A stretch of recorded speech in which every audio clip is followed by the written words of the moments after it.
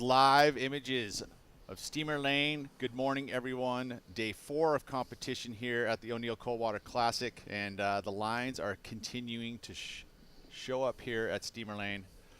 My name is Peter Mel. Going to be bringing you the action along with Adam Replogle throughout the day. Finals day.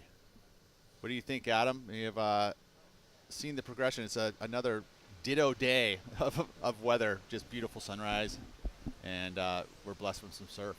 Yeah, it's been an incredibly consistent event, Pete. If you go back in history and look at this event, you'll see that there was days and days that were potentially flat. So this year's Coldwater Classic has gotten excellent surf, and all the surfers are really taking advantage of that. You've seen some really, really high-performance surfing this year. Zoe Benedetto. So we're going to start off with the women's quarterfinals. Good morning, everyone. Finals day. Again, greeted with declining west swell. Ultimately, there's still plenty of surf out there. We're going to one-on-one competition today. So now instead of 4-person heats, we're just going to go man-on-man. Woman on woman, obviously, for the start of the quarterfinals, and a whole different look and feel to the competition when you have it like that. We're also going to be doing 30-minute heats, so we're actually adding another extra 5 minutes. So now there's going to be plenty of time, with a less consistent swell. There's still some awesome surf out there and some great waves.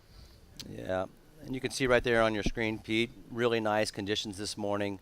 The forecast is looking pretty good for the day as well, even though it is a declining little swell. When I showed up this morning, I saw, a 5 to 6 foot set out of Middle Peak, saw nice waves in the slot.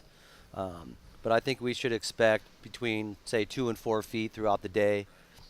And here's what we're looking at this morning, Pete. We got a beautiful little bracket here. It looks like it's pretty heavy on that bottom half with a couple local girls. So if they make it through there, they'll be chewing each other up in the semis. And thinking about Bella Kenworthy, one of the highest scoring athletes in that draw right now, posting big numbers throughout the event. But Maddie just been on the greatest waves. So I love that little quarterfinal number 4.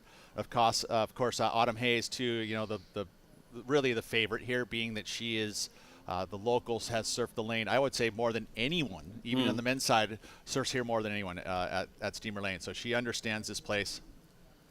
Yeah, she certainly does.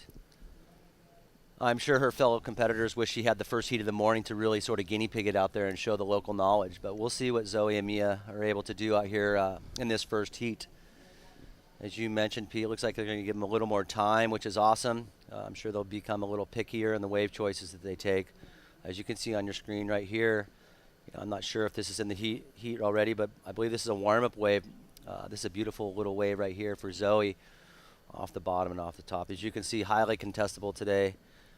They will be surfing off the point in the slot. There has been tons of waves towards the Middle Peak, but with this fuller tide, there was a really fat wave, so I'm sure the focus will be off the point.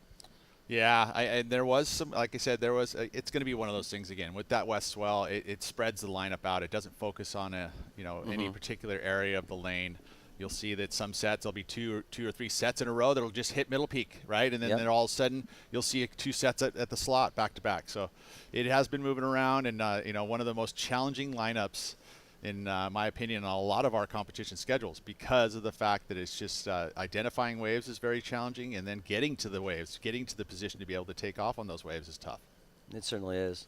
You're even seeing a lot of the local surfers out there throughout this event had a challenging time. I mean, it's not easy for anybody. As you can see, these beautiful lines, Pete, just still roping into the lane. It's sort of a magnet for swell. Any direction sucks in here to the lane. You can see the waves colliding together, almost making a nice wedge formation going towards the point of the lane. That is a great little angle right there. And we have ourselves a great day of competition. It almost amplifies the waves, too. It gives it a little extra size and energy. Just, again, the reef, really the bathymetry is that we have third reef, which is a big portion of the reason why these northwest swells get here. That shallow water will take a swell and it'll bend it, and it like literally sits out to the north of us, a little west of us, and it grabs the swell and it brings it in. And then second reef does the same thing, which is actually big time Middle Peak. It's very far outside. It'll actually steer the wave back into the point. And all of those little pieces of this that make this wave so special is those are united. If it was just deep water out there, it probably wouldn't be that good. Yeah, it does really pick up that swell. Great aerial view here, as you see waves just peeling off the slot there. Probably a little fat. The girls are going to have a lot of time there, Pete, to really sort of pick the eyes of it out there. Most of them were out there at the crack of dawn this morning, so I did see a majority of these girls doing some homework and you're watching, waves going ridden right now, but the heat has not started yet, so the girls They're just holding in position. Patiently awaiting the start of this heat. Yeah, 7:59. We're 1 minute away from the 8 o'clock start. So ultimately, it's going to be a countdown here momentarily. 4 quarterfinals. Ella McCaffrey and Havana Cabrero. This is Havana Cabrero coming to Santa Cruz a long time. I mean, her father was competing at this event over the years. So it's good to see that knowledge is coming here, and it is worked out for Havana. She's going to be in quarterfinal number 2, so that's the top half of the draw. You get down to the bottom half of the draw, that's where the locals are at.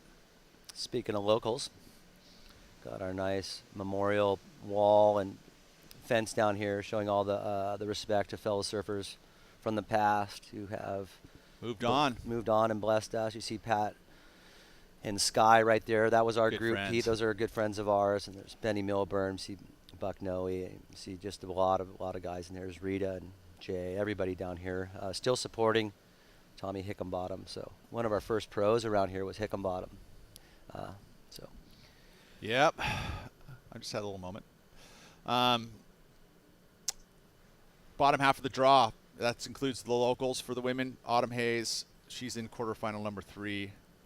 And Maddie Storr, she'll be also up there against Bella Kenworthy. So these are our big heats at that bottom half of the draw.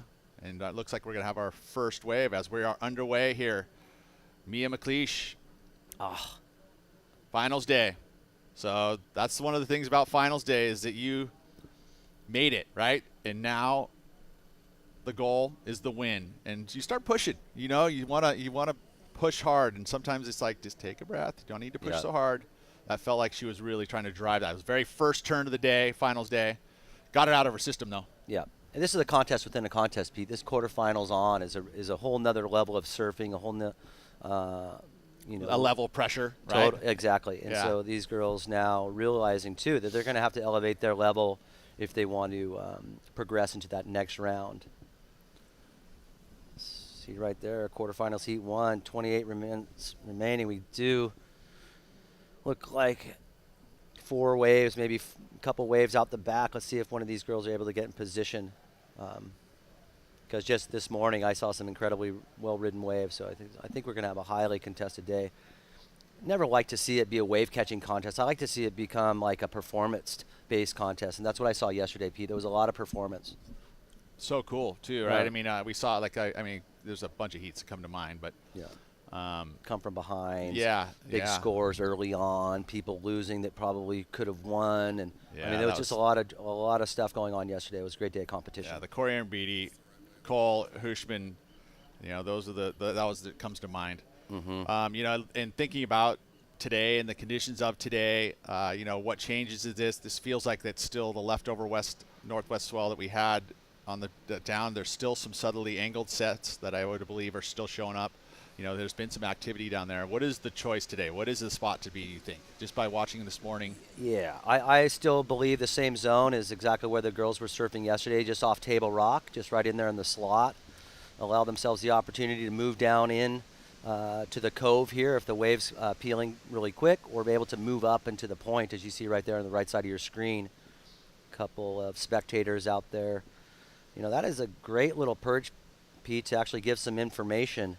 I wouldn't be surprised today if you see some coaching from that perch there. Oh no, for sure there will be, especially with the one-on-one competition, because the wave choice within the sets are going to be so critical. It's not now about just making sure you get a wave or any wave. It's the absolute best wave of a set. You need to be making the right choice on that one, so you can you only have to beat one person. That is true, like a boxing match here.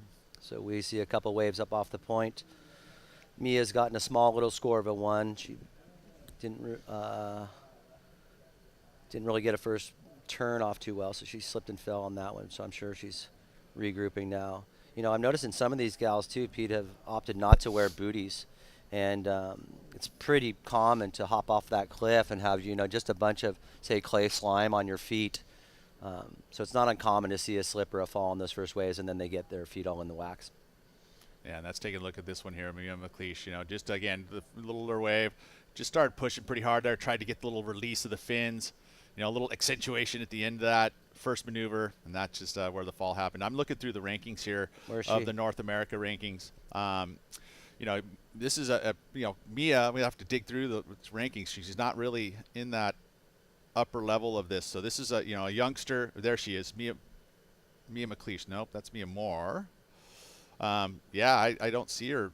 That's awesome. This is a huge one for her. Yeah. But thinking about Zoe Benedetto, in contrast, she sits at number 4 in the rankings, right? Okay. So that is literally where she's now in qualification position, but you got to keep it there, right? So this is an important heat for her to build. She's sitting on 5,643 points. You start going down the rankings. We already had, Caroline's not really counting these points. She's in the rankings, but it's got some action here. So this is Benedetto, first wave. Nice. So Zoe waited quite some time for this, about 6.5 minutes or 5.5 minutes. Unfortunately, Pete, that wave peels off of Table Rock. So Mia's going to have an opportunity now out there by herself. You notice that backwash, folks. It's a lot of rebound coming off that cliff. Although it goes around the corner here and it starts to clean up, which is exactly what's happening here for Mia McLeish, but it's going to shut down. So she kicks out rather than, the decision making there. She wanted to have that priority. So she kicks out, playing that role, going, I'm going to kick out over Zoe, rather than finish it. So there's almost, there's two frames of mind there. She thought that priority is going to be more important than actually finishing that wave. Yeah, maybe she, in her head, didn't think that was going to be the score, or that last section really wasn't something she wanted to hit. But personally, I would have liked to see her crack off and get another off the. It's just the critical section, right? Yeah, it was just a nice critical section, and it could have put her in a nice position. Zoe didn't really capitalize on that amount of time. That's that split-second decision, totally. Though, right? I mean, it literally is that moment. You're like, oh, she's in the inside. I want priority. Yeah. So this nice. wave's shutting down. Yeah, so unfortunately right there for Zoe, she did a nice snap. It actually got hung up a little bit on this first turn. As you can see right here, we're talking about that backwash coming over Table Rock. And here's where that wave just fires off down the line. So even if she did, a bunch of pumps, I don't think she would have gotten to the space that she needed to do a turn. I'm noticing too, Pete, this young little girl has got great technique. I really like how cocked and loaded she is with her stance, and would love to have seen her just drop it down right there and just even maybe do a little drop ball at layback. But you're right, she opted to go out, grab the priority, sit out there, and try to get a better wave. And so. But she is up a lead right now, Pete. She's sitting on, almost 5 points. This season, Mia's been only in one other event. It looks like no real rankings on the qualifying series, so this is her first season. So Nissan Supergirl Pro, 81st place. So, I don't know if she lost in that first heat or not, but it sounds like, with that positioning, probably 120 points. So just a youngster. She shreds, Pete. You were watching the future of our women's surfing right here. As you see Kenworthy and Rufo probably giving him some pounding down some information. Oh no, Jason, he's not scared to ask for info. No doubt. No, he's straight up. Hey, how did actually his daughter came up to me. She's like, hey, how do I get out of here, the water? I'm like, oh, come on, let's go. And we walk down to this is the spot. You're gonna get in and out of the water. It's the place that you can see. There's a little step right here, and there is a little goat trail. But if you don't know and you don't surf here, you just look at the rocks and go, where do I get up? Yeah, it's pretty abstract. I mean, right? Really, yeah, totally. They're little goat trails that you have to know. It's just LK, local knowledge is going to know. Yeah. How do you jump off the cliff? The goat trail that comes off the face of the cliff over there. These are all things that at the lane, before you even ride a wave, you got to learn how to get in and out of the water. Yeah, let's see this. So Zoe on the inside without priority, looking at an inside wave. Looks like we have a couple of bumps out the back coming through the slot. We'll see if they get in position. But yeah, we might see this too a little more throughout the day, where the competitors decide to surf in maybe little different parts of the reef. Surfing woman on woman or man on man, usually you're surfing right next to your competitor, so anything that goes by them goes by you. Strategically, it's the most sound thing to do. Unless you're seeing something so significantly different where you know that you're going to get the best waves, it is much smarter to always be next to your competitor, and so you can at least have control of some of the opportunities. If you just leave your surfer alone. It's one thing if you know that there's going to be a wave over there, and there's still with the strategy of getting a wave and then doing the slow paddle out through Middle Peak, because that's smart, right? Totally. But ultimately, you don't want to leave your competitor off there themselves. Jake Patterson, all the coaches over the years has pretty instilled that in most of the athletes they work with. Totally. And still, even though it's a little warmer this morning, Pete, it's still down in the 40s. So still pretty cold. No, that's cold for Santa Cruz, right? This yes, has been it's cold cold. for Santa. Yeah, we're like, oh, you guys are gnarly. It's so cold here. I'm like, dude, it's actually really cold. This is cold. Yeah, this is it's cold. cold and clear. That's what we like. I mean, I love it. You know when it's cold. No fog. Overnight, no fog. You're gonna get beautiful sunrises. And how good have the sunrises and sunsets been? This is the time of year you're gonna get that. The days are short, so you're gonna be. Hopefully, you're gonna pretty much quantify every moment of daylight during this time of year because you're getting the great conditions in the fall. You're getting swell, which is what we see here, and of course those sunrises and sunsets. You just don't want to miss them. No doubt. So slow days here. Still 20 minutes remaining. This is it's really nice that the contest director and people got together to give an extra 5 minutes, Pete. The swell is a little inconsistent. You do see quite a bit of surf going off to the left. You don't see it on your screen, folks, but every one of those little lines right there tapers off into the middle of the bay and has a 5-foot sort of mushy right and left on it. You see the little stripes going down from right to left there. The waves that these girls are looking for are the ones that sort of wrap in and push back in on the point. The ones that taper off the point are straight decoys. You're going to just work on your cut back. They're not going to give you much vertical face. So that's exactly what those girls are looking for right now, is a wave that gives them that vertical face that tapers off with a nice shoulder. So you see that priority is with red. So that means that Zoe and blue can kind of roam around and start looking at waves and not worry about losing priority. Again, so frees up the competitors slightly too with this one-on-one competition because obviously you have more opportunities to look at. You're going to see most likely a lot of change in priorities. Sometimes you can surf outside of priority, so you can catch a bunch of waves and not worry about falling to the back of the line and being 2 or 3 wave or turns out because of that priority. Now it's just like hey, it should free it up. So I mean, you obviously want to be picky and pick the right ones. As you see, 3 to 5 feet. Yep, it's still solid. There might even be a 6-foot set here and there. West northwest is where we're seeing it come out of. This is on the buoys. That's what it's been. It's just been 260 to 280 ish. There is some southwest underlying southwest stuff that's been showing up too. Our low tide's at 1241. It's 2.1 feet. So there's a 2-foot tide difference today. A little bit bigger tide swing, so bigger coefficient. The morning high tide right there was at 6:30, 4.6 feet. It'll move out all day. I mean, that 12-ish to 1:30 will probably be the most challenging because of the lower tide. For sure. I talked to some of the competitors yesterday, and they were saying how much more they enjoyed it on the fuller tide. There's a lot more water that fills into this cove right here. It almost actually gives more waves that will have enough energy to actually surf, right? Exactly. So there's more opportunities during a high tide. Shot, Pete. That's the shot I wanted to see. Really pulled back. You see those long, mushy walls? That's where we all cut our teeth working on our form, getting some wraps off. But those really aren't the waves that these guys are looking for or gals are looking for. I'm sure the local guys are sort of licking their chops, seeing all those waves coming onto the inside curl and indicator. But yeah, those aren't the waves they're looking for. They want that whole focus to hit up off that point. But you're right, Pete. The lower tide, the waves grab all those little teeny reefs and break, make it really hard to surf or get past Table Rock unless it's big enough. But boy, that to me is looking like some Bell's Walls right there, Pete. Pretty much, right?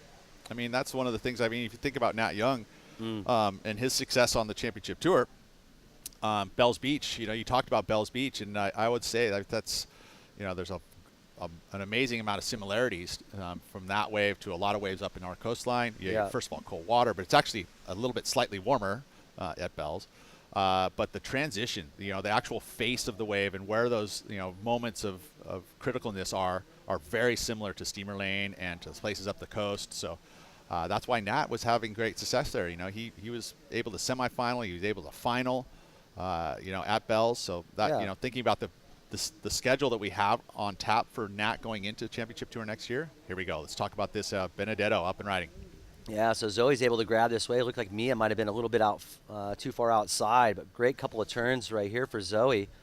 Really trying to solidify that 4th position. Don't know who's ahead of her on the rankings or if they're here, but she's definitely in a good position potentially. I don't know the points either, but to move up in the rankings. When you're 4th and you're still in the event, there's only between you and maybe 4 or 5 surfers left in the event, you're doing a pretty good job of moving up the rankings. That is so true. And again, she understands opportunities. They've already had 2 3,000 point rated events, which are big big events, and those are the ones you have to quantify on. The 1000s, you really, a keeper result is probably a final, right? Or I know that even a semifinal for the women, right? It's supposed to be top. I mean, not 100% sure, but I think it's top 5 as we watch the replay here.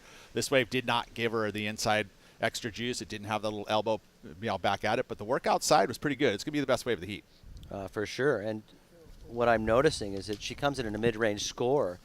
And I'm talking about Zoe, where Mia had a wave, that second wave that she rode, she got, I believe, a 3.9. She didn't finish the wave off. That could come in to haunt her. A 3 point, because now Zoe's got that 5. I think if Mia would have finished that wave, she'd up there in the 5. She didn't get the second wave anyway, so the priority didn't matter for her right there in that situation. Unfortunately, she was a little bit out far. But and wow. Again, another one. Again, under the priority of Mia, Zoe's on a couple of nice-looking waves here. Nice collision with the lip. I'm sure she wished she would have projected down the line a little more, hung up a little, but still going to be a better wave. Than the 3.33, just by that one big move. Just by that one move. Yeah, you would have to if you're doing a comparison there for sure. Actually, on this sheet I have here, it has Zoe in at 3rd. Okay. I mean, the app had her at 4th, so I don't know which one's right. But I will say, unless, you know what might have been too, is that there's probably someone in the rankings that actually isn't. There he goes. Watch the replay real quick. Yeah, now here's Zoe getting some nice board speed up. Collides with that lip. As you see, the wave closed out, so maybe that was the best option, just one nice maneuver. But really like the speed and the flow she was able to come up into this lip. And, sort of missed the fluidness out of that last maneuver, being sort of hung up a tad bit. But we'll see what the judges give her. Looks like Mia now sitting with priority for quite some time, allowing Zoe to surf in underneath her. If I were Mia, I probably would make the adjustment and move in a little bit more to try to surf next to my competitor, and then also position myself a little better for the waves that are coming in, because she's been out a little far. Let's see if she misses this one too. So, yeah, maybe adjustment needs to be made right now for Mia. Well, it's interesting. That's, again, just the read of this lineup. It's like all of a sudden it'll do that. That's the other part of this wave, Push too, outside, is that that you can move side to side as far as being, what side of the table rock or next to the cliff or, middle peak. But then there's the in and out, which is a whole nother realm. It's like, the box that you can catch waves is big in here. Yes. It's 20 by 40, yards probably.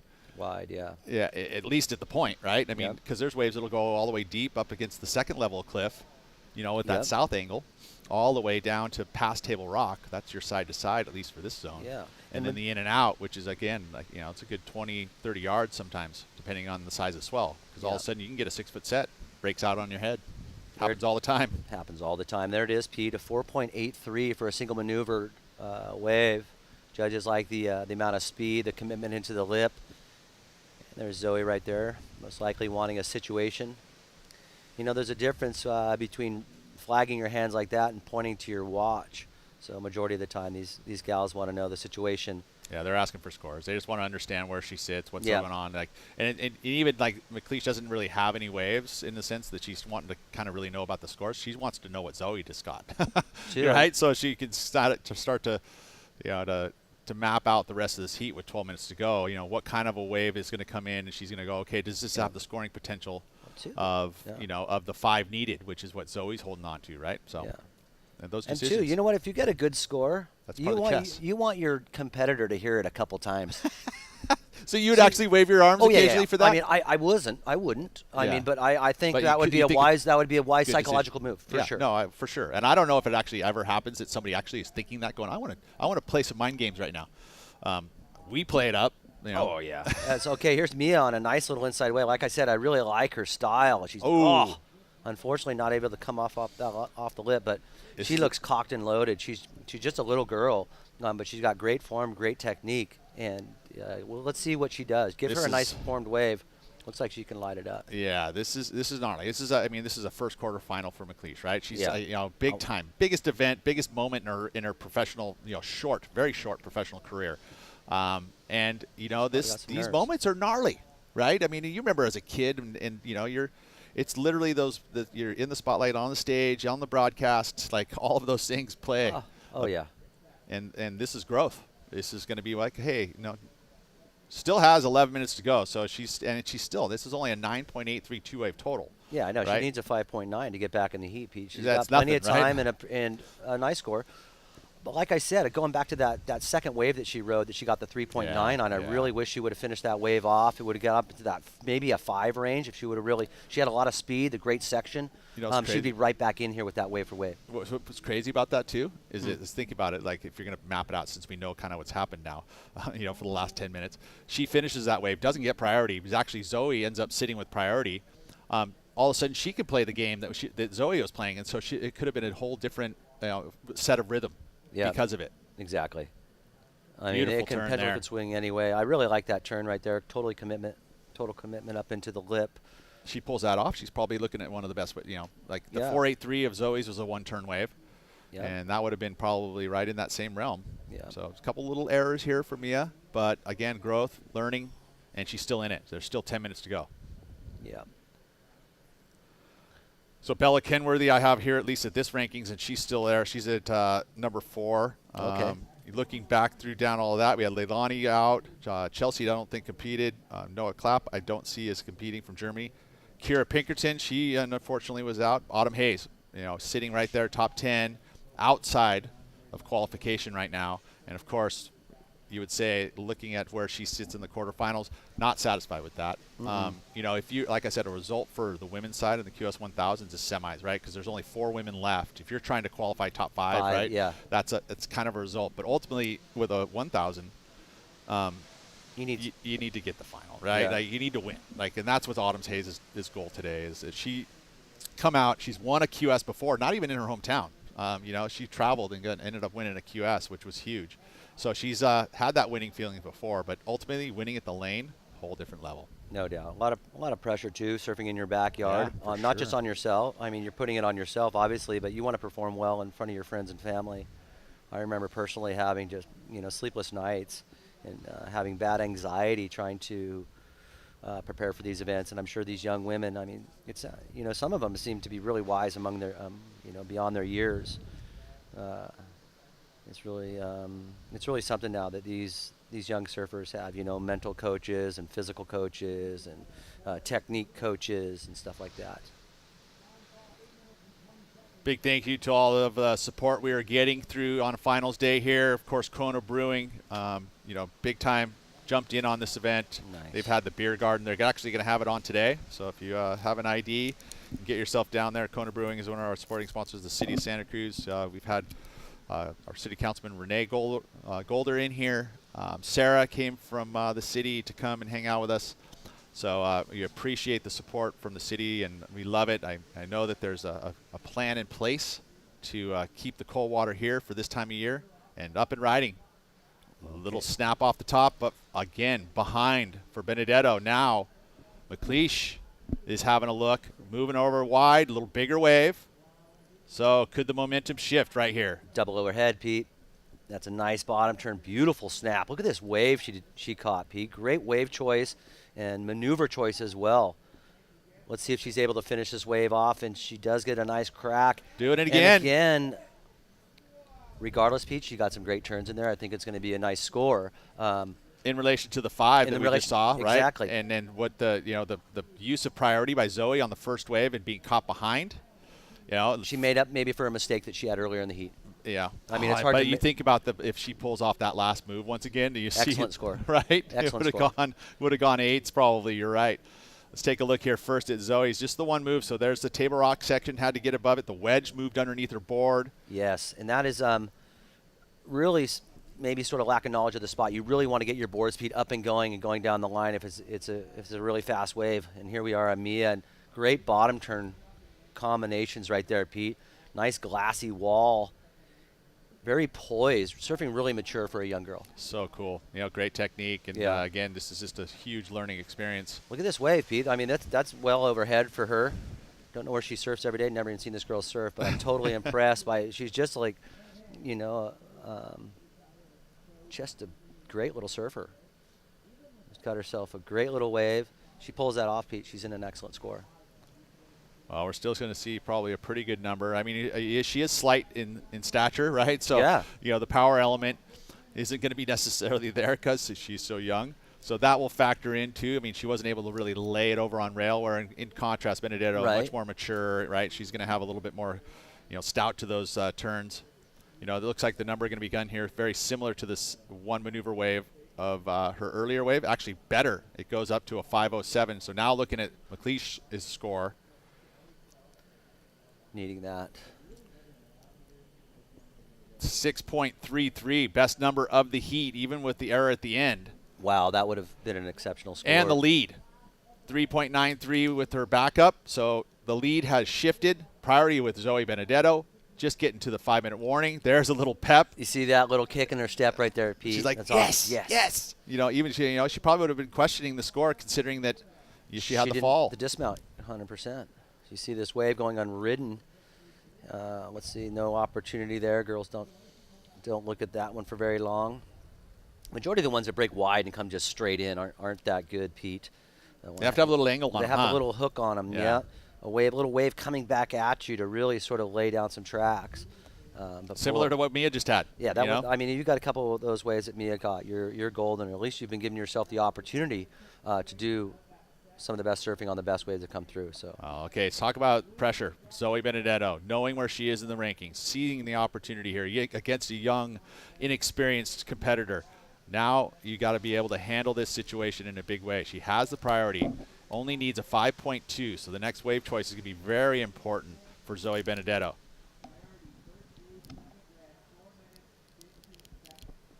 Classic. Again, needs a 5.2. She was able to quantify a big result at one of the 3,000s, I think the semifinal. Wow, got some great information on Mia here. She's a part of the Gadowskis brothers Stokerama events. Awesome. Here she rips lowers and T Street as well. So San Clemente, another one of the San Clemente surfers. They're just blowing minds. And she's blowing up, putting up 9s in the under 16. So yeah, she's an under 16 champ. Think about that. That's again. I mean, we had touched on it yesterday in regards to. I mean, if you look at the draw on the men's side, there's San Clemente just represented across the board, right? Now even in the women's area, it's a crazy what a surf town can do, and it's just that place there is just breeding it. Jeez, and they come up hot. They've come up hot this week, P. The San Clemente guys are really pushing the level of surfing at this event and helping elevate the level entirely. I'm sure the younger national. Yeah. I mean, you think about the nation in San Clemente and the level of the surfers coming out of that town right now. It's the best in the nation. 100% it is. Yeah. And the older generations obviously knocking down a lot of wisdom and knowledge. Guys like Mike Parsons, Dino Andino. Huge right here. Big moment. Good looking wave here for Zoe. Section down the line. Look at this hook. Going into some foamy water here, but some excellent surfing done outside. See if she can get a finish. Nope, not going to have that inside section, but some beautiful turns on a nice size wave on the outside. Yeah, and I'm curious to see in relation to Mia's wave. Obviously, Mia fell at the end of her wave. Zoe was able to kick out sort of fluidly and nice. See if there's any difference there. And again, look at this wave that Mia's on well overhead, Pete. She looks like she's really enjoying surfing the lane. Yeah, and a good read there, too, knowing that wave wasn't going to give her any more scoring opportunity as far as lip. It was going to be basically backing off into deep water. But it feels to me like the number here for Benedetto is going to be her best number. Those turns on the outside, on the size of it, it looks like it could be a very much of a lead change. We'll see what the judges think. I mean, there is a comparison to McLeish's wave, right, which was a much better wave in regards to the shape of it. Right. So that's some and the fall at the end. Yep. But we'll see. This is huge. Well, in comparison to McLeish's wave, they're probably. We might even see a couple replays right here, so watch the judges are going to go over the analyze. But look at this wave. Nice overhead wave for Zoe. And the off the bottom, off the top turns are right in the pocket, Pete. Nice wrapping turn there as well. Right in the spot that you needed to do it for that wave. Totally. She's back on the tail of her board, hoping that wave still gives her something. So she maximized that opportunity, yeah. Totally. I mean, I will say that maybe both those turns were kind of very similar, I guess, if you're going to nitpick it. Did Zoe have priority right there? Yes, she did. She okay, pulled the trigger. Yeah, she did. I noticed. That's what I was saying earlier. I was saying, hey, it's an important motion for her. Is this priority? So, being the veteran in this heat. She's also riding a Mayhem. It looks like. San Clemente. All right, numbers is going to come in. It's going to be enough. She's going to move into the lead. A 6.17 So Zoe back out front, 1 minute to go. So Mia is hoping and waiting that there's a solid looking wave just to be able to give the opportunity to this young surfer to see if she can perform to get it done. She needs a 4.91, which isn't much. Yeah, and if you go back in this heat, I'm sure Mia's going to go back regardless of the result and really try to learn from this. Had she finished a wave off, her second wave, and not fallen on her 633 or 633 being the highest wave of this, she would be in the driver's seat right now. Sure. Maybe. Oh, look at this though. Let's see if she's given the opportunity. 20 seconds. Yeah, this is epic, Pete. Couple waves coming up off the point. If they have some wall on it, she might give a dig. 16-second intervals or 16 seconds there. She potentially could get the one behind her. She's given a go. Unfortunately, she misses it. Loses priority shift. Closing it out for Benedetto. Benedetto. So, hey, well-fought heat there. From hey, bright future, right? I mean, we saw the technique. We saw the commitment to what she wants to do on a surfboard. She's still not even giving up. But what a performance. Good job, Mia. That was fun to watch, as a young surfer that you are. And also congratulations to Zoe, because Zoe, she got her back against the wall there with the last few minutes. And so that was fun to watch. Great heat to start off the day here at the O'Neill Coldwater Classic. We've got quarterfinal number 2, Havana Cabrero, Ella McCaffrey coming up next.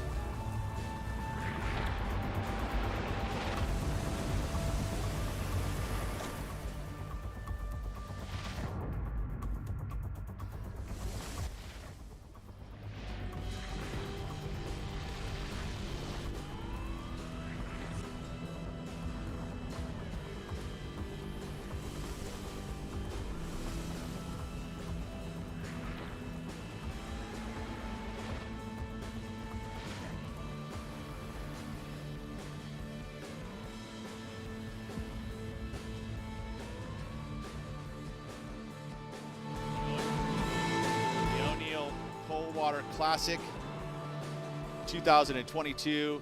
O'Neill, the first name in the water. Want to give a shout out to our community sponsors at West Peak Sparkling Spirits, New Leaf, and Guayaki. Local brands doing local things here in Santa Cruz. So good to have them as supporting sponsors, community sponsors here at the O'Neill Coldwater Classic. And of course, Kona Brewing and the city of Santa Cruz. We got quarterfinal number 2, Havana Cabrero from Puerto Rico. That is considered into our North America region. Ella McCaffrey from the US of A, right here in the blue. Big heat for both these surfers. Obviously, Havana trying to get herself back up into the top spot. With this 30-minute heats, there's extra 5 minutes today. That was the original schedule had it at 25 minutes. And pardon me for a quick sec.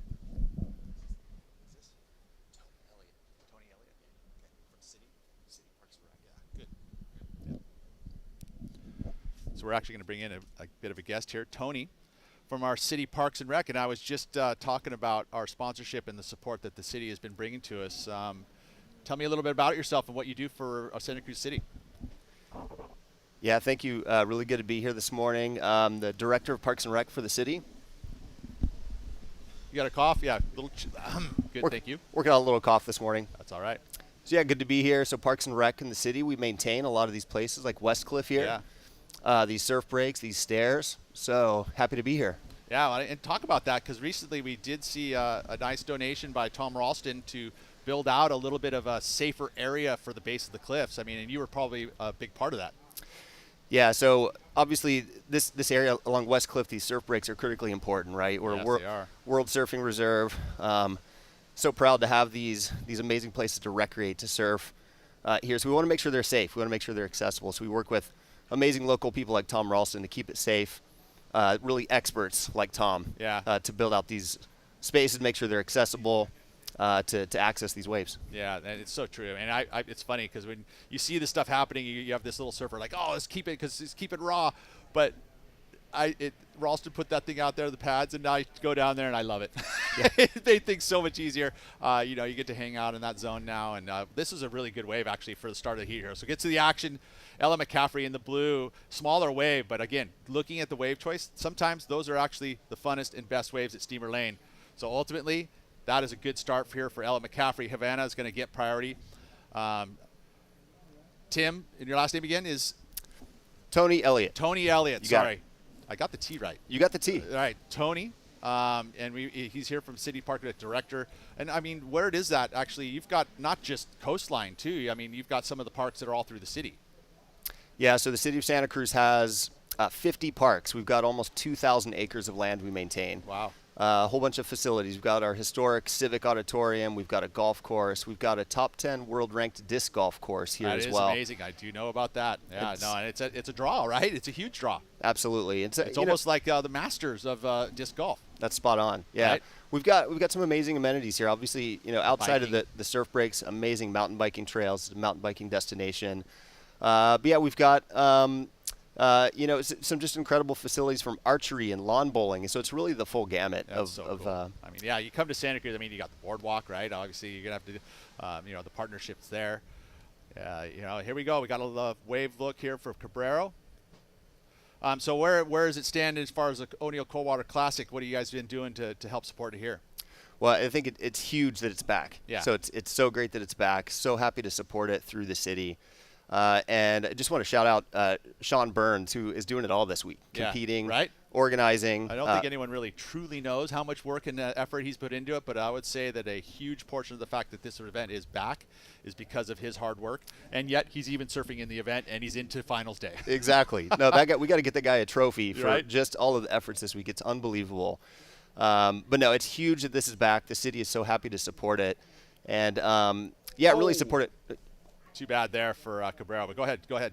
We can watch analyze the action after.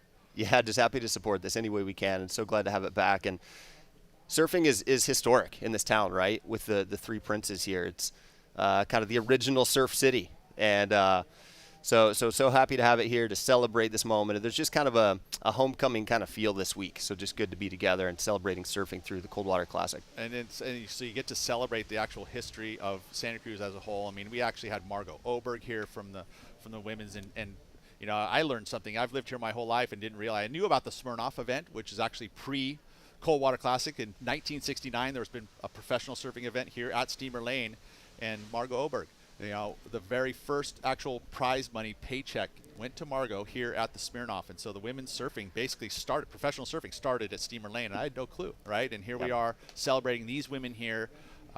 This qualification event is so important for the local community. First of all, we've got two locals in the quarterfinals in the women's side. And then you think about the qualification to go to the big leagues, and we already have a surfer represented in the big leagues in Nat Young in our local town. So it's we're top to bottom here for surfing. Yeah, yeah, that's right. And it's, I think, a huge opportunity through Parks and Rec to invest in the future as well. So how do we make sure that surfing is inclusive and welcoming, and how are we investing in youth? So we do a lot of things like our junior lifeguards program and our surf schools and even swim lessons. I mean, how do we get kids introduced to the water? Yeah, let's just take a look here at Cabrero's first. So a couple snaps on the outside section, and the wave was starting to get that extra energy, and unfortunately Table Rock section took down Havana Cabrero. Now Ella McCaffrey, little stall out there, gets by her competitor. But again, this is that inside section that can provide these strong finish moves, and that was a ride out. That was huge. We've seen that become a big part of success here at Steamer Lane, is to be able to finish out those rides. As we see now, Cabrero on wave number 2, 3.67 for the first one, and no connection to the inside there once again. So left a little bit out there for Cabrero, especially when you start to see McCaffrey's second score in here. I touch on the fact that we have the surfing museum and the lighthouse, and the fact that you've got a cave kind of trying to claw away at it, right? I mean, we did have a big crush of the rocks there, and I think it'll help it for a little while. But ultimately, I mean, what are you thinking about problems like that? You just kind of have to, don't know. What do you do? Yeah, so this is something we're monitoring a lot. We've got a lot of really smart people, engineers and geologists and folks watching this and monitoring it. We have all sorts of plans around it too, from our West Cliff adaptation and management plan and thinking about sea level rise. Yeah, so there's a partnership with one of those is Save the Waves, the World Surfing Reserve, and their representation of what they can do to help in their studies.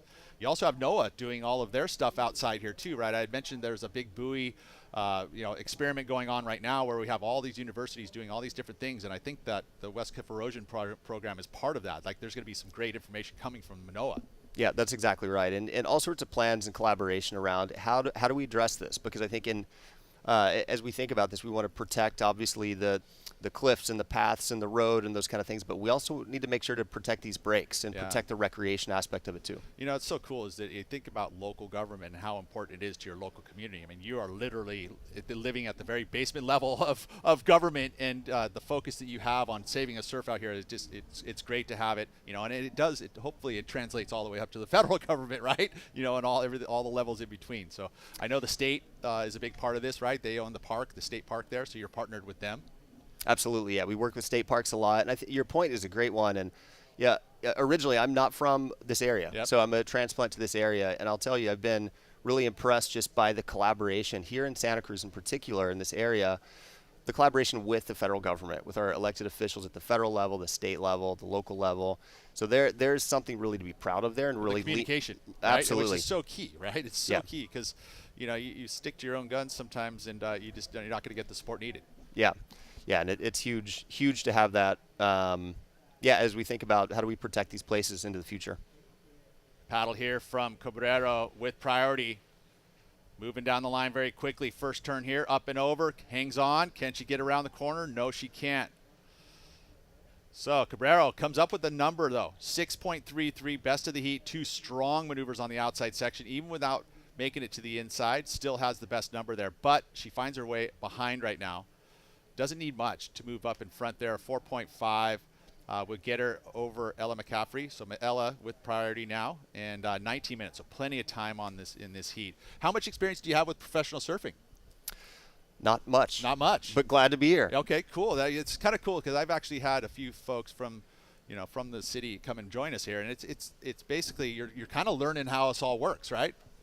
Yeah, that's right. And yeah, talking with Sean a little bit before this week, just trying to understand it all. It's a little complex. It is. Yeah. And and in order to become a fan, you kind of have to pay attention, right? So there's in regards to scoring, and and we've got all these the judges. I think that's pretty comprehensive. I think that's pretty standard. But how do you come up to a score when you're watching someone surf, and the difference between 2 turns and why it's different and all that stuff? And it's you're kind of learning. That's right. Yeah, it starts with just listening. Yeah, we just listen to you guys and say, okay, how does this work? But no, really cool to be a part of it. And yeah, I've got 2 kids out here, so I'm trying to get them in the water. Junior lifeguards, learning to surf. Junior huge lifeguards, one, right? Junior lifeguards is huge. You're not part of that program, but the people that are part of that, like those guys that are passing that. We had Coffee Brothers who are instructors. There's many instructors that have moved on from that program, but and the kids that. The value of that is that the comfort of getting in the ocean and how to do it safely, and all of that is so huge. The junior lifeguard program, a big part of the city, also the state, right? We've got state guards too. Yeah, absolutely. 17 and a smidge here in this heat. We're still looking at McCaffrey and Cabrero here. Very close heat. The first heat was close. We saw a seesaw battle towards the very end there, and most likely going to see that again today. We did extend these heats from 25 minutes to 30 minutes just to give that extra 5 minutes and extra opportunity. We had the time today. Thinking into the future, I mean, what do you feel like with the Coldwater Classic and your experience already at this event? What do you feel like you could add to it? It's a great question. I mean, I think the first thing, we just hope that it becomes regular. We hope we get it back year after year. Yeah, let's just have that consistency. I think that, again, with the history of surfing here, just with surfing is such a core part of recreation in this town and kind of the identity of Santa Cruz, we just hope to have this as a regular event back here. So I think that's the first thing. Yep. My experience, too, is that, I've worked with the World Surf League, and I'm fortunate enough to be able to travel them on their broadcast globally. And there's been some huge successes in certain countries in the world with support from the local government and from even the federal government like in Portugal, for example. Prime example, there's all those different levels of government that help support it in any way they can, whether it's in kind, whether it's actual cash, whether it's manpower like yourself in down here. All of that translates into tourism. Like now, like Portugal's one of the best places on earth. It's good pricing. The place is amazing. There's so much support for the beach culture and lifestyle, which is where you get tourism dollars to come in. I mean, yeah, you have to deal with crowds, but then that's our way of contributing to it as local surfers is to teach etiquette and understanding and protection of the environment, right? Like picking up your trash and not leaving trash at the beaches and not polluting. And it's good to have the city also. You guys got to put a lot of trash cans out here and a lot of recycling, which is awesome. You don't go to most cities that'll have that for you, but here in Santa Cruz we do. Yeah, I'd love to offer you a job at Parks and Recreation. That's spot on. That's all right on. No, that's right. And I think wherever you live around the world or in the United States or wherever you might be, so much goes into all of this, right? So along West Cliff, we've got around like 34 trash cans on West Cliff, and it's like, where's that trash go? Who's taking that out day after day? And so it's like those little things you don't think about. I got good friends in the trash industry right here. It's awesome. Yeah. Yeah, a lot goes into it, definitely. But the impact, to your point, the economic impact just on quality of life and people's lives, on youth, kids growing up, it's huge. So a lot of inputs, but a lot of amazing outcomes for our communities. Good set here. See if McCaffrey utilizes his priority underneath it. Cabrero's going to make a look. Not going to take it. Next set outside. Good size wave, but this angle looks like it's pushing out to sea slightly. Look at that. McCaffrey understanding that wasn't going to be a quality wave. Both surfers identifying that. Maybe the next one. Still, when a set comes in here at Steamer Lane and there's a bad angle on it, most of the waves are actually going to have a bad angle. And then when you have one with good angles, there could be two or three, but there is ultimately one really good wave. We're going to see what Cabrero can do here. Without priority, she can kind of risk taking a few waves here, especially with one-on-one competition. So, I mean, if you're here throughout this week, we've had 4-man heats, and then now we get the man-on-man heats, which is a whole different chess match. But again, same rules apply for the most part. You just have 2 less surfers in the water. 2 best waves. Generally speaking, though, you look at a performance, you can kind of understand what good performances are. Absolutely. Yeah, what's so impressive to me for any of these surfers in the water is just that vision. To see that shape of the wave, that's sort of mind-boggling. To read the ocean, it's a thing that it's incredible. The DNA kind of does that. We have a Cabrero here, and I'm sure McCaffrey's parents probably surf too. But I know Carlos Cabrero, which is he's a professional surfer that I used to compete against, and this is his daughter surfing. And I would imagine he might be that guy sitting right there because he is a pretty good coach. Although dad, sometimes you don't want to be right in their ear. It depends on the relationship you have with your child. At this point in time, I feel like I kind of stepped back and done my part with my kid because he competes here at this event. But 13 minutes to go in this one, and chatting here with Tony from Parks and Recreation. My name's Pete Mel. We're bringing you the action from the O'Neill Coldwater Classic. Your experience, you said you've been having a good time. Were you able to get down here from the early stages of it, or just now here on finals day? Just here on finals day, thankfully. Finally down here. It's been a busy week, so happy to be here. Yeah, good. You can imagine that your job probably doesn't stop, even on the weekends. It's 24/7. But no, there's no better job. A little plug for Parks and Rec. Yeah, it's a amazing line of work to be in. We get to do what I'm doing right now. Yeah. Here we go. No, it's incredible, right? And it's so important what you do. Just to be honest, like I rely on the city and your Parks and Rec every single day, right? So I appreciate all you guys do, and again, love that you're supporting the O'Neill Coldwater Classic and have the vision to bring it and keep it here for the next few years. I mean, ultimately, I think it's going to be a benefit all the way around. Yeah, absolutely. Yeah, and coming off of a couple of years too during the pandemic, when everything was kind of upside down. We saw even more that need to get out to all these trails and fields and these surf breaks and so forth. I mean, the attendance, the numbers were even higher, just as people trying to get out, get that mental health aspect of what parks can bring. Oh man, I have there's The Blue Mind, right? There's a book that was written by a local guy who actually started Save the Waves, Nichols, and he talks about the ocean and how it is for mental health. As we watch competition part of this, But ultimately, a good surf and a good swim in the ocean, a good fishing adventure, a time to connect with the ocean, it's just mental health. It's a key element now, right? Yeah, yeah. Where do you come from? I come from the Midwest originally. A little different because you're not having ocean there, right? So life is probably pretty darn good now, huh? No, I was a flatlander before moving here. A lot of flat, fields and land, and so the hills and the mountains kind of kicked my tail on the bike for a little while, and then but no, just so much to enjoy, so much to just respect and appreciate here, and a great place to be. Is the environment of the Midwest, do you miss anything besides maybe family? Family, for sure, yeah. No, we've got it pretty good here. We've got it pretty good. Okay, right on. Nothing against the Midwest, right? But right, yeah, of course.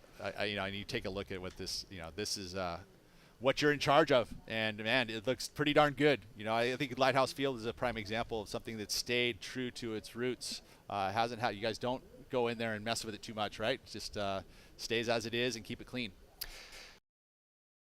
Yeah, no, a lot to protect, a lot to be proud of here, and yeah, worthy of our attention, worthy of our investment, and these partnerships that we have with groups like Save the Waves and a lot of local nonprofits here in the Santa Cruz area.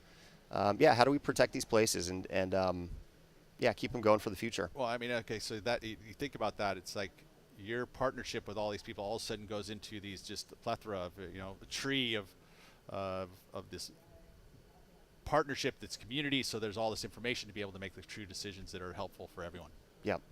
Watching this again, the judges asked for this one for Havana Cabrero, so looking for a 4.5 with 10 minutes to go. Is that going to turn the heat? That's the question that the judges are asking. They're going to be looking at a comparison to a score that's already been posted, and it's going to be enough for Havana Cabrero, a 5.57. So a switch of the lead here in the back third of this heat. Ella McCaffrey now is sitting in that second position with priority. She'll get this information from our beach commentary, needing a 6.4 to turn this heat. And with scores that we've seen so far today, it's going to be a pretty special wave. She can't just take any wave. She's going to have to find herself a quality one. Although thinking about the clock and the time frame, she'll get an opportunity. There will be a set. It's just a matter of if it's going to be the right angled set and to give her the opportunity. And then the pressure that you get. You ever play any sport? Yeah, definitely. Growing up, played a lot of baseball. Yeah, played tennis growing up as well. And then since my family and I've moved out here to Santa Cruz, surfing a little bit. Yeah, good. Not at this level, certainly. But I mean, it's a world-class place to learn. That's right. And yeah, just so many great surf breaks here. So it's hard to not be in the water here. Yeah, no, that's it. Right? So you find ways to get in the ocean no matter what. Or you just connect for a sunrise or a sunset, right? I know that's something that's a very healthy benefit to me. I've been fortunate enough to actually see both the sunrise and the sunset for the last week straight. Yeah. With the little shorter daylight savings, the shorter days in the winter months, you get to enjoy every moment. Yeah. Especially when there's no fog and no rain. I mean, I'd love to see a big storm come through here too. It'd be cool. But at the moment this week, it kind of makes things great in perspective with the surf and the sunshine, especially for an event like this. It's a week long. Yeah, it's been a beautiful week here, and yeah, always a lot to do, in Santa Cruz in particular. Just whatever you're kind of into, whether like being on two wheels or if you like skateboarding, whatever it might be. We've got some of the Mike Fox Park, man, Mike Fox Park, Sergeant Derby Park, right? Some of the best. I think there's rumors that we're going to try and expand slightly over there. Is that something that you would know anything about? Yes. Okay. More to come secret? on that. More Okay. to come on that. Well, yeah, that's good though. I did hear the rumors. I mean, Derby's, okay. So let's give you guys perspective at home. So Derby really was the only little actual cement skate park that was built here in the city, right? And it's been there for I don't even know what years it is, but it was designed by a local, designer of skate parks, Wormhout, who is still designing skate parks and actually designed Mike Fox skate park. So you think about industry as a whole, and it just translates straight over here to surfing with O'Neill and the brand, developing the wetsuit here in Santa Cruz. You got the skateboarding, you've got NHS, Novak, Houck, and Sherman, which is actually Santa Cruz skateboards, and Santa Cruz bikes, which are again designed and developed right here. Important wave. I'll get to that in a moment, but this one here from McCaffrey, a 6.4. Or sorry, this is Cabrero. She took the first wave. Now the priority being used by McCaffrey. That set was going to get set, but it's unfortunate that angle of it or positioning isn't helpful for McCaffrey. Can she get over to the side here and maybe find some shoulder because she needs a 6.4. So she needs to be on one of these set waves.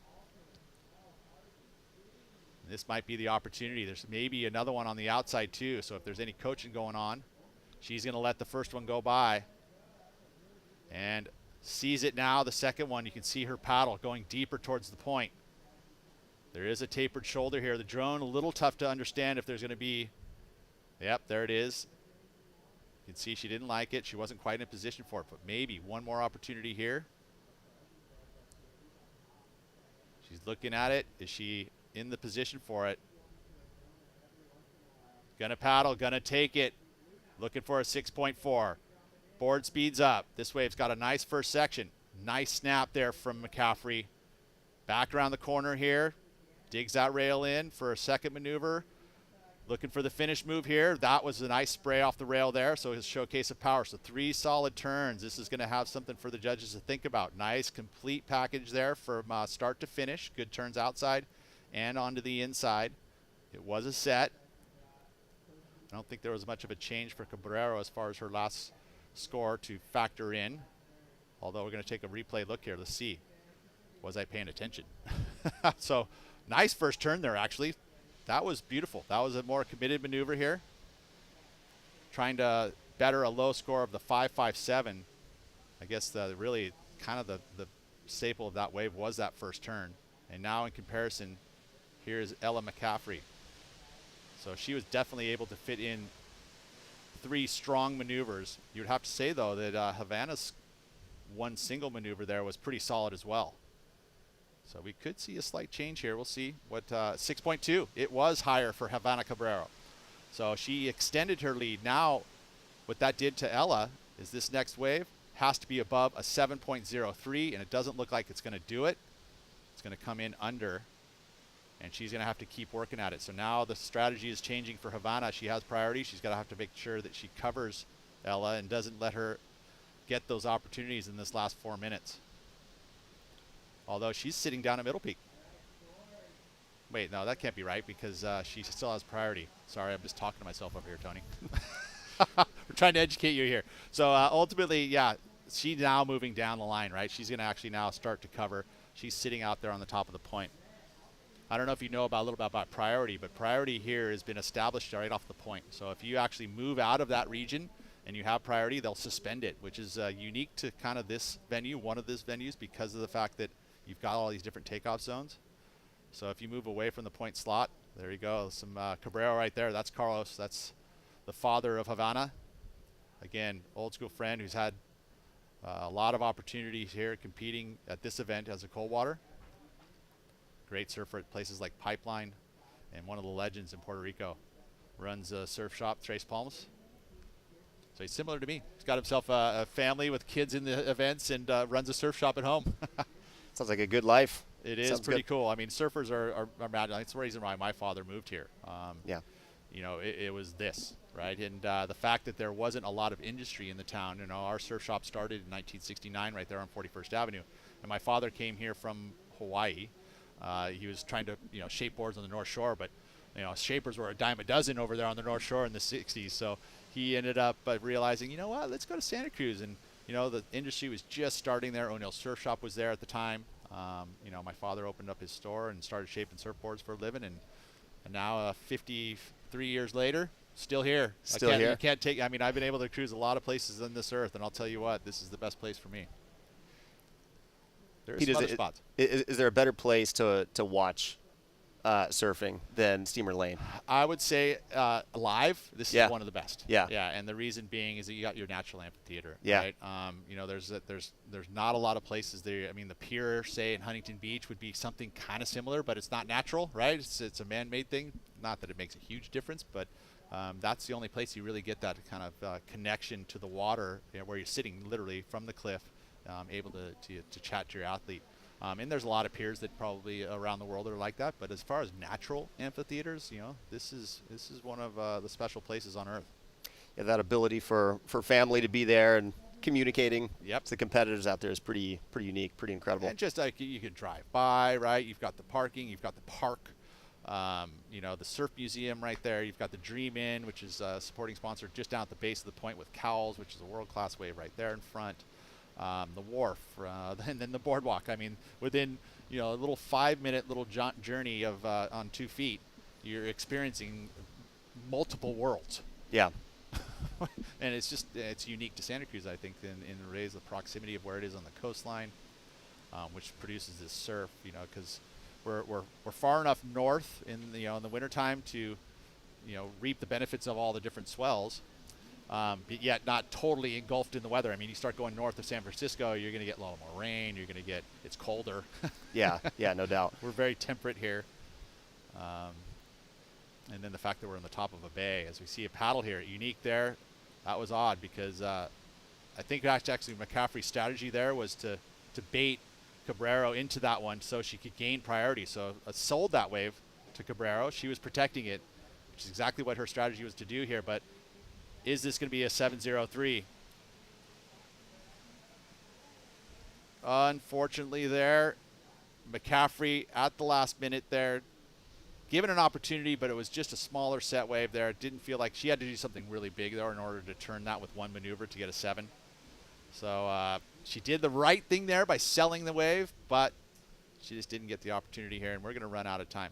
So folks at home, just so you know, we're going to have to do a quick reset. We'll be 10, 15 seconds, so you're going to get probably knocked off for a moment, but you can come right back on. We'll be right back there with the quarterfinal number 3. Tony, thanks for coming in. Thank you. Really appreciate everything you guys do in Parks and Recs, and I hope that we get to see you more. I think we will. Sounds good. Thanks so much. All right, man. Tony, thank you very much. We'll be right back with quarterfinal number 2 or 3 from this is it, the WSL O'Neill Coldwater Classic.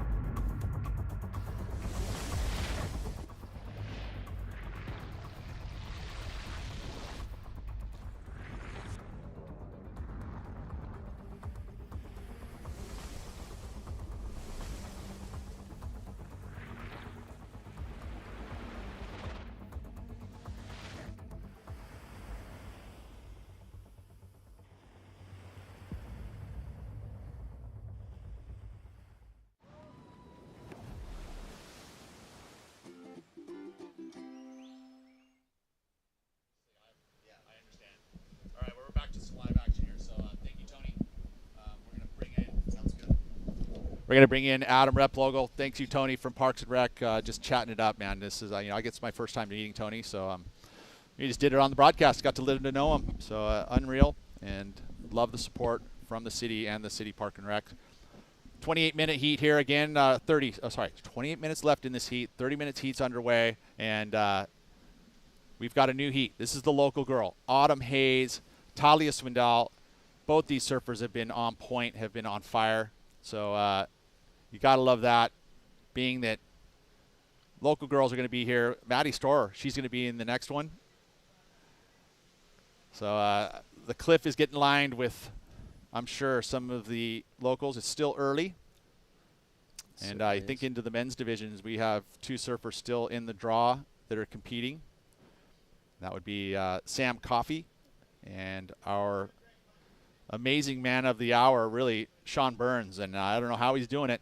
He is balancing everything on his shoulders at the moment. Yeah, he's doing a great job. I mean, double threat, huh? Man with a degree and can smoke you out in the lineup. Yeah. Yeah, it's pretty. He's pretty smart. And not only that, I mean, you can say all of that, but like Sean Burns, first and foremost, he's just a solid dude. Oh, 100%. Right? He sticks. He has. He know his word is worthy.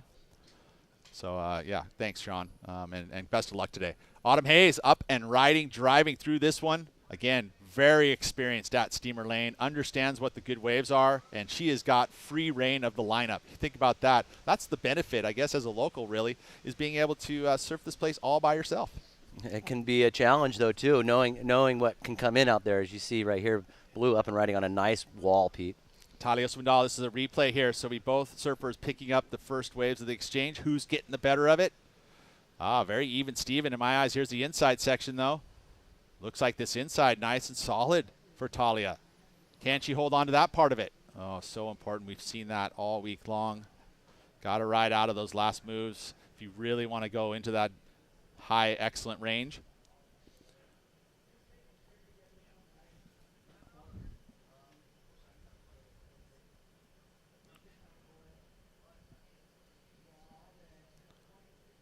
Plenty of time, though, if you think about the heats today with the extra 5 minutes. Yeah. I mean, 5 minutes doesn't sound like a lot, but it is. You know, it's an extra set, most likely, right? I mean, yeah. Pretty much, it would say it was an extra opportunity.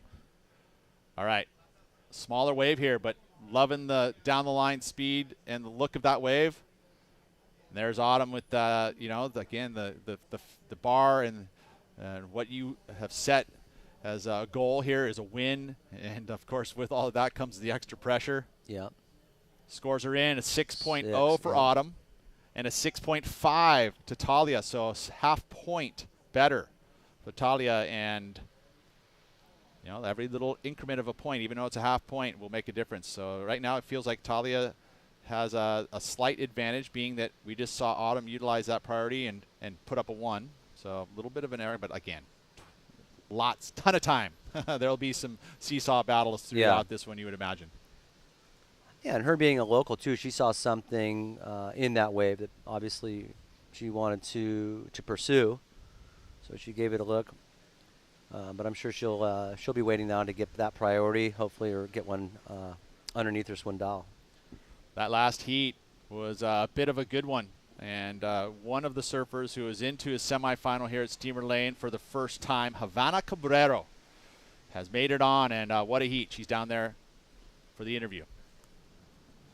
Thanks, guys. Havana, so what was your mindset this morning, waking up knowing you're going into the quarterfinals? Did you have any strategies in mind, or what was going through your head? I knew there was going to be good waves today, so I just had to focus on being on those 2 best waves and just having fun. Cool. Looks like you did that. Going into the semifinals, how are you feeling? What are you doing to conquer your nerves? I'm just going to go with the same plan, catch 2 waves and just try to do my best. I'm super happy to be in the semi, so I hope I can do good. Awesome. Well, we're rooting for you. Thank you. Back to you guys. Thank you, Tess, and congratulations to Havana.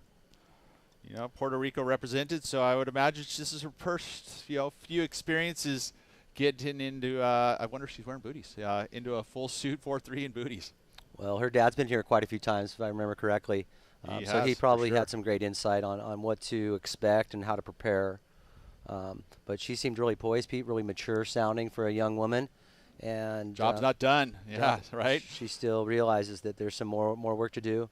But she surfed great in that heat, so she should be pretty motivated for this next semi. 13th in the rankings right now. So again, every moment that she gets through, the next round she gets through, you're going to see as Autumn Hayes up and riding outside of priority here. So she chose the first wave of the set, and she really digs in on those cutties.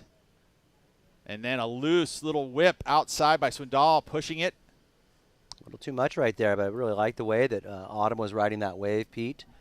She did have a 6 on her first highest score, followed it up with a 1, so she's sitting on an early lead. But this is going to be a nice, potentially a backup score, or maybe even a better score than her 6. We'll see what the judges think. Yeah, that's so true, because, I mean, ultimately you want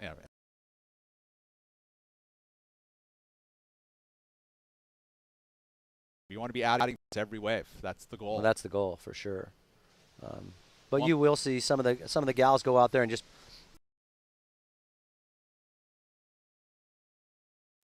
sort of pick the eyes out of it, increase the scores by them. But yeah, that is the ultimate goal. Go out there, get a nice score, and then obviously get another one and another one and another one. Talia Swindoll, she sits at number 17 on the rankings. She's up and riding here. Nice hack, Pete. Hops into that white water, so it sort of stalls her a little bit, but still able to negotiate another couple turns.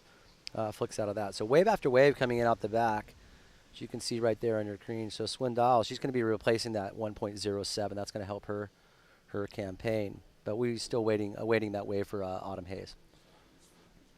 Autumn Hayes, number 11 in the rankings. So we touched on it in regards to how important this event is at the rankings and the current rankings.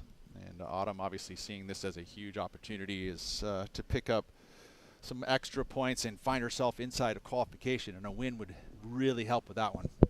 And too, it would help her take advantage of her, her home spot. This is where she really could put up a result. This is where she feels the most comfortable. Usually that translates to confidence. So she's looking pretty confident out there right now. We're talking about Autumn Hayes. 21 minutes remaining.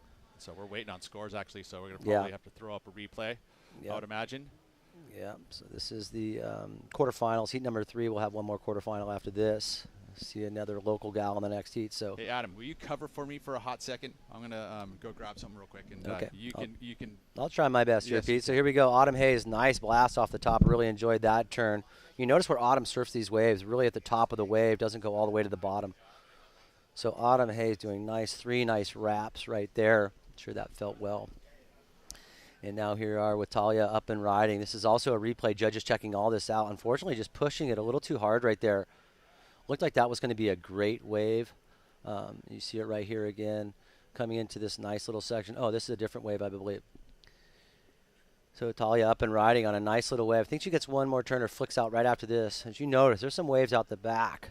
A couple of really good waves have gone unridden, so these girls really trying to find that wave. Looks like Autumn's last wave, a 7.67. So that catapults her right up into the lead with priority. Looks like Swindoll now needs a pretty significant wave, over a 7, just right over a 7. Plenty of time left, just under 20 minutes. So it's really nice that they gave them an extra 5 minutes, these ladies, an extra 5 minutes. It really does help.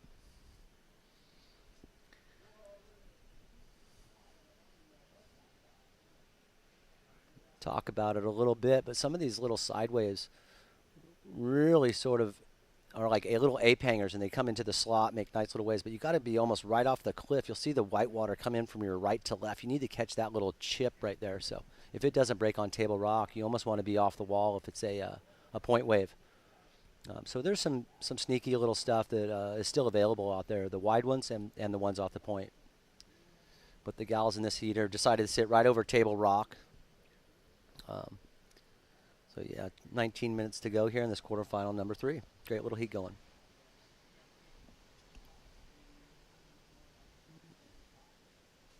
Really like this vertical view here from our drone. You'll see sort of the lay of the land. This area was a little crispy here up until about a week and a half ago. We had some nice rain, nearly a couple inches of rain, so we are hurting for rain up here. And here we'll go back to this replay. So let's see, this is the 3 best waves of this heat so far. As you'll see, this is the first wave, I believe, of Autumn. And just getting her feet in the wax. We'll see if this wave is replaced towards the end of the heat, but really like her approach. Nice cocked and loaded, low center of gravity. And she's got a couple of really nice different types of wraps coming into the inside. She really likes that front side layback snap. And here's her second wave. I believe this is her 7.67, so quite a bit of difference, a point and just over a point. So nice vertical turn up into the pocket that first turn, and she's able to do some seamless, nice little turns right there. Like where she ended up on that last turn, really high up into the pocket. And now here is Talia's wave. See what she's able to do. Nice little turn off here. Slowly waiting for this wave to materialize, and she gets a nice cutty back into the pocket. So both girls here putting up a couple nice scores here. As we get towards the back end of this heat, I think priority is going to be crucial because they're going to really want to get the best wave to make sure that they have some distance between their fellow competitors. Welcome back, Adam, Pete. I was going to say, man, I heard that 7.67 as that score came in, and the crowd lit up. Rad. So it's definitely home crowd advantage to Autumn Hayes for sure. And that's a good number, one of the better numbers of this morning. So that's good. That bodes well for her. Let's see if now Autumn has priority here too, Pete. Let's see if Swindell's going to force her in, and she does. Wow, there was a switch. Took the eye off the ball right there, potentially looking at Swindell and actually missed that wave. So there's a switch in priority, Pete. Big time. That's that can be an error. You know, you can see Autumn very smart. She's understanding of the game here. We saw, you know, this priority situation happened unfortunately to Nat Young earlier in this event. You know, he had a block that he paddled in the beginning of the heat when he had no priority. He paddled for a wave underneath his fellow competitor and was dinged with a blocking, which means that he went automatically to the back of the order. And he didn't realize that, didn't hear it, and didn't look at the priority disc. An unfortunate error there because he ended up taking off on a wave thinking it was his. And, you know, a surfer that had priority, matter of fact, it was a local who's in this one, Sam Coffey, was in front of him. And Nat couldn't understand what was going on there. Sam just burned him, but he had priority, and unfortunately Nat didn't know it, so he got dinged with the actual interference. Yeah, that was unfortunate. Two local guys sort of battling. But Autumn right there gets some nice little release out the tail. Enjoyed that off the bottom and off the top. As you see that tail just slip out the back, that little Channel Islands looking solid under her feet. Yeah, she's been part of that CI team for a very long time. Yeah. We do see a lot of those world-class boards up here, Pete. We see a lot of, you know, CIs. Definitely has a lot of representation up here in the shops. Mayhems, you know. Mayhems. Matt Biolas, he's having a little shindig tonight over there at O'Neill Surf Shop. Nice. And we're also seeing a lot of young surfers up here on the Sharp Ice, Pete. Yeah. I mean. Agreed. Maddie Storr. Maddie Storr's riding them. Yeah. I heard Alo's on them. Sean Burns has got a couple of them. So yeah. A lot of guys are really shredding on those Sharp Ice as well. And of course, you know, that translates all the way from the top echelon of competitive surfing, which is the Championship Tour. You got Nat Young, who rides a CI here in Santa Cruz. And the Sharp Eyes, you know, winning world titles at the moment. doubt. So these are basically tried and true boards that are made here in the States and developed and designed by the best athletes in the world. And so ultimately, that's you know, the Ferraris. I mean, it's funny because I have, you know, in our surf shop at Freeline, and you run a surf shop as well. But like, you have these certain levels of designs, and those brands like the Pizels and the, you know, the Mayhems and the Sharp Eyes and the Channel Islands. You know, those are the Ferraris. Those are the best of the best. And sort of dictating the trend too, Pete. A lot of these surfers now on tour are riding boards that you can actually get. It's not like you can't get these boards anymore. It's a model you can get now. Like, I want to surf like Griffin Colapinto too. Yeah. You know, believe me. So right, I want to get one of those boards, and also want to Driver surf 3.0. like Jack. Yeah, as you see right there, a little cut down right there for Autumn, right in front of her fellow competitor. I really like the look of this wave, Pete. Hit it and hold on. That was important, man. That was going to be a huge score number. She did adjust there, though, a little bit, Pete, at the start of the wave. We'll see this back on the replay where Swindell was a little bit in her way. You know, we'll look at that. But yeah, back to but you could almost say there was a little bit of an interference in the way that, you know. Well, I mean, it altered and changed the line, so I'm not exactly sure. There won't be an interference. I mean, I don't think that definitely wasn't intentional, but she made an adjustment. That was a great little turn after that wave. But look at this, Pete. Wave but it after did wave. put her off timing, right? It did a little bit. Right? She was late to that last section because of it. Yeah. Gosh. You know. And as surfers, we understand that. We see that those moments, you know, every single little hitch of a rail, every little, even if it's just the slightest of adjustment, will put you at a different, it's straight up geometry is what it is. Wow, look at this wave, Pete. Like this is a 4-foot wave at least, you know, 3 to 4 foot wave, maybe a barrel right here. Nice blast right there for Swindell. Look at that wave, Pete. It looks like Honolulu Bay. Nice off the top. Unfortunately. Hey, two beautiful waves in this heat. That just bodes well for the rest of the day. I mean, we've still, luckily, very fortunate that this west-northwest swell and the south little moments are here because no doubt. It's awesome. We've had such an amazing day. This isn't a huge difference in swell direction that we saw yesterday, but it feels to me as it has moved a little bit more into a true northwest angle because of the maturity of the swell, right? As you know, the storms are moving across the Pacific from, you know, the west to east, and as it moves, it's getting closer to our coastline, which also is more north of our coastline. So geometry says that as that energy moves by us, the angle's gonna change. Yeah, as it gets closer and closer to land too, sometimes you'll see those lows And also the consistency fade will out. rise as the maturity of a swell happens, right? As, Yep. as it moves through a swell cycle, you know, the interval shortens slightly, and you start to see a lot more Okay, waves. here we go. Let's see this again. So Autumn up and riding right there. Actually, it was a little setup turn. Actually, I don't feel like she got in her Okay. way. She just Yeah, did a she was little just arc. right there. We'll see it from the front on, but that combination of maneuvers right there. Here she is now paddling. Oh, maybe. You know, like it feels like a little cut down, but it was also setting it up. But that turn was nice. That was a really nice turn. Would love to see her follow through with that end maneuver right there, Pete. That would have been a massive score. And then we'll get to see the next one, though, and another beautiful wave here for Talia Swindoll. Yeah, unfortunately right here, back foot slips off, goes to her butt on that one. But if she's able to ride out of that as well, that would have been a big score. She would have needed to have to come up early on that, Pete. That thing was going to converge below her, regardless of that off the top right there. Don't know if she would have been able to outrun it had she rode out. Does go into the top 2 for Swindoll, a 4.0, but it's not enough. She needs a 7.18 with the virtue of that 7.67 for Autumn. Nice. Autumn's last, just the one turn, didn't fetch anything that goes into her top 2. It's a 4.73, so opportunity lost there, probably by both surfers, really, because both of those potential there were the waves were there. They were there. To pick up your total, right?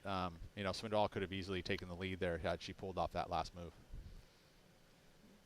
Yeah, I say it a lot. I think she wishes she had that Over again? that section over We all again do. for It's sure. like, No hey, doubt. I mean, that's life. Right. Hey, I learned a lesson now. Can I have it over again? No doubt. But look, she's got 10.5 minutes remaining. She's got plenty of time to, say, recoup, shake that one off, and then get another wave. You're talking about those true north waves. These are the northerly directions. They seem to just sort of swipe down the point without much wall. That little southerly or that westerly direction sort of wraps those back in on the point. These are the waves you hope the out-of-towners catch. And they usually do, actually. Yeah. They're like, oh, it's a set. I'm going. And then realize that, you know, yeah. Okay, look like we have quarterfinal number 4, Pete, getting ready. That's right. That's Maddie Storer. Bella Kenworthy. That's Bella there. Again, posting huge numbers earlier in this event. So you'd have to say that she's one to watch in this one, a favorite. 100%. She has been tack sharp. She's been really consistent. She's on set waves. Well, and it's almost she like puts the big veteran turns up. too, right? So, you know, Bella's had, you know, event wins, big results in big events, done the U.S. Open. Maddie Storer, on the other hand, this is new. This is all new, this type of pressure. Finals day, you know, local, you know, that's, it's funny, we talk about local, there's this confidence yet questioning in your mind because you're like, oh, I know this way, but, you know, it's at the same time, it's competition. Competition. You know, it's just an added element of pressure when you've got your friends and family all along the cliff lines. Everyone's rooting for you. There's a feeling too. When you stand up, you have a feeling. You know, do I have it today? Yeah. Am I going to just go for it, or am I going to have to or surf does it feel conservative? like my board's just slipping yeah, around? I've never surfed before, and I feel like my legs are noodle, and I'm dehydrated. I have a parrot's tongue. You know, I'm dry. I'm like, oh, you know, how do you handle the pressure? How do you process the information? You know, some people get anxiety, some people get nervous, some people thrive in it. Oh yeah, no, eat it up. You know, the big, you know that it happens in all sport. Those big moments, you know, the Kobe moments, the Michael Jordan moments, where you're able to thrive under this pressure. Tiger Woods. Yeah, and we best have of the best. Kelly Slater. Yeah, and we've had a couple of those already. Buzzer beaters, Pete, in this event. We've had people come from behind. We've watched people, you know, 3/4 of the heat lose it in the last 5 minutes. So anything goes when there's a sea like this is producing a lot of waves. As you can see right now, relatively flat in the lineup, not a wave around. And that's very consistent with West Coast surf that has a bigger interval. You won't see this on the East Coast of on any coast of the East. The intervals seem to be a lot tighter, a lot of waves coming in. So some of those people coming from those beach breaks are really having to test their patience. They're not getting those consecutive waves like they usually do at some of those spots that have a tighter interval. Nice lay of the land here. Quarterfinals for the men's going to come up after this last quarter of the women's. You know, looking at that draw, you've got Michael Dunphy from the East Coast against Cole Hushman from San Clemente. Quarterfinal number 2, more San Clemente involved. Griffin Colapinto, that top half of the draw, pretty gnarly. Taro Watanabe.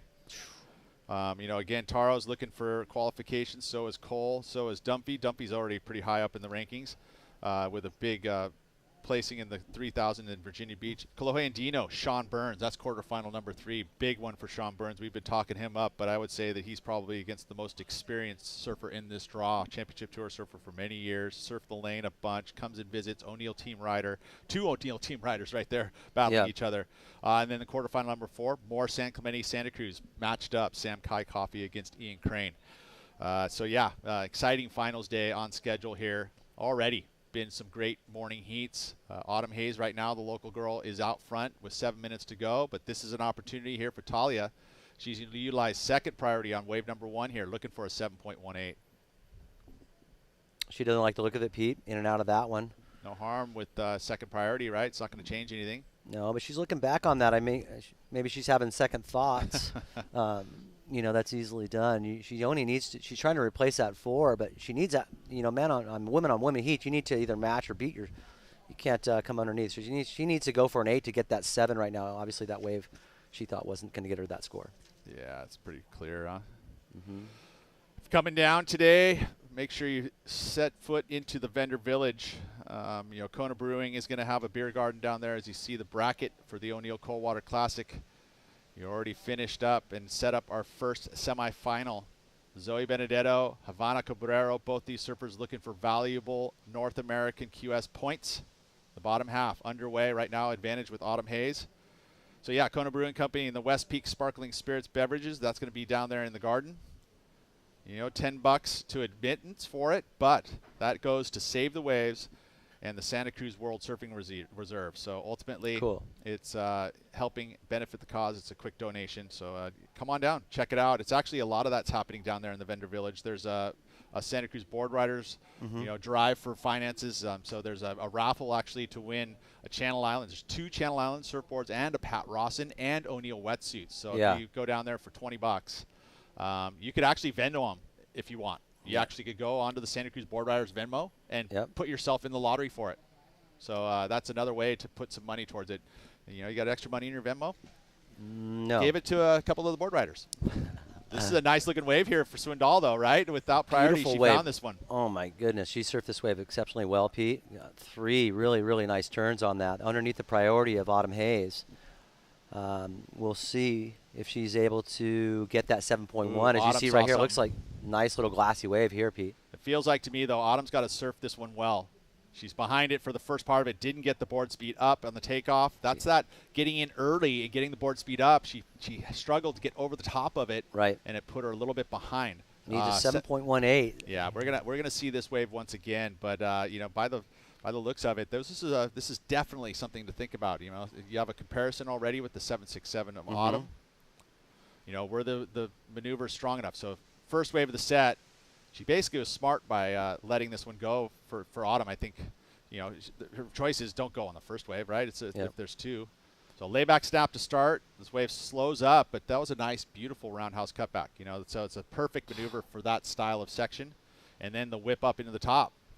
No real critical moments, but we didn't see that really on Autumn 767 either, right? It was more digging of the rail and gouging of the rail. Yeah, I like that first turn. That's a nice wrap way in the high in the wave, but this is the turn right here I really enjoy watching, this big front side snap right there. And it doesn't take much. It's just the timing of with the speed you're carrying, what you can do to throw that water off the rail. Yeah. Also noticed too, just on her entry alone, Pete, she was angled down the line. She knew she needed to get that board speed up. We did see Autumn Hayes, the local girl, sort of stand up a little, and that backwash got her. What's that score, Pete? The first one is over, so a 7.3 posting right now by one of the judges. But again, we've got 4 more to go. This one's under. Oh, it's going to be right on the cusp if it's going to be enough with 3 minutes to go. This is a huge moment in this heat. Another one over and another one under. Last judge, average 7.10. Not enough. Literally just a 0.07. Look at the reaction out there. She still has 3 minutes. This is Swindoll's reaction. And she was Autumn would get the information, and look, she's going to actually paddle over here. But with that, she's got to understand the priority is going to be suspended. But so she just needs to stay on the inside of her. Exactly. But I mean, hoping that she understands when you get that suspended priority, and you got to see she's making the decision right now. What do you do? cover your athlete that is trying to get a score here at the last 3 minutes is usually what you would do. Yep. But if she's coming back, which it looks like she is, Yeah. what will happen is if she ever got it suspended, and if that's why it's called suspension, is that if she never goes received back, it. Yeah, she never got it, so she can't get it back. No, I mean she's going to get it. No, if she Well, leaves with priority, like for example, and then all of a sudden, Zoe ends up, or Talia goes back to that, she's going to have second priority. That you're going to gain second priority. You don't actually lose the part of the ladder you're in. So if she went back, she's still going to have priority over her. So it's not like it is. She's just suspended, right? So then you can get it back. Autumn being left alone, she potentially could increase that 6 and really sort of put a nail in the coffin here. 100% what she's thinking in her mind right here with 2 minutes to go. She's seeing that the set's going towards the point. She moved back to the point. Okay. Going back to offense. So, yeah, it looks like we're seeing a move by Swindoll. She's kicking and scratching to get back up into that point position. And you know what? Autumn's not going to go. Autumn is smart not to go, actually. She doesn't need to go. She doesn't need to go right this second. And if she's not in position for this, there's no reason to go for it either. Yeah, except for Zoe or Talia might pick it up. She could pick it up in the no man's land, but sometimes there's not that much opportunity here, Pete. There might be 1 or 2 sections, but we've seen them rope all the way through there before. So let's see what happens. Well, she was able to cut the allocated number needed by getting the 7.10, so it's her best wave, but needs a 6.58. That ain't it. No, that it isn't it. And now Autumn up and riding with a minute to go. Again, a little late in regards to the dropping in, so she's had to make up for speed here, but good line and a completion. Yes, it is. Looking to better a 6.0. She's going to call it a heat and leave this last 50 seconds to Talia Swindoll. Curious to see really what the judges give for that last wave of Autumn Hayes, Pete. She did surf a little out in front of it, a little conservatively. Yeah, she was out of time for the beginning part of it, and then the only moment was the last turn. Yeah. So you can kind of just say, hey, that last turn's really the meat of the score. Is it better than the 6.0? Either way, she's still out front, and with 28 seconds, this you can't speed up a wave. It's going to be very close to even see an opportunity happen for Talia.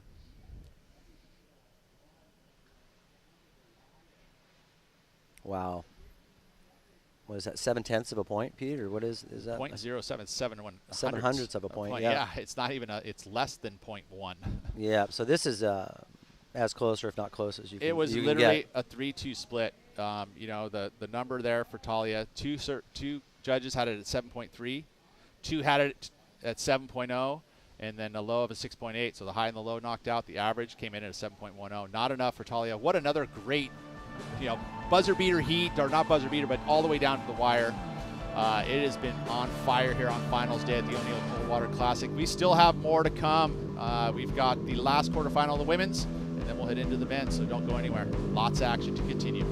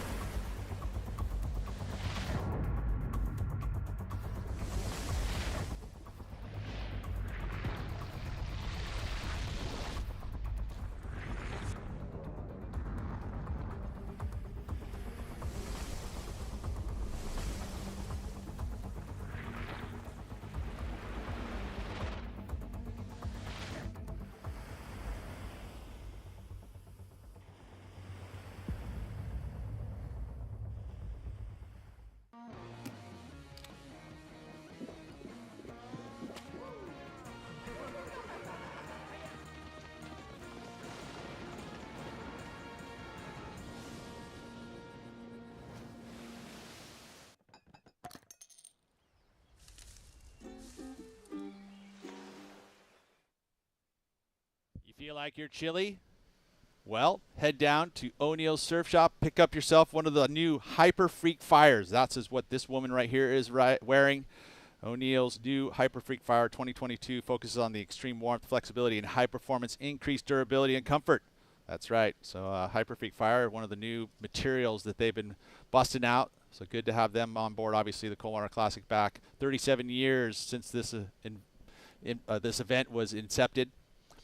And we're back. It's been a 7-year hiatus. But yeah, it's back on again. And think about that 7-year hiatus, what it's done for this local contingency, who we see right here, Maddie Storer and Autumn Hayes. She remembers actually coming down here and being a part of all of those cold water classics in the very early years of her, surfing start. And now she finds her way into the semifinals. And this is, she was 13 or 14. She remembers being here, never competing, but now is getting an opportunity to surf the lane every day for the last 7 years to get the warm up on. As we see Bella Kenworthy, quick wave for Bella. Maddie Storer from the east side of town here in Santa Cruz, but has been putting on such an amazing performance. Her first cold water classic of many, I'm sure. For sure, Pete, for sure. You're seeing on your screen too right there, a lot of waves still coming in, a lot of waves moving from right to left, left to right. But after watching that last heat of Autumn Hayes, these girls definitely know that those big scores are out there. They're going to need to be patient to catch the right waves. And it looks like Maddie now sitting with priority might look at this one. No, opts not to. But yeah, she's going to be patient. Let's see what happens on the inside. Looks like Bella's going to grab this off the shoulder. See if the opportunity's there. Bangs it pretty hard. Looks like there's going to be that power source heading at her, but can't hang on. And that moment has been very tough for a lot of competitors early today. It totally is. Obviously, if you haven't free surfed and this is the first surf of your day, that amount of timing and that convergence really can play tricks on you. If you're sort of cold in the head or cold in the feet, and you're really not sort of sure yourself, that inside will definitely make it look like you're feeling insecure. Finals day, we talked about double digits, 10 points being, a bare minimum today. Probably got to be higher. You start and you think about the 13, 14 points. Yeah. I think up in that range, couple of sevens.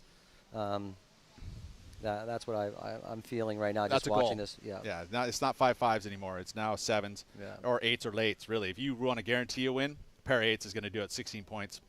Yeah. As we watch this replay here of Bella Kenworthy, beautiful first snap, glides up and over.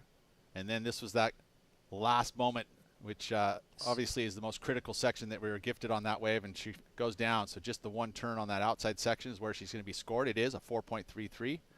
And again, if you think about in relation to what you need to post on finals day, that's going to be a throwaway score. Yeah, it will be. You saw the urgency to get up into that lip and get out before that wave converged. Talking about Bella Kenworthy there. But still, sometimes you really do get motivated if you do fall. You get sort of mad at yourself, Can't believe I fell. So you're really starting to study what is going on there and what you need to do to get a score. I mean, obviously the goal is to not making any mistakes. But in one-on-one competition, 30 minutes with the extra 5 minutes, you can make a couple errors here and there and still win the heat. No doubt. And usually it's the surfer who makes the least amount of mistakes. Yeah. Everyone's going to be making mistakes out there, Pete. It's really a hard game to go out there and exactly follow through with your plan A and get 2 8s right away. So everyone does come through with the heat learning something. Autumn Hayes just made it into the semifinals in a huge result. Matter of fact, she doesn't want to stop. She's down there with Tess. We want to hear from you.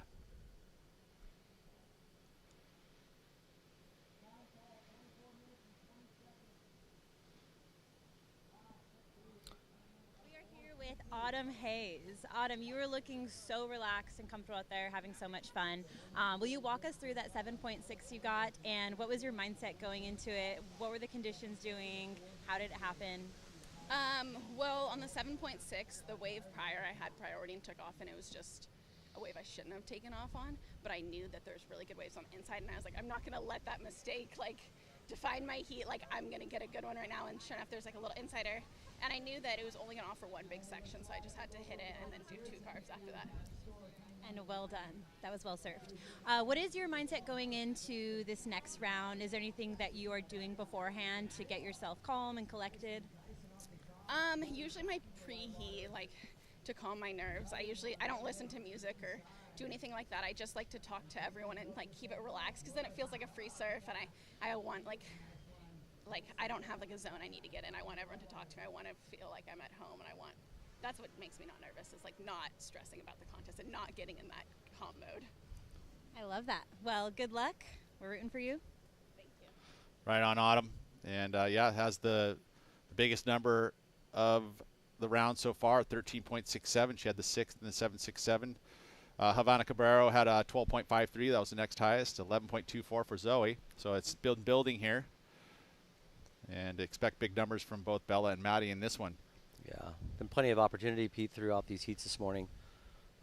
As you had mentioned, a couple sevens should be able to get you through most of these heats. But look at this little wave right here. This was during the interview. This is Maddie's little wave, Pete.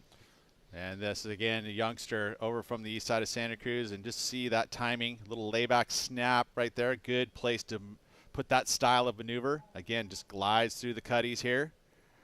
And looking to at least get a solid number on the board. And this one ends up coming in at a 4.53. And then on the outside, would have to see Bella Kenworthy on a very steep section there. So just that one big move probably is going to fetch the best number she's had. Yeah. Came in at a 6.0. So match that with the 4.33. Maddie was able to match the 4.33, and here she goes again. Is this Bella? Yes, it is. Big section. Up and over. San Clemente. Once again, another snap. Drives through it. So if she's going to improve once again, that's going to be better than the 4.33. Probably the best number of the heat. Potentially.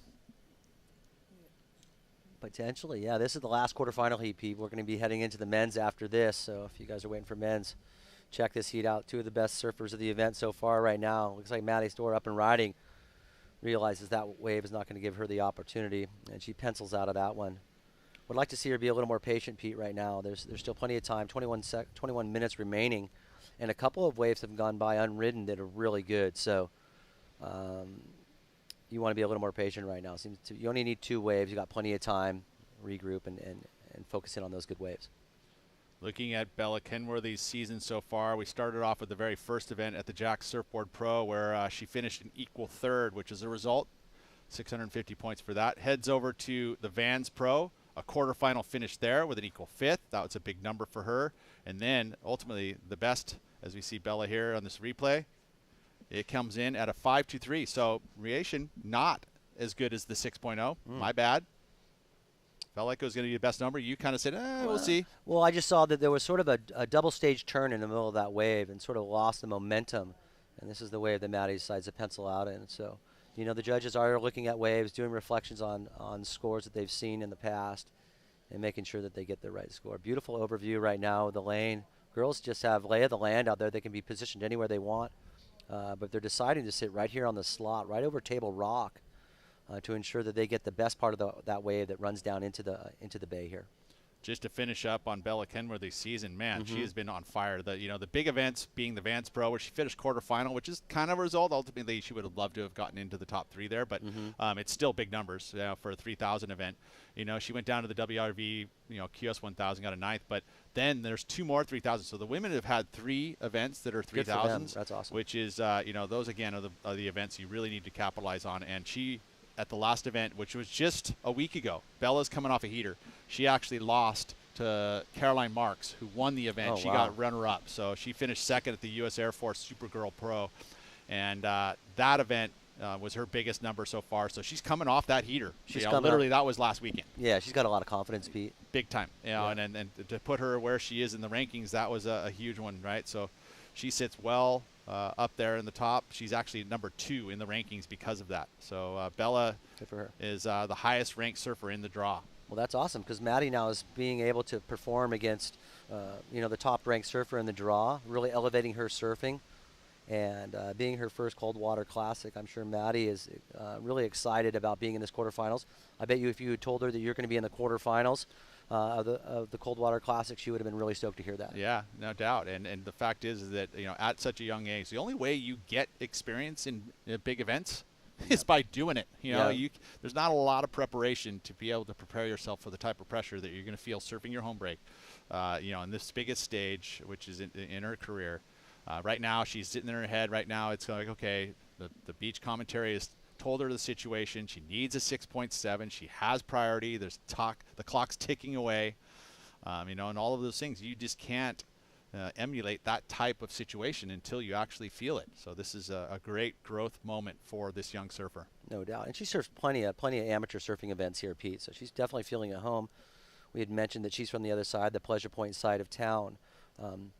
But right now, we're not looking at sides of town. We're actually saying she's from Santa Cruz, California. She's one of us and representing all of us right now and doing a great job. So very proud of Maddie Storr. And the things about it too is that there is events. So she's had events here. You know, if you're going to be part of the amateur organizations like the NSSA or the WSA, you know, even the Scholastic Surfing Association, which is a big part of these growth programs for these young surfers, she's had opportunities to wear a jersey at Steamer Lane.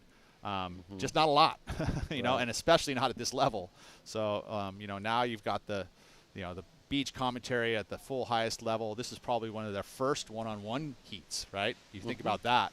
And it's a different type of competing, surfing surfer on surfer. You know, it's a way more, you talk about chess match, you know, and it still has that chess match, but this is a different level of chess match. 100%. And a lot more attention on you. There's only 2 people we're paying attention to, Pete. That's so it. the pressure's there. That's, I guess, you know, we 100%, just keep trying to build up that moment of why it's so crazy for these young surfers to be able to have this experience. You know, now she's going to go into her little local events.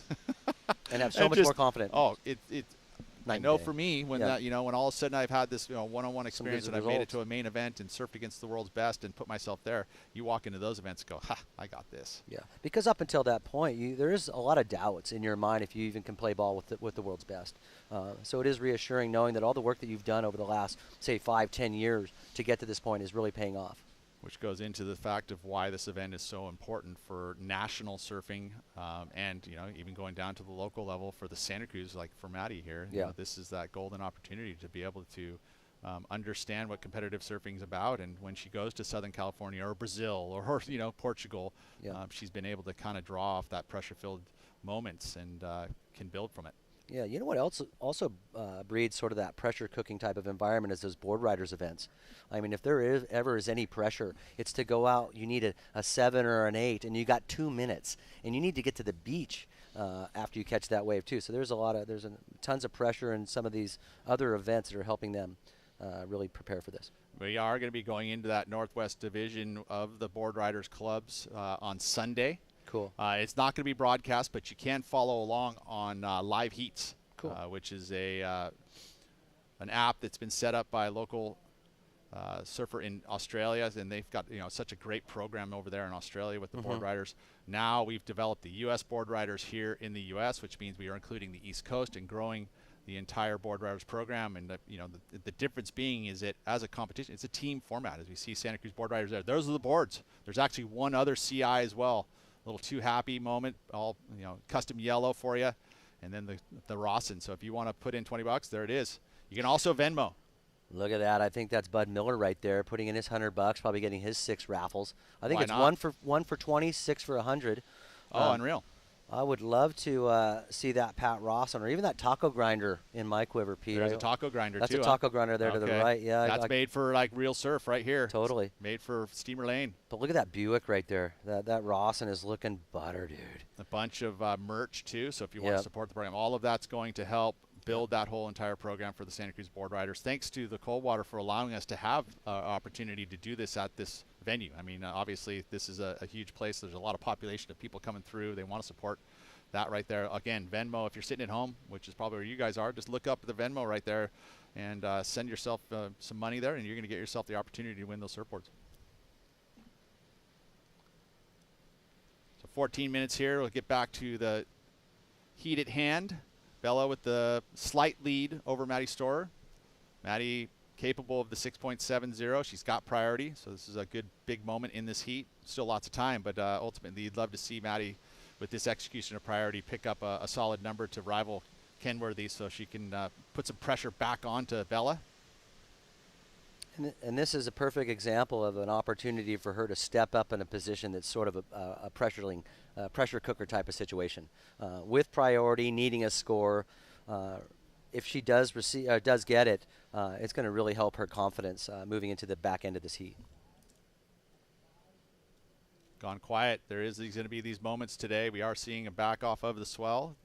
Not a huge one, though, I will say. That, you know, just studying the buoys last night, that it was a slight decline, so we should have at least head high throughout the rest of the day. You know, we're going now lower tide, which basically is going to give you probably more opportunities at lower tides. You're going to see more waves break, but maybe the quality of the waves might go down a little bit. Yeah, slightly. Yeah, it sort of sucks the water out of that cove right there, and even though there's a lot more waves coming through that area, a lot of them aren't too good. Really, we want that inside of the lane, Lighthouse Point right there, to fill up with some water, so those waves that do come up off the slot maintain their volume and their height. And their shape, right? So it's all of that. I mean, it's flatter in there, right? It's shallower, flatter, so the wave will stand up steeper. It's a pretty deep water break. You think about this as a whole. You know, there's a lot more shallower reefs around the world and around this area, but ultimately this wave, and that's why I think the size is there, right? So that's it's because it comes out of this bigger, deeper channel. You know, the energy of the swell is going to make it all the way into the shallow part, so that's why it's a little bit taller here.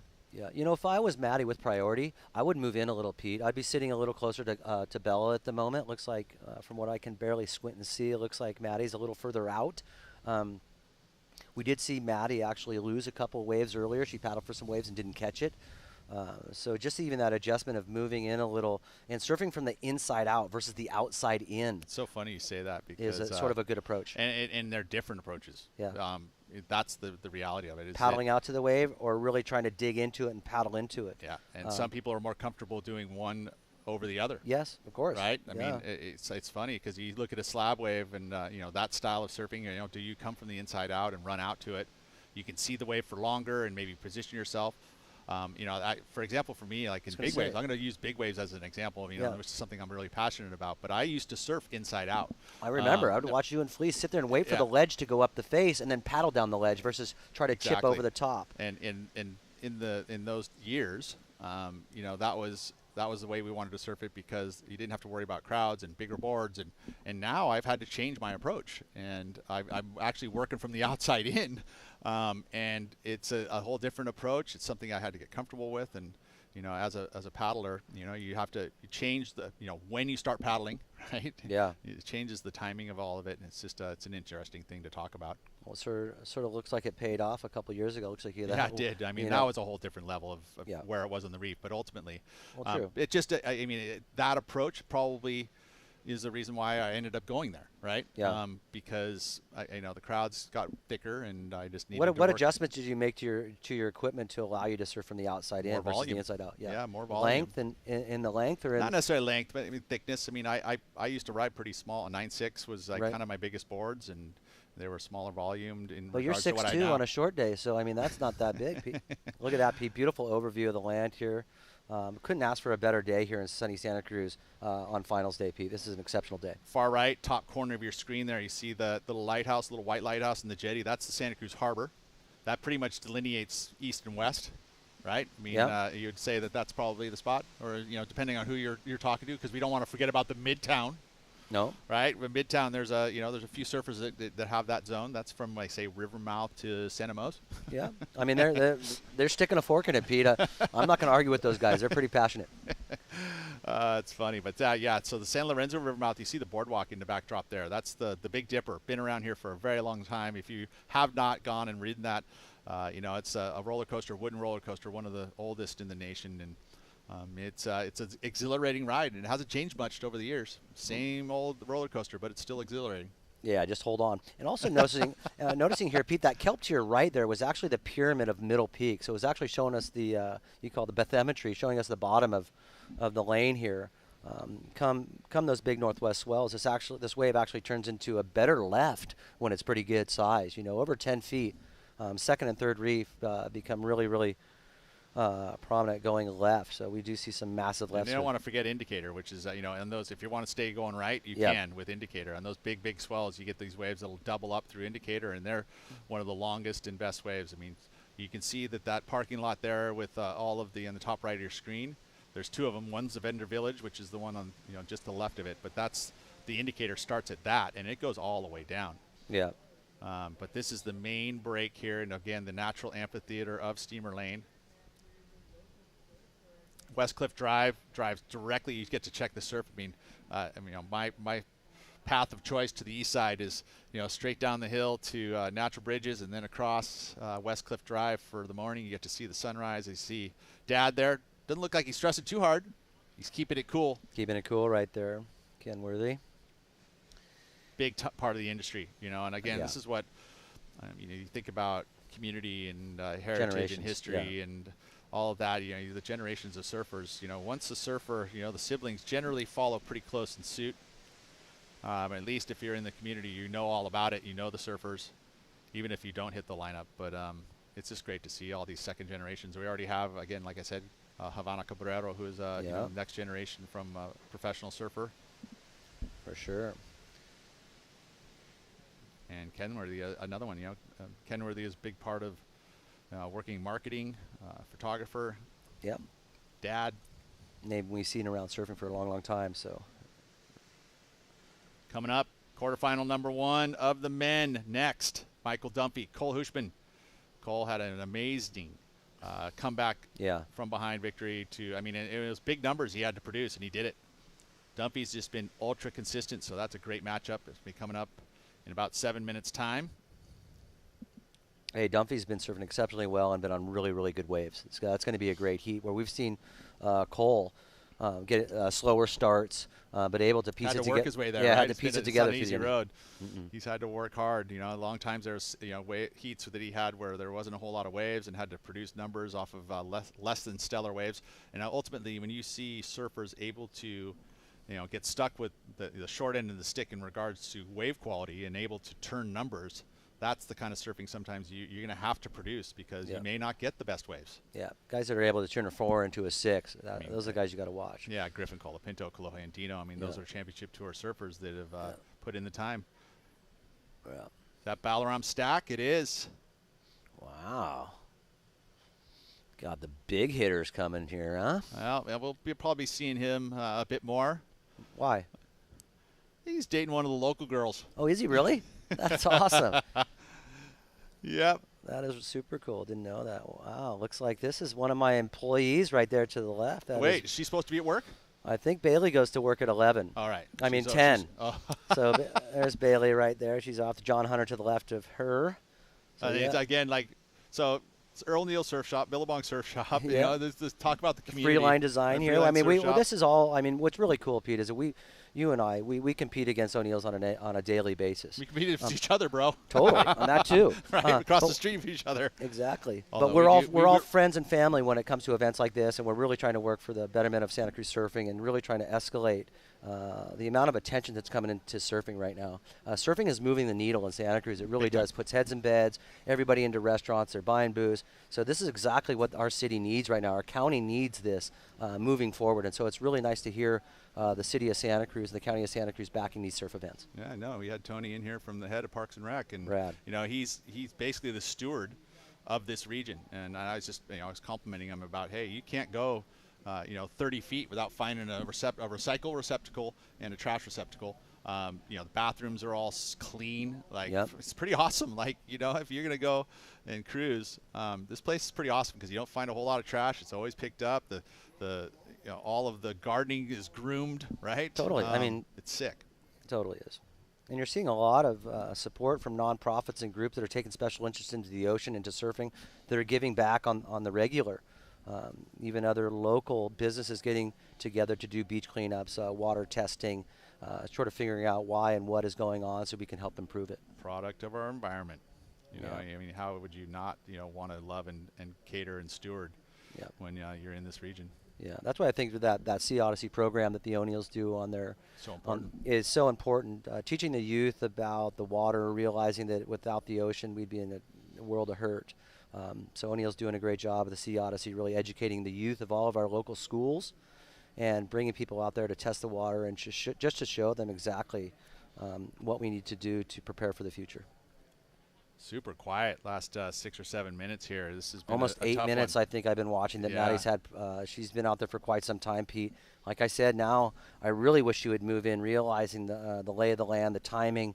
Everything is sort of starting to bottleneck down into this time. Time's going to be what sort of chews her up. She's looking for a nice little score too, Pete, of a 6.70. That's a significant wave for right now. That would actually be the best wave of the heat. So she's really going to have to step her game up once this wave does come. So this is going to show us exactly how she performs under pressure. Here's a small set too, and you can see like it almost splits. That's that whole thing. That's that angle there, Pete, we were talking about that sort of comes in sideways, and obviously the one behind it looks like it might have potential something, little wedge on it. Let's see if she's inside enough or in position to get this. Well, is it big enough? I mean, that's the other part of it. It looks like it is from the drone angle, but ultimately there we go, a little front angle of it. So maybe 2 waves in this set. So gonna have to make a understanding. Lets the first one go too deep for both surfers. That's that was a straight wave, Pete. I'm looking out to the left of the screen here, which you guys can't see. That wave's peeling all the way over to middle peak and coming down to inside curl. Yeah, that's an indicator set right there. Yeah, it's a bummer too, because I mean, you look at indicator. Yeah, as you can see over here, you're not going to sit there, but that's the lane, right? Like, like. Hey, but if you were to look at years ago, and we were watching and competing those in the late 80s, early 90s, you would see quite a few guys over there. The surfing was done a little different. Now that the surfing has progressed and we're looking for these more exciting maneuvers, you need vertical face. The point in the slot is the place to get those scores. That's correct. I mean, literally, it was middle peak was what the main primary spot, right, over the years. And then as the progression of the sport and the equipment has changed. Well, Tom was riding a 6'9", I believe, at one point in the contest, a pretty good-sized board, and was paddling from the inside out, where the statue is now down here inside lane. Tom was paddling out there and surfing from the inside out. You're talking about Tom Curran in 88, probably? 88, 89, yeah. He was surfing from the inside out. You know, Richie Collins did a great job of that as well. He never jumped off the point. Richie would always go off the stairs here and surf from the inside out. You know, Which is the majority of the surfers that actually come here do that. Yes. Well, right? you didn't have priority back then, at least in the Bud Tour days. Obviously, in the World Tour. There was a buoy back then that you had to paddle around. So some surfers opted not to go around the buoy to stay maintaining their position in the lineup. Let's see what happens here. Yeah, this is huge. And dedicated paddle here. She can't miss it because she'll lose priority. Now up and riding. And this has got a pretty good little line here. First section with the table rock. Gets it done with some smooth water. Up again, holding it together. Little carve and wrap. Again, 6.77 needed. A little change in angle with that little layback carve.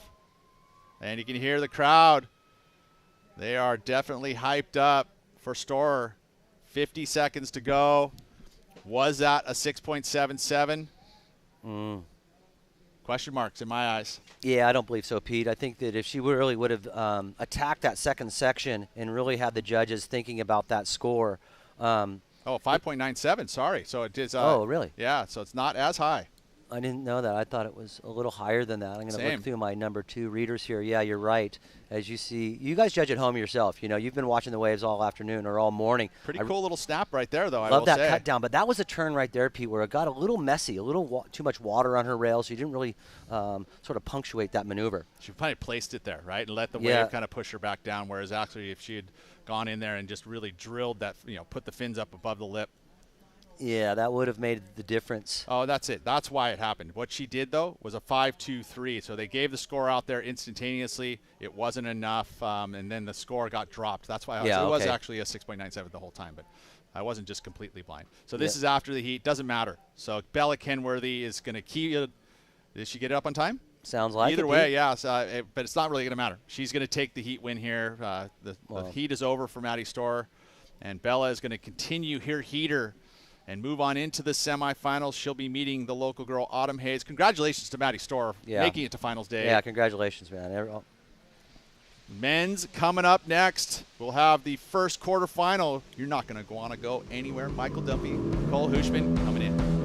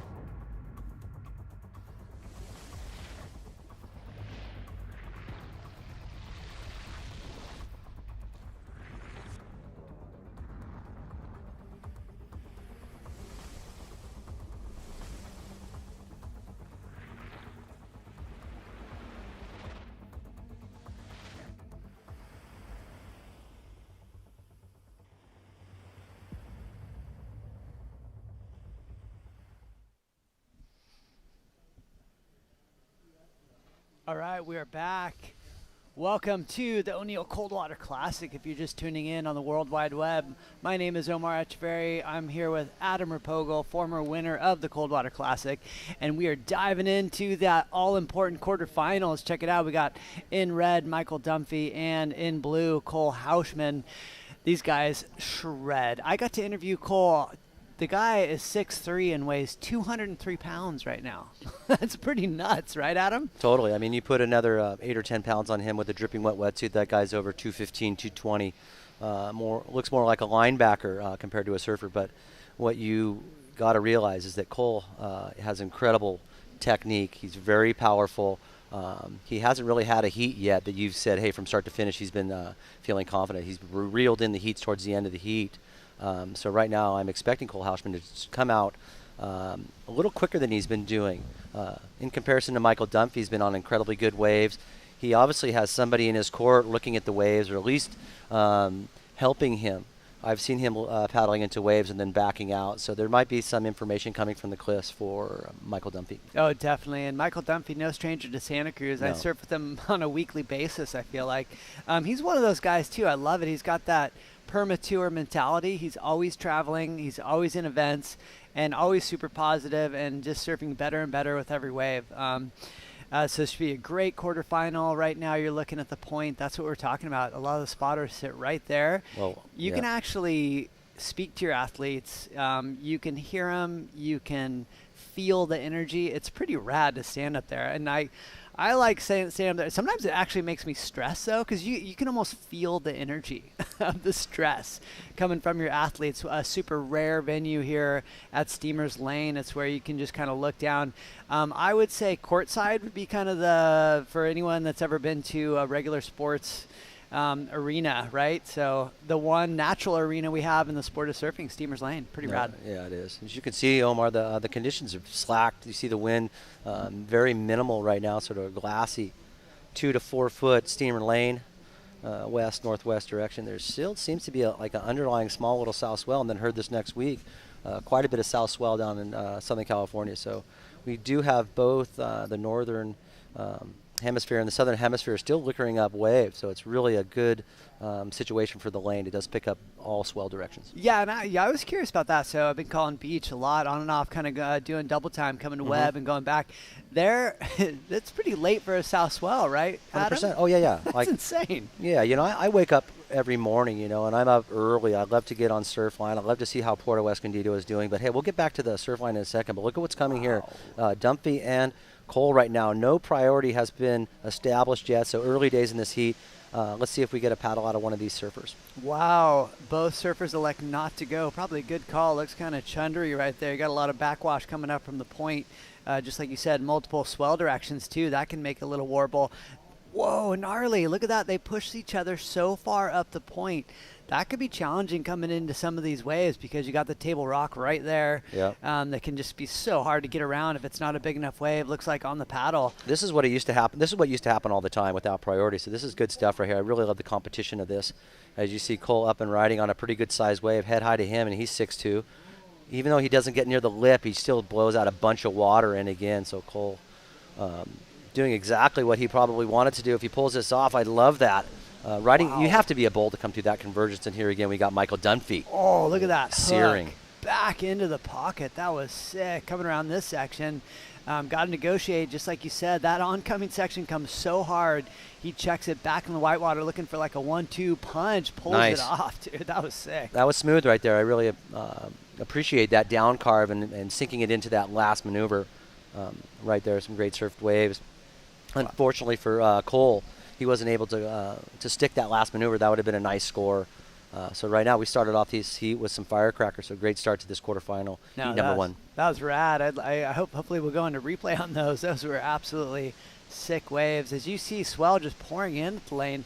I believe it's going slightly lower tide until around 12 something, 56, something like that, and then coming back into about a 1.5 foot tidal range today. Not a huge tidal range, right. But like you said, it's going to affect waves like that a ton. Waiting on scores. Looks like the judges are definitely deliberating, that's for sure.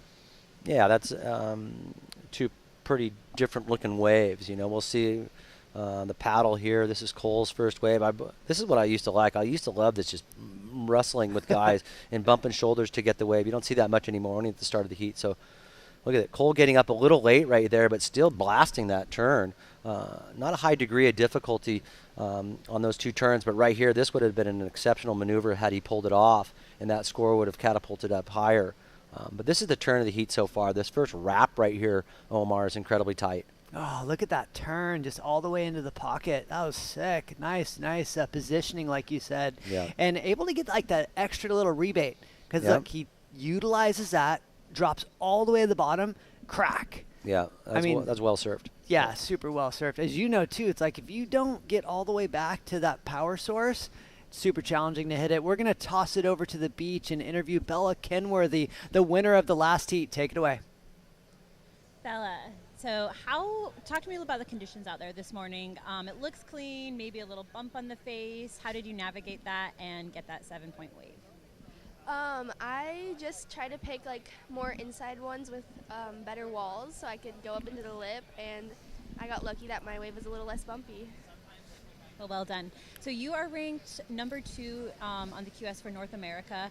What does this event mean to you going into qualifying this year, and what do you hope to get out of it? Yeah, I'm trying to just focus on each comp and heat by heat and hopefully do the best I can do in this comp and keep progressing through heats. Awesome. Well, you're looking good. Any preheat superstitions that you have? I don't have any preheat superstitions. I just do wax my board and watch the waves. Love that. Well, keep up the good work. Thank you. I gotta love those preheat superstitions. We were talking about those during the beach announcing on the lulls. Looks like we're gonna have a little bit of lulls. We'll talk about these scores and go back to those. We have some good ones upstairs. Looks like Michael Dumfrey comes through at a 6.5, and Coles came through at a 3.83. That's a huge point of difference, pulling off that combination of turns and getting that first turn in the pocket, right, Rody? Yeah, exactly. I think had he maybe timed that first maneuver and pulled that the last re-entry, that would have been an excellent score. It was a beautiful wave. But Michael Dunphy gets the better of the exchange right there, and it was a majority of the points were in that big frontside wrap. Really reminiscent of a, we'll talk about him quite a bit through this event, but Tom Kern did a couple of turns very similar to that back in the day. And that, to me, really utilizes all the face of Steamer Lane. You don't want to stop that turn at all. You want to continuously hold that rail through all that face, show the judges you have a lot of control. As you see, this is the first wave with Cole. Caught behind a little bit on this first section, but you'll see, folks, he doesn't really get up into the lip of the wave. He does a turn right below it, but still blows a lot of water off. This was the better turn right there. This is what we were talking about, Omar. Had he pulled this last maneuver off, ditches the fins a little bit, nearly rides out of that. From the front view, he was really close to riding out of that. And this is that searing frontside arc by Dunphy. Oh, look at that turn. Look how he just digs right in. Great positioning, just like you said. Insane turn by Dunphy. And I like what he does right here. This is the challenge lane, right? Yep. What do I do? Yeah, look at this little foam too, Omar. He goes down below the foam, so he carves down it like a normal arc. But this is just a cut down to allow him this bottom turn and project into the lip. And so the judges, it looked like they agreed that was a nice and well-ridden wave and great management, sort of wave management on the inside. He read that really well. No, I love that. I mean, it's so challenging to read this wave, and just one little inch of a mistake, and you're blowing it. Oh, no doubt. Yeah. Your wave IQ has to be high here. Your wave Super. IQ has to be extremely high. You know, there's a lot of, say, decoy waves, a lot of ways you don't want to be taking off on. Here's a great lay of the land showing you those waves shifting off down into the inside curl with a middle peak. The surfers right now sitting up off that point or just off Table Rock. So still about 150 yards of contestable space down the line. As that tide drops out, we'll start to see that middle peak come more into play as a sort of a decoy, but also a place to go hide and get a score. Look at the wrap on these waves, Homer. Isn't that insane? I love this shot because it really shows you how all the swells coming together, right? Yep. And you have like side wedges coming off reefs and rocks. Watch this, small to big. This is actually a wave that's going to get bigger as it goes down the line. It was a 1 foot wave, now it's a 2 foot wave. Wow, this guy is a beast, Omar. Oh my gosh, throwing buckets, right? Yeah, I mean that's going to be his point of difference right here. He's going to show that he's a lot stronger, a lot bigger. He's going to try to look a lot more powerful than Michael Dunphy, and that's going to be the point of difference in my eyes. Where I think Dunphy's going to sort of rely on those multiple turns, this quick twitch, this is that nice wave. Boy, what a tactic, too. Kind of up and underneath priority. Just smash, cracks it so hard right there. And a third. Great Those surf. are big turns, dude. Great turns. I mean, they are a little lower in the lip. He's doing those turns a little below the lip. So some might say, hey, a little repetitive, a little, say, conservative. But early days in this heat, he's just trying to put up a couple of numbers. We should expect to see Cole start to push that tail out a little more like he's been doing in this last couple rounds. Yeah, the score came in 7-0. Jeez. Wow. They loved it. They loved it. You know, I was sitting up there next to the judges, and I will admit, like, you can tell when someone pushes it a little bit harder. Because you're looking down at like the whole arena, right? Yep. And I mean, from their angle, you can literally see their fins. They got replay up there. So when someone pushes it hard, like Cole just did, I believe they're going to see it and they're going to give him the extra points for sure. Yeah, no doubt. And you're noticing that Cole is just, he's sniffing around the inside. You listen to Bella Kenworthy in that last heat. She was actually looking for the smaller waves, giving her the more opportunities, some of the bigger waves closing out. So that, you know, some great insight and information coming from Bella Kenworthy, who's sitting really high up on the ratings, who's got great information coming to her. So I'm sure the other surfers, even though the men, they take note of what the girls are doing. They know exactly what they're doing. So this is a heat now that these guys have been watching. No, so important. You know, it's one thing I tell any surfer, ask me advice. I tell them, go watch a couple heats. I don't know. It changes heat for heat, too. Yes. And, you know, the lane obviously does throw you some curveballs. There's a lot of lulls out here sometimes. There's a lot of backwash. There's a lot of variables out here. So the lane is an extremely challenging wave to surf. You see it right there, folks, on your screen. It's not an ounce of wind out there, but it's still really warbly, really backwashy. And like I said, a lot of decoy waves as well, waves that you wouldn't really want that sort of get you to think. Oh, yeah. I call them smoke bombs because they look like a bomb. When the smoke clears, they suck. Yeah. Looking at priority, too, that might have been a priority mistake by Red. Looks like he paddled for that one wave with the wall, doesn't catch it. And then priority goes over to Cole, who just got the 7. So little tactical error possibly. Yeah, you know, we were watching and listening yesterday. Sometimes there is the opportunity for surfers not to realize that they've had a change in priority.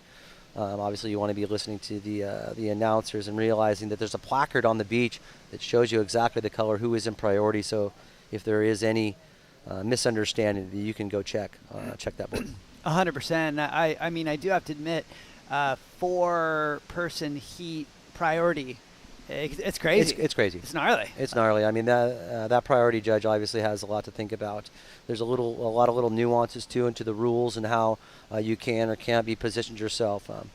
So yeah, that's always up for a conversation over a cup of coffee for sure. That's right. You know what is nice to know though? They do have someone out the back calling priority too. Here's that. Look at that. Yeah, that's right where he lost priority. Oh, brutal. And that wave, you saw that wave sort of get just back off and sort of suck into the point right there. He did try to, at the end of his paddle, try to make it look like, hey, I'm not really going to give it a dig, but it had already been committed to. So. Yep. And so the second you commit, the priority gets handed over to the other surfer. I love explaining priority to, you know, kind of a layman's non-surfer type. And, I mean, it's kind of like surfing courtesy in a sense. Well, it just keeps those gentlemen's rules. Yeah. They're part of the rules now. Instead of it just being gentlemen, it's part of the law of the heat. But yeah, usually there was a buoy out there. I really like that. You used to have to go fight to get around a buoy. Oh, yeah. If you didn't want to go get priority, you didn't have to go get it, but you also left it open for your competitor to get it. So it was really it did take away a little bit from the surfing because you saw a little more of the strategic aspect of it. A lot of people agree that what they're doing now, allocation with jet skis and stuff, is allowing us to watch more high-performance surfing and sort of get rid of the fluff that's taking away from the development of the future. So now that we're just focusing on massive maneuvers and really trying to focus in on the surfing aspect of it, not so much the cat and mouse games. Yeah, definitely. So much goes into surfing, and that's a topic we were talking about earlier. Surf superstition. That's preheat superstition. Adam, You've surfed a lot of heats. Yeah. Any sort of routine or superstitious things you've done, or did before every heat, or that you saw? Super curious. Yes, I'll do that really quick though. And this is a gal Bailey right here to the right. She works in my retail store. Rad. And all the ladies at my store, I think, have a crush on Griffin Colapinto, Kolohe Andino. Oh, look, she's right there. Crosby Colapinto. They all got crushes on these guys, and these guys all have women, and they're married. And love it. But it's awesome that they still have a woman fan base. But no, preheat rituals. Yeah, I did have certain programs. I was a program surfer. I had to wake up every morning. I had to get out there at dark. I had to be out there at dark. I had to get my free surf in. I had to get certain types of things into my system to allow me to relax, coffee, stuff like that. I would go out and try to exhaust all that stuff and try to get the nerves out of me right away. So that was sort of my preheat routine. But as far as superstitions, some people I had to stay away from. They were like energy drainers. Oh, yeah. And so, right. Yeah, I tried to stay around people who are really positive, and it sounds like a lot of these women are doing that. You listen to Bella Ken, whether I'm just trying to focus in on making this easier, nearly simplifying it, keeping those superstitions out of it, because superstitions are just variables of luck. You don't want to be thinking about things that could potentially take you down that have nothing to do to what's going on out in the water. So. I like the people who think less and just sort of react. Yes. I was talking to Gerlach last night, and he was talking about Taro Watanabe, and just hoping he just goes out there and completely, takes it out of his brain and just lets his autopilot take over and take control. He's done all the hard work. He knows exactly what he needs to do. Oh, yeah. But just to sort of clear the slate, clean the mind, just go out there, focus on the wave, and let the natural response of what you've been learning and what you've been taught just to take over naturally. Yeah, Adam, I love that you say that. So it brings up a story in my life. And that was when I was on the United States team. We're going into the World Championships, and the United States they hadn't won in a long time. And you're allowed two amazing surfers. They don't tell you who they're going to be, and they tell you the day before. And it was Shane Beshin and Taylor Knox. So they kind of coach the younger surfers and surf on the United States team with us. Shane Beshin was my idol when I was 17 years old. And so it's his turn to come and coach me for a second right before my heat. And I'm like, wow, what's this guy going to say? He looks at me, he's all, Omar, catch 2 good waves, and they're right there. And he just points near the pier at Huntington, and I'm looking at him like, he's right. Yeah. That's what I should do. Yeah, he knows you're coming from right points. He wants you to be on that pier bowl right. He wants you to sit and wait. Exactly. Wow, look at this, Omar. That's simple. That's simple. So that's exactly what a lot of these coaches are doing. All the hard yards have been done before this event. Yeah. Before they even get in the water, they've done all their training. They've done everything. Technique coaches, they worked with their nutritionists. They've watched videos. They've surfed out here. Their homework is done. Now they just need naturally for this to lay and play out. You can see some of the surfers when they're trying too hard versus just letting their natural mechanics and sort of that muscle memory take over. Yeah, definitely. As we have in the water, that's right. This is quarterfinals, heat number 1. Boy, not a lot of rides so far. Time winding down, 11 minutes remaining. Cole has 2 waves, and Michael Dunphy only has 1. Looks like Mother Nature's had a few waves. They've kind of been playing cat and mouse with priority. So, being extremely patient. We saw a few surfers make it through heats in the later parts of yesterday in 8-9 minutes getting their first wave. So you can definitely pull that off here at Steamers Lane. Yeah, and man-on-man heats, too, unlike the 4-man priority. You're going to see less waves ridden anyway. There's 2 less people in the water, so that's 4-8 waves. So you're seeing a lot less waves surfed.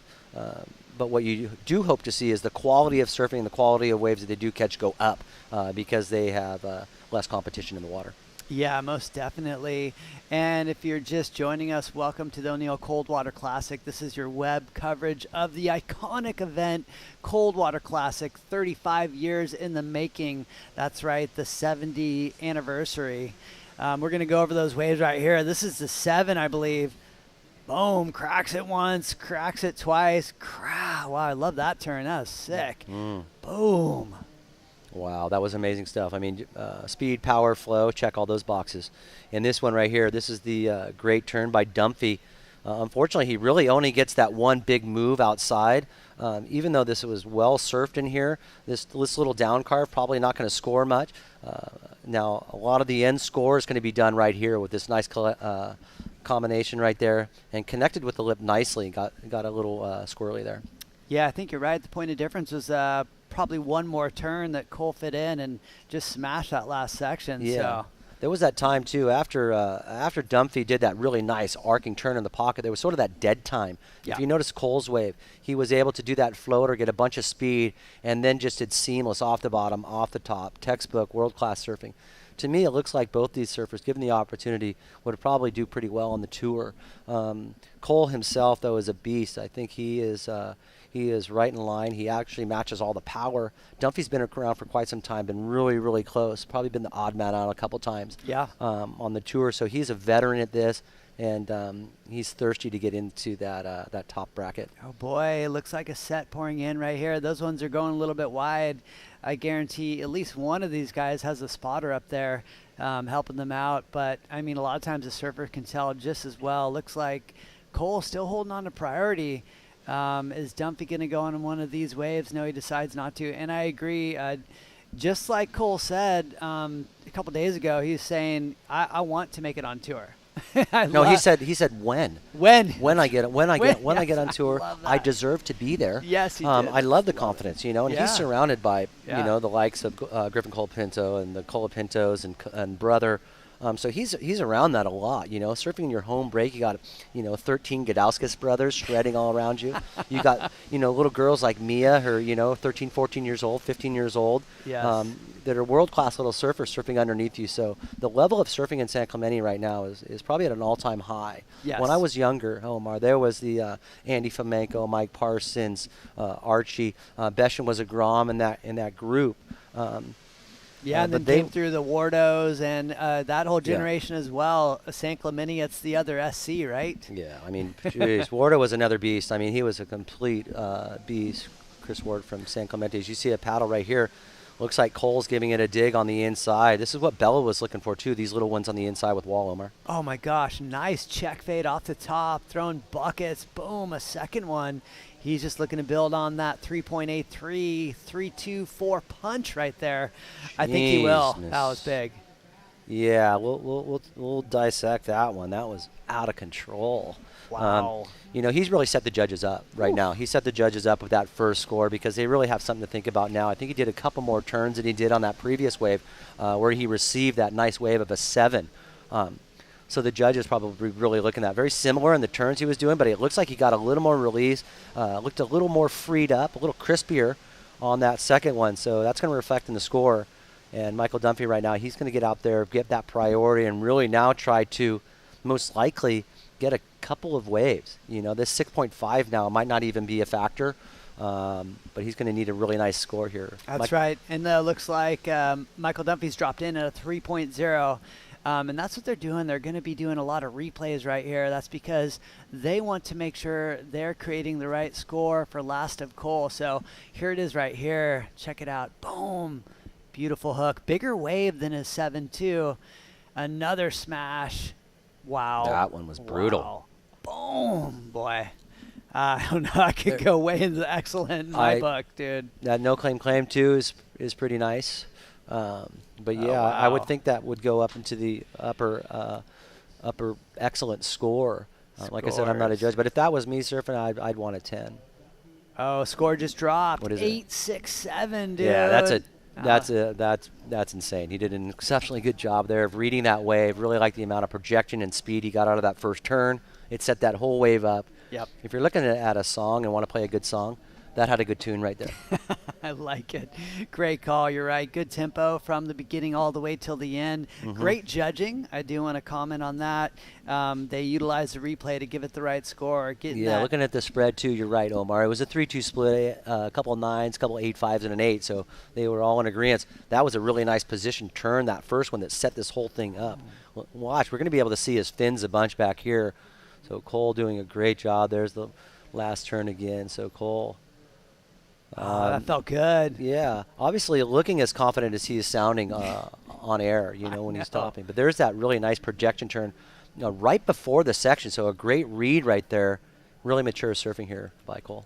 Oh, definitely. I love how That he uses that that right shoulder or the shoulder to draw himself up the face. That's his left shoulder, but yeah, he Yeah, grabbed left shoulder. shoulder. He's Yep, really, yep. Steering with that front shoulder and then really grabbing a lot of power, whipping that thing up into the top of the wave. So right there, Cole Hausman now. Michael Dunphy with priority needing a 9.17. So we haven't seen Dunphy in this position yet in the event. He's come out swinging quite a few times in his earlier heats. So this, having priority, needing a pretty massive score. We do still see some waves out. You don't see it here on the web, but there's another area out here to the left that has a couple of waves. So there's a place for him to sneak away. If he's able to get priority, he has priority, get a nice wave, and then get away from Cole. There could be, you need about 3 minutes to do it. So Definitely. And you saw Autumn Hayes. She almost got caught in that situation earlier today when Surfer was on her way out, got a 7-1-0. Nice. Right now you're looking at the lineup. That's right. We are in quarter final number 1. We have 3 quarters to go. Man-on-man, 30-minute heats. Super rad out here at O'Neill Coldwater Classic, Steamers Lane, Santa Cruz, California. What an absolute beautiful venue for everyone out there. And right now we are in quarterfinal heat number 1. Out in the water, you have Cole Hausman and Michael Dunphy. Michael Dunphy, time winding down, dude. Looks like the house is closing in around him. Cole Hausman has definitely boxed him in a sense. Yep. He's in a situation where he needs 1 wave equaling a 917 or a combination of waves. He still could get a combination of waves. It's totally possible. I would say at Steamers Lane, you're coming into that 2-minute area is when it really shuts down to get 2 waves because we have basically 3 peaks. You have the point and slot right there, and then you have a few peaks on the inside to get waves. But yeah, definitely got backed into a corner. he certainly has. But we've watched Michael Dunphy through this event score excellent scores. So here we go, holding down priority, Rody. Yeah, I mean this is a nail biter really. There's only so much you can do. You can't take off on a wave that is anything but basically a 10. You gotta swing for the fence right here. Yeah. And then hope you come up 9s. But this is an unfortunate situation to be in at the last 2 minutes of the heat for Michael Dunphy. Right, and a lot of these guys are at that level where they know exactly what to do, and that's all they do, right? They don't really make mistakes. Not usually at this level. Usually, you won't. Well, I've been watching Michael surf a lot of events, and he's obviously a student of of professional surfing, so he knows the game pretty well. He's obviously really confident in his surfing and his ability. Looks like he made a board change too recently, so his board's looking incredibly well under his feet. Yeah. And looks like he put on some weight too. I feel like he's hitting the gym or something. Yeah, it looks like he's just putting that extra oomph into his turns. Yeah, I had a friend ask me that recently. Asked me if I bulked up a little. I think my cheeks were looking a little swollen. You see right here, 1 minute 20 seconds remaining. Here, there's a couple of bumps out the back. This is still, with the 15, 16 second interval. You could see, within a minute, 3 waves come through. Potentially even 4. So we'll see if this one reaches. Sometimes if you have priority position, the time is winding out. It's nice to go out there and greet the wave versus having it come in and see you. But you do leave the door open for that wave to slide underneath you. So it's your timing, position, your entry. It's got to be perfect when you need a score like this at the last 50 seconds of your heat. Oh, pressure's on. That's right. Red holding down priority. Got to watch this. What's he gonna do? He gave it a dig. Yeah. But let's see here, Cole Hausman on the inside of Michael Dunphy. If he's able to increase off that 7, bumpy looking little wave, Omar, but he's still getting some nice wraps off. Oh, one of those.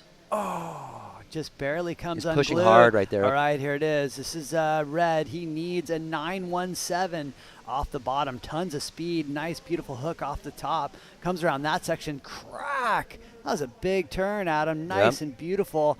Takes it away. Oh. He had to put everything into it. Yeah. Now we'll pretty much solidify that this is going to be the result we're going to stand with. Looks like Cole Hausman's going to take out this quarterfinal heat number 1. Michael Dunphy throughout this event been shredding, so hopefully he holds his head up high. Quarterfinal berth, probably not exactly what he wanted to have, Omar. No, it's but he's got to be stoked. Yeah, QS 1000. We're going to take a quick break. We'll be back with quarterfinal number 2.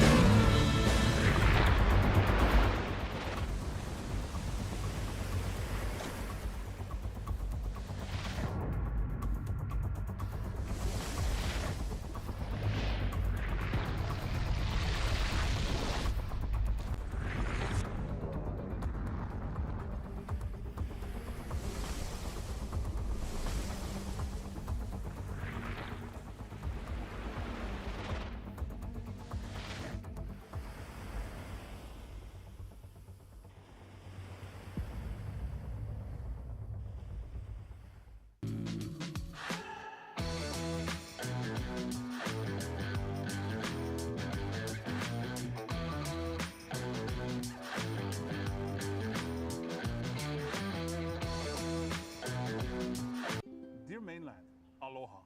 Crunch time? Double time? Overtime?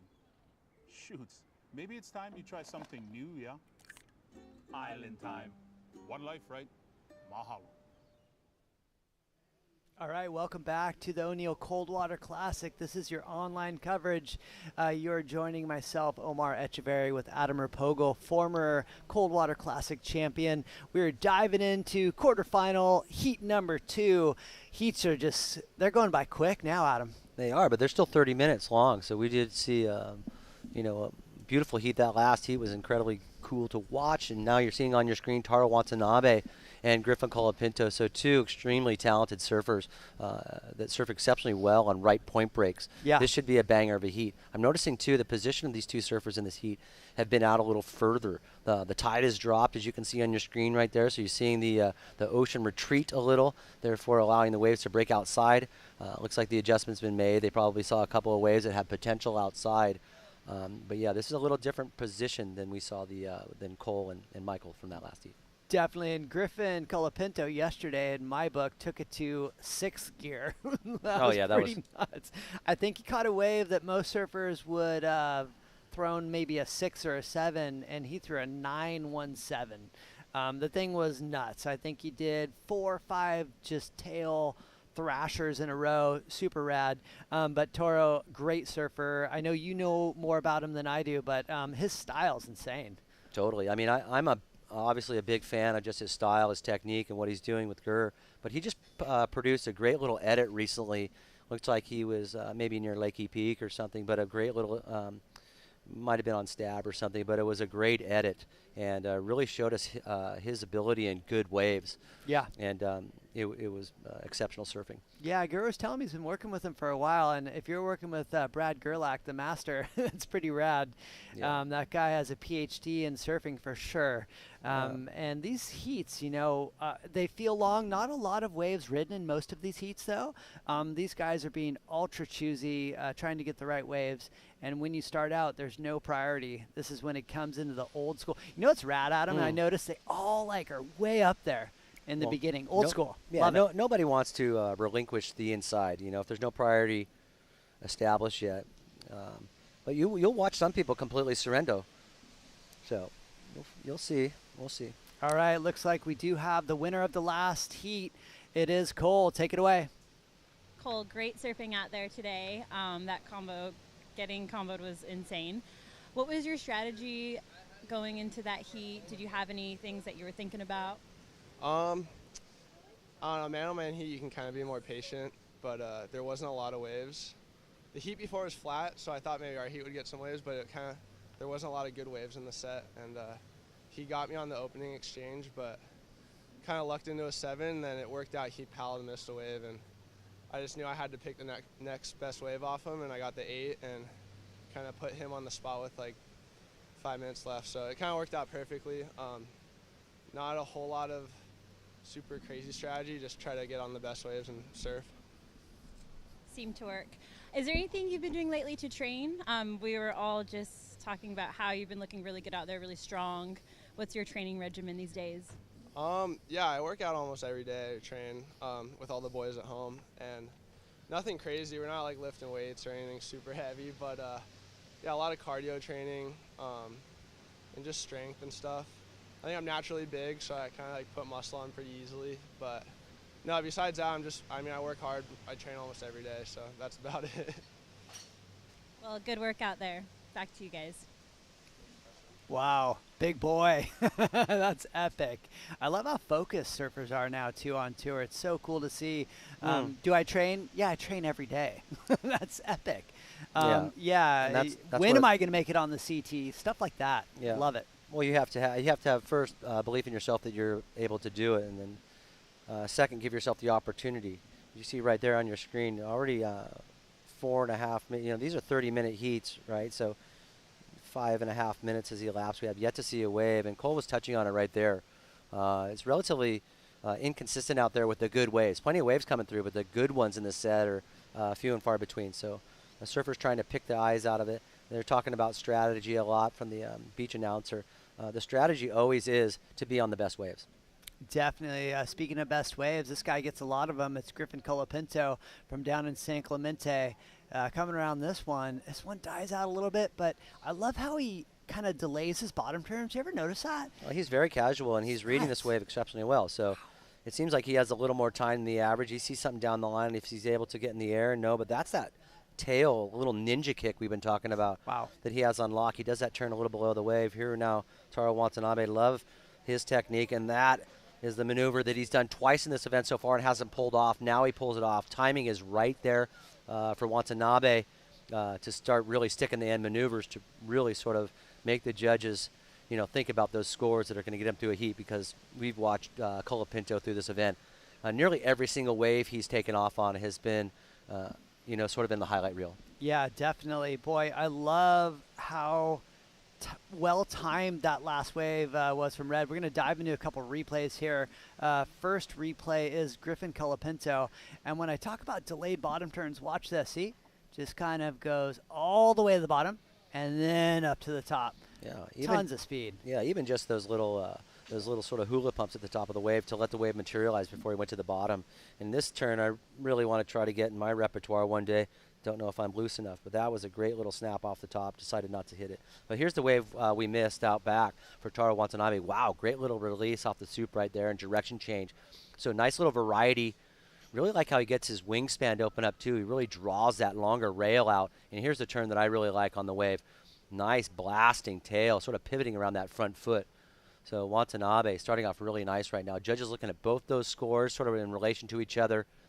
So we should have ourselves a great little heat. Yeah, a lot of times if you guys are seeing the replays, that means the judges are watching the replays, so still waiting for scores. And I totally agree. I love that front leg positioning of Red, just kicking out that tail, but leaving enough pressure on the front to bring you, kind of pop you back up and release the tail at the same time. Still waiting on scores. Looks like a couple bombs out the back. Looks like Red will get first priority. So he gets pick of the litter out the back. He gets any set he wants, basically. Still waiting for scores. Yeah. Let's see if this wave materializes. With the lower tide, we're going to start seeing a lot more waves grab the outside reef and maybe push a little wide, into some deep water. Usually that's what happens at lower tide. The wave will move out a little. We like that higher tide here, or mid-high tide with this style swell at the lane. Moves waves into the cove here. Allows a little more water, a little more opportunity. Holds these waves up a little longer with a steeper face. Yeah, definitely. I feel like, what's your favorite lane tide? Like 3.5? I like the lane. If it's big, I like the lane at any tide, really. I really like to surf the lane, but I really like to ride middle peak. And when it's bigger, I prefer the high tide because it has less people and there's more consequences getting in and out. So it's really a deterrent for people to surf. True. But look at this wave right here. Looks like we have a little dig here. Looks like Colapinto might have gotten inside of Watanabe to give him something to think about. He's going to pretend like he wants it, and he does. So under priority, Griffin Colapinto sneaks this wave off of Watanabe. Let's see if he's able to capitalize on it. Boom. Like beautiful, beautiful slash off the top into an epic roundhouse. What's he going to do here? Nice check fade. Third, fourth turn, and boof, there's the karate chop you're talking about, kicking it out effortlessly. That's so hard to do, and it just looks like he's cruising. Well, he has perfect technique, perfect form, let's see what Watanabe really like this casual style as well. Let's see if he's able to get a couple of racks off, and he does. Okay, so Watanabe again grabbing a nice little cutty as well. Didn't have the rebound that Griffin did, but wow, that's a great little snap. Love the body English too as he comes to the inside. Great little direction change. So I really like the variety of maneuvers on this. In the context of the heat, it's going to probably be right up there. He's already sitting on a 6.83, so Watanabe coming out on a quick start. I can't wait to see replays on that. I mean, that's tough. I that feel was like Red's wave was better. He had maybe more combinations, but Colapinto was kind of like what I talk about in that sixth gear. Yeah. So, the judges definitely have their work cut out for them. They already dropped a couple scores. Looks like Red got that 6.83, and first at Griffin Colapinto has the 5.17. Yeah. So, I mean, those two scores are pretty close. Yeah. So, you're definitely going to have to check out the point of difference going into this, and looks like Colapinto will get that first priority replay at him. Check it out. So here's Colapinto's wave, staying back on it. You can see not a lot of wall out in front of him, but he stays back and is able to get a nice tailed chuck right here. Watch the rebound, folks. Great little tag as he puts that nose back up at 1 o'clock. Nice projecting floater. And here's what he's eyeing up down the line, Omar. We talked about it all day. This guy can spin like a pirouette around that foot and not lose an ounce of speed. As you can see it from the aerial view, he stays back on that, folks, seeing next to the white water, the powerful part of the wave. Really enjoy this wrap and that rebound. But Griffin Colapinto connecting the dots on the inside, been coming up here since he's been about 10 years old. And that turn right there, combined with the outside maneuvers, is sort of a little point of difference in comparison to Watanabe here. Yeah, definitely. As you see Watanabe coming around that section, yeah, a great combination right there. I like this roundy too, all the way back to the power source. Took his time too on this one. Wham. Slash. Beautiful cutty off the top. Nice roundhouse, and he gets one more. And it looks like it felt good to him, right? Oh, 100%. Like I'm going to find out exactly what model of Pizelli's riding, and I'm going to order one. Because that's, and I've always talked about getting a new Mayhem watching Griffin surf. So, yeah, both these guys doing an excellent job, looking extremely confident and surfing really at the top level of their ability right now. And they're doing it together. It's just a great, great heat right here. Definitely. And you know what that means when the replay's in? That means the judges are going to start typing in their scores. They just completely analyze those two waves back to back. That way they can keep it fresh in their minds and really compare them. Looks like scores are coming in, Rody. Yeah, from the early scores, it looks potentially like Taro potentially is going to get the better hand. A couple of scores of drop. We'll wait till the fifth score drops. You throw out the high and low, average the top three. And it looks like Watanabe potentially is sort of getting the nod on both of these first two waves. In my take, I feel like, Griffith's waves maybe weren't as good, so he had to kind of work a little bit harder to manufacture them. Yeah, look at right there. Wow. Griffin 7.27 and Watanabe on that last wave of 7.5. So he's got him on both exchanges so far. Yep. And now with Griffin Colapinto knowing that in the back of his mind, he's got priority. He's got 17 minutes remaining. I expect fireworks. I haven't seen him surf under pressure yet, really. He's been able to come out and get great scores right away, sort of alleviate the back end of his heat. But right now he's been put up to the challenge.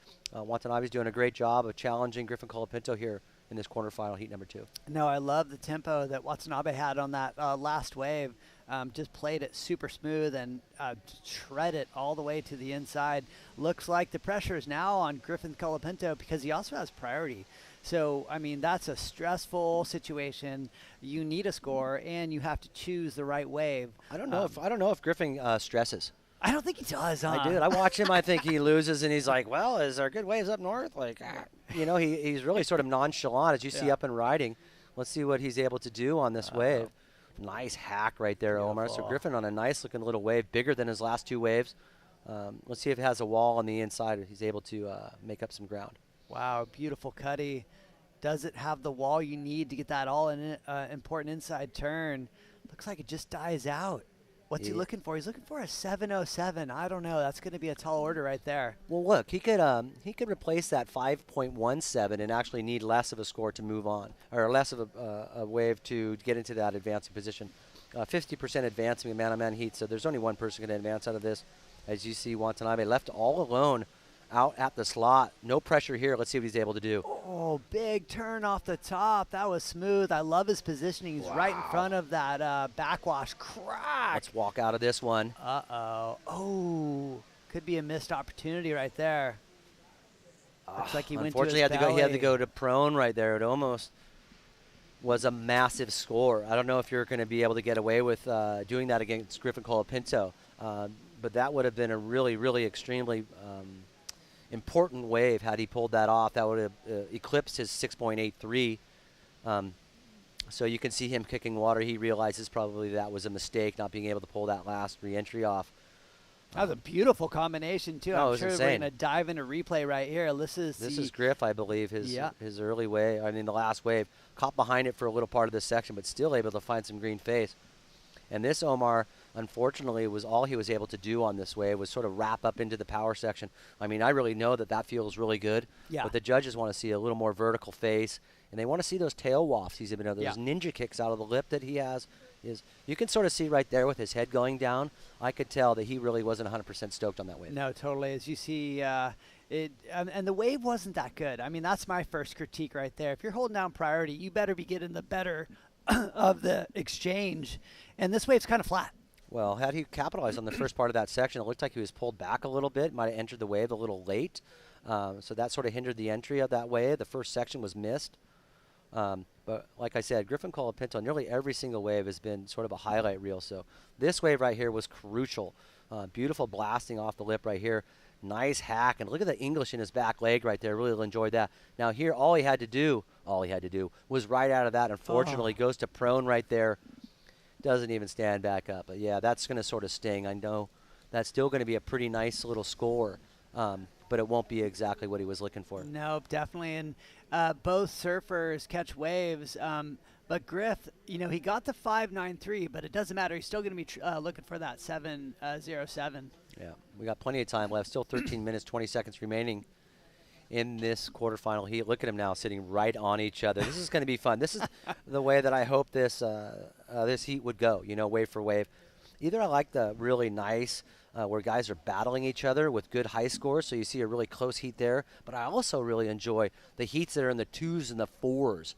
How do you manage, the pressure cooking environment when you need a really small score? Obviously, you got to surf out of your skin when you need the big one. Sometimes it's even harder to get a small score. But right now, 12 minutes, 45 seconds remaining. Still a lot of time for Griffin Colapinto to get that 7.07. And he's been putting up 8s and 9s. Expect to see Griffin on a heater here soon. It was nice to see this year as Griffith just barely didn't make the WSL finals. I saw quite a few interviews with him, and he looked really mad. I like that in an athlete. So I feel that energy as he grows up. He's kind of looking at like, this is my time. And he said that on one of his interviews, which I love. So, hopefully he's thinking that here. This is my cold water, right? That mentality that we're talking about that Cole and some of the other surfers have. It's I want to win. I'm not here to get second. I'm here to take it. Well, I hope they get second to Sean Burns or Sam Coffey. There we go. Yeah, that's just me. Yeah. But look at right here. You're seeing some information being thrown out from the point right here, guaranteed. Usually, when we were competing a lot, there would be a guy out there throwing curveballs, throwing some false information to people that you knew not to listen to. And so you also have the voice in your head, and then you have some influence from the outside. But look at these ample lines out the back. Going to be plenty of opportunity here down to 11 minutes in this heat. Ooh, what's he going to do? Yeah, it looks like Colapinto utilizes his priority. Ton of speed coming around this. Boom! Throws it out. Oof. Ouch. Landing down the flats. Unfortunately for Griffin, he usually lands nose first like a pillow on that nose and then spins, pirouettes around that front foot. But unfortunately for Griffin right there, not able to pull down that rotation. Yeah, definitely. As you know, that impact zone right there is so gnarly because it's just past Table Rock, but you have the side wedge and rocks and everywhere, side warbles. Look at the swell, Omar, still pumping in. I mean, on any ever given day, this is a great day at the lane. Our first day at the lane, I'd say, was an A day. Then we had a couple B days, and now we're back to what potentially could be an A day here at Steamer Lane. Got all the all the fixings in the world here to make a nice play to surf. Let's just hope all the chemistry comes together. We get the tide, we get the wind, so that when we get into those semifinals and finals, we have the best surf of the whole week. Yeah, definitely. I'm curious what you think. Red now has priority. I mean, he has 2 solid scores. I'm thinking drop anchor, wait for a really good one. Oh, of course. That's the game. He's not going to take off on anything that's going to get him less than a 7. Now, this is where a surfer like Griffin Colapinto can get you scared, though, right? Oh, yeah. People like him, that's the scary shark. Well, yeah, you get him roaming, and he's sort of freestyling around the environment and around the surf zone. As you can see, Sean Burns, local boy, getting ready for the next heat. He's also riding one of those sharp eyes as well, so a lot of local guys riding Marcio's boards this year, and I'd say a lot of Santa Cruz guys in general riding those boards. Yeah, definitely. Do you have one? I've had him for years. Yeah, I love to ride those boards. He's up against Kolohe Andino, so he's got his work cut out for him. Also the team rider for O'Neill, so a couple team riders coming in this next heat. But let's sort of dissect this air that Griffin went for. Oh, wow. Tons of board speed, but look at the warble. There it is right there. Yep. He wants to hit that warble. That warble's so hard to hit. Yeah, but unfortunately, if you notice, he wasn't able to get his board into that rotation that sort of was going straight towards the beach. His tail wasn't straight towards the beach. So even though his rotation was going in that direction, his board didn't follow. So unfortunately, Griffin not able to pull down that rotation. To me, that would be sort of a point of difference as well in this heat. We're seeing traditional, really good, solid surfing, sticking to the face of the wave. Obviously, Watanabe's release on the tail of the last, that one big score. But right now, Griffin has an arsenal of aerials, I believe, that he could pull out to really sort of open up the scale here. There's still some on the top end, obviously 7.5, highest scoring wave of the heat. But Griffin does have the ability to add the power carves and the above the lip tricks that get into that excellent score. Yeah, definitely. I like where he's hitting too. That's kind of your pressure cooker spot, right? So you have Red holding on to priority. Griffin Colapinto only needs a 7.07. So for him, that could just be one massive error. You never know. Time is winding down, though, 8 minutes and 23 seconds. And just like you said, this is the first time in this competition we've seen Griffin Colapinto in this situation where he's got to come from a non-advancing situation. He's kind of led the heats from the get-go throughout this event. So, yeah, pressure's on. Yeah, and he surfs out here enough to know that there's opportunity all around the spot. See, this wave is looking a little warbly up off of the lane cliff here, as you can see all that backwash.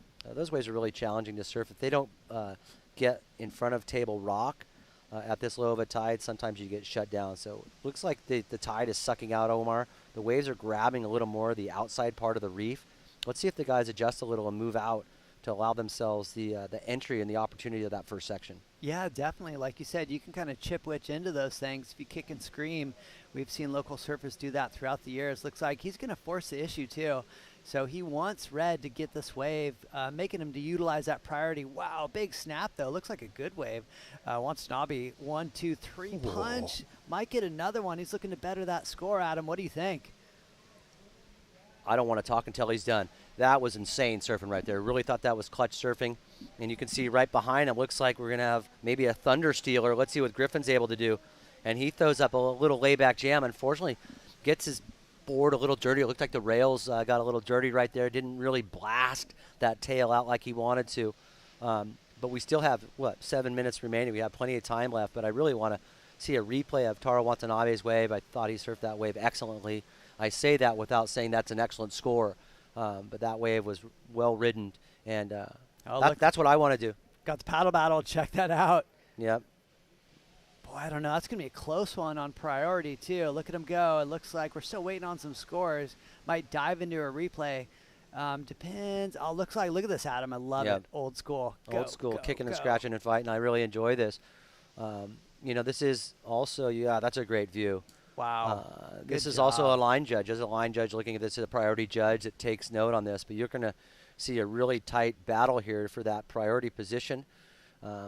Historically, they will give the surfer who had the last wave second priority, the one, and so on. So we'll see what the priority judge determines here. They look pretty close to me. Wow, look at that. That's close, dude. I don't know. I feel like it's going Watch to someone Griff. sit up on their board really quick and posture like, I'm here. I love it. Seriously.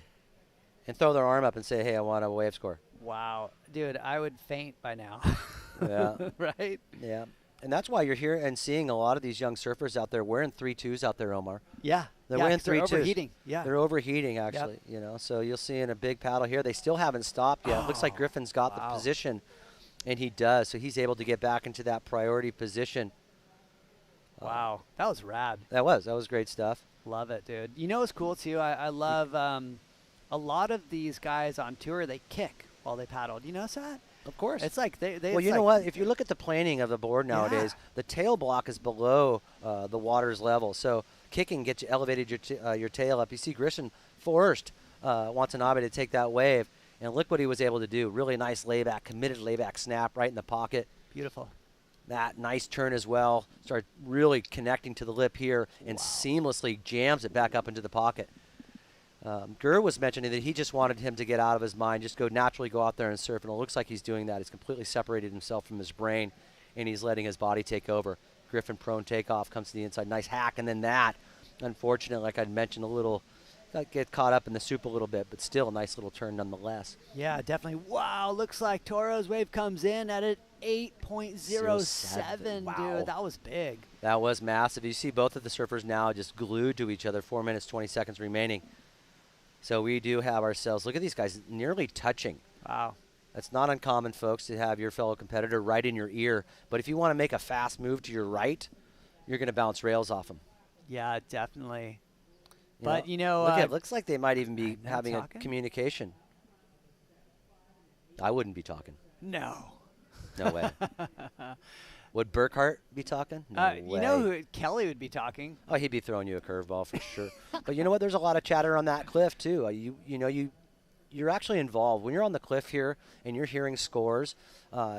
It's only natural to hoot and to yell and to get behind it. Santa Cruz surfers, Santa Cruz in general, love to see good surfing. So regardless of who it is, they love to see good surfing. Of course, we want to see a local person win. Wow. But right now, both Taro and Griffin are shredding. And so this is definitely steering the level up. Look what Griff needs, Adam. An 8.30. That's a tall order. He's gotten plenty of waves throughout this event that have been above that. But look, he's a clutch surfer. He's World Tour surfer. He's been in this position before. 3 minutes remaining. He has priority. There's been a lot of opportunities, so hopefully we'll see another 2 sets here in the last couple minutes. But he is a clutch surfer. He's been known to, pull out some buzzer beaters. Check it out. You got two guys from two different SCs coming up. You're going to have Kolohe Andino and Sean Burns. Nice. Sean Burns from the Santa Cruz SC and Kolohe Andino from San Clemente. Looks like we're going to dive into a couple more replays right here. This is Taro's 807. Boom, look at that action right there. I love his bottom turn. Yeah, I like that turn straight into that turn. So sick. And then riding that out. That was clutch right there. I really liked how seamless he went from transition off the bottom, off the top, and also forcing the issue right there. Griffin ensuring that he was going to go on that wave, make sure he gets that priority. But right there, double hand layback. Nice couple hula pumps to get out in front of this wave. This is what I like. 1, 2. And just great read right there. Years ago, a lot of guys were counting maneuvers, so you're always trying to sneak in 2 for 1s, trying to get 2 maneuvers in where you need 1. He did a great job of punctuating all those maneuvers in that wave. Oh, the pressure's on. Colapinto holding down priority. 1 minute and 50 seconds remaining. And, just like you and I were talking about, these tour surfers, they know what the wave looks like to give them the score. I think that's a massive difference in these guys. They know. They're like, oh, I can get that. But look, Griffin's has the ability to up-surf a bad wave. So, obviously he gets a wave that you say 7 on it all day long. He has the ability to push it up into the 8s. So let's see what Griffin's doing here. He's totally committed on this. Might be his last wave of the heat. Wow, dropping in. Looks like kind of a smaller one. Nice snap off the top. He's looking for an 8.30. I just don't know. He's got to go massive right here. He sees an end section. He's going to think rotation, I think, towards the end of this. I can't even see fully, but Griffin's going to have to do something different. And there he does. Wow. He might even need to do it again. He probably will try.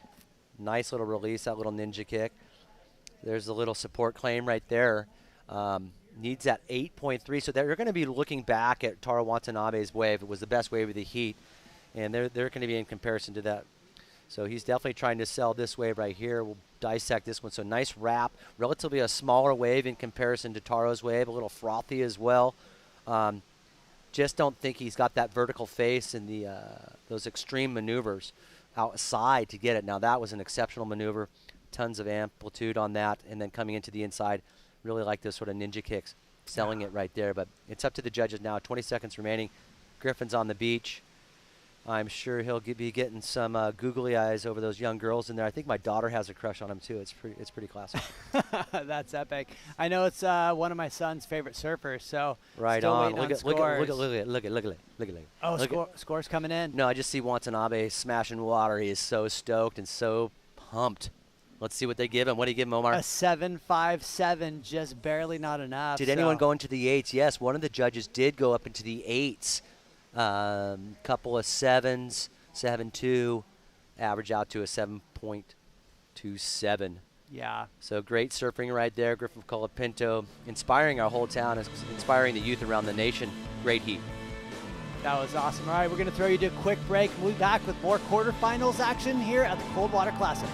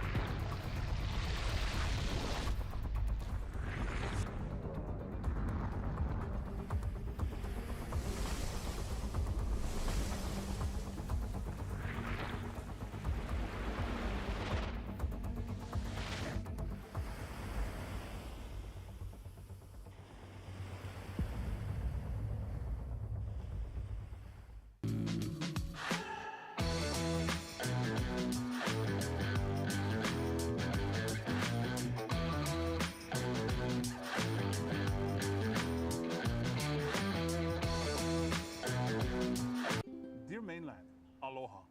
Crunch time? Double time? Overtime? Shoots.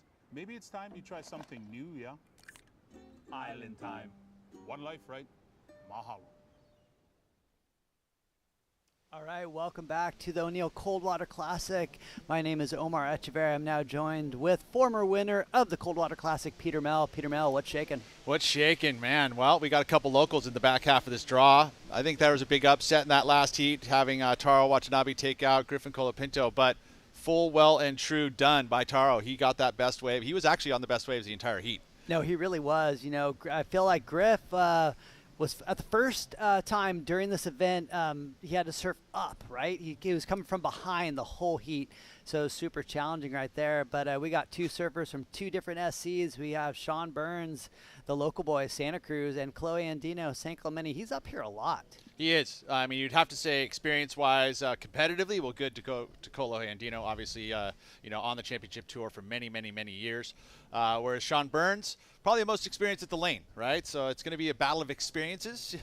Burnsy has been putting it together, man. He's been working very hard here at this event. I mean, probably the hardest working, being that he has been instrumental working with O'Neill and getting the Coldwater back up and running. So he's been taking care of the broadcast.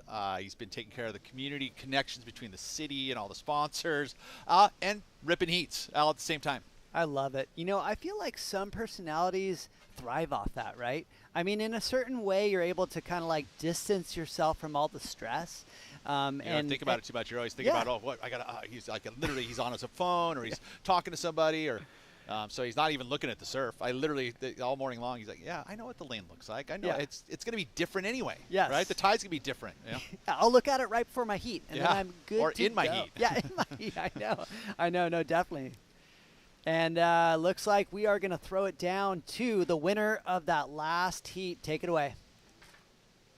There today with a 7.5 and an 8.0. Tell us a little bit about your wave selection strategy. You were looking great. 4 waves with that score was phenomenal.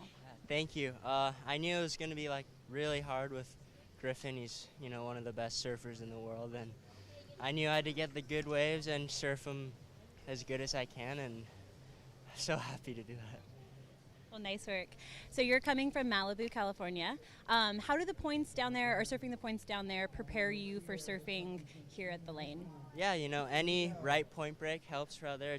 This wave's a lot bumpier and like a bit more powerful than where I live, but it's kind of similar to Right Point. So yeah, I've been having a good time up here. Awesome, nice work. Any preheat strategy going into the next round? No, just try to get the good waves and surf them as good as I can, pretty much. Well, great work out there, and good luck. All right, thank you so much. Boy, what an informed surfer. He's surfing super well. I know Brad Gerlach works with him quite a bit, coaching Wave key. him. Yeah, Wave Key. He's shredding. Yeah, if you want to learn about it, man, it's pretty cool. It's different than you would find most coaching. It's a whole different program that is developed by Gur and his dad, and it works, man. Look at what he's doing for Taro. Yeah, definitely. And so many other athletes. As we have a heat in the water, Sean Burns going nutty cracks. Look at that second turn throwing buckets. Big time. This is a huge moment right here. Early advantage definitely to Sean Burns. Chose the first wave of the set. Another opportunity, though, and we saw Kolohe. And this, again, this is the style of surfing he's going to have to be against. Really fast, really crisp. He's got some innovation. You know, they all have a little bit of an air game, but you have to say that probably Kolohe has, the pop, being that he is a championship tour surfer and obviously a lot of experience going above the lip. But this is a great matchup. A veteran in Burnsy, he's got nothing to lose here. He's just everything to gain in a big moment, surfing a cold water classic. I think he's only had one other opportunity, and that was like for the sponsorship one, right? Yeah. It was an invite-only event, but never a full-on competition. So for him to get into the quarterfinals here is a great achievement, and an opportunity to beat the best in the draw. One of the highest ranked surfers on the championship tour. It's him, Nat, and Kolohe. Super rad to see Burnsy on the inside. He's utilizing that local knowledge. He saw some bull on that one. He wants to get a quick backup score. Leaving Kolohe out the back, though. Look at this one. Like a little crispy one, right? Like a little 4-footer. Got a good line on it, all sparkly and glassy. This one's got a nice steep section there. And a couple falls here for Kolohe at the start of this heat. It felt like those were opportunities to start putting pressure onto Sean Burns, and he's just leaving the door open. Yeah, definitely look at that first score. Sean Burns, those two big turns earned him a 6.33. Looks like he'll back it up, so he'll have a decent lead just moving in. This is the smaller score, still waiting to come in. Look at that crack, though. Yeah, the smaller waves, two little quick hits. It is a good backup. He'll keep that momentum and keep the lead, especially when you see this fall here, because this was probably a little better wave in regards to this set. Slightly bigger and had at least 3 big opportunities, maybe even a 4 if he pulls that move off, but the fall definitely going to hinder the score. Boy, as you watch the tide drop too, I've seen so many people fall in that section, Pete, trying an air. That's such a challenging section when you have that warble coming up the face. But how inviting is it too? I know. At the same time, right? It's bending at you. It's the kind of ramp you want. Right. But yeah, it's not easy because it's convex. It's pushing at you, and the other part of it is when you're coming out of your air or air rotation is the whitewater triangle coming off the cliff that's going to try and take your board out from you. So it's a difficult section, but it's also a good one. No, 100%. It's one of those make or break sections on the wave here at Steamer's Lane. Looks like a couple nuggets out the back. Tide dropping. Looks like priority is going to go to Blue. He's way out the back. Lets this one go by, and there might be an opportunity behind it. Ooh, I know. Look at that wall on that thing. Looks good from here, right? Sure does. This one a little flatter on the face. Look at this opportunity. Looks like Burnsy's saying yes, thank you very much. Pretty deep on the point, but you look at the whitewater line. Oh, he likes it. He knows the lane super well. Look at all that speed coming down the line. Crack, drop wallet on that section. Comes around this one. Beautiful arc back into the whitewater. He's able to get 3 turns. Got the fins loose. That was rad. How easy did that look? So fluid, so pristine. Oh, boy. Well, that's what I think you're going to see Kolohe will bring to the table is the pop. Redesigning his boards for the tour this year. Getting tuned up, right? He's taken some time off as far as competition is going, not surfing, of course. Now focusing on being a dad. He's got a new baby, and settling in, I think. And then I think there's like I said, there's this new push from Kolohe in refining your surfing over the years. He's been on tour for a long time, probably been riding similar equipment. There is feels like there's a change in that. There's a lot more curve in these boards. He's so used to having those boards that were kind of flatter and wider, and now there's a change. So he's got a little bit more arc, but this was an amazing wave. And that's that. You see how he picked up the speed in the very beginning of the wave? get that board speed up. That's the trick that the locals bring. They get that board speed up and then get into the rhythm. And there was 3 amazing turns, and all the speed that he carried through that, it's obviously showcases through the maneuvers, and the judges take note of it. Yeah, and here's that massive air on slow-mo. That one was grab. slob. That yeah. was sick. Slob. So I made, there's a lean air, which is actually the inside rail when they grab it with the same hand, and then that was slob, where you grab on the outside rail as the rotation goes around. And he has been known to do those slob air reverses, and they're technical. You don't see a lot of surfers doing that style of air. It's a little bit awkward. You know, you're getting over your board, and you kind of, the rotation gets stopped by, usually you want to whip yourself around, right? Whereas that one, you got to get the pop and the rotation and then grab. So, it's not a very natural spinning type of air move. Yeah, definitely. Looks like Burnsy, though. Check it out with that 3-punch combo. Got a 7.5. That's pretty rad. Yeah, and huge, right? That's huge. Just, again, confidence building. He got the first wave, the first good out of the better of the exchange, and then now again the better of the exchange.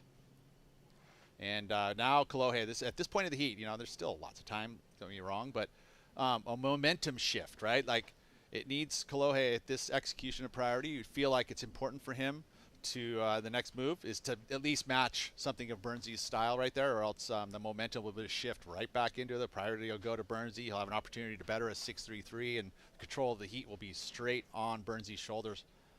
And there's the crew. I love how everyone in Santa Cruz, when they come here, they're looking at the ocean, right? I joke about other events because people will be talking to each other. They'll be looking the other way and not even really paying attention. Not here in Santa Cruz. We are an absolute surf-stoked city, one of the surf cities here in California, and everyone knows what's going down. And they're psyched to see Sean Burns, the local boy, out in the heat. Super fun, super rad, great waves, beautiful weather. So definite stoker. And it's because of the natural amphitheater, right? So everybody has a good seat. You can go all the way out to the point and literally be 10 feet from the surfers taking off. Or you could sit down here in the carp lot and watch the entire wave from start to finish, right? You're right in front of you, just like a big live movie screen. So amazing stuff as we watch this Burnsy 7. Just all that board speed went into that move, straight to the bottom, the big arc. So great showcase of variety, and then the finish with a little fin ditch. And then going out to the one big section here, and that's all he could have really done. Let's go watch this again from the front angle. Oh, look at that. Drop wallet. Just like you said, I love how local surfers get the speed and then drop in, right? It's like I'm going to get that extra to carry my board speed into the combination of turns. I think it gets him away from that side warble. It puts you on it, is what it does. It puts you on the wedge. So you carry yourself in your first bottom turn. You're going to put yourself on that wedge, and it's going to load up, and you're going to carry a ton of speed. And then all of a sudden you can kind of have it, and then you're out to the shoulder, and you carry the speed through the rest of the maneuvers. And that was exactly what Sean did there. So the experience of the lane right now playing a big role. Yeah, good call. No, you're right, because most people get stuck behind. Yep. I stand corrected. You're totally right. As we saw so many surfers getting caught just barely behind last couple days, and it looks like we have Kolohe. He wants to get a good one. A little crack off the top. This wave starts off slow, but it could build, could start getting bigger as the wave moves on. Yeah, that's a lane. That'll do that too. Way behind it, though. See if you can keep that speed up. Yeah, there we go, out to the open face. Boom, nice cutback right there. Big grab rail cutty back into the pocket. Beautiful turn for Kolohe Andino. Nice cutty right there too. He's going to want to finish it nicely right where the judges are. They're just up from there. Even gets a little rebate. There's what I was talking about. This execution of priority was really important for Kolohe, and he did it. He's going to match the scores now. It's probably going to be somewhere maybe in between the two, or at least matching the high number or so. Still, the lead will be with Sean Burns. But Kolohe did exactly what he needed to do with that priority situation at this point in the heat. Yeah, I completely agree. So now he's surfing against himself in a sense. He wants to get 2 good scores. Sean Burns has that 7.50 and 6.33. So Kolohe's probably thinking to himself, okay, I want to get something in the high 6s, 7s, and here's a replay, Pete. Yeah, I know. You start out, you're like, oh, why did he choose this wave? This is why. Because all of a sudden, all that energy with the tide right now is pushing in on him, and he was able to carry a little horizontal, but this is where it gets good for him. this turn, and there's a rail grab cutty too that he used. That one there, that was a use of rail that was so solid. Little point of difference in my eyes on that style of section to be able to really push the rail in with the grab. You know, just a point of difference, a little bit different. The judges will see that and go, oh, okay, that's something I haven't seen yet. You know, and you kind of realize that, and that's how I felt when I was watching it in the performance. Yeah. So it feels like it's a score that's going to match, you know, right into the Burnsy. I feel like Burnsy's still a little better just because the maneuvers and where they were done and Yeah. the size of the wave. But ultimately, Kolohe has done his job. He's going to keep himself in this heat. No, he definitely is. With 16 minutes remaining, looks like scores are starting to drop. And I think you're right. It's going to be right in that zone, Pete. So it's just coming in. Those guys watch that replay. The Wisemen, they really want to check this out. As you see, look, check fade right there. Utilizing just like getting the speed to get in front of that side wedge. There it is right there. And tons of speed. Boom, right there. Soup float around this. This is the two cutty combo that you and I like. Boom. Grab rail. You know, and that floater, you know, it's funny because nowadays, say, a floater is really not probably a very difficult move in a sense, but it's so necessary, especially in a situation like that, because he was able to do a maneuver, but keep the speed going. And that's that floater. You climb the roof of it and you stay up and you use gravity to kind of come off the top of that lip and keep that speed going, which is why he was able to hold all the speed through those two moves on the corner there. And so it was important for him to keep that speed up, and he did it. Yeah, most definitely. Just like you spoke about, it came in as at a 7.43. That'll keep him in the heat. He only needs a 6.41 with 15 minutes remaining. Sean Burns, local boy, though, he's holding down priority pretty rad. And again, so now all of a sudden the pressure, I mean, that was the momentum shift, right? Now Kolohe's back in the heat, right? Like if Kolohe makes a mistake in that moment, you know, the relief would be really great for Burnsy. But no, now it's applied right back to him. He's sitting with priority, and so he's going to have to choose a quality wave. This is that experience of the lane, you know, when you see the Westphal, which one's going to be the one that's going to be the best scoring potential? Because at this point in time, you have to make the right decision. That's something I like to bring up to the public, people from all over the world tuning in, and that is the lane is one of those rare places in competition where we saw a lot of people in just 9 minutes get their top two waves, because you have multiple peaks all over the place. You got the point, you got the slot, you got the inside, you got middle peak. So, you know, you can get a couple good waves quick. You sure can. And, you know, like even for Kolohe, like he could do a wide, you know, paddle, and all of a sudden a major middle peak set would come, which could have a left on it, when you can do a big air on the left. Or maybe it's enough that it stays wedgy enough and it stays inside peak and you're able to get it done. Like you can kind of see he's looking at these. And maybe a left. I mean, nope, he's going to let it go. And the tide being that it's going out right now, and we've seen, you know, middle peak, all of a sudden there's nothing at the point, and middle peak will be 4 or 5 foot. And we've harped on this a lot, but that's, you know, something that you have to keep in mind. You can't count anyone out. No, definitely. I think the strategy of keeping your eyes open on the way back out to the best spot is killer at Steamer's Lane, and we saw a lot of people doing that yesterday. But like you said, we saw Crane Brain. He needed a score yesterday, boosted an air rotator on the left, so one turn got him through a heat. He's an O'Neill team rider. You'll see him coming up later. Right now, in the heat, we are in quarterfinals number 3, and time is just ticking away. All right, we'll see what Kolohe can do here. Nice board speed, right, Pete? But nothing going on the outside section there when he finally got there. So again, that's Burnsy holding true. He knows what he wants and what it looks like. He's not even going to put any attention towards Kolohe. Although you do hear it, right? You're going to hear Austin Smith-Ford, who is an accomplished surfer, doing a lot of the beach commentary up there. And you know, he likes to do a little ribbon up there. He's pretty funny. He'll let you try to get in your head slightly. Definitely. These are the 2 7s that we're talking about. This is Sean Burns' 7. Look at that arc. You know, yeah, you're right. Just getting in front of that whitewater rebound, crack, drop ball it 3 times. That was sick. And then they're going to jump into Kolohe 7, I believe, too. Break it down, Pete. Yeah, and you think about it, right? This you can already see right out of the gates. This is a smaller wave, right? But it loads up and has the energy. So all of the scoring potential for Kolohe was down on this inside section. This floater right here was just so important to keep the speed up, and he does it. And then the layback, just a mix there, a different style of snap.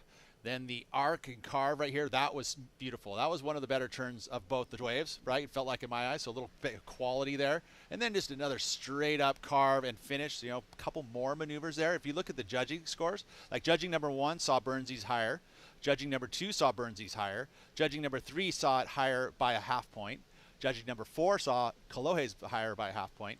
And then judging number 5 saw Burnsy's slightly higher. And it's, you know, separated by 0.07 of a point. It's literally nothing, right? Wow. But very similar and different ways to get there.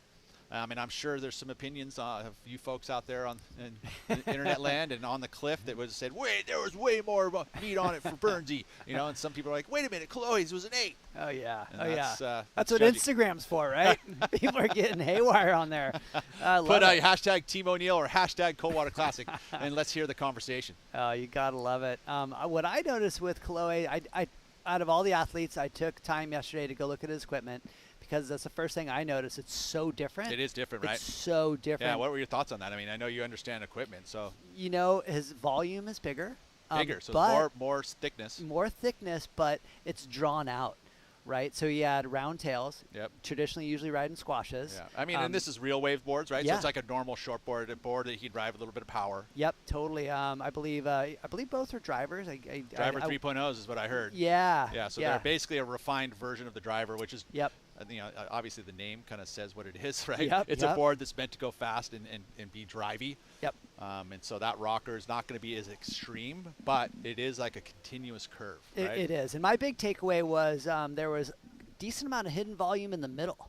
And I was looking at it going, wow, okay, so, you're going to carry your speed and throw a lot of spray, right? It's one of those boards that if you have the ability to push it, it's going to look nuts. Yeah. That's how I felt Yep. when I checked it out. But yeah, fun to watch these guys. They're so dialed in their equipment. It's amazing to me. Especially Kolohe, really. I mean, yeah. Dad's been, working so closely with Matt Bailos over the years, and it's not like he doesn't have a lack of equipment. I mean, he gets a ton of boards. Probably one of the few surfers on that team that gets the most boards, just because they're working together. Always we're trying to refine them and trying to better. Kolohe's had a struggle last year. It wasn't something that he was super happy of. He made the cut and he's still on tour, but he wants world titles, right? Yeah. And so he has to have that style of surfing that gets him world titles, and that's what he's searching for. Boom, throwing out the tail right there. Nonetheless, beautiful reverse. He's looking for a 6.41 on this wave. Is it going to be enough? I'm not sure. Definitely a smaller wave, but shredding on this thing. Bose goes for the Rio. That's going to be tough, Pete. What's your call? Well, close? Instantly, it feels like to me that, he hampered himself by the fact that it wasn't a major set wave, right? So he made the decision right out of the gates to go on that wave, knowing that it had good shape. As we look into basically the container that has been made to be a perfect judging tower. So the judges are in that last window. They're kind of tight together. They're looking at replays, of course, at our broadcast. But they have a door shut, and they're all private. There's the commentary is also there. We're actually behind that. We've got eyes on basically looking out the door here. We see indicator, but we don't actually see the break. We're calling the heats right here, looking at this screen with you guys. That's right. And those last panels were the priority panels. And this is what the judges are looking at right now. This is the replay that we watch and they watch up in the booth. I was up there earlier. So they're going to be completely analyzing this. They told me earlier they're really looking over errors. Because they feel the errors are so different. They can't be judged as an error. There's rotation. Like, oh, you didn't err, it's an 8. Yeah. No, it's not like that. It needs to be, they precisely look at it. So he had the tail whip error there. Yep. And again, so there, if you're going to look at an error, like how is that in scoring as far as a high scoring ride? He does 2 of them on one wave. Yeah. Right? Like that one was actually kind of quote unquote an error. The other one was more of a tail whipping one. But again, utilizing that innovation and progression part of the criteria and trying to surf a kind of like that potential of a 5.5 or 6 on that wave, but he surfed it right there. So it could be the number, but it'll probably come in just shy. Yeah, you nailed it. 5.77, just shy by about a half a point, a little over half a point.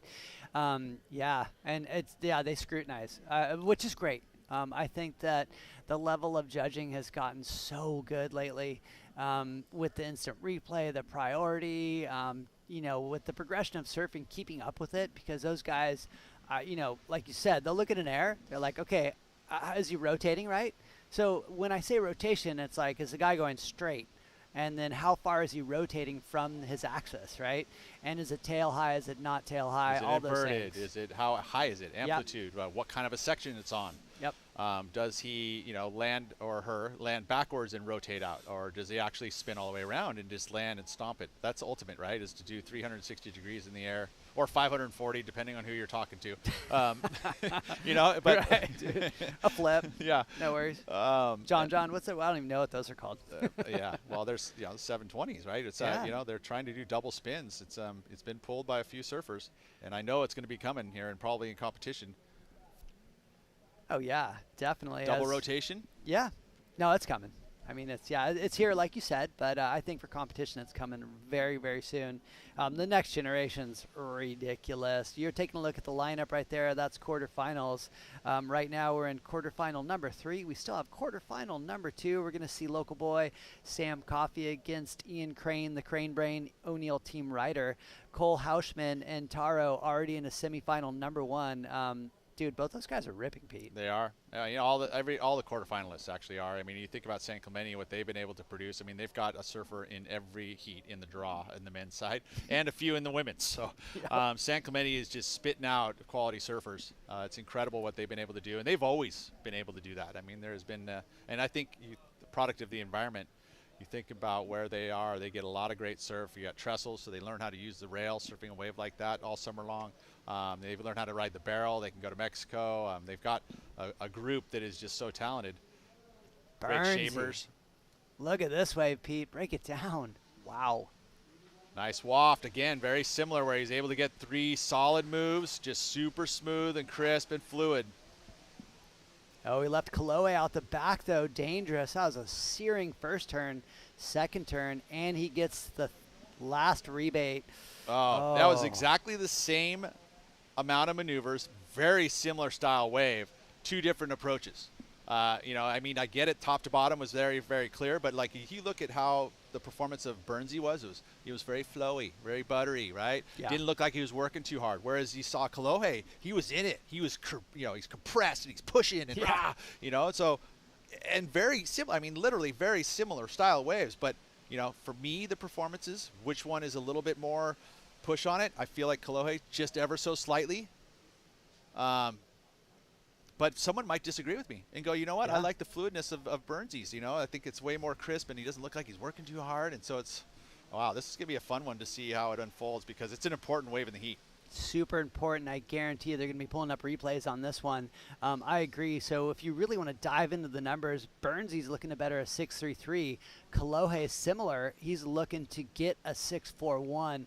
First turn of Burnsy is pretty mental. Dude, if you think about this. No, I know. I'm saying, like, you could easily say that Burnsy's was better, just by, size of waves, very similar, maybe a tick higher for Burnsy.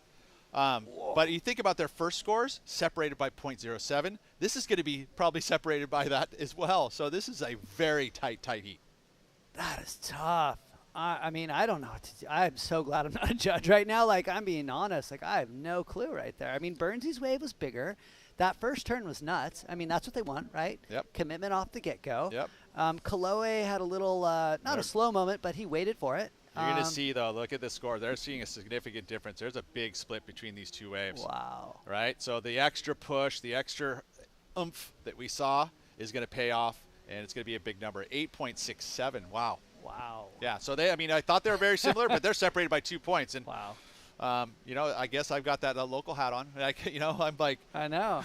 I'm like, hey, that was pretty darn good. That should have been, Yeah. I felt like it was definitely better than his 6.33, but I thought it was better than the 6. I mean, I thought it was probably a mid-7. My resume to become head judge just got thrown in the trash can. Like, yeah, I didn't see that as well. But I mean, I do, like you said. When I was judging or commentating at the beach, Kolohe's extra push from that CT level, it's so noticeable. Yeah. Like I was joking around yesterday, I feel like when he does a turn, he's trying to spray people in Monterey, which is across the bay. Yeah. Like his push is intense. It's rad. So. Well, I mean, again, like you look at the separation there, it's almost a full 2 points. Wow. And there was definitely more aggression in his style and approach. And again, it's what do you want to see? So there's Burnsy's high score. This was the 7.5. Rah. So and just a good sized wave and just so fluid, and then boom, 3 turns, and so you're going to see a difference here because Kolohe is going to have this is a point difference between that best wave and then this one. So what about the sections, right? Zah, there's like that was a pretty neat little turn. And then the aggressive snap on it. And again, right there, crispy. Yeah, I mean, this is very subtle differences, but enough for the judges to be convinced by a full point. Yeah, no, and once you really dive into the replay, might have been that last turn. I feel like the last turn of Kolohe was super, super aggressive and just smashing compacted into the pocket. Of course, I'm on your side, local boy, Sean Burns, but I would say the first section, too, for the first snaps. Yeah. The speed carried by Kolohe was higher. Yeah. And then the section that he did it in was probably a little steeper. It wasn't as extended as Sean's, kind of similar style turn with the snap. Right. But the speed carry out of it really it got carried into that next maneuver, which was another great maneuver for Kolohe. So I felt like just the overall speed was higher. And the aggressiveness of the snaps, and so that's why you see those subtle differences. That's right. Well, with 1 minute remaining, it's not over yet. Burnsy is totally capable of getting an 8.61. Just takes one monster turn. That guy can throw rotators as well. He has that in his pocket. So yeah, it's gonna have to keep an eye. Is Mother Nature gonna give him a little nugget? We'll see. Time winding down, 40 seconds remaining. Sean Burns, boy, needing an 8.61, pretty insane. Wow, just looking at those scores, Kolohe Andino has high scores. We're a 7.43 and an 8.67. Sean Burns a 7.5 and a 6.70. Oh, can he get this wave? It looks like Burns might be taking a look at it. Not sure. No. Kind of creeping up to the countdown. Boy, it's coming up in just 12 seconds. It might be all said and done, Pete Mel. Yeah, that's unfortunate. The clock ran out, and you consider about Burnsy gave it a solid run, dude. That was exceptional. We love that what he's been able to do here, and with that, we will finish up with one more quarterfinal. That's right, quarterfinal number 4 in the O'Neill Coldwater Classic.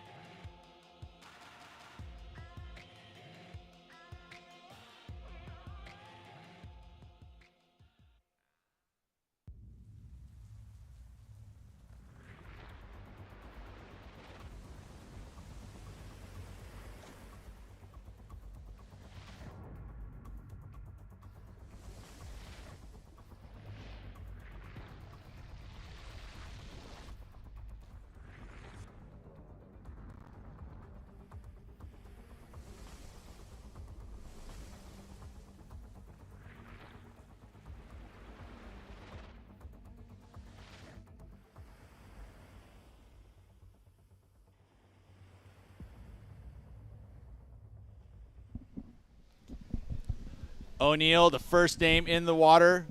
Blessed to have John Hunter joining me in the booth. This is Pete Mel calling the action here. And we've got another local boy and another San Clementian. This is Ian Crane up and riding your O'Neill team rider, John, and also Sam Kai Coffee, a local boy here. So this is a big heat for the youngster. Yeah, this is going to be an amazing heat. Thinking about that last one for you. You had 2 of your team riders in there. I mean, it's kind of tough not to want both of them to have great success. For sure, and it always happens the later you get into these Coldwater Classics. Like yesterday we saw it. We had 3 of them. We had 3 guys, and that's when you start losing one at a time. And the later you get in the rounds, we start seeing it have to happen that way. And then man on man, once you get there, you're losing one. So it gets a little dicier. Ian Crane, like I said, O'Neill team rider, doesn't necessarily focus on qualification series points, but he is here at Steamer Lane, obviously sponsors the event, but just loves Santa Cruz, comes up here and spends a lot of time. Sam Kai Coffee had a big day yesterday. Him and Nat clashing head-to-head, had interferences and paddling stuff, and now having to overcome all of that and get here on finals day and make it happen. Right now, very beginning stages, quick score for Crane, 4.5, Coffee a 1.0. This is where we start to get into the priority rotation. Local boy here, like if you think about Sam and the way he approaches the lineup, he is one to never sit ever for any moment of time. He is constantly catching waves, and that's the style of surfing he brings. He brings that into his heats too. I think that's one thing that Sam, as he matures in his competitive prowess, that he's going to need to be a little more patient at times. But I think he's just such a frother that it's really hard to change that behavior. Yeah, and I mean, that's such a great point. And he can do pretty much everything. He can charge the bigger waves, but then on a little wave, he can go to the air and do some crazy stuff. So he can get a score, but that patience, I agree with you, in this late in the event, that could be the difference. Kolohe had it last heat. He finally got the one he needed, Especially in, at 4-man heats, that works a lot. It has great success. We see guys like, the Brazilian contingent, Italo, catches tons of waves in a heat. Gabriel Medina, tons of waves in a heat, doesn't sit with priority too long. But as soon as you get later in the event and man on man, once you have that type of, it's about being on the best quality waves and utilizing the priority in the right times, and that's that chess match. We'll see how he approaches his heat, because I don't believe that Sam's had a ton of one-on-one competition experience. Yeah. And nowadays that we do have QS, even the low-rated QSs like these ones here are going to give you that format to train surfers, and even the amateur organizations will do one-on-one competition. But it's not as often, right? So this experience is rare. Yeah, I think it's going to be a great experience for Sam, and his knowledge of the lane. I mean, I remember seeing him when he was just a little teeny guy, so he knows this place as good as a lot of these guys who surf here all the time. And if he can just maybe have that little bit of extra patience and find that magic one, we're gonna see something good. You can see here's a set here in the first one. Sam's going to paddle over the top of it to see if Ian makes a move. He likes it, but no, not good enough. Good choice too. That one didn't have a whole lot of energy in it. But yeah, the experience definitely, as far as amount of hours logged at the lane, would have to be into Sam Coffey's corner.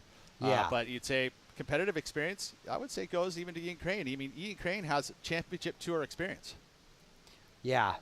Ian what I like about Ian is it seems like he's just always having fun. And I'm not just saying in the water. Look at those turns right there. I get you, though. I know what you mean. His personality comes through in his surfing. Yes. Up now, Sam Kai Coffey. So he takes the second wave of the set. Section in front of him, pretty steep. He is known to do that style of air, the big loft. He holds his board up on his feet. He kind of ollies up underneath it, and his board stays in the air for a while. Yeah. Before he'll actually go and land. It's a unique to Sam that I've seen. He kind of likes to just hold on to that air the longest as he possibly can. Well, you know what? Kolohe Andino, who has been another San Clemente native, has been putting it all on the line. O'Neill team rider. He's down there stairs with Tess. Kolohe, how did it feel to take out local standout Sean Burns and fellow O'Neill team rider? Yeah, I mean, it's no surprise that once he started working for O'Neill, he, they got this contest back up and running, and I'm close friends with him, so he's always asking me about things about it, and are you going to come up before? And I'm like, heck yeah, it's the best event in the world. So I just wanted to give a shout out to him. He was ripping all week, took down some big names, and had me dig deep, but he's the real MVP this week, so hats off to Sean. Yeah, he's doing a phenomenal job helping put on this event, actually running the event. Yeah. So we have some local Groms here who wanted to ask you a question, Kolohe. How do you prepare for contests? How do you prepare for a contest? I usually just try to look at the forecast and see what boards I potentially might ride, and then surf on those boards, so I'm used to them. Well, thank you so much. Back to you guys. Right on, crew. That is so solid, and we love that Kolohe gets to, yesterday he had that interview with Maxine Dennis, and hilarious. And he gave, he's so good with the kids.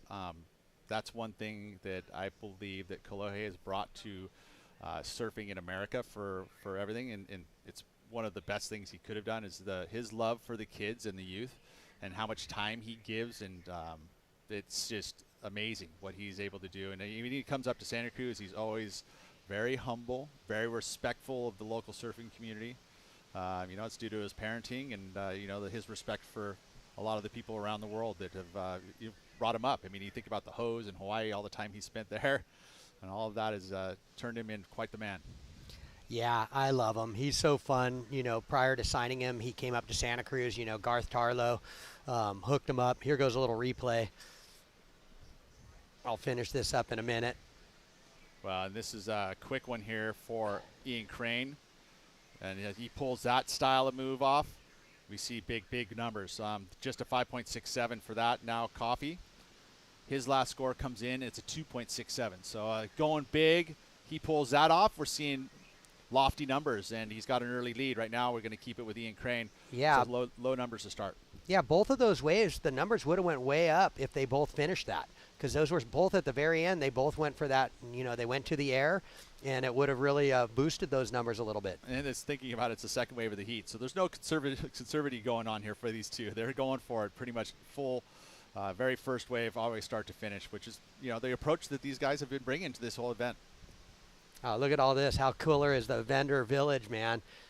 There's our sponsor, Kona Brewing, looking so cool. Look at the ladies chilling. Big wave golden ale. There it is. 2-bear limit today. Looking really good. That is so cool. As that's the beach shack, and that's actually the garden. We also have West Peak, right? They're down there for a little seltzer as well. Yeah, little and OSS. then, surf shop. If you want to bring up all the event gear, right, is there. Sweatshirts, posters. So if you want to pick up some of that commemorative, you're getting into the holiday season, for your surfer nearby. This is one of the places you can pick it up. Any of that stuff online, or is it only here?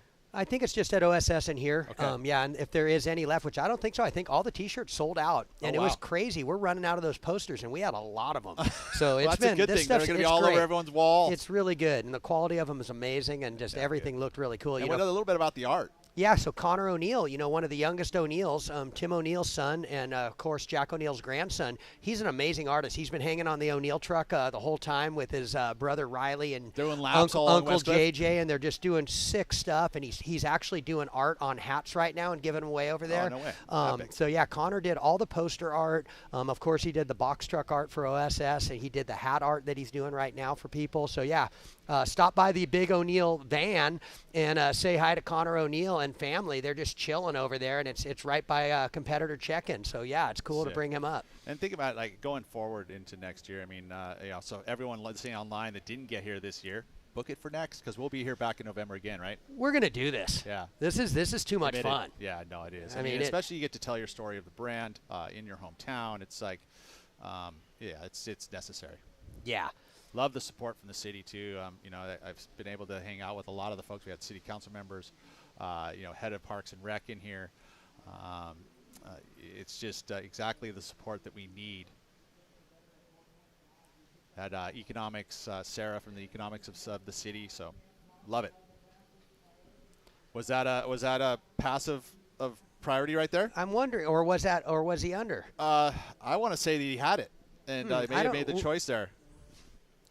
Okay, good. Coffee did have priority. I didn't think he'd go on that one. Yeah, that one looked pretty bad. That was a weird one. Yeah, so ultimately, but it felt like Coffee had the last wave, so he fell probably outside of him. Yes. And got back out in time.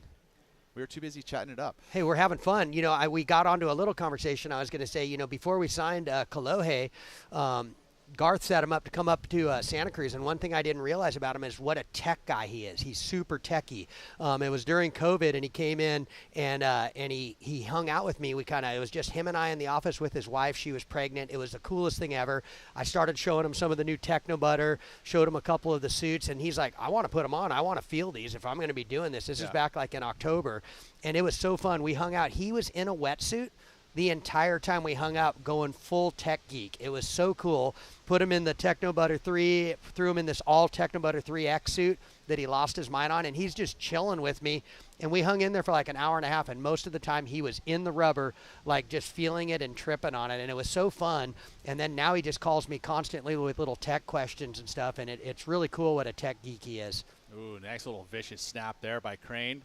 And again, perfectly timed in this one. This was on the way to be a pretty good number, and this is just polished, crispy surfing. There it is, the little tail chuck to finish that one up. He's still got more. Oof, wow. Smaller wave, but just ripped the heck out of it. I mean, that's one of those small ones that throws you a high score. Well, now Coffee's got to answer. Let's see what he's got for us. Sets up this first section. Little hooking snap, water off the rail. It's building up for him. Another quality wave here at Steamer Lane. So a great answer here for Ian Crane against Sam Coffey. It's been so crazy how competitive these heats are. I mean, these are all the standouts from the event, and now on finals day, and none of these guys want to back down. Yeah, I mean, that was a cool little exchange. Some of those snaps Ian was doing, that was pretty cool. Good pocket surfing on a little one. We've seen some of those small waves, the ones that line up like that, really throw out some decent scores. Well, now we're going to watch the replay here. So it looks like to me the first initial thoughts are the little smaller wave, the first wave of the set, but just so crispy as soon as it gets into this clean water. This is where he starts to just really unload on it. The accelerated snaps on those outside softer sections, he was able to kind of accentuate those maneuvers on a section that didn't have a lot of push. So I like what he was able to do there because it was kind of a little point of difference.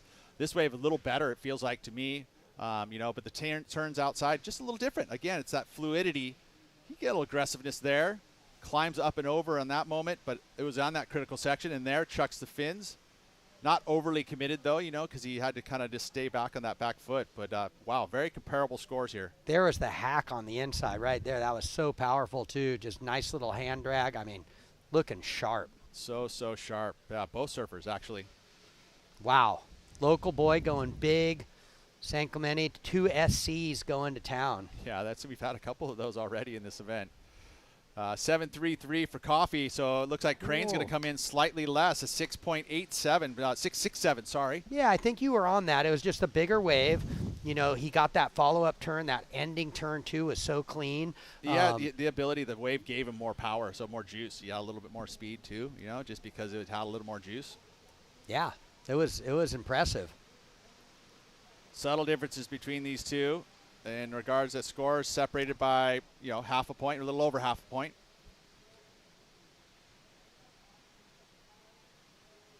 Look at this set right here. Just so beautiful. That's cold water to a T. Just glassy conditions. I mean, the same morning, every morning we've been here, I come here at 6:30 to watch this beautiful sunrise, and the waves are pumping, little subtle changes in swell direction, but overall the conditions, just blueprint day. Halfway mark in this heat. With that, Sam Coffey has tightened the gap between him and Ian Crane. Sam needs a 5.01, as you can see on your screen there. So top two scores for everyone just kind of understanding professional surfing for the first time. I know there's a lot of newbies out there who are probably trying to figure out how the heck, scores are happening. But you're, in a man-on-man heat like this, you can surf as many waves as you want. Every wave is going to be scored by 5 judges from 1 to 10.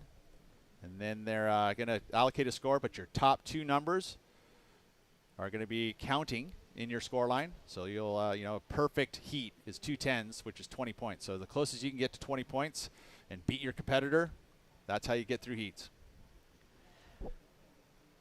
Ooh, nice set. This one kind of bending out the point. We've seen a few different swell directions this event. No one's going to bite on this one. Stellar conditions we have here. Just light wind, glassy inside, just the lighting and the color, everything is just beautiful. This is our last quarterfinal in the men's side of the draw, and then we'll move into the women. We have a semifinal there. You've got another great surfer and local girl there, Autumn Hayes, coming up in the semis. Yeah, I mean, Autumn, just absolutely love her. She surfed a great heat this morning. I'm looking forward to that heat a lot. Well, we're going to see a trigger pulled here by Coffey, utilizing his priority on the first wave. Just a beautiful 4-foot wall here. Again, driving through the first move. Section in front of him, a little tail chuck, keeps it together through the inside now. Wham, another snap. Trying to better a 2.67. He's already done that. A 5.01 will take him to the lead. Feel like there could be a lead change. It's a lead change for sure. Those were karate chops. He's been going to the dojo. I guess so. That definitely was. There was some commitment in those turns. He was pushing hard on that. And, this is a different type of Sam Coffey. I feel like there's a little patience getting played in there. So Dad maybe had some, ears or some mouth into ears for Sam Coffey because he's been on the quality waves. And Ian surfed his way up, because he hasn't had the best waves, but he's right here close. 6.17. Yeah, you nailed it. It was, and that's the right score for that, but just great execution all the way through on this one. Well, and still plenty of time for Ian to answer as we watch the replay from the drone angle. the carve, the snap. Again, variety of maneuvers is part of the criteria that these judges are looking at. The speed, power, and flow in which you do these maneuvers, which means that top to bottom, you know, you're not having any downtime. Take a look here at the front angle. Just knowing it. That carve right there, a commitment to the rail, but he had to turn his board and transition it back down the line so he didn't get left behind. And then these two little karate chops, as you mentioned, those were little roundhouse kicks to the lip. Very nice by Sam Coffey. Got to be tapping into that energy of the crowd along the coast here, because you can feel that energy, definitely. And one of the best things about competing at home is tapping into that. All right, coming up next, women's semifinals. Big heats, big moments. There's a little, you know, is there nerves there? She looking good? Looking focused. Very focused. Gonna need it. See with this set here, we've got priority with Ian Crane. So will he pull the trigger? Looks like he's going to here.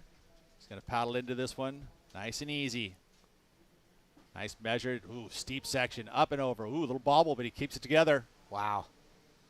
Snapping now. Look at this thing. Boom, big section. Release of the fins. That was dynamic.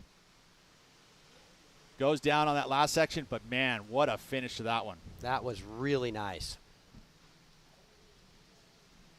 I mean, that's not easy to do what he just did on that wave.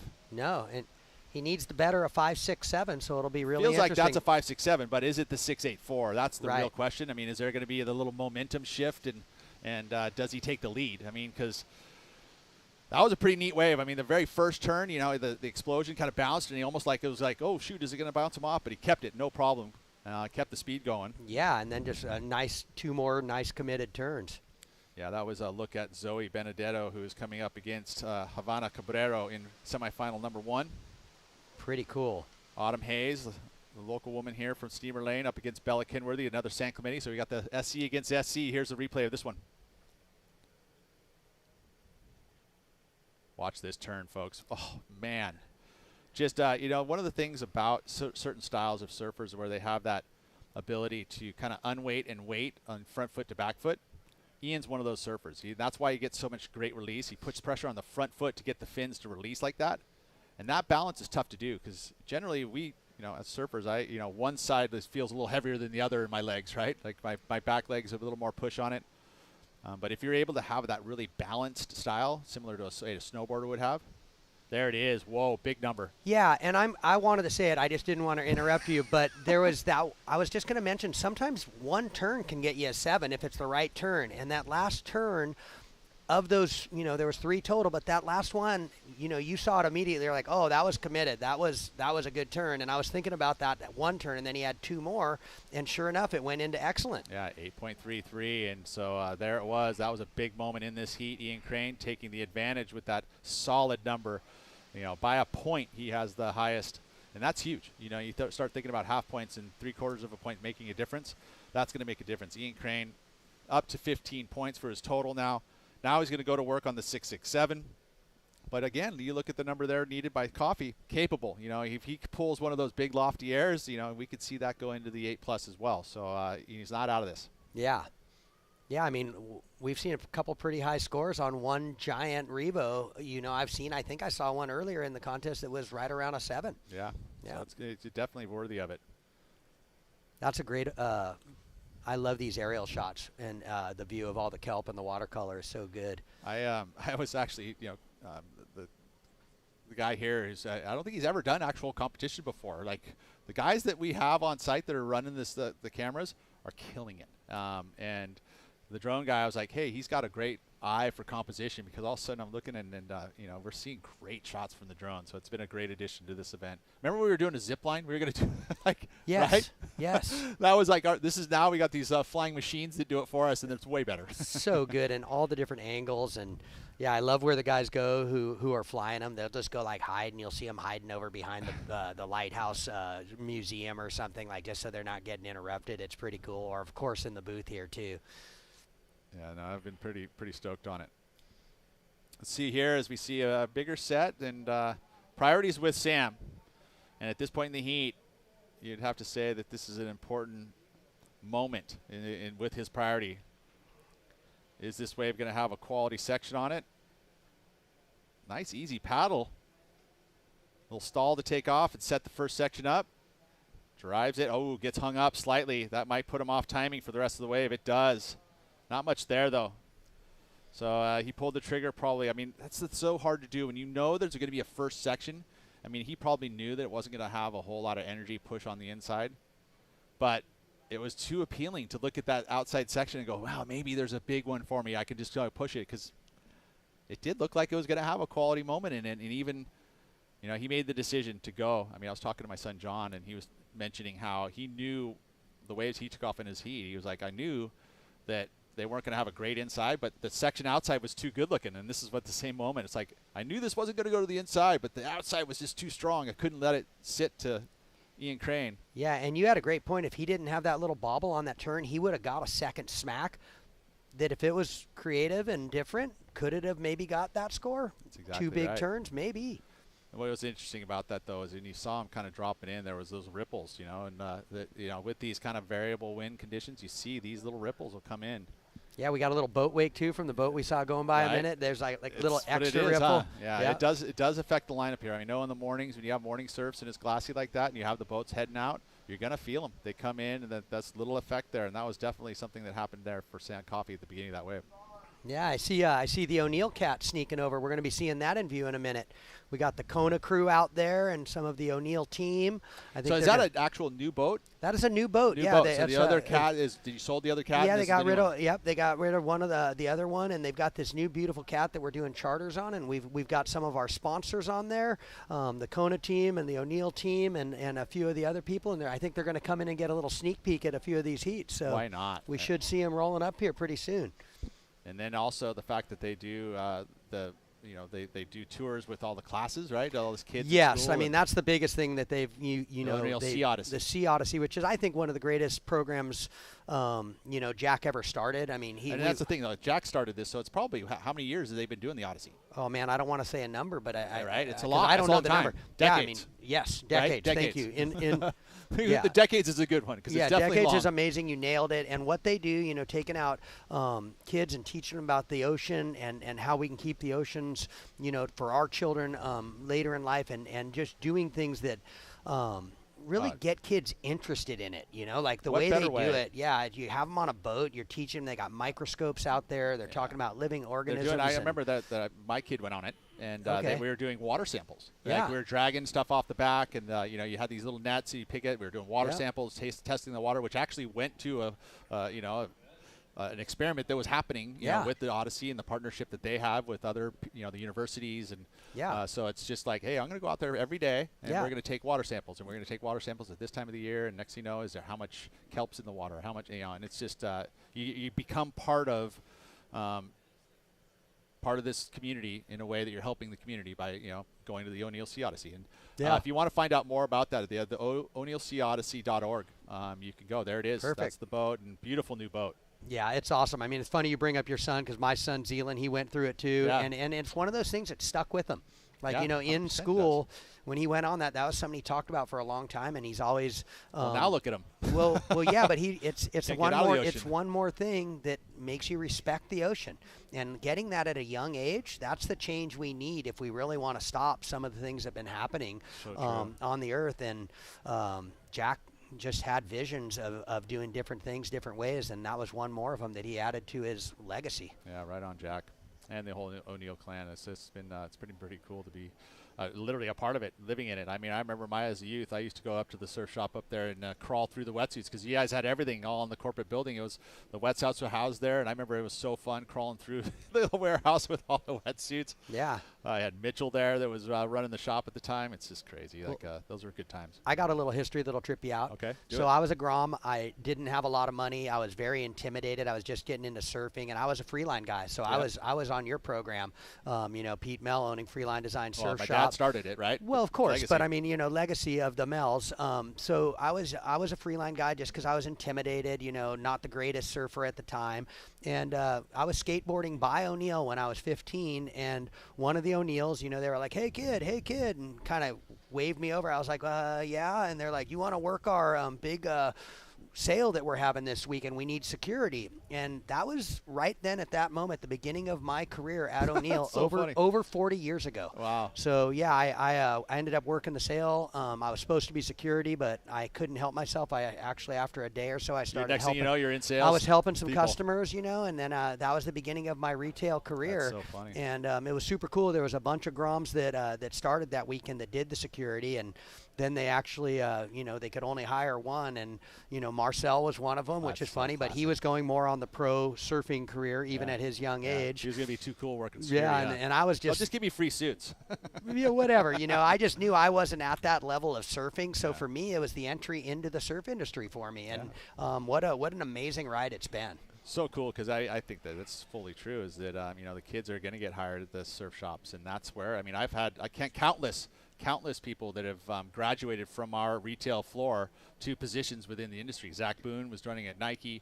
You know, James Crush worked over at Body Glove for a bunch of years. Like we've had several employees move on and do you know, surf jobs in the industry. And I mean, there's a prime example. You are a product of the exact environment there. Yeah, I mean, you know, people are going to make it different ways in the industry. I knew that I probably was never going to go down that competitive surfing thing. You know, I just didn't feel I had the same thing that a lot of the people were working on, and to be able to enter it the way I did, but then also build all the relationships that I have with, you know, people like yourself, Adam Rapogo, Chris Gallagher, all the legacy. I mean, I was coaching those kids when they were like 11, 12, 13 while I was working at the surf shop, and then those relationships now 30 plus years later, when seeing what they've done, what you've done, and everybody, pretty fun. Yeah, no, it sure is. And so this event is a perfect place to be able to celebrate all that. Right down to 40 seconds here. Wow. Ian Crane is that 8.33 point of difference. That's the one that's going to turn it for him. Unfortunately, there for Sam, he has tried to move away and get his own little slice of the hood. This is, you know, Ian covering himself basically, and now into the semifinals. Wow. Maybe this will light the competitive fire, and all of a sudden we're going to see him try to go to the tour. What is this, 21 seconds though? Yeah. Oh, you're still No, I'm right. kidding around with you. I was like, hey, what happened in here? But Crano's sitting on priority, so hopefully. Maybe I'm starting something. I start to do the chickens before they're hatched. I don't think so. I think you're on point. You know this better than anybody. Well, he's moving over here to his own little chip. Oh, shoot. 3, 2, 1. Nah, not there. No. That's it. So congratulations, Ian Crane, San Clemente. Congratulations to Sam, too. What a great contest he surfed. And then I loved it, too. You talked about a little patience, and he definitely showed a little more patience in that heat. Yeah, and he'll probably kick himself going, I should have took it that way, right? Well, let's take a break. Let's head into the quarterfinals for the women. John Hunter, you can stick around with me. Yes, sir. We've got the women's underway next. Zoe Benedetto against Havana Cabrero. Semifinal number 1 at the O'Neill Coldwater Classic. Yahoo!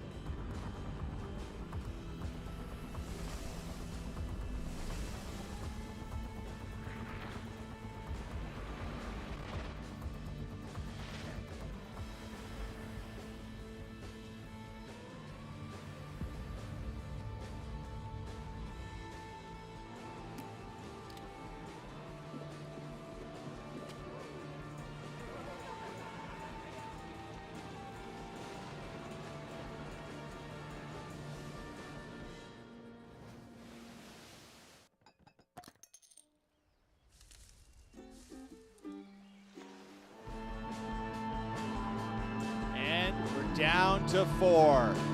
The semifinals is underway here. Another 30-minute heat. Havana Cabrero in the blue, Zoe Benedetto in the red.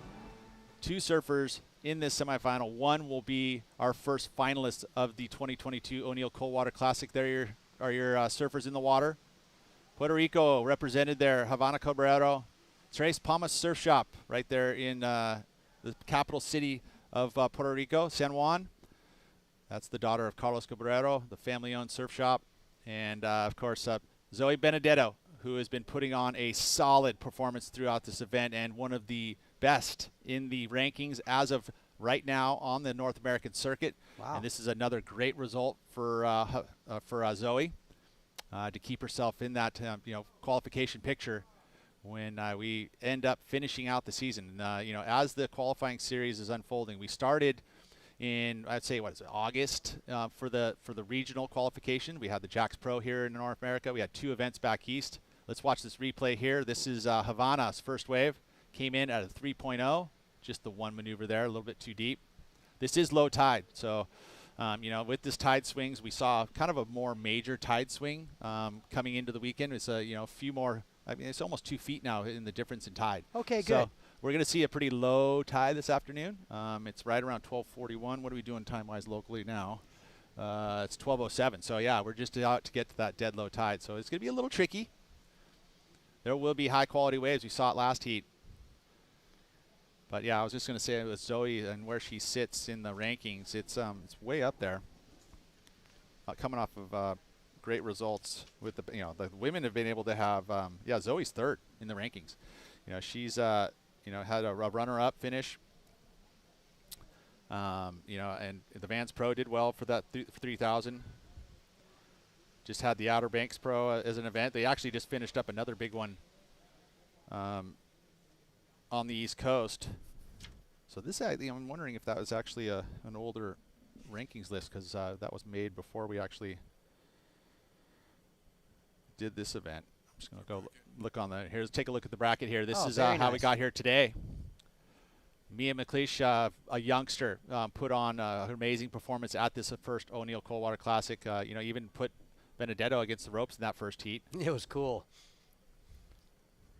Yeah, Zoe's actually in 4th position. The last event that was held, which was the U.S. Air Force Supergirl Pro, she didn't do great there, got a 9th. So there was a surfer that passed her at that point, but now sits in qualification, but finds herself in the semifinals and up and riding. Oh, no, this is Cabrero in the blue jersey. Is this wave going to have the energy through the inside? No, it doesn't, unfortunately. Benedetto has been a bit patient here in the beginning stages of this 30-minute heat. Lets that one go by. Doesn't like the look of it. Sitting in here with John Hunter.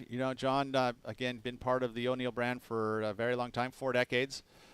An instrumental part in bringing the Coldwater Classic back to Steamer Lane. I mean, you were down on the finals days. I mean, is there anything there's one thing that you've learned that you want to, make better for next year? I've been making a really cool little list, and I love the way everything is this year. It's just amazing what a great everybody coming back together and putting on the absolute amazing event. But yeah, we have some great little ideas that we're going to add and build next year. Can't wait. Yeah, it's super cool. It's nothing super sneaky, so I can let you know a few of them. But let's check out this wave. All right, Benedetto has pulled the trigger here.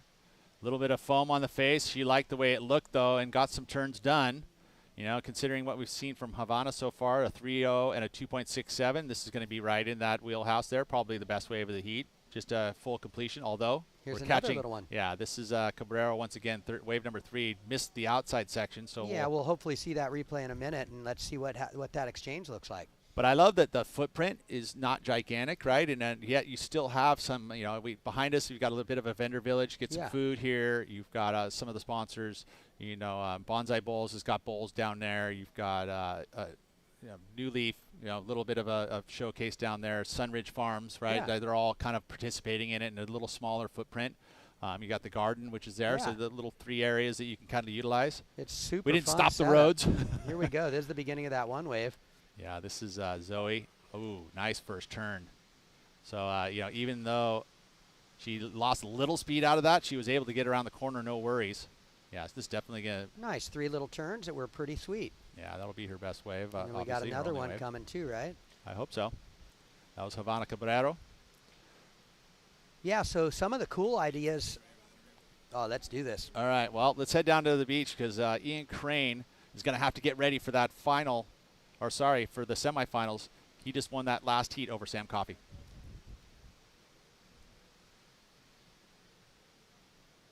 How did it surfing against local Sam Coffey.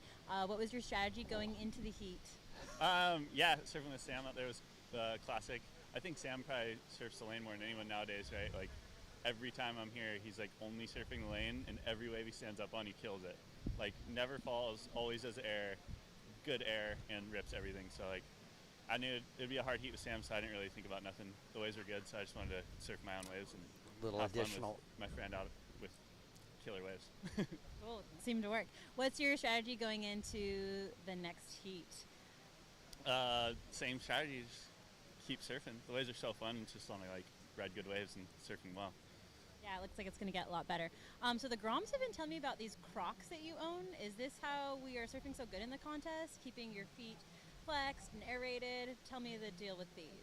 Well, I haven't been wearing booties, and normally I'm like super sensitive to cold water. I'm like, fuck cold water. I'm always so freezing, just like a little bitch. But I just had to wear my Crocs like pre-heat, so they didn't have like any sort of numbness prior.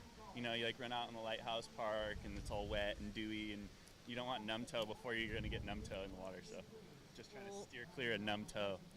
Love that strategy, passing that one along. Thank you, Ian. Thanks. Back to you guys. Boom. Little drift of the fins. He needs a croc caddy. He's going to walk out there with his Crocs. He's got to have a croc caddy. He's got to bring him back to meet him down at the edge of the cliff. Who's your croc caddy? Oh my! I absolutely love that. What are those little girls up to? Coming up with those questions.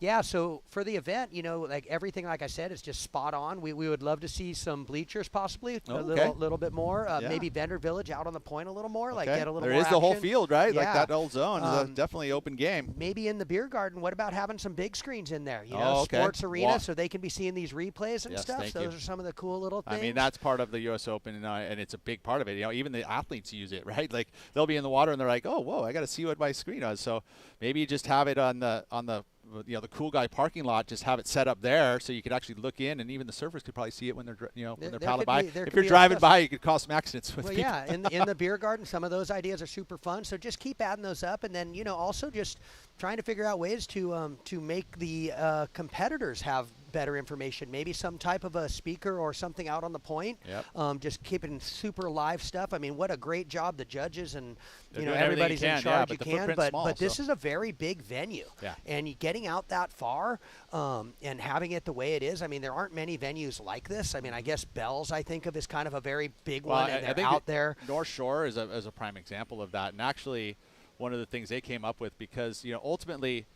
In audio, right? You've got basically a system that basically is kind of more spread, and it's going to tell everybody the information, but it doesn't penetrate all the way out to the surfers all the time. So they actually have a microphone that's specifically for the surfers that they have that is so when they're calling priority or anything like that, it has a distinct different sound right out of the gates, and it's directional. So it's pointing at the surfers out there. And so literally the commentary can do this, but as soon as they're giving information to a surfer that needs to know information, they use this other microphone that carries that. Yeah. And that was something that Randy Rarick came up with. Randy's a legend, and the fact that he pulls something out that's going to help the competitors just perform that much better and have Sunset a clear Beach, right? Yeah. You're not going to hear anything at Sunset Beach. No. You have to have a special. I mean, Haleiwa and Big Haleiwa, no, you're not hearing it. Pipe, sure, it's a little closer, but lane. Don't always hear it. You saw it yesterday. That was an example of Nat Young. That's why he had his priorities, taken away from him because he had a blocking. The information was given to him, but it wasn't, something that he heard. He's got plugs in his ears, and he's like, had no clue, and all of a sudden he got an interference because he had no idea. Yeah. But I did say it on the board up here. That was the tough part. It did, and it's heat over once something like that happens a lot of times, because once you get to that point, the level of surfing's good. To get through on one wave could be kind of tough. Yeah, it was super tough. It didn't happen. Nope. Look at this set here, a little bigger one that's breaking outside of the surfers. Those aren't always the best waves, I will say. You want the ones that kind of load up and hit the best part of the reef, which is that inside part of the reef. That's why the low tide's not great here. As a matter of fact, the fuller tides, mid to high tide is the optimum tide, which isn't usually the case at certain breaks, right? Yeah. But Steamer Lane, it loves it. Yeah, I mean, we did get the benefit of these more medium tides. Like even the low tide today, it's not as low. It's not dead. It's not minus, right? It's not minus. It's not going to bring the kelp into super play. I mean, yes, you're going to get hung up a little, but maybe not. So we've been really, really fortunate this whole event. Havana Cabrero, good-looking wave here. Nice end section, tags it, little layback hack. This is going to be Cabrero's best. Really nice two-turn combo. Now Benedetto keeping the momentum. Beautiful first turn. Can't she get back around it? Felt like that turn a little overcommitted. Not able to keep that board speed down the line. Put her behind this one. So just the one maneuver there. Solid maneuver, though. Yeah, it was beautiful. Yeah, I mean, it most likely will, improve on the 3.33. We'll see Cabrero improve. And we're going to see it tighten the gap there because it feels like the exchange went Cabrero's way. Yes, those were definitely two powerful turns versus one really nice turn. So yeah, we'll see what happens here. Here's the replay, John. Tell us what you saw. Perfect positioning, hung up just a touch, but I did really like this closing turn. It was nice position, so a nice little wave. Yeah, it did feel like a little tentative on the very first snap, but definitely putting it all on the line on the second. And then this was the commitment on the first snap, and but just doesn't get a second turn. Yeah, so it'll be really interesting to see how those scores come in. Yeah, because the one good turn was a little looser and had some great flow. Number's going to come in for Havana Cabrera. It's going to be her best wave so far. It may be enough to take the lead, although Zoe is going to get her second number as well. So 6.33 for Havana, temporarily out front. A 4.84 needed for Benedetto, and it's going to be enough. She's going to take back the lead. So the exchange tightened up. Super cool exchange. Yeah, and actually Havana got the best wave of the heat. So with that, she's not going to need a huge number, a 5.24, 17 minutes to go. Guaranteed there's going to be some opportunities for both these surfers. And it's, again, the seesaw battle. That's what you love about one-on-one competition is that momentum shifts that happen within the 30 minutes. Yeah, it's so fun once you get down onto this, into the man-on-man or woman-on-woman. It's crazy how fun it is to just see it go back and forth. Because there's the pressure, right, that comes with it. This is a big event. The legacy's part of it, the atmosphere, all of those moments, really play into it. And these are young surfers that have probably – some of the biggest moments in their life because of the history and heritage and the venue is created here. Wow. That was the replay of the one turn there. It just, again, overcommitted, probably a little bit too much on the maneuver, so she couldn't get back around it to finish up that wave. But still, got a score. 5.4. With that one great turn, like we talk about, if you nail one and it's flowy and good, it gives you some. Gives you scores, nice right? Scores. Yeah, it gives you numbers. And we've seen, on the championship, every level actually, but where one strong single maneuver can fetch excellent as long as it's something that is mind-blowing. If aerials are being the key element, I think that's that innovation progression. That's probably one of the bigger parts of the judging criteria that is starting to see get rewarded. It's exciting. We used to, in the beginning stages of competition, it was about like quantity and like how many turns you can do and how long you can ride the wave. How far can you ride the wave? I remember that as a kid, and it was just like funny sometimes. Yeah, because of how I'm milking it all the way in. Wow, yeah. You go all the way to the shore, and that's what there's these changes, and it kind of started. An example of somebody who really pushed for the element of aerials being scored is a Shane Beshin, right? Because all the kids and the video parts were showcasing that. Martin Potter was a big part of that over the days of just going and showcasing new progressive style of surfing, and so in order to promote that within competition, you got to reward it. Yeah. And we've seen that now, on the advent of the last, 5 years. So, ultimately what's kind of happened full circle is that now we're dissecting the aerials, as you had mentioned. We dissect those very critically. Yeah. That's an awesome shot. And here comes a beautiful set. And Benedetto is with priority. Havana, second priority. She's looking at this first wave, looking very clean and beautiful. Look at how crisp, glassy conditions. Board speeds carried all the way to this section, up and over the foamy. Maybe just a little bit of a miss in that section, but nice, beautiful carve. Wraps it up again. See what Benedetto has on the outside. Is it going to better the 4.67? Benedetto's now pulling the trigger. Again, quickly builds that board speed, doesn't like what it looks like down the line. It's probably going to shut down, so she kicks out. She'll keep priority on that outside section. 5.24 needed for this wave right here. What are your thoughts? Well, Not quite. I don't think it's going to be improved that. We're looking to improve a 4.67. Is that what she was trying? Or you said improving it was a 4.67, but I mean the 5.24 takes it 5.24. to the lead, right? Yes. And that's the important part of it. Is that enough for the 5.24 and the lead? Right? I'm not feeling it. But see what the judges think. I mean, yeah. I'm with you. I don't know if it's enough. It didn't feel quite there. It needs to be convincing in my eyes. Yeah. And it wasn't totally convincing. We see the first score in just under. Yep. See what the rest of the folks there. We've seen it kind of go split before, but how impressive has it been? I mean, with the competition today, it's been very close. There hasn't been any blowouts. Nope. It's close. It could be. I bite my nails, so it's been a nail biter. Yeah, it's going to come in just under for Havana. Yeah, 4 5s to 5, so it's going to be a mid-range 4, and dropping in Benedetto.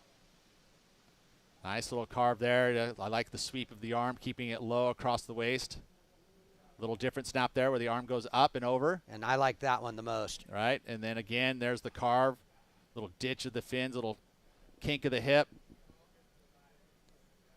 Benedetto's trying to improve on a 5.40, and the numbers are already trickling in. It's going to be the best number of the heat. I was feeling it.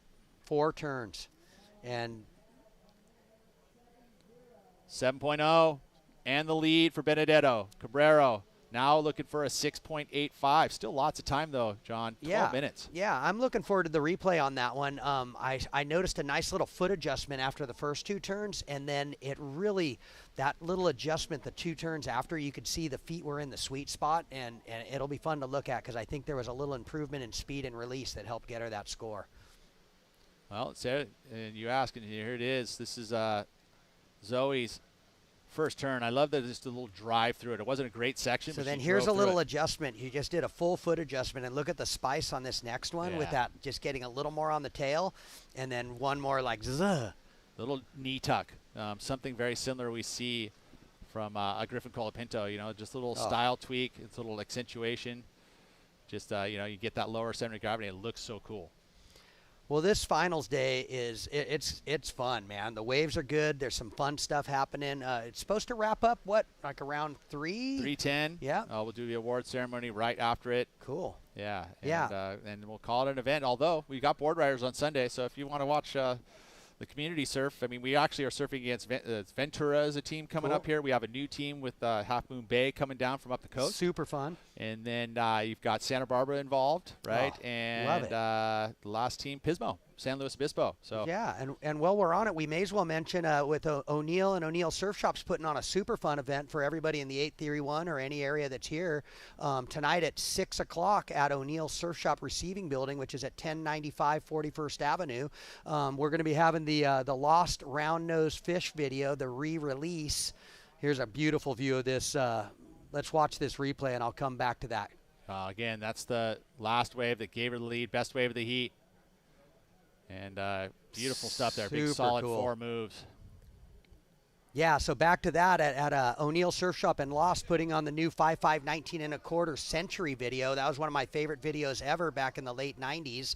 They're relaunching it. It's got Ian Crane in it, Kolohe Andino, Corey Lopez, one of the originals. I think there might even be a little Wardo in there. So re-released, meaning that it's actually newer footage? They just did they've been filming for the past 2-3 years. The boards are basically the vibe, right? The updated footage. versions of the same board with the new modern team riders. We're going to have the team riders there, so those guys are going to be there from 6 to 7. Biolis is in town with his son River. It's going to be amazing. We'll have autograph signings, tons of free O'Neill and Lost swag. We'll have fun between 6 and 7. We're going to have pizza. We got all kinds of drinks.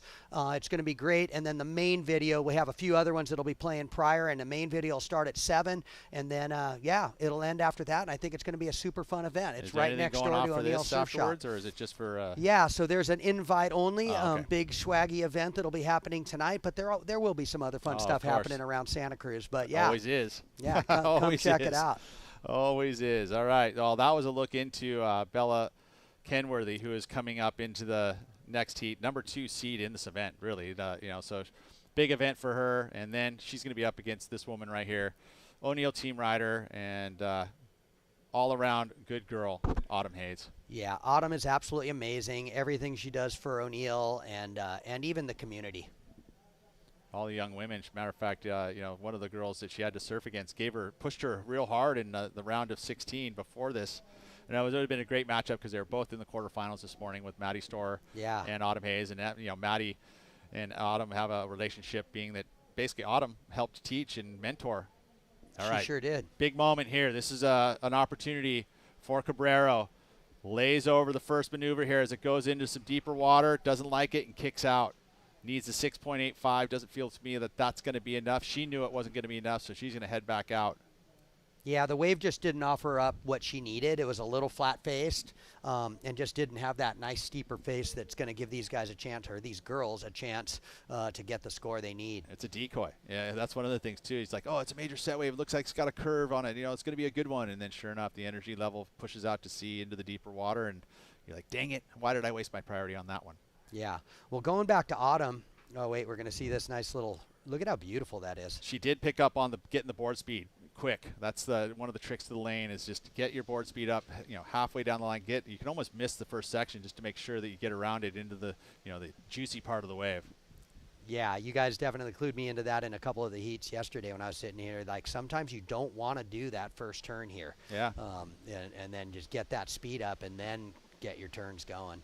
And it's just you can carry the speed so well once you get into that part of the wave where you need to hold your speed, you know, just through the rails and all that stuff. It's such a fun style of wave. That's why, I mean, I love this wave here at Steamer Lane. It's you know, a lot of surfers that have come to compete here just go, oh, I don't need that wave. We don't need it. But I think it's a complete and utter challenge to, you know, even the best surfers in the world because of how the lineup is set up. You know, and it's a juicy wave. You see Carlos Cabrero, dad there. He's got the stress ball in his hands. Yeah, well, you talk about the wave. Yeah, that was a great shot of Pops. But yeah, it is challenging, and you know this. I know there's a few people on tour that really have a tough time and don't really love this wave. Yeah, no, there's tons, Yeah. actually.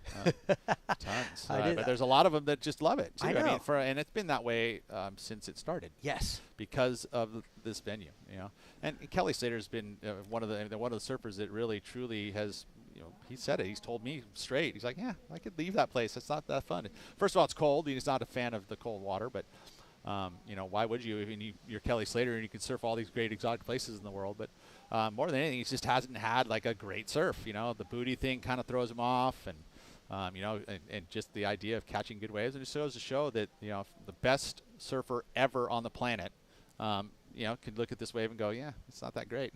Yeah, they just don't get along that great. Yeah, the relationship ain't there. It's not there. Chemistry's not there. And I love that you brought it up because I wasn't going to throw it on him, but he's I've one said of the it number already, ones. and Yeah, you and can I've call talked me. to him, and I've He's talked got my to him number. about it, you know, so it is hilarious, you know, and I've seen his warm-up sessions out here, and it's just. You see it. You see it. Relationship's it's not there. Not there, you know. It's one you got to break it up. Yeah, right. You're just like, yeah, it ain't working. And so if we're going to try and put Coldwater on the championship tour when he's still on tour, we might have to battle that one out. Yes, yes. Well, how many years do we think we got from him yet now? Oh, my God. I mean, who knows? He's still just completely ripping. Yeah, it's so true. Yeah. I'm a fan.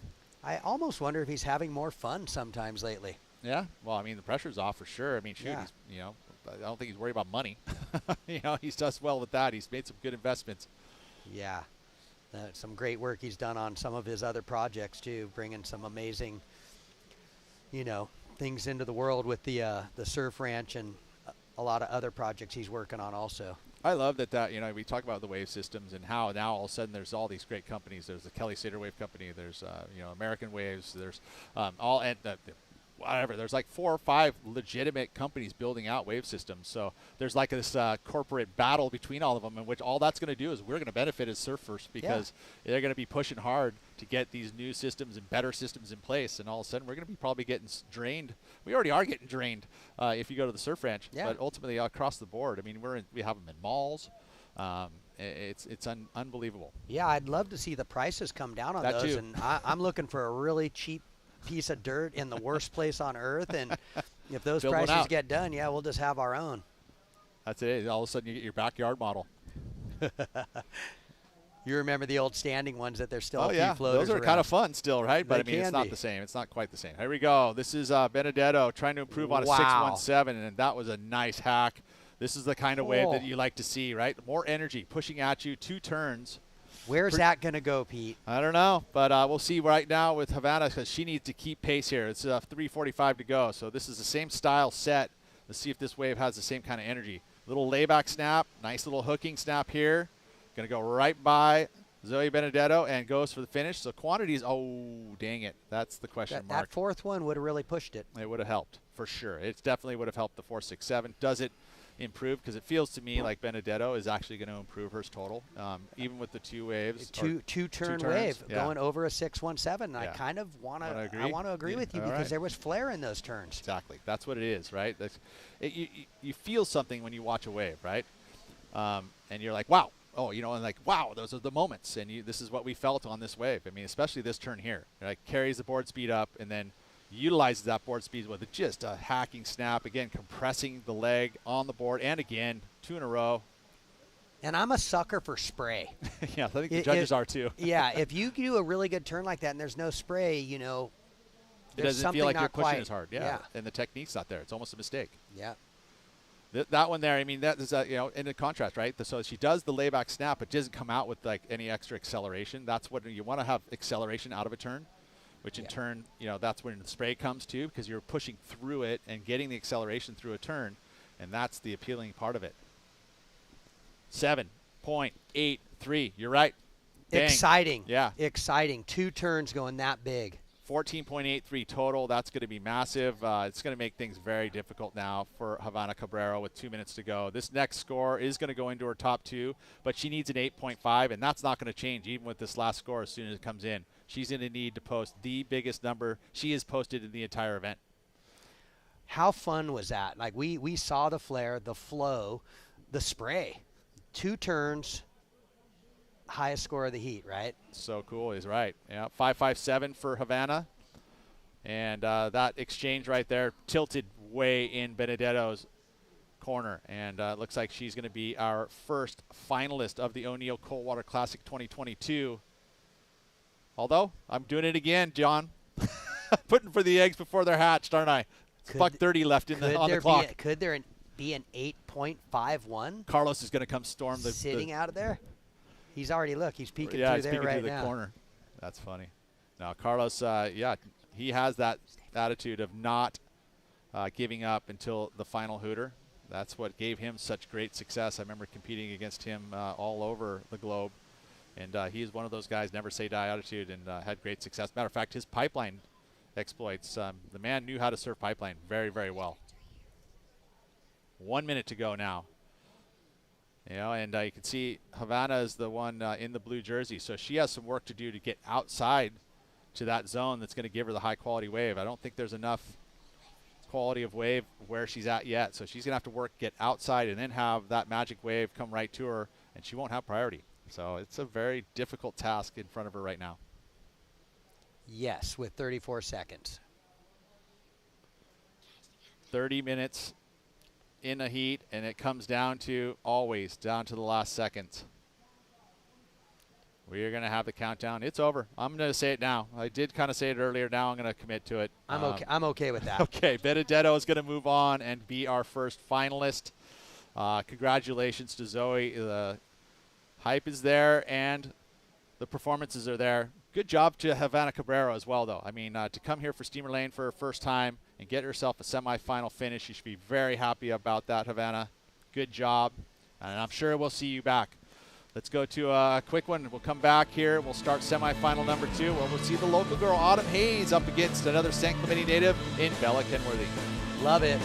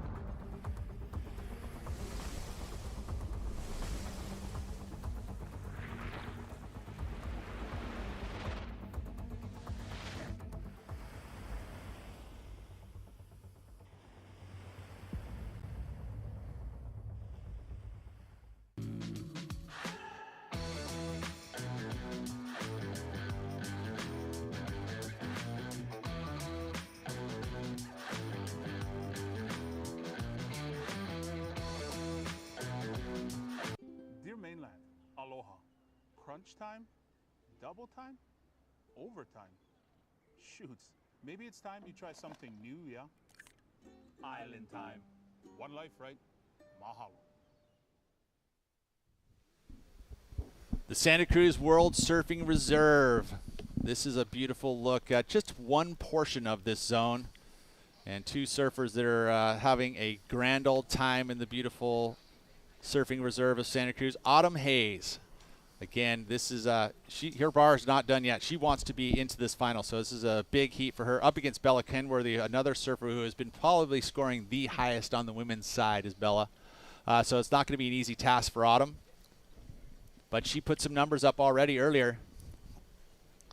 And I like this heat. I like this matchup, Adam. Adam's joining me in the booth here, Adam Replogle. Thanks, we'll be riding out the rest of the day, although we might have a guest. Hopefully. Break this up. So you see right there on the screen, only 2 minutes has elapsed, Pete. Early days in this first heat of the, second heat of the semifinals. He had a nice, highly contested last heat. You notice a lot of waves. Really consistent out there, Pete. Yeah, it's so true. And the low tide, we're right at low tide right now. I'm actually watching as we are going to have a guest step on in here, and we usually see him on TV. It's so true. We've got a star. Yeah. We're going to bring in Lee Solomon, who is our KSBW lead meteorologist. And did I get that title right? Chief meteorologist, which is even better. He's chief.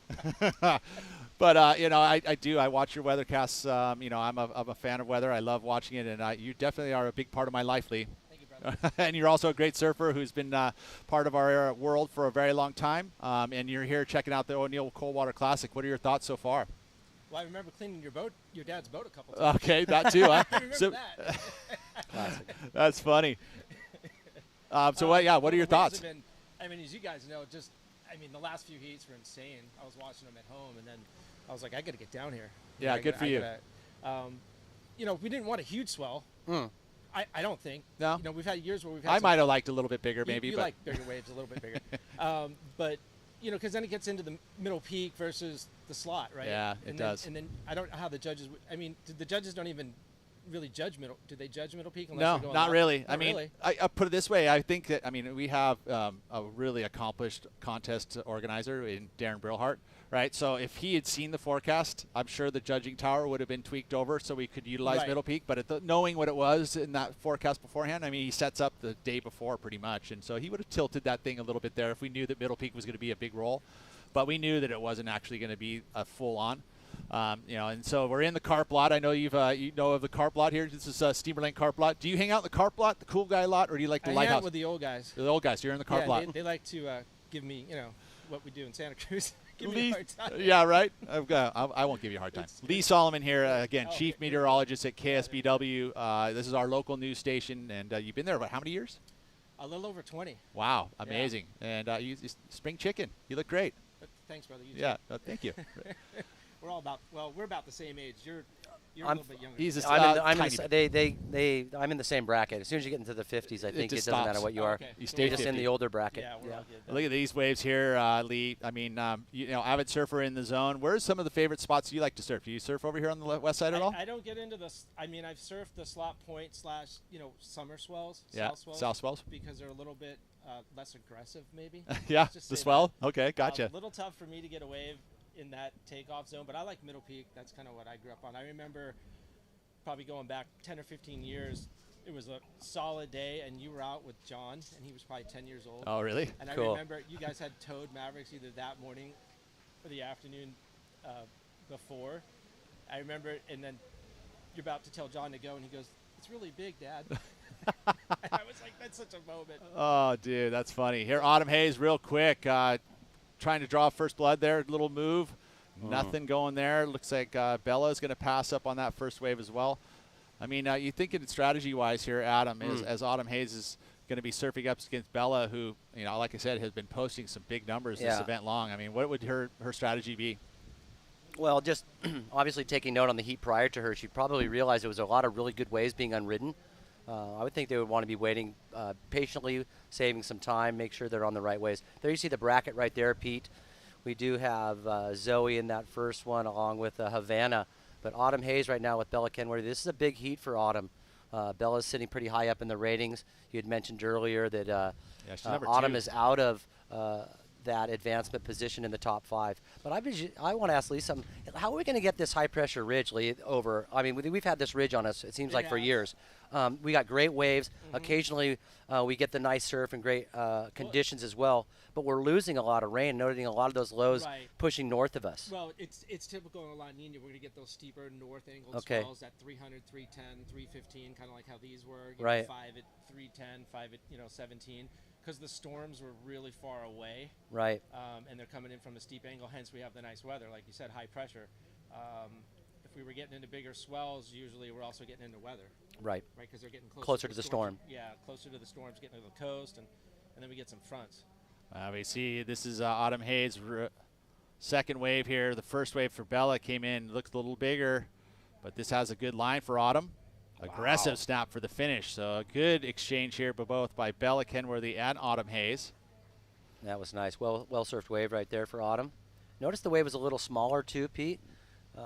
We did see some 4 to 5 foot sets out there. So it looks like Autumn just really trying to get her feet in the wax, get a nice little average score on the board, and start building on those scores. Since we have a chief meteorologist here, and I'm a weather geek, yeah.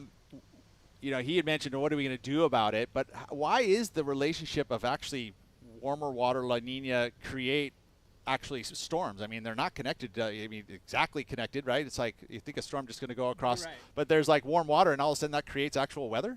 Yeah, it's the warm water. It's way out over the Pacific, in the central Pacific, over the equator.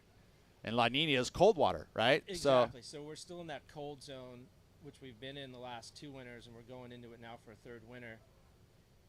It promotes less evaporation. Oh. So if you think about it, you need evaporation to form clouds. Got it. Clouds become storms. Right. That's the connection. It's kind of that give and take of it, right? That kind of and then the hot and cold too, right? The hot and cold will actually kind of create, creates agitation, which creates wind, it creates fronts. Precip, which is rain. Here we go up top here. This is that last wave of Autumn Hayes, and we're going to see the exchange here. Who got the best of it? Looks like Bella Kenworthy is going to get the best of it. This is a wave that I feel like Autumn surfed up. It didn't have the same quality that Bella had. Yep, she certainly did. It's about a 1.5 difference. 6.83 for Bella Kenworthy and a 5.33 for Autumn Hayes. But since she has the 2.5, you add those two together, she's got the early lead. But it feels like the advantage, especially with the best wave so far, Bella Kenworthy with the 6.83. And that's a keeper score here. Semifinals, you're thinking you're going to want to have at least 6 5s, if not, like as Chris Gallagher coined, former 2-time Coldwater Classic champion, 8s or lates. That means you got to get 8s or else you're lates. You didn't even react to that, Adam. Not even nothing. You're saying, yeah, I've heard that one. I've heard that a lot. But I didn't really execute that philosophy too much. But I'm just curiously about our weather, really, because it's been progressively getting better. When I was younger in the 80s, I'll date myself, it was raining a lot. It was averaging rain, that was exceeding, almost 2 or 3 years in a row now, just in 1 year. Yeah, it's been hard. It's been hard for the local ag guys. Yeah. And just the pull on water. Thankfully, here in Santa Cruz, we've been saving like 30% conserving. Yeah. So as a community, we're pretty darn good about it, huh? We're good about it, and we're also off the grid. We're not part of the California water system. We have our own system, right? Loch Lomond, and yeah. So if we conserve and we get rain, we do well. If we get no rain, then we're on our own. Yeah, we're suffering, right? We can't go over. We don't have an extra pipeline that's coming off the Aqueduct. We do not. Well, we need a salination plant, right? If that's well, that was on the docket last right. Night, so it was, huh? We won't get into that. That's a whole different thing, that's right? Another topic. Yeah. Sure. You know what I've noticed though, and you guys know this. This time of year we get that drainage, that offshore wind, that southeast wind that kind of gives you a little funk on the wave. Yeah. We had it at the beginning of the surf event. Yeah, and then towards the afternoons you get the northwesterlies or almost no wind, and then it'll class off. Yep. Yeah, you get that slack moment. It's kind of right now. And we've had it. This is like almost our probably 10th day in a row that's been very similar. It's been so perfect. Yeah. 2 small swells. Yep. And perfect weather. I feel that's pretty rare too. Obviously, we have a window for this event. You put it on the map months ago. You don't know what's going to happen with these dates. A time of year. I mean, it's a good season, right? Generally, the fall season, it's a good season. Before it could be flat. Yes, exactly. Yeah. Completely flat. Yeah, and we could have gone through that with a big tide swing, right? And the big tide swings. Do you guys look at the tides when you? When they're looking at these, yes, for sure they do. Because anything over 4, and then if it's small, it's drowned out. Yeah. Yeah. No, they do for sure. And I think that but again, it's not only that as part of the schedule. You got to be able to fit it in so surfers can actually come and compete. You want to be able to have everybody the advantage. Especially this is a regional event, which is a plan to grow this event, hopefully in size and money, which then gives it more importance. I know that you follow professional surfing pretty well, right? Yeah. So we have the North American circuit, which is where you qualify for the Challenger Series. We don't really have many Challenger Series events in America. There's only one, the U.S. Open. There's a couple in Australia. There's one in Portugal, one in Brazil, one in Hawaii. But I'd love to see this event kind of grow to that level, and then all of a sudden you're going to bring global surfing back to Steamer Lane, and almost maybe have like a regional event with the have two. Just kind of back to back would be kind of cool. Just use the same makeup. That's what they did in Brazil recently, right? They ran their regional event with the same setup as a major Challenger Series event too. So it's just a way to, now we can just add 2 extra weeks of professional surfing at the lane. I'm sure people are loving that. Like right now, there's a lot of really good local talent. Women specifically. Like women's are just. Yeah, women specifically in this region, yes. Men, there's still great surfers. In the quarterfinals we had 2. Round of 16 we had several. Autumn Hayes. Speaking of local, now knowing that 6.83 and needing to get a good score together, a lot more push on the rails here on this wave. And you can hear the crowd. She is a very loved woman here at the Steamer Lane. What do you think? First thoughts, Adam? My first thoughts are that it's going to throw away that 2.5 right away, Pete. That's an easy one now. Is it going to be rivaling the 6.83? I don't think so. But just looking at this, you're seeing see that average, that first wave she had that average score of 5.33. I'm thinking they're going to look at that for comparison. Yeah. As you see Bella up here on a nice looking wave, Pete, get up into the roof of that, right over Table Rock. Tide looks like it's getting a little lower, seeing a little more kelp on the water as she comes to the inside, Pete. Let's see if she's able to get a nice little end section up here. She does sort of force that last little turn. Would have loved to seen her get up into the lip, maybe release some tail, but still, Bella Kenworthy needs to get that backup score right now, and she's sitting on a really nice score. Yeah, if this is what I just saw there, Autumn's going to get the lead for a moment, and then it's going to go back to Bella because Bella's scored the 6.83. Yeah, as we look at our crowd here, and not overly crowded. Lee, you said you rode on down here and checked it out. We had a photog down here, so I kind of took his spot because I was worried that it would be so crowded. Yeah, mellow though. It's pretty mellow, right? It's not over top. Mellow, yeah, actually, I think this is one of the reasons for that. If you think back to our original Cold Waters and the crowds that came with that, huge, right? It's because they didn't have broadcast. It was the only way we were able to go and witness it was to be here on site. I like this wave. I think this is a pretty good wave. I feel like it's going to be her best. Okay, we'll see what the judges think. Pete. No, the turn on the outside was pretty darn solid. Is it rivaling the 6.83? It feels like it fits kind of in between. We'll see, though. Yeah, we'll see. Here's the front view of it. Really nice snap in the pocket right there, how she's extending her back foot, Pete, adding a little punctuation to that maneuver and just staying really busy here on the inside and finishes it off well.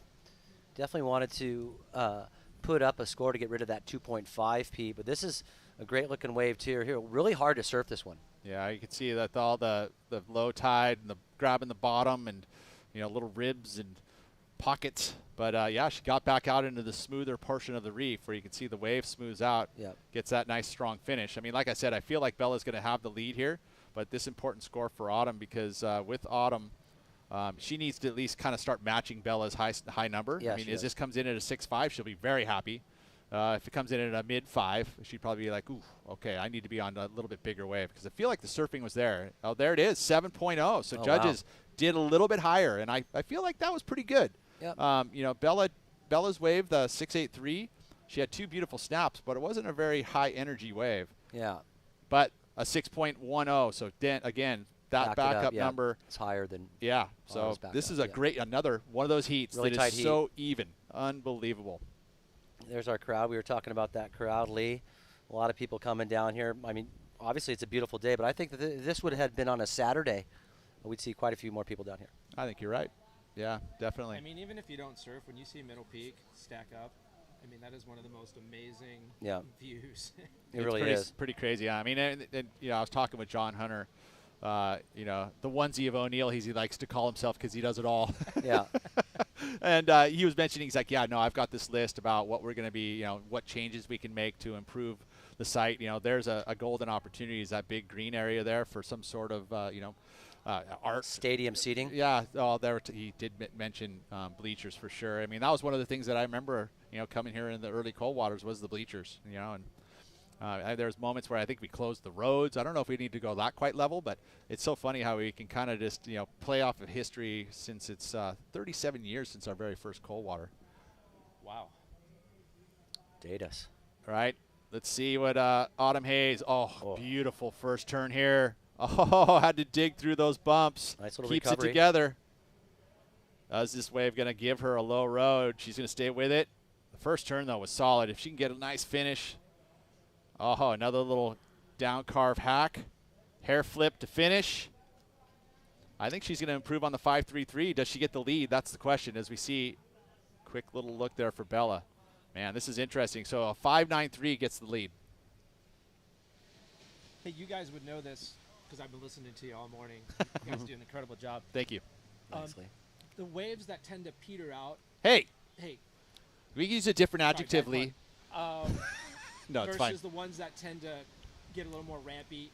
A little more energy on the inside. I mean, are they the ones that bounce off the cliff are better or worse, or is it the angle or the size? It's the angle. It really is the angle. And sometimes there's the angle of what of them are bigger than others, right? But ultimately, there is a certain look to a wave at the lane. And that's why I think, that's the turn, right? Yeah, that was the turn. It was solid. That was difficult for her to steer through all those extra bumps. But Lee, you're right. The angle of the wave is a big part of it, and you can see it. You'll see it in the line of it. It'll have a bend at the point a little bit. And there is a pretty, if you have an eye for the lane, you can see it. But there's surfers who don't, right? One of the trickiest places, I think, to surf. We had touched on it. It's totally tricky. Totally tricky. You see that second turn right there, she was under a lot of balance and bobble, but like you had mentioned, Pete, that first turn was really sharp, really crisp. Now Autumn's needing to improve. She got it, 6.13. 6.13. Just by barest of margins, though. I mean, eking up that point total, making it a little more challenging for her fellow competitor. Yeah. So now Bella Kenworthy needing a 6.63, so a pretty nice little score. Tennis match is on. Yeah. That's what it is. Back and forth momentum. Yep. We also had a little south swell mixing in a couple days ago. Yeah. It helped. That was interesting. Well, it helped a lot because that day would have been a dud. Yeah, it would have been a dud. And then you think about tomorrow, we're going to have, there's no more swells. There's a little south, I think, right? We'll talk to you. Little baby one, right? Steep. It's not going to be here for Saturday, and it's hopefully Sunday. We got a board riders on Sunday, so I'm just going to throw out some optimism. It's not too steep. We're going to have a little bit of surf, hopefully. A little bit. Hey. As we see one of the legends of Margot Oberg. Here's our first women's world champion right here. Beautiful stuff. Love to see you, Margot. Thanks for coming out and showing your support. Yep. Right on. Big moment here is Bella needs the 6.31. She has priority right now. This is those moments, those learning and growth moments for these young surfers in this moment. Is Coldwater Classic and a chance for a final. Looks like a move here, but just thinking about south swells, the same time that we're having northwest swells. So both the southern hemisphere and the northern hemisphere going off at the same time. Mm-hmm. It usually happens, but not this far into the winter season. So this is pretty rare. rare. It's getting pretty late. And here we go. Looks like we do have Autumn again on the inside. Let's see what she's able to do, Pete. A couple of nice down-the-line turns. basically setting this up right there. Great hack. She's surfing really, really well this event. Crisp. That's it, right? She's confident. That's it. She got the lead with the confidence. But look at this. She's going to have to turn the corner and look and watch Bella up and riding. Wow. Oh, hooking snap again. Now the paddle battle. Wow, this is a heavy one. Feels smart to me. surfing right there. But does Autumn improve on the 6.13 with that last wave? You for sure would think that Bella is going to improve. Much bigger wave and some vicious snaps on it. Yeah, she had a great extension off that big wrap off the top piece. She really let her board get away from her and reel it right back underneath herself. It was a substantially larger wave. That showcases commitment, right? Is when you start to lay it over there. There's more risk involved when you do that. You're right. Autumn might have had more maneuvers on her wave, on a smaller wave. So the judges are going to dissect both these waves. This is what the judges are looking at right now. They're going to take into consideration. This is our instant replay. Yeah. So the start of Autumn's wave, a little slower, but that's where she really starts to sting it. Talk about being crisp, and 2 in a that row. hack right there down into the soup. So That's that utilization of speed and keeping that speed up once you go into that maneuvers there and where you got the opportunity. This was that turn there, just a little more laid over. And again, cuts it short so she can get to this section. And again, even more so laid over. Great leverage here. Smart surfing by flicking out in front of Autumn. 2 different styles and approaches. Priority. There's Dad. What's he thinking? He's looking down at the rocks. He's like, or is he doing the math? He's doing the math. No stress, though, does he? He's like, yeah, all good. Looks like he should be on a Harley around here, Pete. Handlebar mustache. Those are the Yeah. big old handles. Yeah. Noticing, too, under her feet, Pete, she's got one of those numerics. It looks like that board looks really, really solid under her feet. CI Pro? Yeah. Yeah, no, it's I mean, again, you think about what the trending equipment going forward, is coming from that championship tour, and it's a little bit more curve on the boards, a little What are you deeper riding, Lee? concaves. What are you riding? He's got a bunch I of used to stuff. ride- well, his dad used to shape most of my boards, and now. So John Mel's. Or you did, yeah? Yeah. Right on. Yeah.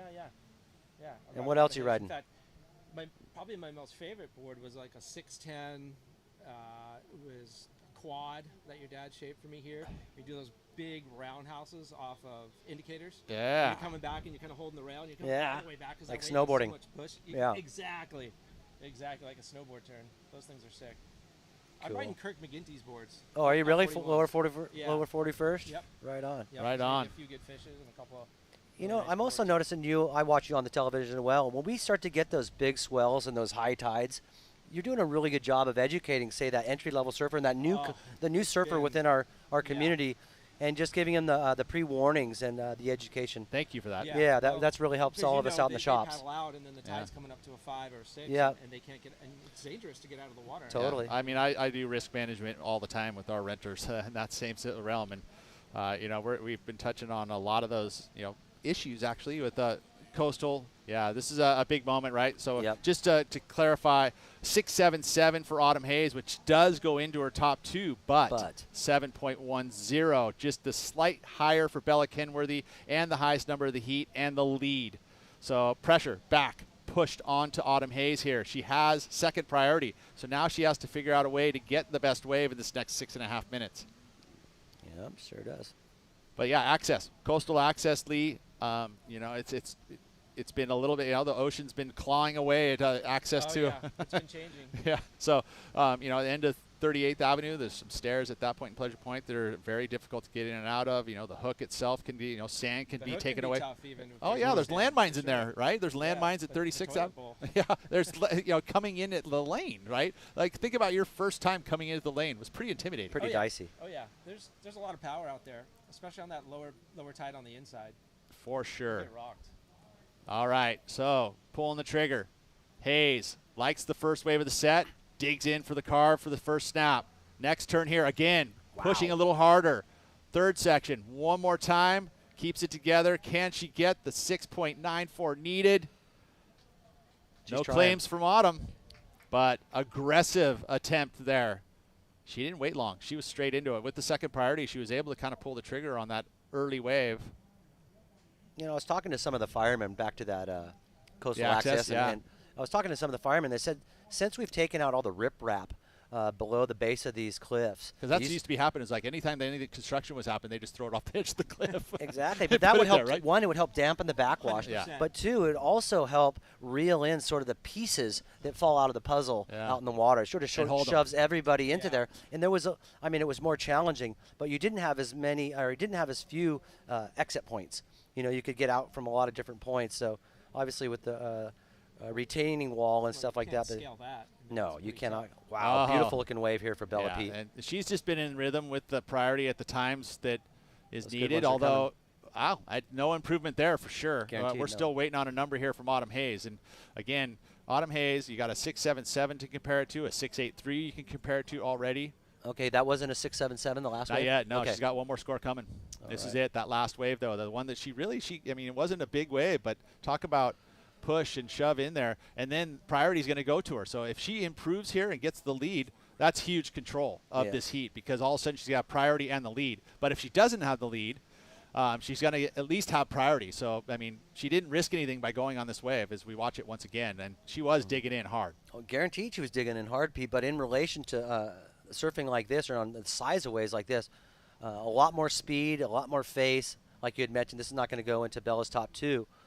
But I would love to see Autumn give herself a little more opportunity, a little more open face, and sort of open up that surfing a little more. Wow, and she's right now, she's going to get that priority, which is a huge moment at this 4 minutes in the heat. If she doesn't even get the lead, and first inclinations, it's not going to be enough. So she's going to have to work harder here because it's not going to be in her top 2. It's a 6.1.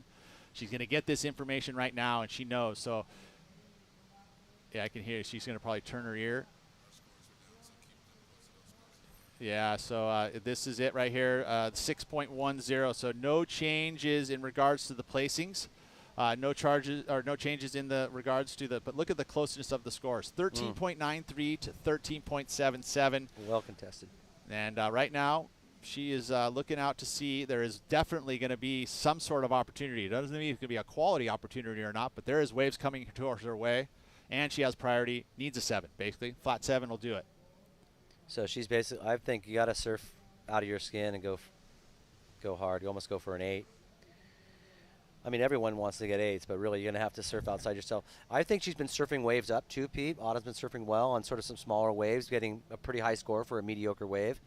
I think that she attacks a set wave with that same type of confidence. She'll be able to get a nice score. Well, that's what I'm saying. Like, you could actually say in this heat that keeping it as close as she has with kind of not the greatest waves. I mean, definitely Bella's had the best waves, and you know, Autumn has kept it close, having to surf, you know, the quality of her waves up with performance level, and it's worked out. But at this moment, she still finds herself in second position with 2.5 minutes to go. And talk about pressure cooker. Talk about this moment. You know, her bar has been set very high for this event. She wanted to come in here and take a win. Third place, pretty cool, but not the finals, right? So she wants this. She's won before, Pete, so she's tasted winter victory acid, basically. Here, here at the lane for sure. But I mean, at a QS level, in a moment where she needs to jump into the top 5 to qualify for the Challenger Series, it's a huge moment. Yep. You got any plans today, Lee, after the contest? I got to go to work. He's got to go tell the weather, man. Yeah. I got to pay the bills. No doubt. I noticed you guys have a young meteorologist too that occasionally fills in. Yeah, he surfs too, Holt. Yeah, he came into he came into the surf shop one day with his parents. Actually, yeah, it was pretty. Dad's kind of a big wave kind of a guy. Oh no way! I don't think he's ever been out. I don't know about Mavericks, but up at Ocean Beach and stuff. Yeah. Yeah. It was cool to meet him and to see the you know, the young blood coming into your industry as well. It's like probably a new young surfer that's pretty good. Stoked, man. Yeah. That's the job, right? Dream job. job. Down and moved down to the point. So. Oh, right on. Yeah. Good for him. 120 now, and another set of waves. I mean, that's just none, unfortunately, are hitting the part of the reef that you want to see for Autumn to pull the trigger on it. She's obviously knows what wave she's looking for, because it's not just any wave. No. It has to be one with quality for at least 2 big turns in order to turn this heat. Looking at the semifinals coming up, 2 standouts of this 2022 Coldwater Classic, Cole Hushman and Tara Watanabe. That's going to be a barn burner. Also thinking about the next semifinal, Barra San Clementian's going to be 2 good friends too. Going to be going up against each other, Kolohe Andino and Ian Crane. 2 O'Neill riders, 2 San Clementians, and same age. They've been sparring partners forever. So pulling the trigger here, 30 seconds, and she pretty much, the clock dictated the fact that she had to take this. Go for the air. Tung! Wow, she hammered it. She did. Great serve. You're going to hear the crowd out there. You obviously all the local people really supporting Autumn Hayes down there. She should hold her head held up high. That was a great event for her. So you're claiming not enough? No way. Yeah, we've seen enough scores and enough waves to justify that. Lee Solomon, thanks for stopping in here, bro. I really appreciate you know, everything you do for the surfing community as well as KSBW. So thanks for stopping in. He's doing selfies right now. Yeah, now. Say bye, Lee. All right. We'll be right back. We're going to head out to a break, and we've got men's semifinals coming up.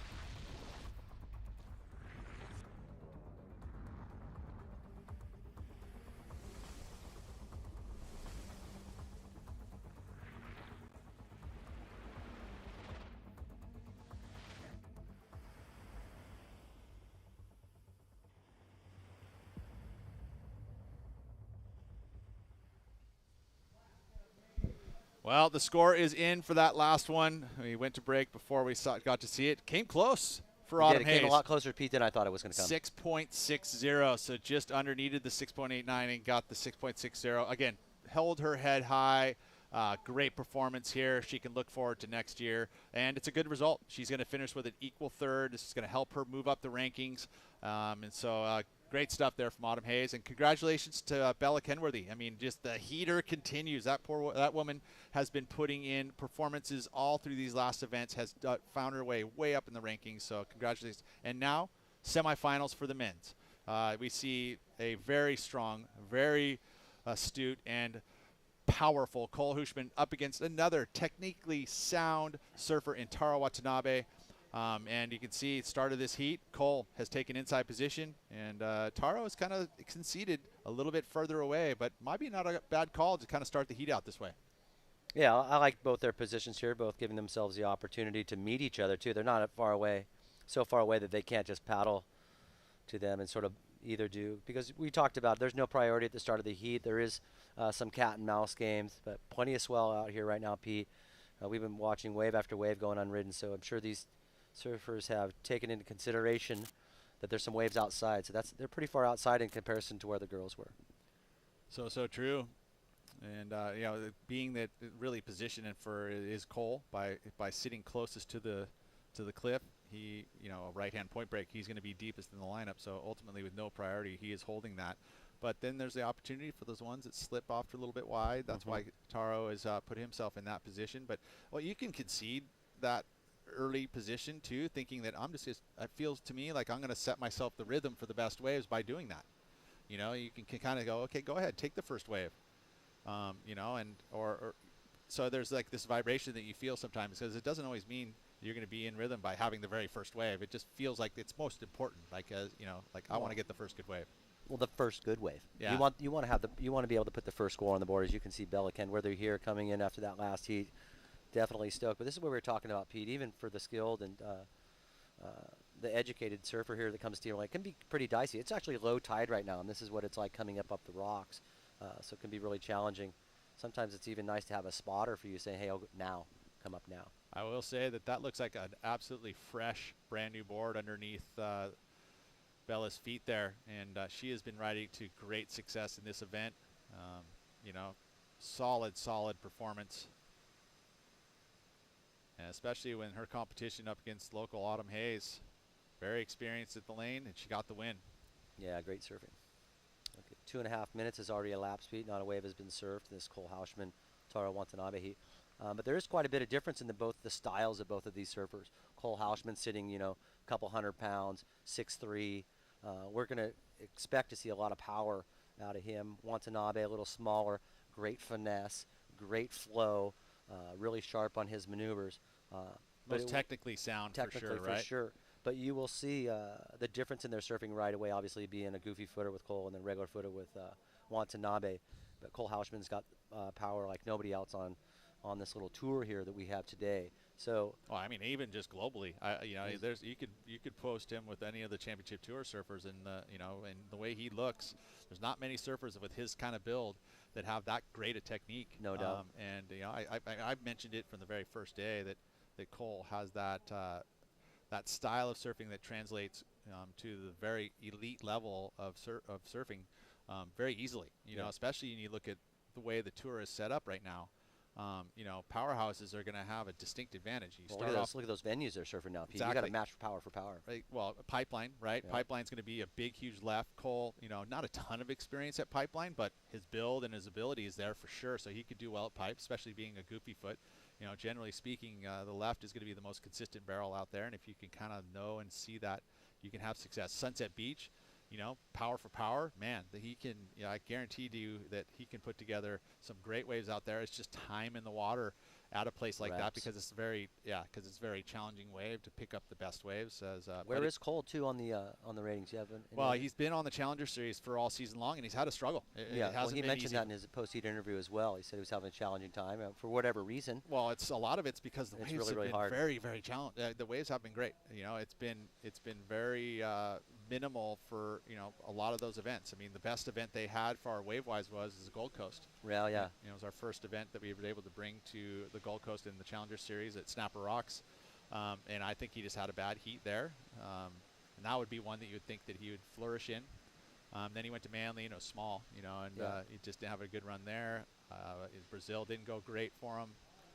You think about Portugal and Ericeira, and he made a few heats there, but yeah, this is the style and approach that you're going to see from Cole. So he had that inside position, and he chooses this first wave. There is a bigger wave outside, but Cole has been able to do that all event long, just powerhouse. And he's been choosing good waves. He was here for the Freak Show last year, which is the same event, same time of year. Not, obviously not as big, but it's a pro event. He came from Southern California to go compete in, and he finished runner-up. So to who? To John. John Bell, thank you. Yeah, so you know, he knows and has been able to learn to compete here. As a matter of fact, you know, he's part of the Surfing America program, and there was several years that Surfing America came here in January, and there was great waves during that period of time. So he learned to surf there, and I think he may have actually had a win during that period of time. I know he was one of the best surfers of the age groups that he was competing in. Yeah. Early advantage definitely to Cole here, because his choice there is going to get him a number. You know, you wonder and feel like, is it going to be one that's going to stay in the top two at the end of the heat? We don't know that yet, but distinct early advantage to Cole. Yeah, I noticed too where Cole took off on that wave, it was never going to get past Table Rock. It closed down pretty quickly, so his position allowed him to get those couple of turns before he got his last closeout re-entry, but that wave was never going to go past Table Rock. We're noticing little waves in the foreground right there, really low tide now, Pete. Yeah, that's it. We're right at low tide. So again, you're talking about it was outside of Table Rock. Yeah. He's going to come into that table, and that was it. He did all that surfing outside, real close to the point, so it never got into the inside portion of that reef because of how low the tide is. I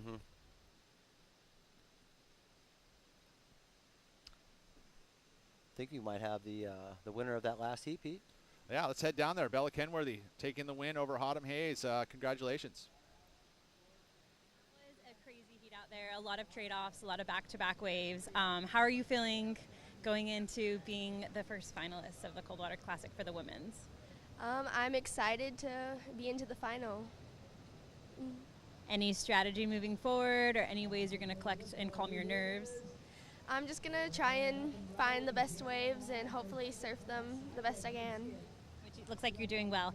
And then I've been asking a lot of people, why booties or no booties?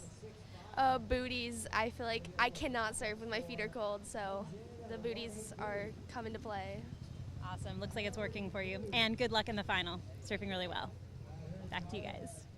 Thank you very much. Congratulations, Bella. You know, into the final. Going to be competing against another standout in this one, Zoe Benedetto. So those two will be battling it out. These two have been battling it out. They're about the same age, you know, so competing against each other through all of the organizations in which they've graduated to. So it's been pretty fun to see these two battle it out. It is great to watch them. But listening to her talk too, Pete, she gave away no emotion.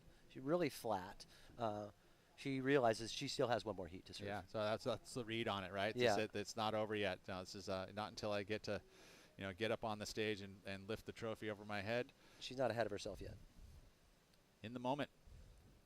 So another quick wave there. So scores are in for Cole, 6.5 for that first wave. That's a keeper score. That's a nice little score for that wave too. Pete, he surfed that wave up. Yeah, he did. It definitely didn't have a ton of scoring potential there because of where it was on the reef.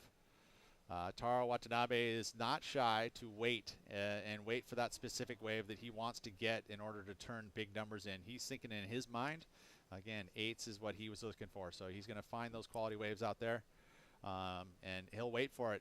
And that's, you know, that's that priority. If you can kind of sit there and be patient, this is what he was basically looking for. He's like, yeah, go ahead and take that inside position and go on a wave. Yeah. I'll wait for it. When I get the P next to my name, I'm going to find that one wave and he's been able to do it all event long. He sure has.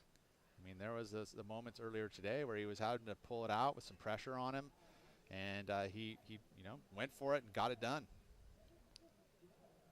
Now, this is pretty typical of a surfer without priority surfing underneath the priority surfer to catch a wave, make him think about maybe what he didn't catch. You see the surfer in the back right there, Taro Watanabe, watching, also paying attention. So now he's able to back up that 6.5 P, huck that 1.8 out of the way. And most likely now Cole will sit out there try to pressure Watanabe into a wave and take over priority and catch a wave that sort of really brings him into that excellent scoring range. I'm thinking it's going to be about 14 points, 13, 14 points to get out of these. Semifinals for sure. Yeah, you're going to have an excellent score in there. And we don't know what this, that's why I think that you see there you go. A lot of the strategy that's happening, right, is that, the quick backup to get to 2 numbers, right? And then all of a sudden it just alleviates the pressure of having 2 numbers because all of a sudden it could go flat. Well, exactly. And you wouldn't, being Watanabe, you wouldn't have looked at the wave right there that Cole took off on. You've been sitting with priority. He's already got a 6.5 on the board. You at least need to match that. I guarantee you Watanabe looked at that wave and said, that's not the way I'm going to get a score on. So he obviously let it go by. But check it out. Sort of a small little inside wave. See Watanabe checking it out from the back. And again, so a couple nice little hits here. This comes into that 5 range. So nice backup score for Cole. Early days too in this heat. Still 19 minutes, 30 seconds remaining. And hopefully Watanabe gets an opportunity here. He kind of paddled. It's an interesting topic that came up, especially for Steamer Lane. And it actually happened recently at in the Challenger Series event, in the final of the Challenger Series event, where, and I'd love to have your thoughts on this too, is that, there's been this like hypothetical zone in which priority is going to be allocated, in one-on-one competition. Back in the day we had a buoy that you paddle around to get competition or to get to priority. Let's watch this first and we'll get back to this question for you because I really am interested in what you think. Yeah, this is in the middle now, folks. This is over off Middle Peak, so the wave's going to go relatively flat here. First couple of sections a little soft right there, so there might be an adjustment here for Cole to get back into that slot position. No, and that's where the quality is going to be, obviously. I mean, yes, there's going to be waves on the lower tide over there, but ultimately you got to think about where the highest quality is, and that's still up at the slot, even with this lower tide. Yeah. An example being in that last one, that's not going to factor in his top 2. But in this situation, you have Taro sitting out the back, and he basically paddled for that wave. Right? Mm-hmm. And if you have priority and you paddle for a wave, you basically, if you don't catch it and you make a committed paddle, you might lose priority, right? But if you're out in the zone where you're supposed to take waves, you shouldn't lose your priority. No, especially if your surfers. Yeah, because the guy's inside. But a situation happened where Dumpy was where he brought it up, and this happened actually in the final as well, is, Cole was actually paddling out in that heat, and Michael was looking at the scoreboard, and he's paddling for this wave, and he's still got priority, and he's seeing Cole paddle out, and he paddles for the wave, and misses it, right? But he's still in the zone, and he looks in at the board, and there's no priority allocated, so he still has first priority. But he turned around, and all of a sudden there was they gave priority to Blue in that moment, and he hadn't even gotten priority yet. So it was like, he had said that he got into the zone, he was going to give him priority, right? The allocation portion. At that time. And he's looking up at the screen and going, hey, there's no priority here. I could paddle for this wave and not risk losing priority. Because my fellow competitor isn't near me far enough into the zone. But there's this moment when it happens, right? Like, you got to make a judgment call there. And it takes time. It's humans. They're putting there. They got to put press the button to say, yeah, priority's given to you now. And was he out far enough? Where is that line where you press the button that says you've got priority? Well, and Michael was paddling for the wave thinking, oh, he doesn't have second priority. I can't lose priority because my competitor can't take it from me. He's not in the zone. Happened in same thing. Happened in the final at Gabriel Medina turned around, paddled for a wave. I saw that. Right, and Ramsey was coming out, and Ramsey was thinking to myself, hey, wait, why didn't I get priority? I'm out here, but he wasn't out far enough, and they gave it back to Gabriel. Gabriel ends up getting the winning wave. Same thing happened, unfortunately, to Dumpy. Yeah. Because Cole ended up getting priority. Next solid wave came in. It was the 8, and that was the difference in the heat. And Dumpy's just like, wait a minute, right? Like, I looked in, and well, that's why you need West Peaks, Pete, so you can sit over, have a cup of West Peaks or a Kona, and have a fun little talk about it. Because really, it's coming. It's coming down to opinion. My question is, what's the solution, right? Is there a solution? Bring a buoy back and just put it 5 feet outside the lineup. I guess, yeah. So you can actually. It doesn't have to be 40 yards outside the lineup as in old days. Yeah. It can just be right outside the lineup. Great little overview of the land here. You see low tide, Pete. Those west walls and there's only certain out. venues that it really actually comes into play, right? I mean, like a place like Huntington Beach, for example, there's a break line, right? So if you paddle out to outside, you all of a sudden, it doesn't matter where you are in the lineup, as long as you pass the line, you're going to be considered. Yeah, there's not like up the point. Yeah. Yeah, no doubt. Right. So J-Bay, you'd think, okay, where does that come into play? But that's the same thing. It's a zone, right? So maybe it is a buoy line. Yep. I don't know. Anyway, chat. That's what you can chat about it. That's what you talk about over a couple. Yeah, Konas. over there. Yeah, a couple West Peaks. Yeah. As you can see, 15 minutes on your board. We got 30-minute semifinals, first semifinal, Pete, of the men's round. And looking really slow for Watanabe. 10 minutes has gone by. He hasn't even caught in a wave yet. You know, I'm sure he's getting a little antsy. Still plenty of time. He's served plenty of probably NSSA or WSA events, 15 minutes, top 3 waves. So 2 waves shouldn't be a problem. But against Cole right now, he's sort of putting the pressure on him and shadowboxing him, really. Well, you saw Griffin do that, you know, and as we look in at the competitors area, Dr. G has been helping out a lot of the crew here. Yeah. And that's Kolohe Andino. He'll be up against his good friend Ian Crane. He certainly will. We've sort of adopted brother up here. He's been coming up here quite so many times in the last couple of years, Pete. Especially this time of year. But even South Swells, too. He'll make a run. I mean, generally, South Swells are pretty good in his hood. Yeah, I would see him at Sewer Peak. Yeah, crushing it. Yeah, he's coming up here and surfing, showing the kids what some real surfing is. See there, a nice O'Neill on the butt of a suit right there. Yeah, that's the new Hyper Freak Fire. Wouldn't be surprised if that's like a 3-2, Pete. These guys are running lean. Why not, right? It's only a half-hour surf, right? And you're going to be pumping, you know, moving and RPMing. Yeah, hard. So I mean, if you're wearing a thick wetsuit, it might be too much. Totally. You want to be light and loose. I think over the years we've seen short sleeves come into play here. I mean, generally this is kind of our Indian summer. It could be 90 degrees this time of year. I know. It's not right now for sure, but. Well, you remember when actually kids went to school, and so like around September, October, when the kids went to school, it actually sort of alleviated the crowds and made it a little quiet here. But hey, believe me, kids are homeschooled now. And everyone's surfing. I don't know if anybody even has a job in Santa Cruz. I don't know how. You have to, though, man. How do they afford these property taxes?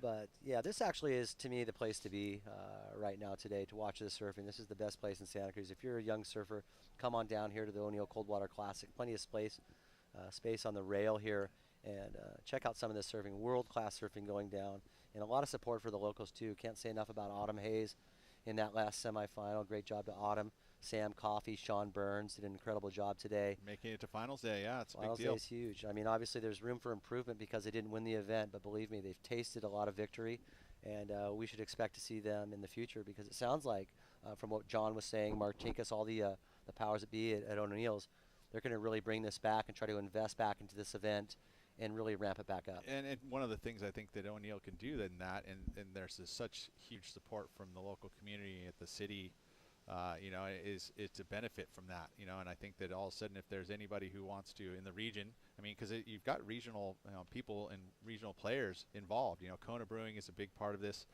You know, they're from Hawaii, but they obviously, you know, have a market here that they want to participate in. You've got West Peak, again, just you know, local seltzer company that's just recently coming into its own and very popular. So there's opportunity. I mean, if any people online here are sponsorships, you know, hey, give a good call into Sean Burns over there at O'Neill, and, no doubt, and he can set you up for next year because look, the broadcast is awesome. You know, obviously the time of year is good, and you know, it's for what we've got here. This is a very lucrative and great venue that you can promote your products pretty easily. Certainly can. I see Brian Kilpatrick right there earlier in the shot. He's West Peak. Yeah, that's what he's part of it. He's rocking that brand. And right next to that is Santa Cruz Board Rider. So come on down there. $100 gets you 6 raffle tickets. You could potentially win a couple. There's a couple of Merricks down there. I saw a yellow taco grinder. I've seen a beautiful Pat Rawson, sort of retro with really beautiful pin lines on it. Insane board, but great overview here, Pete. Looks really sort of mellow from here. Once you're down right in front of the contest zone, you're seeing a lot of distraction, waves everywhere. But they're focused in on this one area off the slot, relatively low tide, Pete. But this is a great little venue. Omar had mentioned this is like being courtside at an NBA game. It really is. You're just right there in the event with them. You're participating. They can hear you talk. They can hear you yell. So if you're giving them the support, they can hear it. God, Watanabe, patience of steel. This is pretty painful, I'm sure. I'm sure Ger's chewing his nails off here. His wave key doesn't probably have a solution to a problem like this. You know, this is something Watanabe's really sort of focusing on. You see his feet are up out of the water now, probably getting a little cold. Both Cole and Watanabe not wearing booties and sitting there for quite some time. So sometimes you can get pretty stiff and cold. Obviously Watanabe, seasoned veteran here, looking at this wave. Unfortunately, that wave does not materialize. So still 10 minutes now. He's sat Peter for 20 minutes and hasn't caught a wave. Well, he did this earlier where he had to wait it out for a very long time. Still plenty of time, 10 minutes, but it's each second as it ticks away, and he's going to pull the trigger this time. Watanabe, let's see if he can match one of these scores at least to keep this game close or keep this heat close. Nice little direction chain wall splits up right there. Put some aggression into that snap. Really like that torquing, straight from the waist type torquing right there from Watanabe. Great releasing turn right there. This is a great little wave, Pete. Wow. Able to dig his nose up after that snap. So that was a great little wave. Great reflection, too, in comparison to Cole's waves. Judges are most likely going to pull another one of Cole's waves back up to check that wave out in comparison. Well, if the broadcast does, but yeah, I mean, well, ultimately this is their replay, right? So yeah. They're going to compare it there for sure. You know, and there's to think about it, the 6.5 was again a different style wave. It was more out on the point, and it's short. It was pretty short and punchy. This is a little bit more off the slot, so it feels like it was in a good zone within the lineup with this tide. Even though the size wasn't there, it picked up energy as it went through here, and he just surfed it so well. Look at that, just a little accelerated snap. And again, great technique. See the wrap of the arms. Every time he's always widening his arms and whipping them. And feels to me like this is actually probably going to be the best number. At least I'll reach out and say that. Yeah, it was well surfed. I really liked just his steez too, Pete.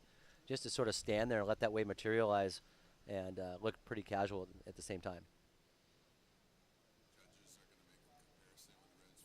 Oh, look at you. It's funny. You said that you wanted to see the comparison. Well, the judges have asked for the comparison as well. So we're going to see Cole's first and now compared it to Taro. And again, at this point in the heat, this is going to be one of those waves that's going to make a huge difference. Yeah, and I didn't want to say it right at the start of the heat, Pete, but I really sort of thought this wave was actually overscored a tad bit. Yeah. Not leaving much. I mean, obviously a 6.5, still a lot of top end of the scale there.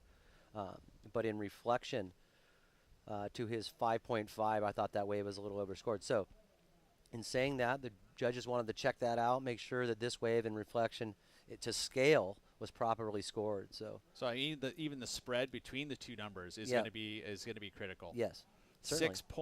6.90, so 0.4 higher. You felt that. I felt that as well. That I would say that Taro's wave was higher.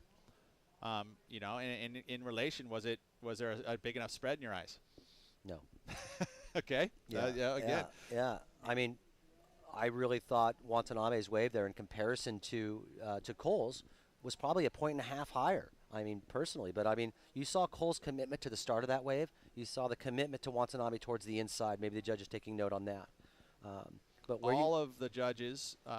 They're on a little bit higher on Taro's wave, except for one, which actually had a spread of 0.5 difference or a full point. 0.2 of a point in judge number 2. Yeah, that. But I'm saying that judge number 5 actually had Cole higher, 7. Oh, you're right. And judge number 5 here at 6. Taro, 6. So that's point spread. But that's only one judge that saw it the other way. Yeah, no doubt. So, hey, you at home, you can judge it yourself. We're going to show you waves back to back again. This was the first wave that came into the heat. It was a 6.5 for Cole. And like I mentioned, these two big maneuvers were done on the outside.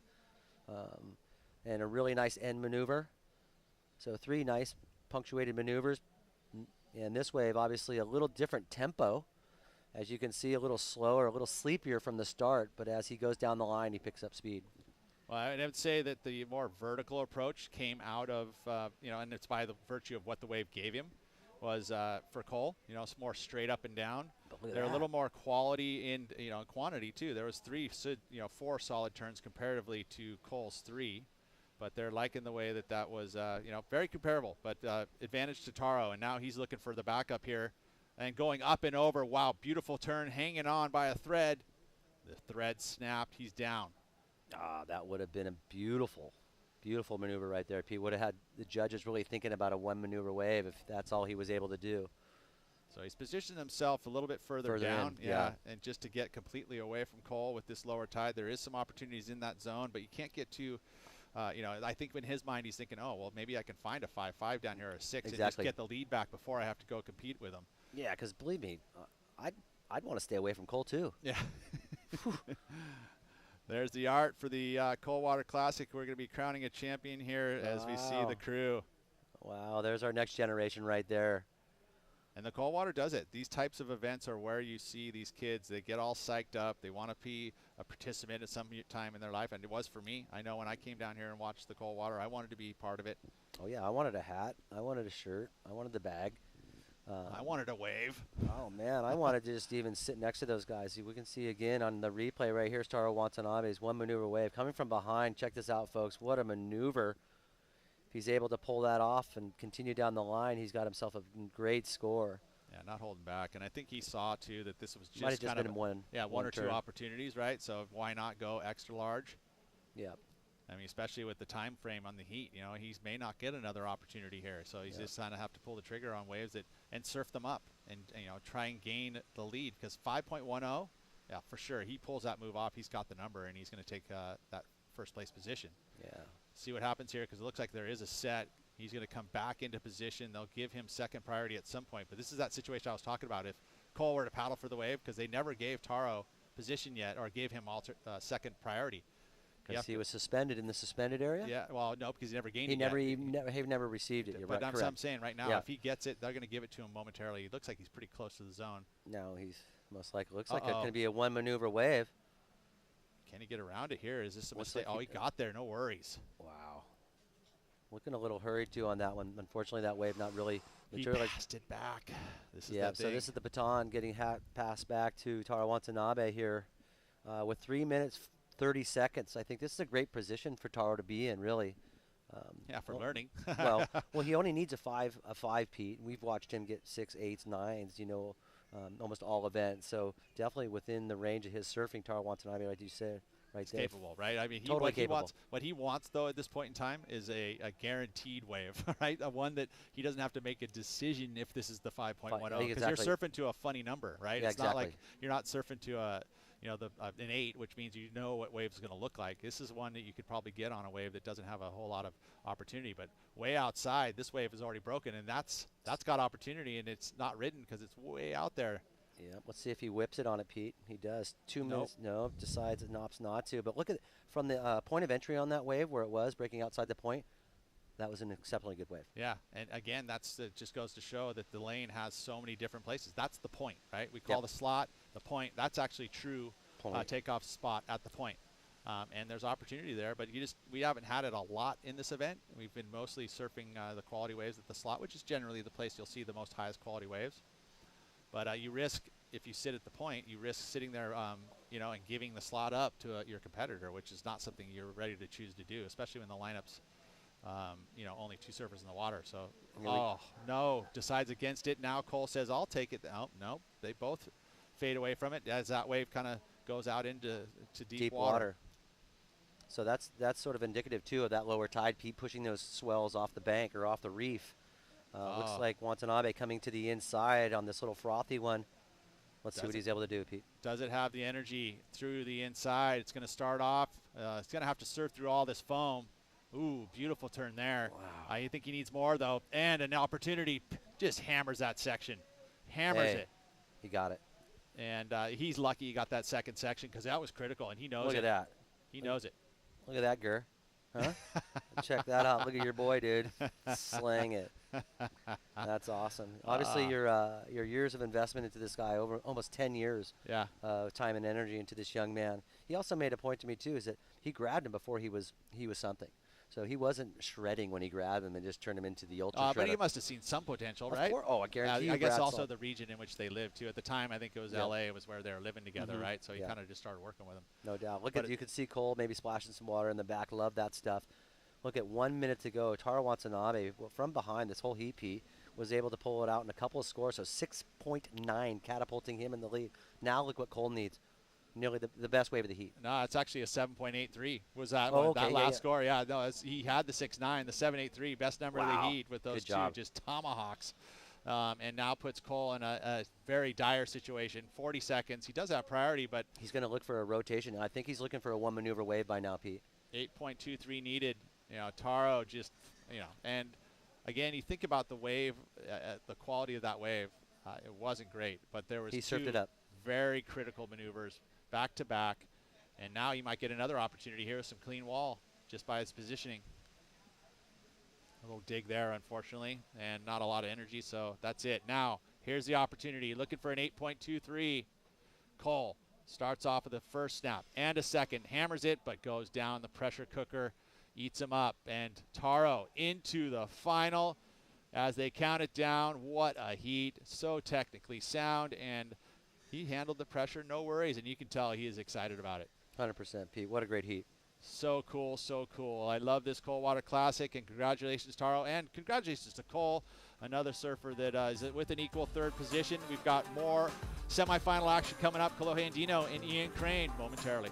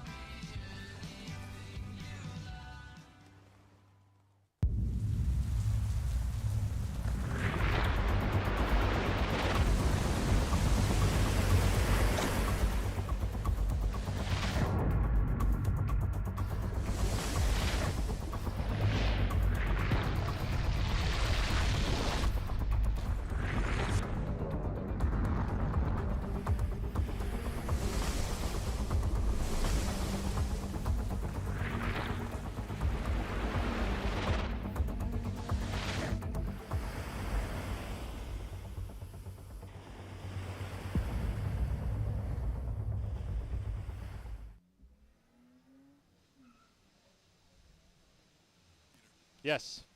How's it going? Head down. Not this kid. It's head up. That is Taro Watanabe as he's running to get his interview. And wow, what a performance, Adam. We've got semifinal 2 momentarily, but we just got to touch on that performance there because it was one of those heats that wasn't easy. He had to work for it. 20 minutes. He didn't catch a wave, Pete. 20 minutes he sat there without booties on. And Cole Hausman was chiseling away 6, 5. And I don't know, that's just a testament to being patient and sticking to your guns and having self-confidence. Yeah, that's funny. I call him Cole Hushman, which it's funny because there's Hauschman and Hushman, right? But ultimately, I think it's it's a Middle Eastern name that comes in. It is supposed to be Hushman, but we as Americans do our thing. H-O-W is how, right? Yep. And they've basically accepted it. So it's funny. I kind of asked them, how do you say your last name? And it's really Hushman, but everyone says Hauschman, so we kind of accept it. So I throw it out there. I actually mix it up, to be honest. You're about the only person who says Hushman. Pronunciates my name right. Oh, really? Yeah. Well, yeah. Even Omar, he sits in here and says it wrong. I don't correct him. But hey, I love that. It's R-E-P-L-O-G-E. It's rep logo. R-E-P-L-O-G-L-E. Yeah, correct. But I'm not going to break it down, Pete. But it's so that's the thing. You just get accepted, right? You just start saying, I'm not going to correct you. It's like when you're in 5th grade, you don't want to have to repeat your name. You just want to sort of blend in. Yeah. But look at so you accepted at a very early age. Totally. Looks like that offshore wind too now, Pete, is picking up a little. That northerly wind potentially moving from right to left, coming over the top of the lane. As you see right here, we got 2 O'Neill team riders, Ian Crane and Kolohe Andino. And good friends. I mean, that's the thing. And these guys are up here all partners. the time, Pete. These guys are up here all the time. And this is a nice little, say, local match. Ian Crane on the back side. You got Kolohe Andino on the front side, both riding Mayhems. Very similar to what we saw in the first heat. Taro, a regular foot, Cole, goofy foot. Same thing here. Yeah. So there wasn't really any distinct advantage one way or the other here at Steamer Lane. I think that's the case. I mean, if you look back at past champions, too, I mean, it's probably pretty even. I mean, Bo Emerton is a goofy foot who won here. Yeah. Gallagher won twice. Let's hear from Taro. He's got to get back in the water here momentarily, so he's down there on the beach with an interview. Wow, what a performance. 20 minutes without catching a single wave and then pulling it together in that last 10 minutes with an excellent score. What was going through your head in those last 10 minutes, and how did you stay so calm in order to get that win?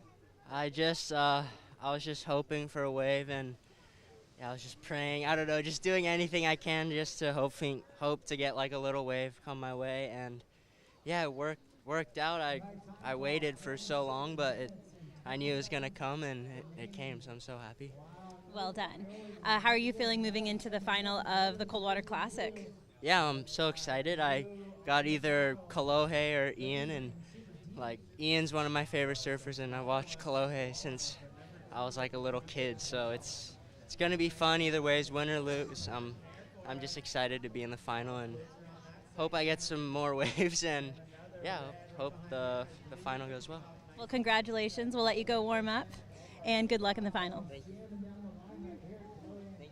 Right on, Taro, and great first exchange here by both these surfers. We'll get a better look at Kolohe's wave momentarily, but how was the speed and momentum carried by Ian Crane on that one? A smaller wave, but just carried the speed well. He did, and he connected all the dots perfectly, Pete. Kept everything really clean and smooth in a really challenging sort of table rock section to keep that momentum going to get to that end section. So we'll get a replay of that Kolohe's start of his wave, but looks to me like that was a great little exchange. Ian Crane early days here, but this is going to be another little match here, Pete. Puff, it's going to be a great one, and these guys are obviously very competitive with each other. As you see this first section here, a little bit bouncy. You can see there's that shallow water. You can see the boils from Table Rock, and he actually literally goes over to that section, but somehow finds that little burst of speed. In this section, I thought it was going to close down, but no, he was able to accelerate out of these two floaters and then goes straight up. More vertical approach on these last turns as the wave slows down, and then gets the finish right on the kelp bed before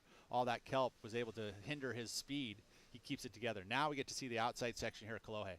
Yeah, nice little whipping off the top right there.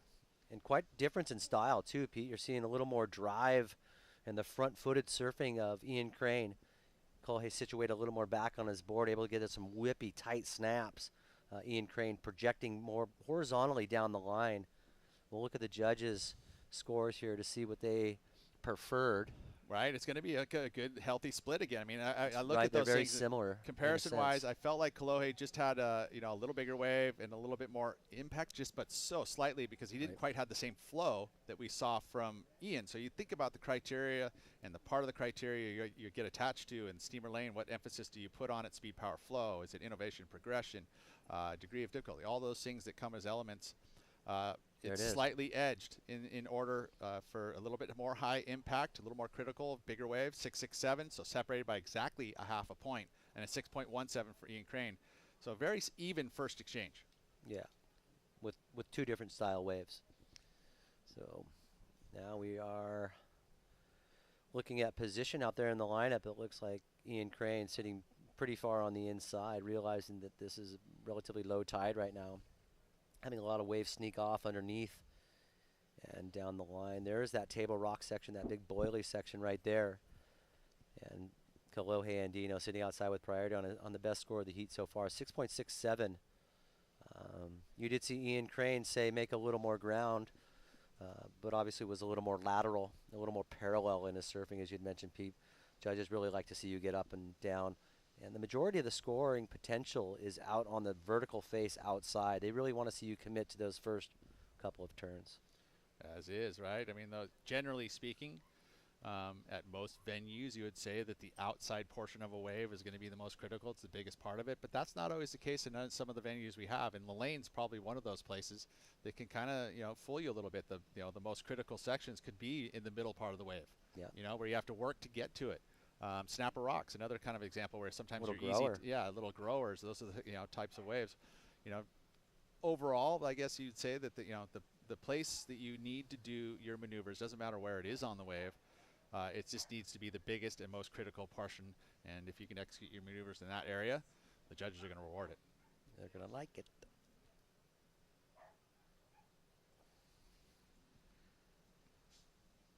So if the first semifinal was any indication of the consistency out there, it was pretty slow.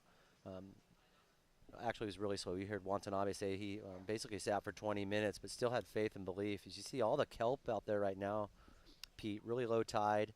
Sometimes that just wreaks havoc, too, with people's fins and leashes, but you're seeing these guys just plow right through this.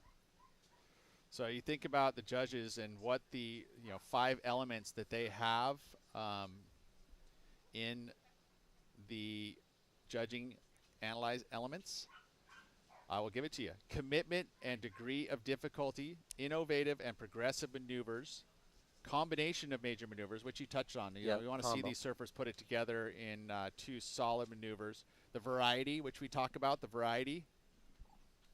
And the speed, power, and flow, which we've touched on a bunch, right, through all of this. And we are having a guest stepping in, which is going to be amazing to kind of touch story and talk about. Adam, who do we got? Well, you tell me, Pete, who do we got? We have a special guest here today, don't we? Yeah, we do. And your name?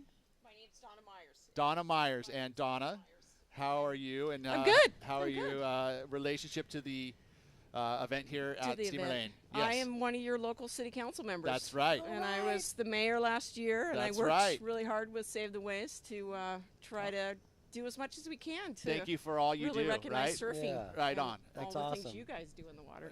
Right on, thank you. All those crazy things that you do in the water. Good to have the Coldwater Classic back. You know, introduce yourselves to everyone there, right? You've been in front of everyone. Donna Myers, our ex-mayor, and now still a council member. Yep. So still heavily for another involved. 18 more days. Okay. And then what? And then I'm going to go to Mexico and surf. Oh, well, good for you. Good for I'll you. be done. Your service has been, you know, it's been several years though, right? I mean, how long have you been involved? It's been 4 years. 4 years. 4 years. Yeah. That's a full commitment. Yeah. Yeah. It's been a busy 4 years with everything that's been going on. And yeah, you had to go through COVID, which I'm sure was a challenge, right? COVID was crazy. I mean, surfing really served a big role in a lot of people's lives to get us through that, right? Yeah, it was. Yeah. Oh, look at this. This is great. Explosive surfing here by Kolohe Andino. You know, smaller wave, but Adam, that was impressive. That was really, really impressive. I was actually watching that really intently the whole time. Yeah. Well, tell us about it. Well, we'll talk about it in a second once we go through the replay. But here's Ian Crane's comeback to that wave here. He must have saw something in this wave that's going to give him the opportunity. And a nice little wall, Pete. This wave's sitting back. Ian Crane getting up that board, Pete. Let's see if he's able to get up in the air. And he does. Can't pull it off, though, unfortunate. Yeah, but back to Kolohe's wave. I'm curious to see what the judges give that wave. It was really whippy and snappy.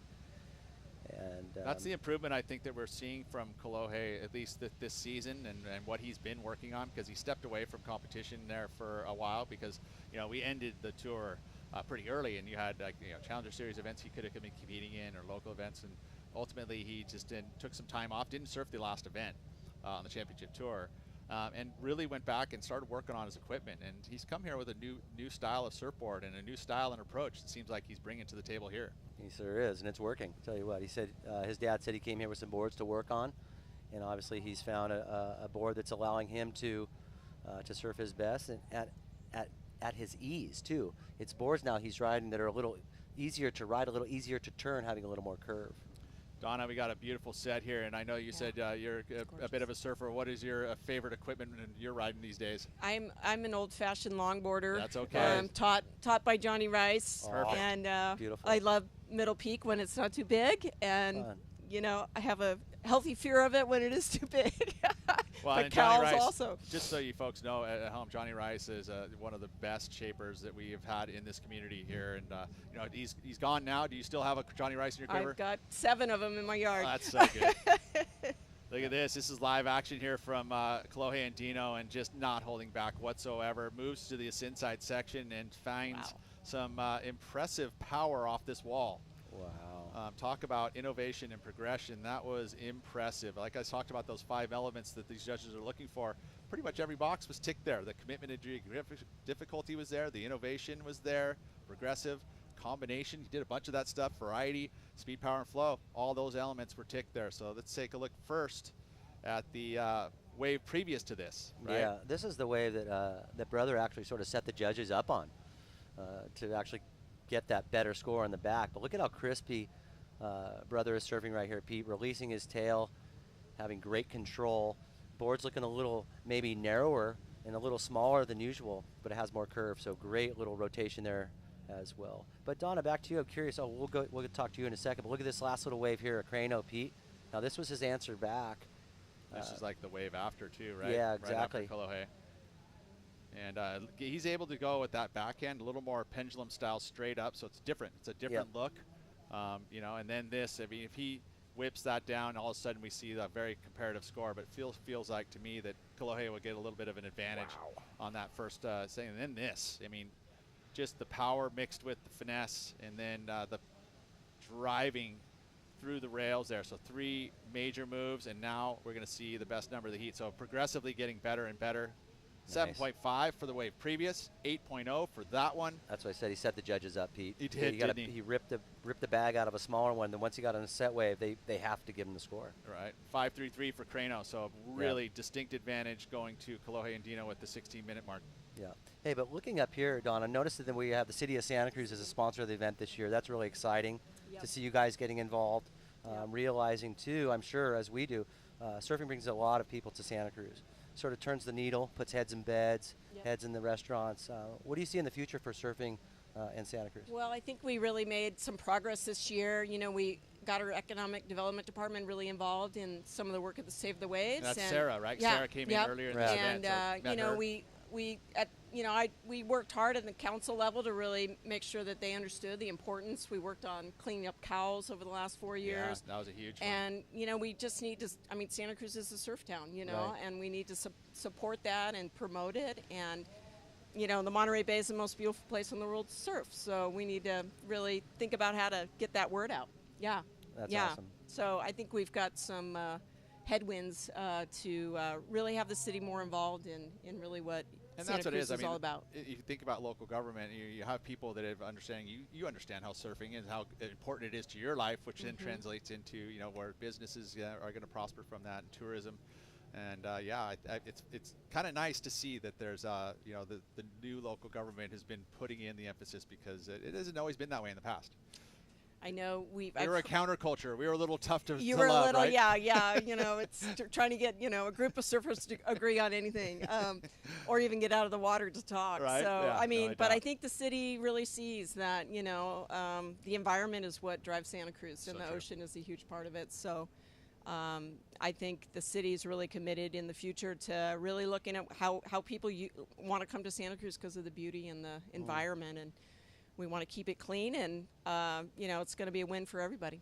It's funny because Nick from Save the Waves, he came in here and he was touching on the fact that, you know, Cowles, you know, is like this one mark that, you know, here's the center of the beach in Santa Cruz City, and it's got the bad mark of being so polluted, and we didn't know where it was coming from, right? We didn't understand it, and just to come to find out that it's the pigeons and the birds sitting. Birds. Yeah, it was the birds.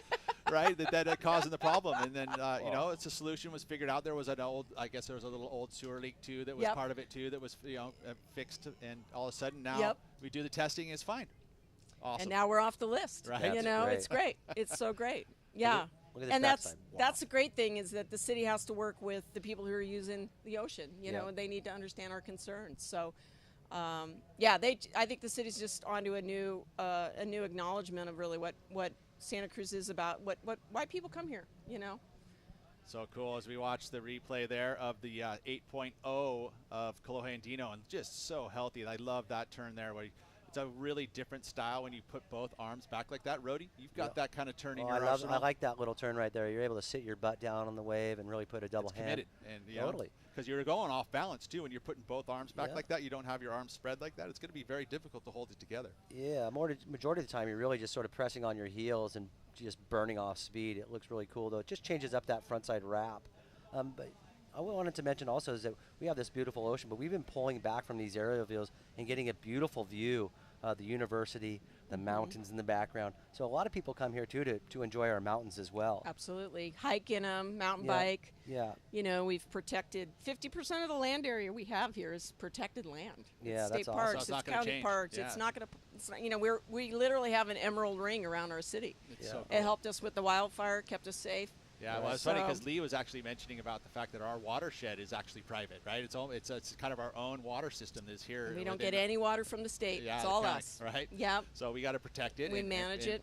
And again, like you know, getting the word out, like hey, early, and you know, we've got a drought happening, right? We're not getting a bunch more rain, but we're able to already get to that early stages, and you know, I know that I don't waste water at all. My showers are short, you know, like because that is as a community we all do it.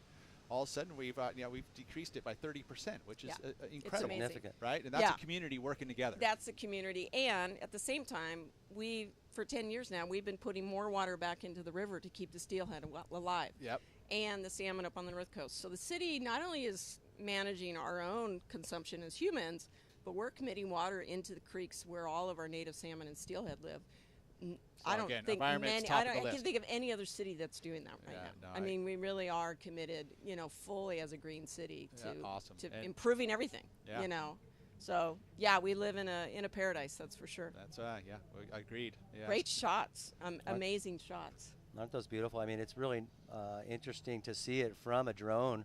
I don't see it that often, but it's beautiful. Just even the kelp sort of wreaks havoc when we're surfing, but beautiful from this point of view. Almost, if it wasn't moving, you'd think there was just crazy weird reef under there, and there is, but with all that kelp coming off of it, it's just gorgeous. It's so true. Yeah. And the positioning of the surfers there, you can see Kolohe's moved himself a little further out now, considering what his numbers look like. I mean, 15.50. I would say that's probably one of the highest Kolohe has had in this event. So he's one of those surfers with all that experience. On finals day, one of the things you want to do is build through the day, and he has definitely done that. Let's see what happens here. Looks like Kolohe Andino on a little warbly wave off the point, flying down over. You're cleared, kiddo. Go for the air. Bang. Easy does it. Oh, wow. And then vicious. one of those. Well, man. It was pretty impressive, Pete. Well, 7.5's gone. Kick to the curb. That's going to be another big number. And again, building momentum. Save something there, Kolohe. You might find yourself in the final. You're going to be up against Taro Watanabe. So, Don, you mentioned Mexico after the next couple of weeks here. Where are you planning on going? Well, you're not supposed to tell anybody where you go, right? Not really. Not really. You're right. Let's check this replay out here, Pete. Mainland Mexico. I'll just go that far. There you go. It's going to be warm. Wow, he does. Is that a slob grab? That's a grab, dude. It's a slob grab. He's done it in a rotation. And then that just a vicious laid over. Golf clap. Golf clap right there, Pete. Pete. Look at that. That shot's amazing. Beautiful view here from the drone. Look at that. He's just a ton of speed. We knew it was coming. He telegraphed it. Gets the grab. Very technical. 9.77. Highest number of the event. And impressive stuff. And I'll say, your recipe's working, kiddo, because these boards look good. And this is going to be a huge confidence builder, because I'll tell you, competition hasn't been easy for him lately. And this is something where all of a sudden he's got the jersey on. This is a big event. He's looked up to this event his entire career. I'm trying to think back if he's actually had a cold water performance. I would say that there might have been one in 2014 when we had the last championship. One. Maybe he was in that one. Yeah, but I don't know how he did. I would have to look back on it. But or ask him. Yeah, his dad's done well here. Yeah, that's true. But I think the experience has definitely paid off, right? 100%. He spends a lot of time here. Then look at, here Beautiful he is. Beautiful out the back. You see those nice seals there, Donna. The fact that he's now an O'Neill team rider, right? So he's coming in here and he wants to impress the bosses. No doubt. I think our street cred just spiked, just putting it out there in the World Wide Web that our mayor is a surfer. Yeah, right. It really does. That's huge. It does. I mean, I'm proud of that. Yeah. I'm totally proud of that. Yeah. Lee Solomon was in here a minute ago talking about Peter's dad making boards. He's our head meteorologist. Our mayor's surfing. This is a good good place to be if you're a surfer. It's a good town. It is a great town. What do you think about this wave here? Look, I think it's amazing. It's amazing what these folks are doing right now. It's so true, right? I mean, it just keeps getting more. I mean, they just keep figuring out how to do more stuff. It's crazy. Were you able to watch any of the women that have surfed so far? I have not, unfortunately. Well, it's got a been final coming up. Busy work week and. Well, there's going to be an incredible final here coming up. Hopefully you're able to watch it. I saw Autumn out at the little entrance here with Sean, so I got a picture with those two local heroes, so that was pretty neat. For sure. And, no, it's just nice. I live over here on the west side, and you could just feel like people are excited to come over here this afternoon. What better thing to end your week on than come over and watch this final? It's great. And that's what we were talking about. Obviously, there's been a hiatus of the Cold Water Classic. Hasn't been here in a couple of years. They did have the Freak Show, as Peter was talking about. But this really does bring a nice sort of a national feeling to the town here. We're grabbing people from all over the world now just to come to this event. Puerto Rico, South America, Brazil, all focusing on this event as a North American regional event. But they're seeing Steamer Lane at a really good quality. And I think this is really going to help the reputation of this wave, help the reputation of our town. And as O'Neill's continues to build this event, I wouldn't be surprised to see it up to a 3-star or a 3,000 and hopefully get all the world's best here. Definitely the plan, right? I mean, that's ultimately the plan. Let's see what Ian is that the blue jersey kind of looking for making a a left? wave? Yeah, maybe. He's definitely that's Kolohe. brother. I can tell that. That that paddle. that Distinct. pigeon chest paddle, yeah. And he's going to look at the left here, digging. Nope, not going to happen. He doesn't miss many waves either, but yet his it's suspended. He hasn't even received priority. I don't think he just paddled straight out from over there. He's sitting on a 9. What's he sitting on now? 977. So we look at it. This is the first combination. We're seeing Ian Crane in a combo now needs 2 new waves, Pete. Yeah, it's the first real blowout the entire day, and there hasn't been a whole lot of huge gaps in most of the performances throughout this whole event, but this is the biggest one so far. So Kolohe saving it for finals day. Saving it for his bro, too. He's just yeah, really. Fellow town, San Clemente, the other SC right here, and these two are good friends, and I'm sure it feels good to beat your buddy. Yeah, it sure does. I mean, there's a competitive little, I mean, I remember the year that I was competing with at the Coldwater. I was in the Coldwater at the time, but it was our Coldwater at the time, just because of the framing. It was a Bud Surf Tour event, but Rufo was in the final with me, and I definitely wanted to compete against him, and he definitely wanted to beat me, and it's all a healthy, fun rivalry. And we were talking about it today. He's like, yeah, man, I could have pushed you up against the cliff, but you had been nice to me earlier in the event, so I kind of let it go. And he's like, now that I look back on it, I shouldn't have done that. Shouldn't have done that, because it probably cost him the win, because I think the wave that he actually ended up not hassling me for was the wave that actually got me the win. Yeah. So thank you, Roof. Good buddy. We got a board riders coming up this weekend, and Roof's going to be competing there, so that's kind of cool. And, right we're going to be working together as a Santa Cruz community. Yeah, that's fun. That's the one thing about those board riders events is you get these age groups from 15 to 19, the 20s, the 30s, the 40s, and the 50s, and they're all divisions, and you feel the team, and you surf against other towns. So we're going to get to go surf against Ventura and Santa Barbara, but we're all like, all the people that are involved in those events, like our friends that I grew up surfing with. Oh, yeah. Yeah, so it's like this really cool, competitive atmosphere, but then there's this community that's based around it because you've got such great age gaps, from 15-year-olds all the way to the old dudes. Trying to get you convinced, Adam, to come join us, but I know it's like you're like, yeah, I did it. I did it. Yeah, I did competition. I'm not over into competition anymore. Not into it. I sort of gave it up. Retired. Yeah, I gave it up. You I didn't surf make my announcement. Yeah, oh, you didn't? No, but I mean, I'm not doing it, Pete. Come on. No, I love to watch. I'm totally involved. I'd love to be on the sidelines. I'd love to give some information. The funny thing about it is we were having that conversation about the board riders. I'm like, oh yeah, we got a spot. Loya's not going to do it, and I was talking to you about it. We were live on the broadcast. Marcel was on the east side. He heard that. He jumped on his bike and rode here. He's like, I could surf.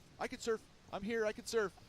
Did he really? He literally did. I'm all, well, did you sign up and are you a member? Are you a member yet? Are you a member? We got him a member. We got his $100 membership, and he's going to be here, and he's going to be competing on Sunday. You know what? He is a nightmare to I surf know. with. He's the last guy I want to surf with. But that's awesome. Well, no, he's on your team, though, dude. He's but helping I understand that. But if I have to compete against him for the spot, that's still no fun. I gotcha. Look at this little replay right here. Let's see what the judges are looking at again. This is that beautiful front side grab, Pete. Again, to slow it up, boom. See, that's the again, technicality of what he has done there, and then just the loose and complete explosiveness of that maneuver. It just everything on edge, and he pulled it off clean, popped right back up to his feet. I was going to say that recovery portion through that layback was actually intentional. Controlled. Yeah, and totally controlled. He popped up that. He's got some core strength, too. I'm sure that guy's doing Pilates. He's doing something because it's working. A lot of combinations of stuff that, like I said, I think there was this kind of a little mental reset. Competition wasn't becoming fun. He was not when the losses aren't fun, right? Yeah. But sometimes you can lose and go, okay, I learned from it and get over it. But it was hurting. It was something where he's like, because he's been at this a long time. He's been, he was groomed for competition. He's been doing it since a very young age. He's there on the tour. He had that. He was, in the title race, and then all of a sudden it just wasn't there. And I think the fun kind of left. And now it feels like, dang, looks like fun right now. He is on fire. Well, it sure does help to have a newborn baby, too. Sort of puts things into perspective. Well, I think that's probably a little stressful, too, right? That whole moment of having it all now, all of a sudden he's reaping the rewards of it, No doubt. Whereas it is kind of like, oh, we're having a baby. How is this going to change life? And all of a sudden you realize, oh, gosh, it's actually accentuated my life. No doubt. Gives you more of a little purpose here. Let's see what Ian Crane's able to do on his backside here. Looks like a pretty nice size little wave. It looks like he's going to the air, Pete. Oh, good control of that one. But trying to sort of match their sort of sort of match what Brother is doing. He does have those arsenal maneuvers as well. But like Brother right there, he did a combination of major maneuvers, Pete. It would be he needs to. Yeah, and it didn't happen. So there's going to be a good number That's here. going to still be a good number. I like that maneuver. Yeah, 5.97 carrier, but again in combo. So which means that he needs 2 new scores, and in order to get out of combo, he's got to have a 7.78. Right? That's a big number. That's not going to be the 7.78 needed. So ultimately, he's still going to be sitting in that combo. And needing 2 new numbers that total 17.77. So it's literally the door is very, very shut with some bolts and straps across it, 'cause it's hard to get through that one. And Kolohe shut that very early in this heat. All right, down to a minute, Pete. This is it. Down to the final minute. Crano still in a combination situation. We've had you here for the semifinals. I mean, is anything that you would love to kind of tell the folks that you're part of and you're going to? Are you kind of sending off into retirement? I'm kind of going into retirement. Yeah, I've missed a lot of time in the ocean. Yeah. Sitting in 12-hour meetings, and well, thank you. I'm ready to very much for everything you have done for this community, right? And thanks to you guys and all that you bring Santa Cruz around the world. So yeah, it's true. We do. Yeah, luckily, we do it in a good light. Thank goodness. yeah. Well, it's been a delight to hang out. Right on, Donna. Good to meet you. Thanks for being here, and we'll see you soon. Okay. Well, appreciate it. And again, we're gonna head into a break here. We're gonna finish up in about 15 seconds. We do have Kolohe Andino into the final up against Taro Watanabe, and we're gonna go into the women's final coming up next. We have 2 more heats, and we're gonna crown a champion here at the O'Neill Coldwater Classic. You don't want to go anywhere.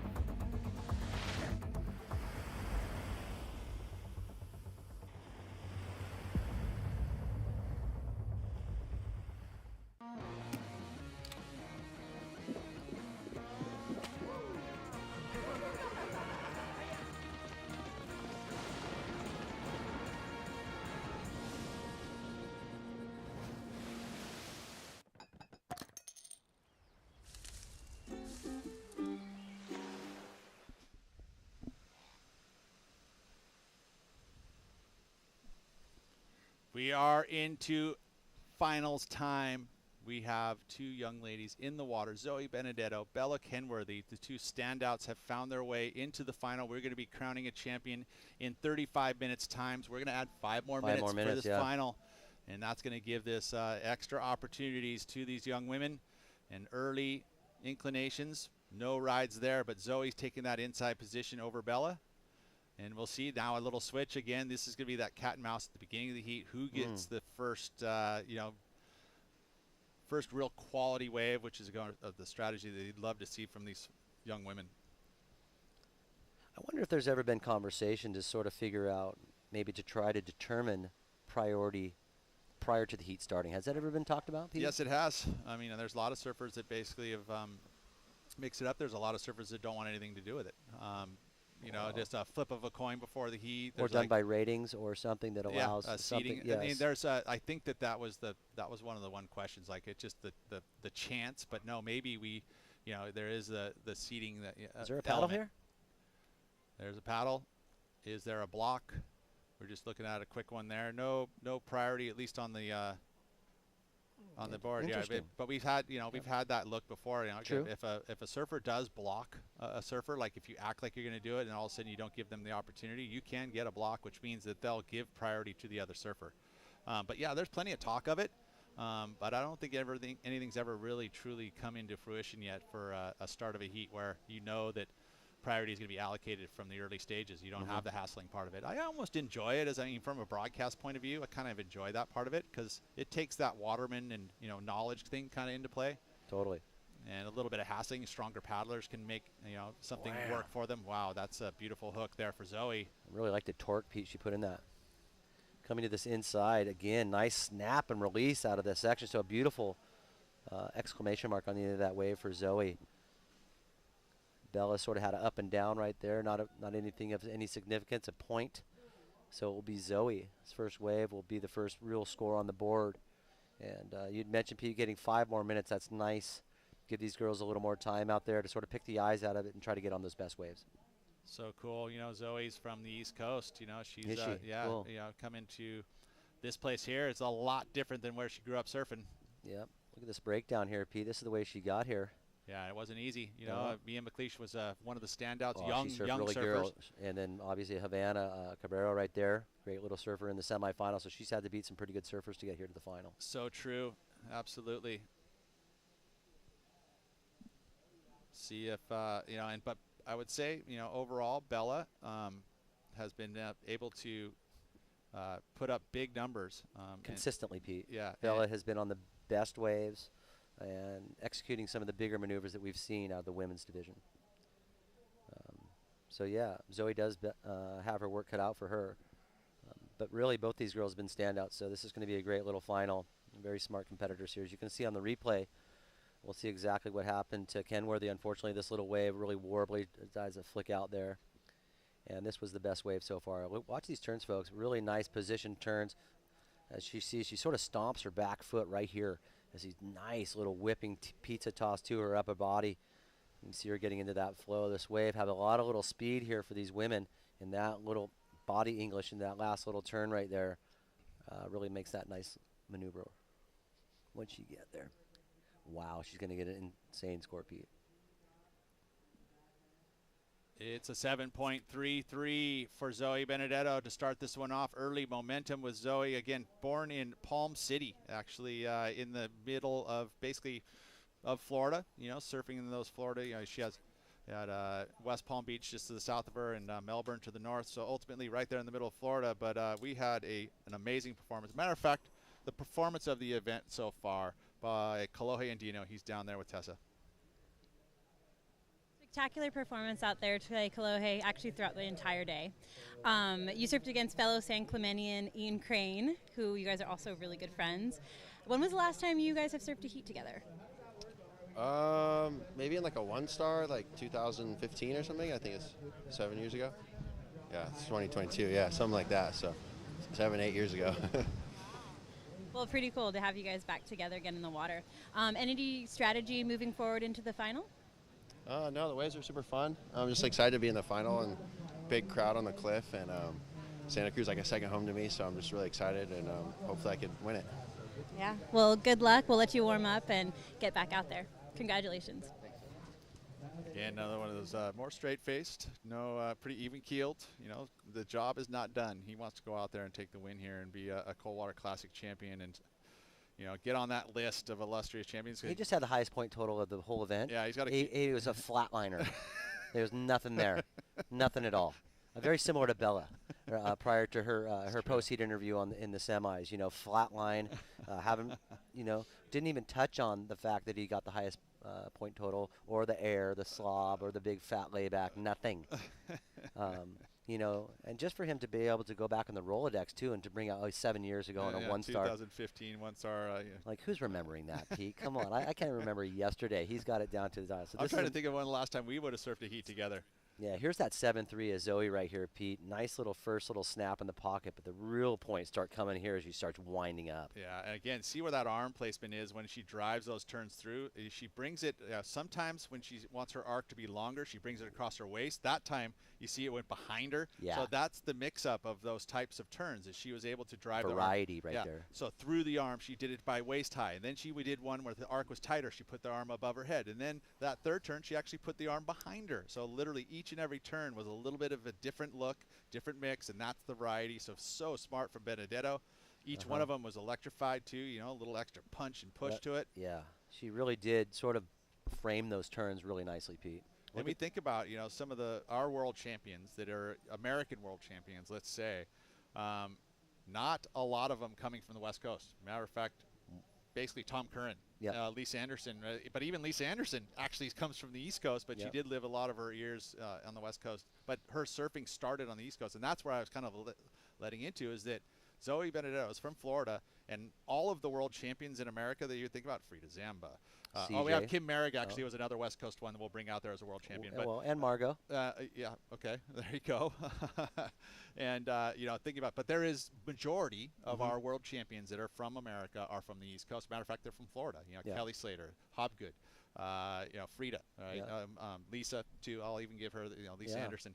So the world champions coming from that zone. And this isn't an easy wave to translate. I mean, in Florida, you were talking about the East Coast and being these shorter interval. They're short waves. They're very gutless. Quick. And quick, you know, which is, you know, how do you determine and find a way to have good pace at a place like the Lane? It's a totally different animal than what she's probably grown up and surfed in.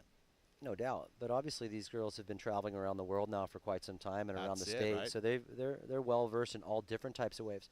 And just watching too over this last week, a lot of surfers have been going to some places up the coast. We won't mention them, but they're going to waves that are way more bouncy, way bigger, way sort of almost more challenging than the Lane. So the Lane becomes kind of softer, huh? Yes, when it does. Start, when you start riding some of those other waves, correct. There we go. Looking for a second score here. Oh, release this time, and this one is going to be another great score if she can keep it together. Two-turn combo with the 7-3-3 and very loose in the lip, and I haven't seen her do that style of turn, so she's been saving that one.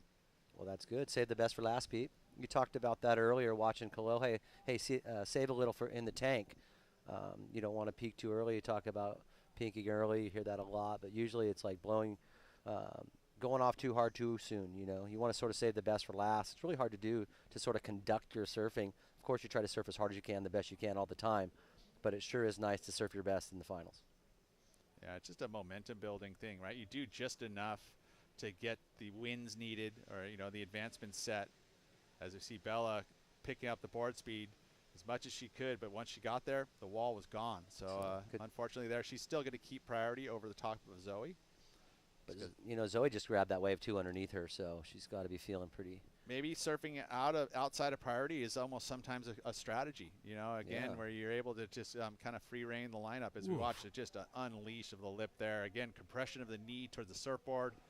You know, that gains the control. When you commit like that, you're putting all of your energy in sliding. You got to keep yourself over the top of the surfboard, and that tucking of the knee is very helpful to center the gravity over the top of the board. Yeah, if you still have a meniscus.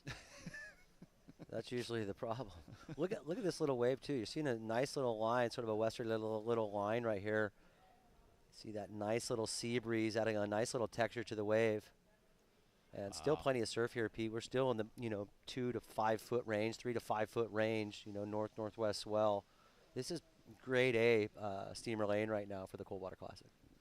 Impressive total already in the first 10 minutes of this final. 14.83, 7.5 on that last one for Zoe. So Bella hasn't been in this position before where she's been down.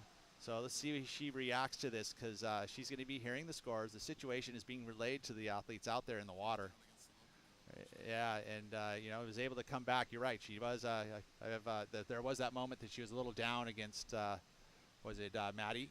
Yeah, or Autumn. Yeah, and she was able to bounce back. So she's capable of turning it here way more time too. I mean, you think about it, we've added the extra 5 minutes in the finals. So Well, she's comboed in the first, well, obviously it's been a 35-minute heat, Pete, so she's been plenty of time. This is a little deeper hole that she's in this one compared to Autumn, but she was able to bounce back for sure. And again, you think about it, she's like, okay, let's break it down. 14.8, that's 15 points, right? What is that? A pair of 7.5s? Okay, I've got 8s in my arsenal. All right, let's just break it down one wave at a time. Let's get myself the 7.5 and match at least the number needed here, and that'll put her right back in this heat, no worries, and alleviate some of the stress. She just needs the ocean to provide some canvas. And she also needs her fellow competitor not to increase that point total. That's right. And she did that basically outside of priority already. I mean, 1-2 punch beat. Yeah, Boom, it boom. was pretty quick. So I mean, think about what a start you want for your final. This is one of them for Zoe. I'm going to go back to the rankings real quick, and since both these surfers are in the top, matter of fact, Bella is sitting at second in the rankings. Zoe sitting at fourth in the rankings. There is about 900 points separating the two. 1,000 points. Excuse me here, I got a cough. Thank you. There's about 1,000 points separating them. So if Zoe gets the win here. What's the difference between first and second? How many points? 200 points. So really, they're both going to pick up numbers. But again, we're seeing an event. I'm surprised there's not a larger spread between first and second there with the point spread. It's pretty good though. 200 points is a. Well, if you only have 3 or 4 events in the year, yeah. Yeah. Well, let's go. Let's look at this sheet here. 1,000 points. Yeah, 800 for second, 1,000 for first. But I mean, if you look at 650 for equal third, so 150 point gap. So the biggest gap between the points though, if you, going into the quarterfinals too, you have 650 for equal third and 500. For equal fifth. So they want you in the final. Yeah, that's what I'm saying. Is that the gap between the points between first and second is bigger than probably a lot of the gaps between all the other placings. Other placings, right? Yeah, so there is a huge difference for winning in comparison to finishing second. They're both good results. Don't get me wrong, but you're thinking about these surfers wanting to qualify in the top 5. It's very important for these surfers to get the win here, and so early advantage to Zoe. Like I was mentioning before, she sits at number 4 in the rankings. So this is Alyssa Spencer, who is another great surfer, didn't compete in this event. As we look at Brent Power. Is that the CITM? CITM. That's Channel Islands team manager. He has been a new addition to that Channel Islands team. Has been a great new addition. Matter of fact, he's been putting himself at all these events, working from all the way top level at the championship tour, all the way down to right here with the QS 1000. So. A lot of dedication happening with that kid. He's got a bunch of kids. He's got a full posse. Moved from Australia to come here and help out the team. So, good addition. So I mean, you'll say that Zoe will move over Alyssa Spencer. Soya Limbrad, she's number 1 in the rankings, but she has a substantial lead. She's pretty far out there. Yeah, 8,000 points over Cabela, who has 6,500. So a good solid gap there, 1,500 points. So Sawyer looking good. But again, if you're thinking about that top, you want to be. Caroline Marks is another example of someone who sits in that top echelon. But she's stealing points? She's stealing points. Yeah, she literally stole 3,000 points at that last event. Yeah, I saw Gabriel Medina down there at Sakurema.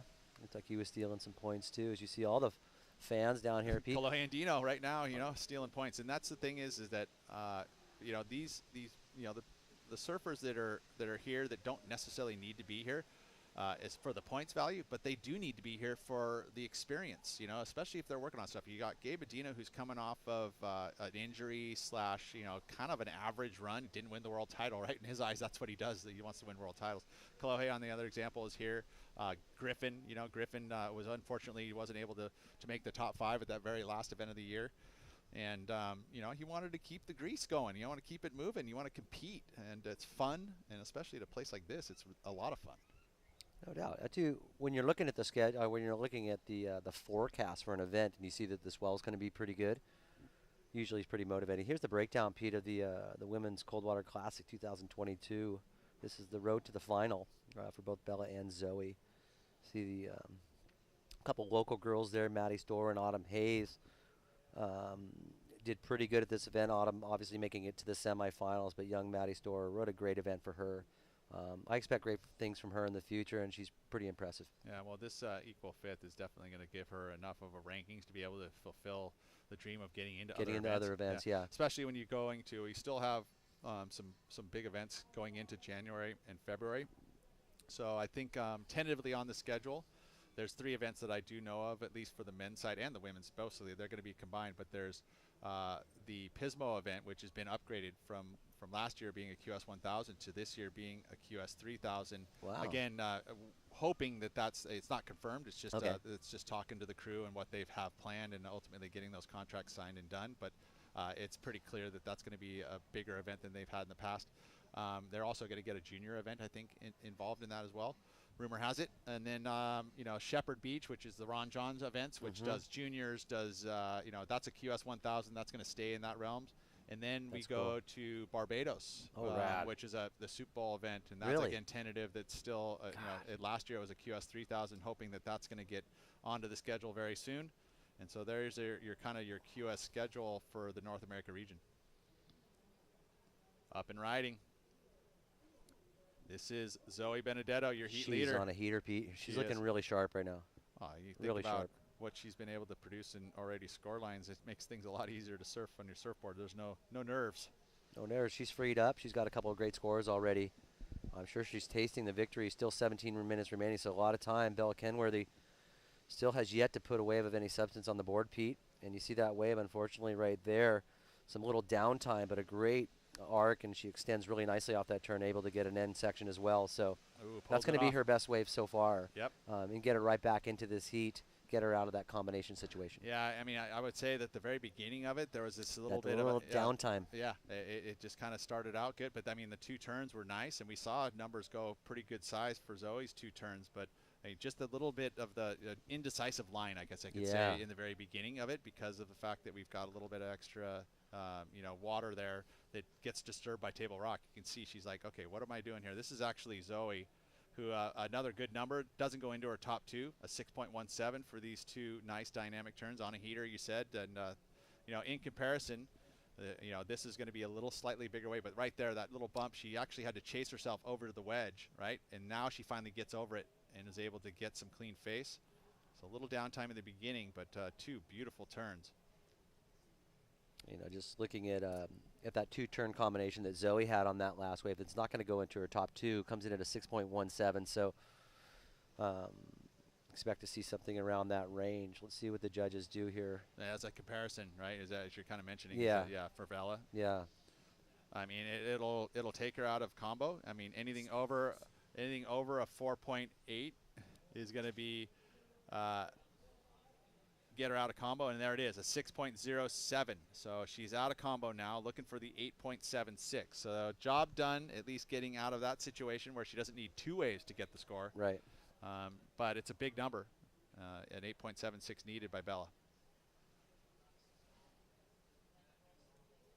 God, these 35-minute heats are lasting a long time, Pete. So, it goes a lot faster when you're in the water. Sometimes when you're behind, you really wish they'd add a couple more minutes for you. But when you're winning the heat like this, obviously Zoe has gotten those her first 2 waves, her 2 keepers. So she can't wait for this clock to wind down. So true. I mean, that's competition, right? You're just like, how do they make it slow motion when I'm in the lead, and then in fast motion when I need the scores? Yeah, it is tricky. I'm noticing a lot of the young surfers now. Years ago, there was a watchboard on the judges tower that would give you the time. A lot of the women now are keeping obviously a watch on. Timing sets are a lot more very cerebral and really using their brain when it comes to using everything they can to make sure that they have the best advantage. And usually your time management in a heat is crucial. Not so much when there's tons of waves, but you're seeing a move right here. This is pretty interesting, Pete. We're not seeing a lot of surfers paddle from the slot to the point. Usually you do that in transit after catching a wave, but it looks like Kenworthy here is making sort of an adjustment, going towards center peak or middle peak, and now coming back. So maybe looking a little indecisive. She's right on the boils right there, so that's obviously the most shallow spot of the reef. Let's see if Bella's able to make something out of this middle peak wave. No ops.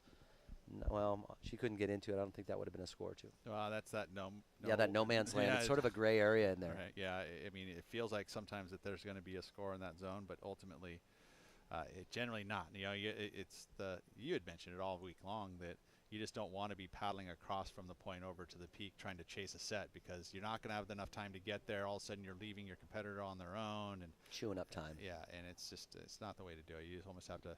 It's hard though when you're looking for scores and you're sitting outside of priority, not to try and just move around and roam the lineup. It's just slightly too much room to really commit one way or the other. I mean, to be able to play both fields, right? You can't. It just doesn't. It just does not. You just don't have a motor. You can't beam yourself there, because that's ultimately what you need to do. It's a good 100. It doesn't seem like it's that far because you see it coming. You're like, oh, I can get to it. Or when you're on the beach doing your analyzation for your heat too, you're looking at that as a potential opportunity, seeing all those waves like, oh yeah, I could get there. Oh yeah, look at that one. Yeah. Those are good over there. If I need sort of to skirk away and get a little quiet one, might be down there. But you're right, Pete. It is a lot further away than you think. Especially now we have the fuller, fuller we're on tide. the other side. It's not fuller tide, but it's actually coming on the up other now. side. Yeah, I think it was lower It was noon or 1 o'clock. 12:40 is what it was, right? So, it's now 2:30.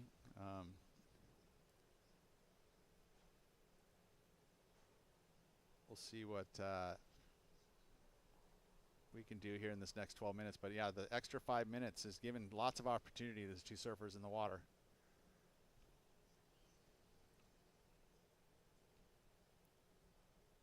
But we are seeing the opposite end of the swell, right? So, we're pretty blessed with, I think this morning there was a question mark on how the size was going to be. Obviously the optimistic one was sitting there going, yeah, there's going to be plenty of surf. And I did look at the buoys and there was that opportunity, but it was seeing a decline now. So even with the tide now kind of on the other direction, generally it kind of brings in a consistency a little bit.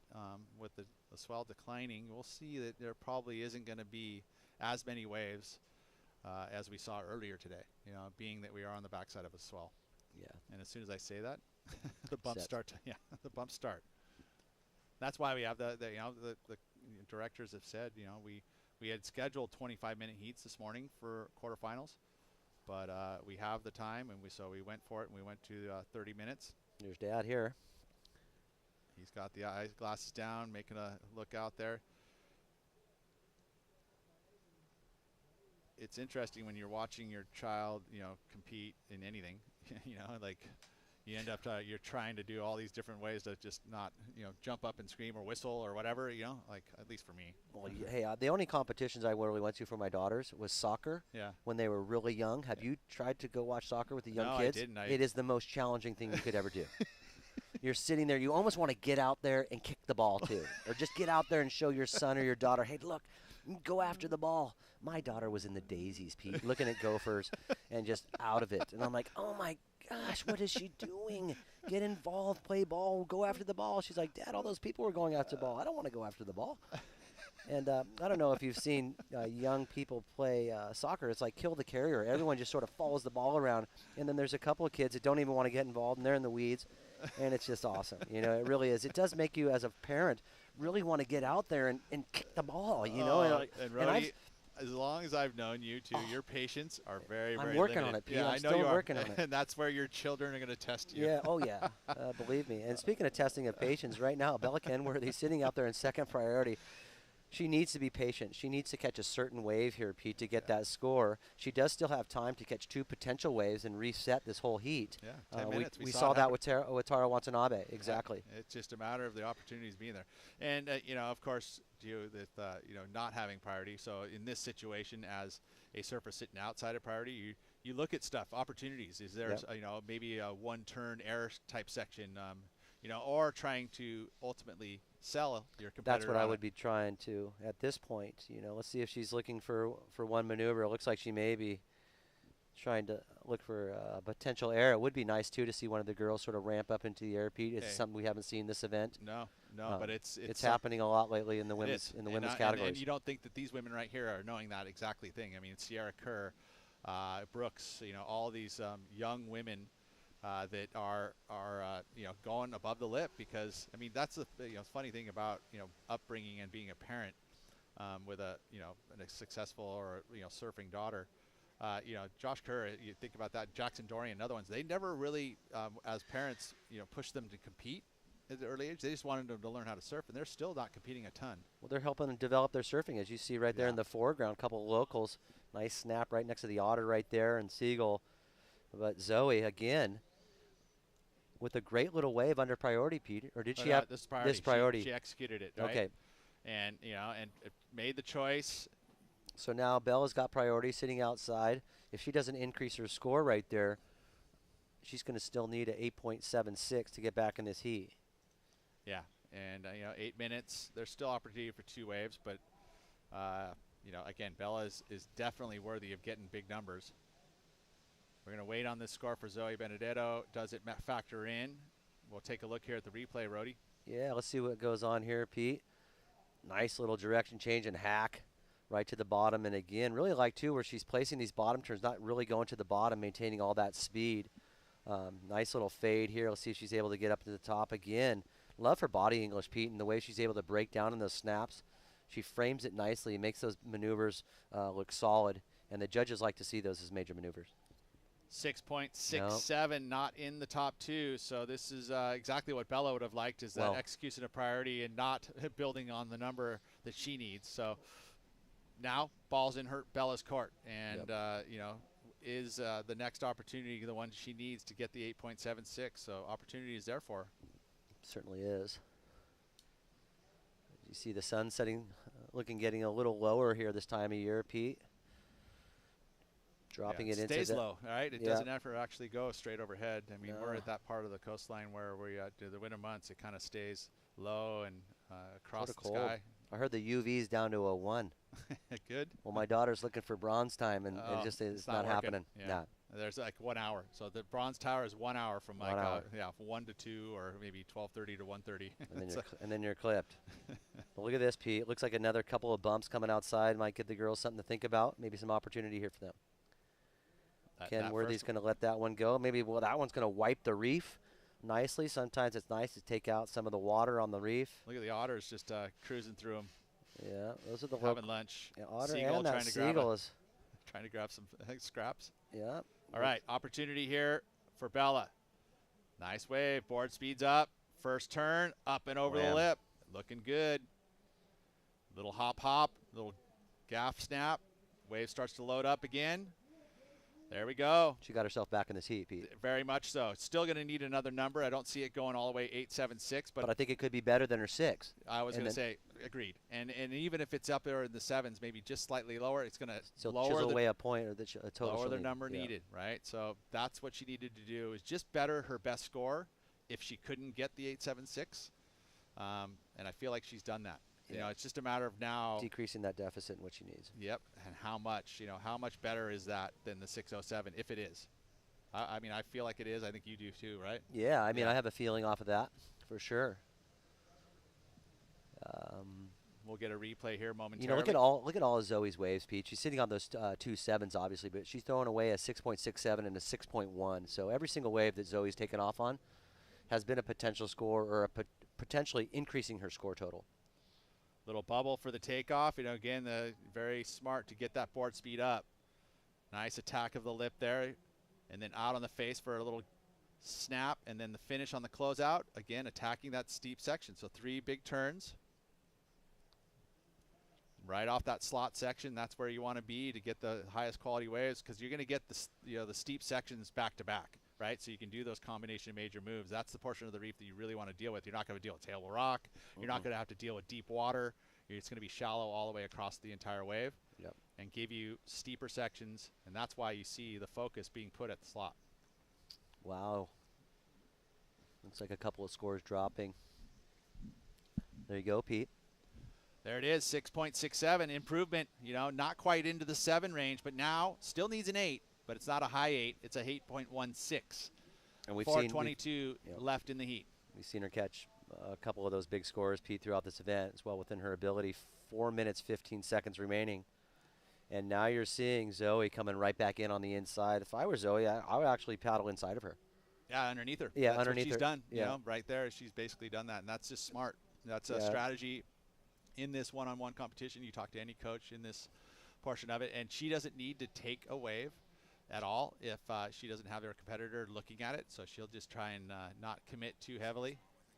And Zoe's mom there overlooking this, and she's a nervous 3:45 to go in this one. Yeah, eyes I mean, on the how ocean. proud are these parents, Pete? Obviously, they made the final. Obviously, everybody wants to win, but you got to be proud just to be able to get to this final. It's been exceptional surfing throughout this event. Great surf, but yeah, I'd be really proud if I was a parent and my child was in this event and in this final. 3:20 to go. A little bit of that, you kind of start looking out the back. You're like, okay, is that a bump? Oh, is this a bump? Nervous times. This would be, I think, Zoe's biggest win. Like I said, she's done well in the events, but never had a big win, at least on the QS level that I could see. I'm going to keep digging in here to see. Nice to see a lot of supporters down here, Pete, watching this final. Beautiful day down here in sunny Santa Cruz. Sort of a cold one. Been cold sort of all day, actually. Starting to see some guys in the direct sun right there, but it's been pretty cold. This season, Zoe was in the final of the Jacks Pro, which was the very first QS 1000 of this event. She got 800 points there. So. Oh, she's final already. Already finaled, yeah. But this didn't season, win. Didn't win. No. Okay, so this is exactly what she wants then, Pete. Oh yeah, of course. Yeah, of course. Well, anybody. But it is sort of something that you've tasted and gotten close to victory, and that's what you want to do. You really want to win. She's been able to get in a few of the Challenger Series events and not a ton of success over there, unfortunately. She went to the Gold Coast. She was able to get a 25th over there, so she made a heat. Look like a breakaway right here, Pete. Okay. Again, how far can you go? You don't really want to go too far. No. 2 minutes now. But yeah, Zoe was able to go and compete on the Challenger Series level, so she did get starts already. As experience. That's a great confidence builder. And just hasn't quite broken through though. Those are global events where you have the top 80 women competing. I think is the total. Amazing. Now down to 1:30. Nervous times for Zoe with priority, and she's not going to chase down Bella because she feels like, she's kind of in that nomad's land is not. We haven't seen many scores from that area. It's a lot of confidence for Zoe not to chase her down there. It really is. Yeah. Let's see what Kenworthy's able to do here. There is a couple waves coming. You see another wave out the back, but she's coming all the way back, Pete. Don't think that was the wisest move, moving off the point and off the slot. Really still think she should have stayed on the inside of the slot, inside of her competitor. If her competitor wasn't going to follow her, I wouldn't really go that far away. I just want to still have some opportunity to get onto that table rock section. 50 seconds remaining here in the final, the women 2022 Coldwater Classic. Okay, so you know what? Zoe has won a QS event. Okay, great. In 2019, so she was very young. Young, when she did that. Yeah, I was just looking through all of her rankings, and her big win Stats, there was on the East Coast, the WRV Outer Banks Pro. She won at Jeanette's Pier, so that's she has had a QS win. Rad. But I would still say that this would probably be her biggest actual win, just because of out of the state. Well, that was out of the state too. Notice when some of the competitions where they're ripping really hard versus where you're doing one turn to win the contest, it feels a lot better. Okay, gotcha. I really think that it's gratifying. Look, we're down to the final 5 seconds, Pete. We're going to see an elated Zoe here. I'm curious to see her reaction. I do love watching people win. Well, it is over. You are the champion, Zoe Benedetto. Mom is very happy. Gotta love it. Is a big win for Zoe Benedetto. It's going to keep her qualification status well up there, and she'll be competing on the Challenger Series again, most likely going into 2023. And good friends, too. These two have been competing with each other for a very long time, and there'll be a bit of a congratulations there. Yeah, let's check these twos. Look at the little parade in, wave in here. Congratulations. Let's see if she gets. Well, they're not going to cheer her up these rocks. That's a tough one, right? Yeah, they're not going to cheer her up these rocks here, but I wouldn't be surprised if she once she gets to the top of the stairs, she's on somebody's shoulders. As it should be. The tradition for winning events generally is you get your crew. They give you a chair up. But yeah, a bit of a tough one there. Look at the parents congratulating each other. That's awesome. So cool. Good. Congratulations. And, you know, these two women had the performances of the events. It's great that they met into the final. You know, on finals day, the champion is now set in that red jersey with Zoe Benedetto. Wow.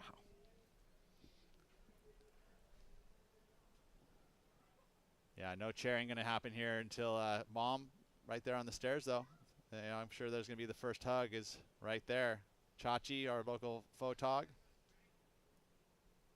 Congratulations, girl. That's a big, huge smile. Mom there to greet. That is so awesome. You are a Cold Water Classic champion, and they'll never be able to take that away from you. You are going to be on that illustrious list of champions. So congratulations, Zoe. Beautiful stuff.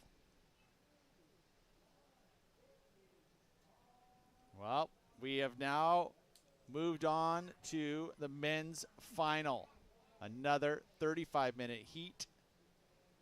Crew, are we going to go? We're going to stay with the action. We're going to stay in the finals. We're going to watch surfing. We know more. Straight through. Yeah, let's, you know, we know who has been a big contributor and sponsor of this event. O'Neill, thank you so much. We've also got major sponsors here with Kona Brewing and the city of Santa Cruz. And first wave of this final of the 2022 O'Neill Cold Water Classic is this band, and just a huge gaff to start this one out. Again, up to his tricks. Whoa, man, that was pure. 3 beautiful arcs from Kolohe Andino. Zap. Nicely done for a start for Kolohe Andino. Tara Watanabe, I mean, this is both these surfers have been technically sound throughout. Kolohe seems to have another gear on finals day. Let's see if Taro can up his game and give Kolohe a run for his money. That first wave right there, Pete's sort of going to set the stage for this final. We're going to see a nice little score, and it will definitely sort of put the pressure back on Taro, as you see right there, brother, and Taro Watanabe in this final of the 2022 Cold Water Classic, and a great matchup. Like you had mentioned, Pete, both these guys have been on point in the event so far, putting big numbers up, coming from behind, leading from the start. Let's see what the judges give this way, Pete. This nice jam down the line. He's flying down the line. Love the direction change, that last little turn, allowing that nose to come all the way back at 11 o'clock or 1 o'clock. And again, so 3 beautiful arcs right there. This wave, I really like this little zap right here, zah, and then this tag right here. So great way to end that wave. A nice little 2-for-1er, but that's exactly what that wave called for. 7.17 for the start for Kolohe Andino. That is a great start for him. And you're thinking about the equipment that he's been on here, and you know there is subtle changes for sure in what he's riding here this year, but he is able to push very hard on his equipment, you know, as much as he wants, and it's going to stay gripped to the wave. So that's why, you know, he showcased that extra power. He's a very strong man. Yeah, well, all those guys too. Cole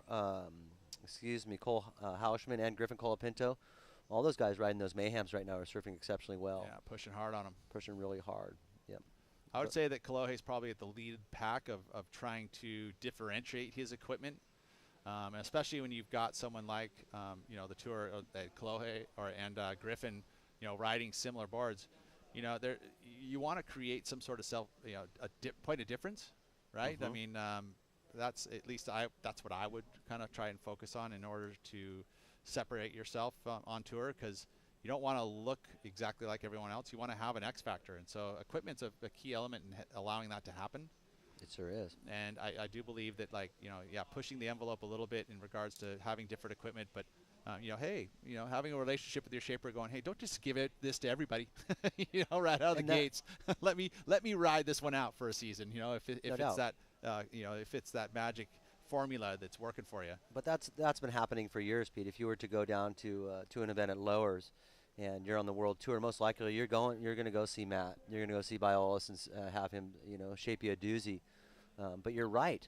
When you do have your team riders competing against these people that are hopping on these boards because they want that look, that advantage, that feeling, it's hard. I'm sure it's hard for these shapers really to start shaping boards for other surfers. Watching Sharp Eye right now, or Marcio from Sharp Eye, really sort of a hot product right now. Everyone's sort of getting onto these boards. Well, there's been success from all the people that jump on their boards, right? Yeah, So exactly, and so you're starting to see a lot of that. A little more curve in the boards, boards that are a little easier to ride in the sense that they're drawing out these really nice, effortless long turns. But right now, I think I want to be trying to mayhem. Well, and that's why I guess if you're going to have team riders and you're going to have them, competing in these events, you want them to be surfing good on the equipment that you're riding, because it's just going to translate into board orders, Yeah. right? Well, that's exactly. I watched Nolan Raposa on the Gold Coast at Snapper ride one of these Radius Pizels, and I dialed the rep right up and said, just whatever he's riding, give me what that guy's riding. He's killing it. I'm 51. He's probably 20 something, but still, usually, even we all think we're Groms on the inside. We still want to perform the best we can. And right now, a lot of these surfers have found the boards that work the best for them. They're really drilling it in with their shapers and really sort of detailing the little nuances to get those magic boards. Well, and you think about it, if you're looking up to a surfer, because everyone's got their own taste, right? Right. Like, okay, hey, I'm a Jack Robinson fan. No, I'm a Felipe fan. No, I'm a Kolohe fan. You're going to want to find the equipment that they're riding so that you can kind of emulate that style and approach. I remember back in the days, it was all about Tom Curran for me, right? Oh, no doubt. I was about Channel Islands and finding my boards. I was riding my dad's boards at the time, but it was everything about Tom Curran, even the sprays. Let's hear from the champion of the O'Neill Coldwater Classic in the women's division, Zoe Benedetto. Congratulations. She's down there with Tess. Maybe Max. Maybe Max. So Zoe, how was it to win the Coldwater Classic? What's going through your head right now? Yeah, I'm just super excited. I knew that final was going to be a good final against Bella. We're really close friends. Talia was on the beach watching us, so yeah, I was just excited to go out and get a couple good waves, hopefully, and ended up going my way. So I'm really excited, and I don't even know how to describe it right now. So That's really awesome. So how was it in the water? You got a pretty good rhythm, couple good waves to start it off. So can you tell us a little bit about that? Yeah, talking to my mom before, I just, wanted to get a couple good waves and try my best. I luckily got my best two waves, my first two waves. So, yeah, just playing it the way I wanted to play out was really nice. But, yeah, just trying to stay calm in the water and not overdo my surfing, just trust my surfing, trust my abilities. So, yeah, just having faith in myself. I needed this, a confidence boost, just been struggling a little bit, so this is definitely a help. That's awesome. Anyone you want to thank, shout out? Totally. My mom, who's been with me the whole week, my sponsors, my dad and sister, they're probably watching, so hi guys back at home. All my supporters, I'm super grateful for you guys, and yeah, thank you so much. Cool. Congrats, Zoe. Back to you guys. Right on, Max. Nailed that interview. Congratulations, Zoe. And she had mentioned that good friend, Rod John team rider, and Hurley, of course. But congratulations. Big win. She did win on the East Coast in the past. Now has a West Coast win in a QS 1000 and finds her way in that qualification position for the Challenger Series. So congratulations. That is a huge win. Look at this wave, Pete. Tara Watanabe's first wave. This thing was well ridden. Nice little fade back into the soup, and those bottom turns. He's killing me. That off the top, electric, Pete. Look at that wrap back into the pit. And here's where he really starts to zing. That was a really nice little zap off the top.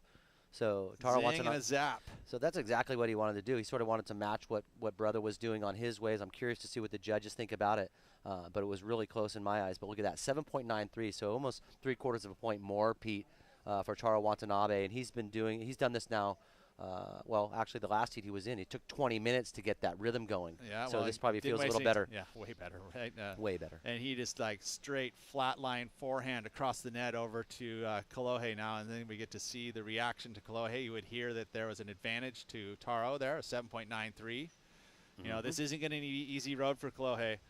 Yeah, this is going to be a hard-fought win if he's going to get it. Two forehanders making it into the final, so you can kind of match them. They both are doing very aggressive turns. Matter of fact, Taro feels like he's upped the energy slightly. He was kind of cruising through, some of his waves and really accelerating through the maneuvers, but now it feels like he's picked it up and he's doing it, speed all the way through. Even the bottom turns are getting extra squirt, so he's pushing a little harder. I don't think he's thinking now, Pete. I think he's just reacting and just going for it. He's just trying to focus on surfing good. And shoots, or even just getting on a good wave, maybe not even thinking about surfing. He's done all his hard yards, all his training and everything, but right now he's looking extremely loose. Watanabe's going to throw up a small little score again. That's not going to be a major score in the end of things, but Taro Watanabe is obviously creating a huge fan base right now, Pete. This guy's exceptionally good, and he's shredding. Yeah, that's so true. You know, because it just, I think you think about surfing, and you know, as it's progressed, you know, with the personalities and the styles, there's always a style, right? You can actually pick out a surfer from pretty far away, right? Just by their style. You know, I think Taro, as you watch this replay of the second wave, and it's still looking pretty darn good even on that. Heck, so it's an extra number. Or was that the same wave? That's the second wave. Second wave, right? Yep. Yeah. This is just you know, him just concentrating on surfing good, like you had mentioned. But there's a lot of acceleration in the bottom turns. 5-1-7 for Taro. So score is in, and early advantage. Taro without priority. Now we've got the 7 here of Kolohe Andino, just for good measure to see where these two waves compare. You know, beautiful arcs and digs of the rail, right? And whip. A lot of whip. This little zap and this little tag right here is really nice as well. So great way to end that wave. But Taro Watanabe getting the best of that exchange, and we'll watch Taro's wave right here, Pete.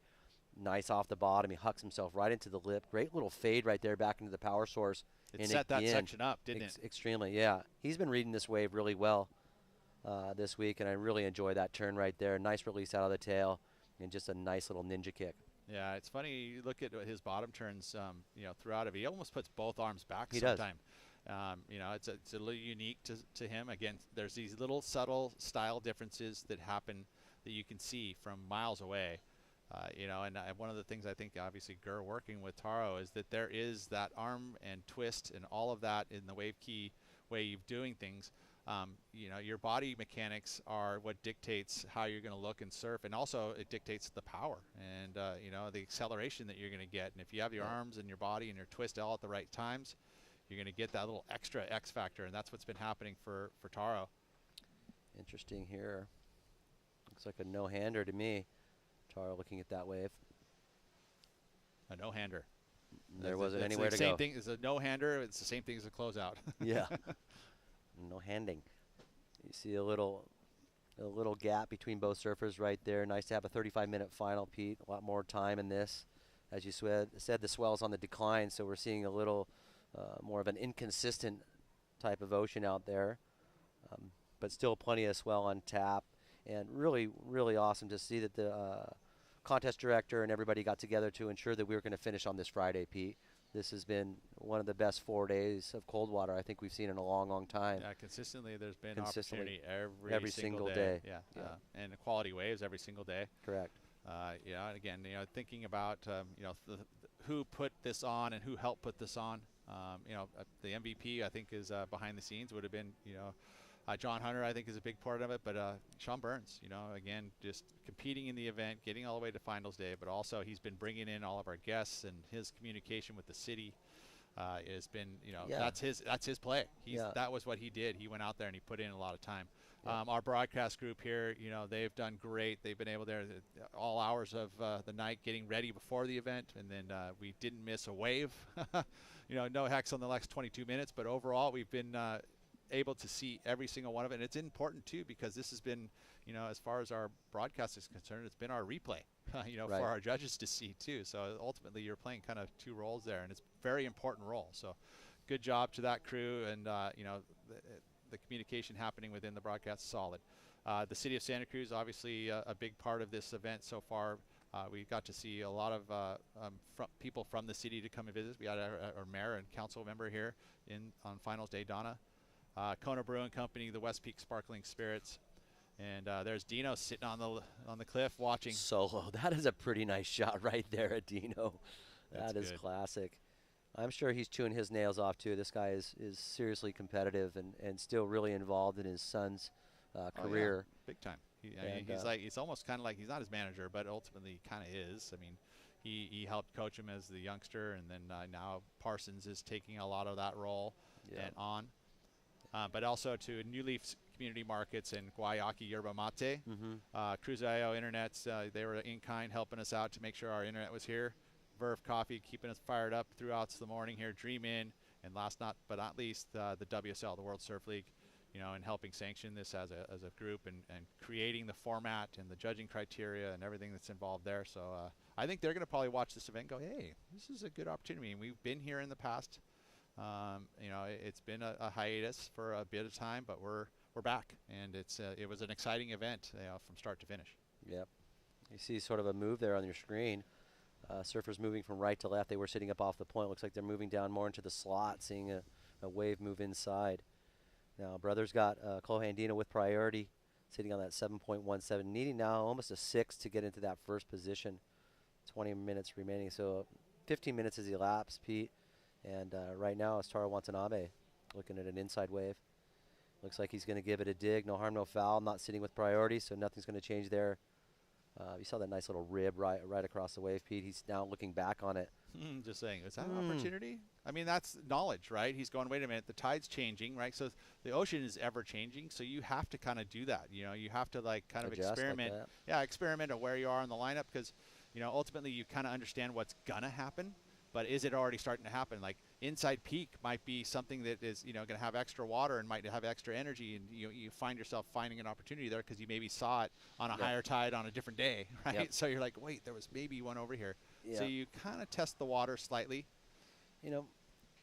I think unless he goes left, I haven't seen really too many major scores from Middle Peak. Personally, if I Especially was at higher tide. if I was Watanabe, I'd be sniffing right underneath the brother. Did you see the big O'Neill wagon right there? All the O'Neill crew sitting on top of that wagon. Nice big van thing has been around the town, man. I want to say that it's probably been here since one of the first Coldwaters 37 Yeah, years yeah. ago. Oh, yeah, yeah. It's the Oh, for Timo sure. van, and they've just that's a retro van with obviously. Looks like Junior Jack and all the boys up there, the old O'Neill crew. Looks like Timo's son up there as well. So look at these guys. It's a family affair down here. The O'Neills are really stoked to be a part of this, and without them, Pete, we wouldn't have had this event. Yeah, so hats off to the O'Neill. Right? Yeah, the brand and the family. The family's really invested in our town.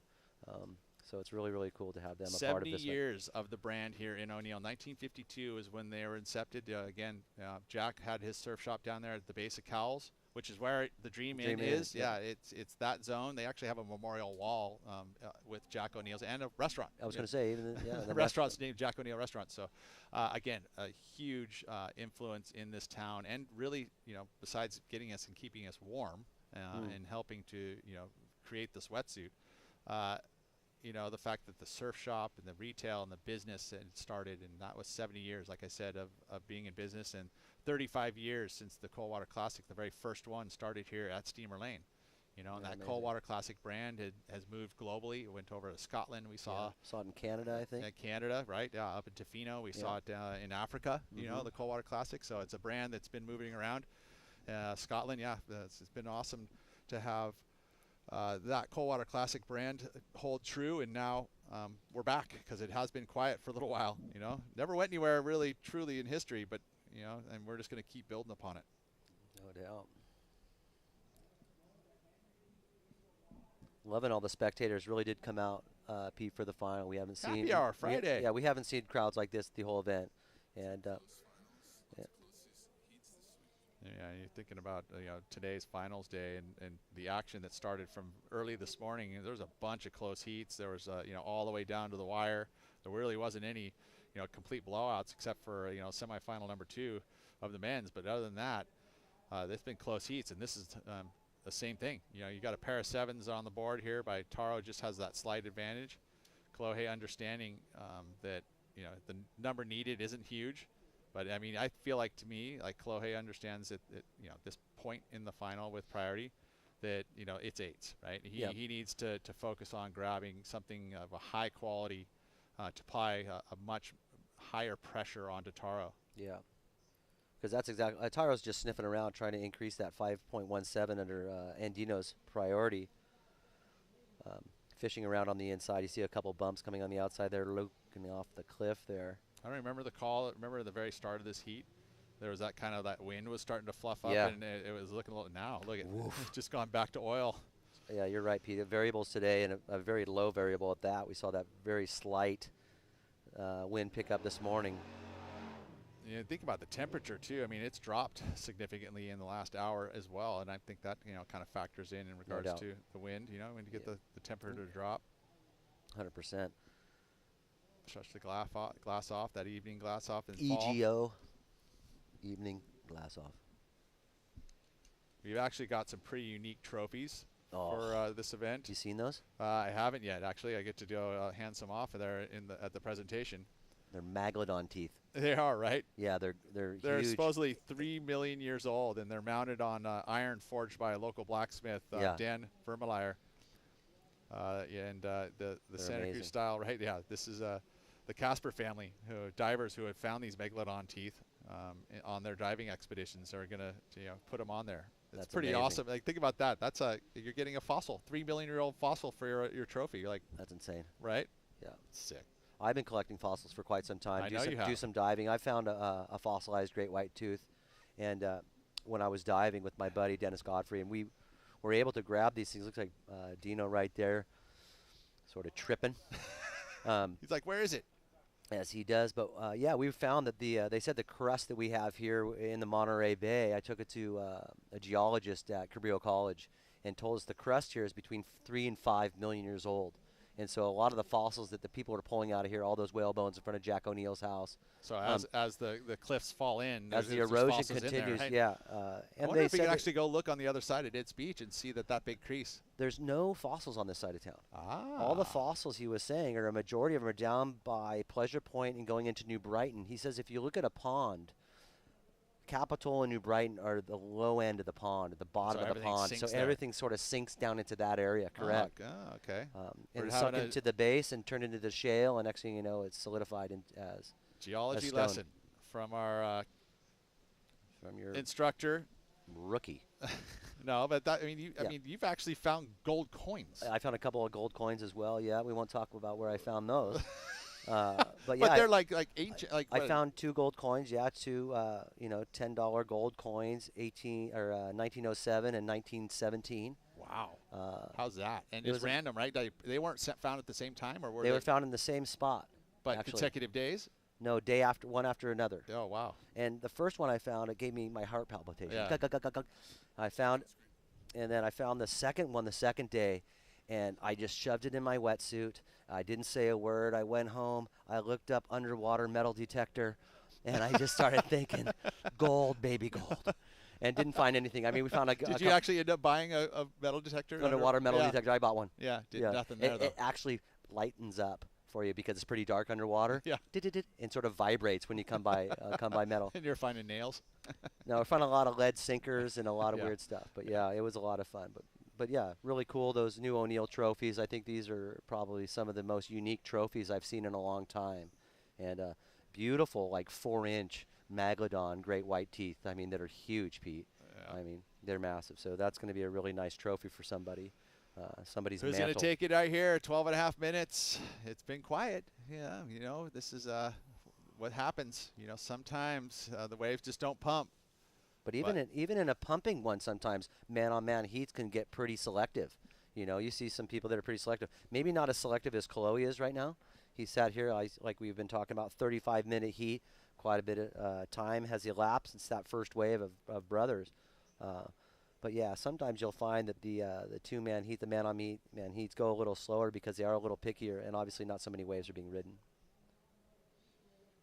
Taro has now made himself nice and cozy. Yeah, that's smart. Yeah, I mean, strategically sound. He was trying to better the 517. Yeah, he was trying to run away and try to increase that score, but I think he's now realizing that the position in which Kolohe is sitting is where the best waves are coming, and that's where he's going to get a score. And hoping that there's a nice solid, double wave set, yeah, exactly, 3-wave set or something, so he can maybe conduct a little Houdini act and get Kolohe to bite on a wave that's not going to provide the number needed. Or like I said, I feel like if with all the experience that that Kolohe's had, competing at the top level, he understands that in these finals days and stuff like that, that it's about getting the best waves and surfing obviously good, but he needs to really get himself the best number of the heat to really, truly apply the pressure against Taro. Because then all of a sudden he's going to need something in a solid 8 or 7, 5, So all of a sudden it makes wave selection critical, and as time's winding down, there's not going to be as many quality waves.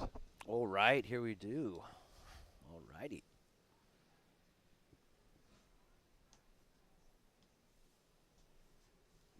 Cool. As you see some of the spectators there rocking out on the cliff, hanging out.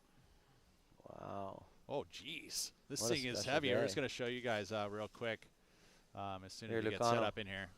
And especially since got a special guest in here too. Yeah. We got Junior Jack here. This is awesome. What a beautiful trophy. and I'll let you kind of explain it. We did kind of do an explanation, but I know that you were instrumental in making something really cool like this come together. But here's your trophy, very unique trophy that we're going to be giving to the champions here. And we'll show it real quick on the screen. And Jack, look at these things. We're getting there. Almost. We're teasing you. Here it is. Okay, stop moving it. There it is. So as you can see, Megalodon teeth. Look at that thing. There Jack, it is. Great reflection in the back. I got to have your thoughts on what you think about this year's Coldwater Classic. I mean, it's been so special, especially on 70th anniversary here. It's been amazing. Just been a big team effort to put it all together, and it's here, day 4, finals. Yeah. I'm sitting here with you guys. Right on. Oh my God. It's been cool, right? I mean, I think that, you don't really know how it's going to turn out. You think, oh yeah, it'll be cool, but you don't really truly know until it happens. And I feel like it's a lot more special than I had for an expectation. It really has been pretty cool to be back here. Yeah, I've been getting so much feedback from the community too. So happy to be here. Always asking about the bleachers. Yeah, so right. cool, so funny. Where are they? Yeah. So hopefully, I think you guys have been talking about bringing this on for next year and kind of building up, and hopefully build up to a year with bleachers too. Right on. I love it. And you guys have been sitting on the. How old is this van here that you guys are on? It's like. We've had it probably almost 30 years. Right. And, I was gonna say from almost the first few Coldwaters. I think it was the first time we actually so saw 1979. them. Right on, dude. Yeah. Gotta love it, Jack. I mean, everything came to the party here, right? Weather, the waves, surfing has been exceptional. Yes. And I've seen that you've been down here most every day, huh? I've been here every day. Right yeah. on. Yeah. So you're loving it? Yeah, loving it. Cruising in the van with the compound, the beer garden. Yeah, seeing everybody. It's so cool how many people are out here too. You know what I'm noticing too? It looks like the O'Neills have mass produced. There's quite a few young O'Neills out there, so they definitely have some cousins and some O'Neills. Looks like some of the artwork was also done by a cousin as well. So actually, he's nephew, my nephew. Yeah, Right. and I was hoping to bring him in here. He's been really instrumental to the whole thing. this and thing, yeah. I think we've been getting a lot of people really stoked on it. So For sure. he's doing good. And just listening, Jack, the vibe has been really good. Looking like a lot of support from all the sponsors, and they're talking about next year already. Yeah. You have anything to say about that? Are you guys getting involved? And obviously, you're gonna really push for this next year's event. Yeah, we're hoping to do next year and the year following that, and then get to our 75th anniversary. Right on. Which is gonna be rad. Fingers crossed that's the case, but I know the brand ain't going anywhere. We know that for sure. So thanks to you and your family for everything you guys have done for the community. Yeah, the O'Neill name is synonymous with our town. It's really nice to be able to represent the town, but everyone, when you're traveling around there, knows that is a direct relationship to our town. Yes, yeah, yes. Really happy. Right on, Jack. 7 minutes to go here, Jack, and Kolohe sitting there needing a score with priority. It's been quiet. How long has it been, Adam? You've been taking note of how long it's been quiet? Well, brother caught the first wave, and he caught that within the first couple of minutes of a 35-minute heat. We're almost down to 7 minutes, so obviously quite a bit of time. 20 minutes, 25 minutes of quiet time. I mean, we saw Taro get his 2 almost scores. 28 minutes. Crazy. So a lot of time. He's been sitting here, and now finally. Looks like he's making a move now. All right. Obviously a pretty big effort already. So brother looking for a 5.94. Let's see what he's able to do here. Outside of Table Rock, there you can see the bubble. He keeps it together. He's looking for maybe an air. Oh, yes, he is. Oh. Loses it. Unfortunate right there. Missed the grab. So it's going to be Taro. This is a big opportunity right now for Taro Watanabe if he's able to do it. And he does and completes the maneuver, Pete. Wow. Insane. Yeah, clutch. Insane. That was definitely clutch. I mean, he would. I wonder if he would have known at that point, because he was paddling for that wave, and now it's a battle for Prio. He's on. He wants to be there. He's on the inside angle, but again, usually in a tie situation. Tie goes to the, Tie goes to well, the we surfer did who watch it earlier. We saw, I think it was Cole Hauschman potentially. Was able to motorboat. Wow, looks like Watanabe's got a motor on. He does. He's kicking and scratching. This is a good one. They gave it to Kolohe, and the reason They've why already given, and the reason why they do that is because he didn't ride the last wave. Taro did, Correct. right? So it's taking turns. Well, this is where a mistake can happen. They obviously want to announce it a couple times to make sure that Taro knows, and Taro's not happy with that. Yeah, of course, he did everything he did, and it'll gas you. So this is after a big paddle like this, all of a sudden you got to keep it together. Well, let's see if he's able to capitalize on the speed. He better. This is why you train these moments right here. And again, combo to finish. 5.94 needed. Not a lot. You would have to say that very close in the way that this one's going to unfold. Well, he's Taro Watanabe's got a 5.17, so I think the judges are going to compare those two fives. I mean, I don't know what they're going to give brother here, but they're going to look back on a couple of waves, guarantee it, try to get this score right. But that was pretty clutch too. It was super clutch, especially after a paddle battle like that. I mean, you would have been pretty winded. You're gassed. Yeah. But look at this outside. There's some bumps on the horizon. Oh yeah, here we go. Is this a slot set? That's the deal, right? It could just go right over to Middle Peak. This one kind of feels like it's kind of going to the zone. It kind of looks like it's bouncing back into this little zone here. All right, so let's watch this again. This was Taro, so we're going to see this number come in. So there was a snap and a nice blast rotation. A little tail wafting rotation. And now we're going to have to see also Kolohe able to had the fall, but then look at this, the good number. So improvement's going to happen for Taro, a 6.17. So now Kolohe on that last wave looking for a 6.94. So it needs to be a full 7. And you see Taro outside, set wave here. He's going to have priority for this first set. Yep. Let's it go. We're still waiting on the number for Kolohe. I mean, it comes down to, it could come down to this last number.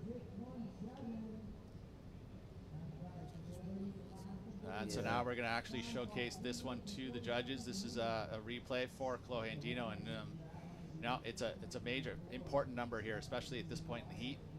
Kolohe's got to understand that he doesn't know the number yet, but he's got to surf like he doesn't have it yet. He's got to find it and strategize, get himself on another wave just in case it's not enough. Exactly. And those waves weren't really materializing out there where Taro was, Pete. So unfortunately, or we'll see now the repeat of Brothers wave. Good size wave, a little extra energy. That turn was beautiful, up and over, carrying the speed well, and then straight into it. Nice flow. Yeah, that was it. I mean, the elements of the criteria there were the speed, the power that he carried. We didn't see a whole lot as we see the score in a 6.4, not enough. And now Taro has a paddle. Does he lose it? Kolohe says thank you very much. Oh, interesting. Oh, driving car for the start. Deep bottom turn and a release of the fins. Straight into it. Another carve. Does he have another section? Yes, he does. Wow. 4 turns. Yes. Hey. Hey. Hey. Hey. Judges Jack. Oh my God, that's amazing in there. Yeah, that Come on, brother. That's great surfing right there. Obviously, the O'Neill team rider. Yeah. You're gonna be wishing he's doing well for sure. Oh, and that was an interesting one because Taro did have priority there, and it was too wide, and Kolohe just said, "Ooh, thank you very much." That was a beautiful. Really like turn. that release out of that turn, Pete, and that combination right there was insane. Straight up, yeah. And then a nice wrap and the tag. It's a great variety right there. It is. Again, 6.94 needed. We have a great comparison to the wave earlier. But this is where it was. Look at that, just a driving whip, and then that sets him up for this little cup.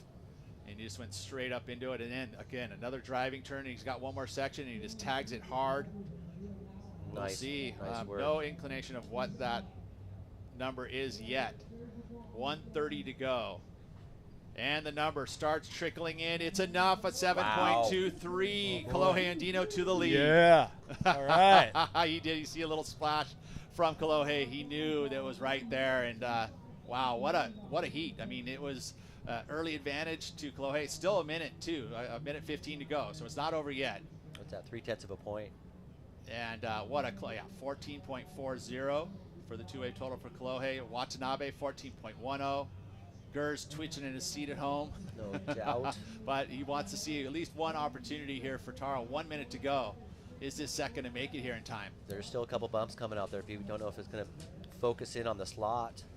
Unfortunately for Taro on that last wave, he was just positioned a little bit outside Pete with priority. He did give it a dig, but wasn't able to get into the nice part of the wave. That's that filling of the tide. It just kind of start pushing in a little bit more. Fills the cup up, yep. That's the lane, little gift. Oh, look at this. He's moving. 35 seconds, Pete. Ooh, needs a 6.47. It's not over yet. What do you think, Jack? It's getting close. But there's two waves. There's 24 seconds on the clock, and again he's outside, but there's a rebate. There is a rebate, but look at this Kolohe. Watch it. You're cleared, kid. He's going to the air, dude. Oh. No, he's staying on the board, on the wave. Oh. We just do sound effects. Yeah. Again, digging in. Another great wave. Unless, let's see what he's able to do. Oh, look at this. Nice. Oh, man. What a final. Oh, that would be it, folks. That would be it. He saw the fall. Kolohe Andino. Get that board on ice. Oh, man. Put that board in the closet. We'll Great see surfing. It. Yeah, pipeline. And this is a big win for Kolohe. It's been a while since he's been in the champions. And maybe now we'll start to see a little emotion out of him. Absolutely. You know what? I'm going to go head down. I'm going to go, hand out these megalodon teeth. Yeah, you are. Jack, you want to go with me? Let's do it. Right on, you guys. What a great event. Thanks, okay, Pete. you can hold it down in here. We'll try and get Omar in here to help you out, but I'm going to go over there. All right, you do your thing, Pete. Okay, boss. And wow, what a finish. There you go. How stressful was Pops there for a sec? Well, he was obviously sweating it. There was some time there. Obviously, brother had that first 7.1 early days. And he waited a long time for that second wave. It started going on a heater. This is that last wave, Pete. And does it even factor in? I mean, it was pretty solid. I mean, either way, you think that Taro had the opportunity, and with the fall, it just didn't happen for him. But that was some amazing surfing, especially since you think about these last 3 minutes of the heat. We had, the score not be enough, the paddle battle, and then turn around and actually then get the number. I mean, and to be able to deal with that when you are a guaranteed winded, because you paddled hard. Oh yeah, no doubt. Both of them did. Look so close, Pete. For this young amazing. man. Golf clapping him for sure. Let's try to find out what design that was. He was right. I'll get a couple of those next order. There's the Pizel. Yeah. Yes. Probably just a little perplexed. I would say so. Yeah, for sure. Obviously he was very, very close in the winning too for 3/4 of that heat, Pete, until the last couple exchanges sort of let it slip away from him. It's like the wide world of sports. The thrill of victory, the agony of defeat, all in one shot. Hey Jack, any last words? Since we're going to be moving over there, we've tried to hand the trophy out. Oh my God, so good, Kolohe. So stoked. Yeah, we're right on, dude. pumped. All right. All right, I'm going to go head over there and give away some awards. Yeah. Atta boy, Taro. Like to see your support, bro. That was great stuff. All right, you guys. We'll talk to you in a little bit. We'll keep this crowd entertained, hopefully by not much talking. Wow, what a great little final that was.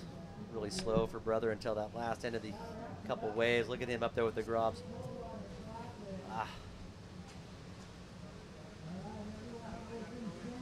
Look at all the local groms down here, super psyched. Santa Cruz Board Riders jersey on there, Kolohe Andino. We've adopted him as our own now. The other SC brother, great job, brother.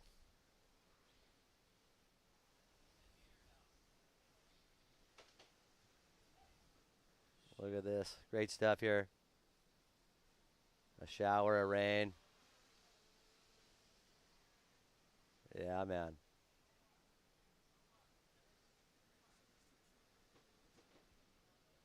Alrighty, this is good stuff. Looks like he's getting walked up the cliff, chaired down to the event site. That's a very traditional maneuver right there. Okay, right now we're gonna have a short little break, and then right after that, the awards ceremony. So don't go anywhere, folks. Gonna see the finalists of the 2022 Coldwater Classic coming up.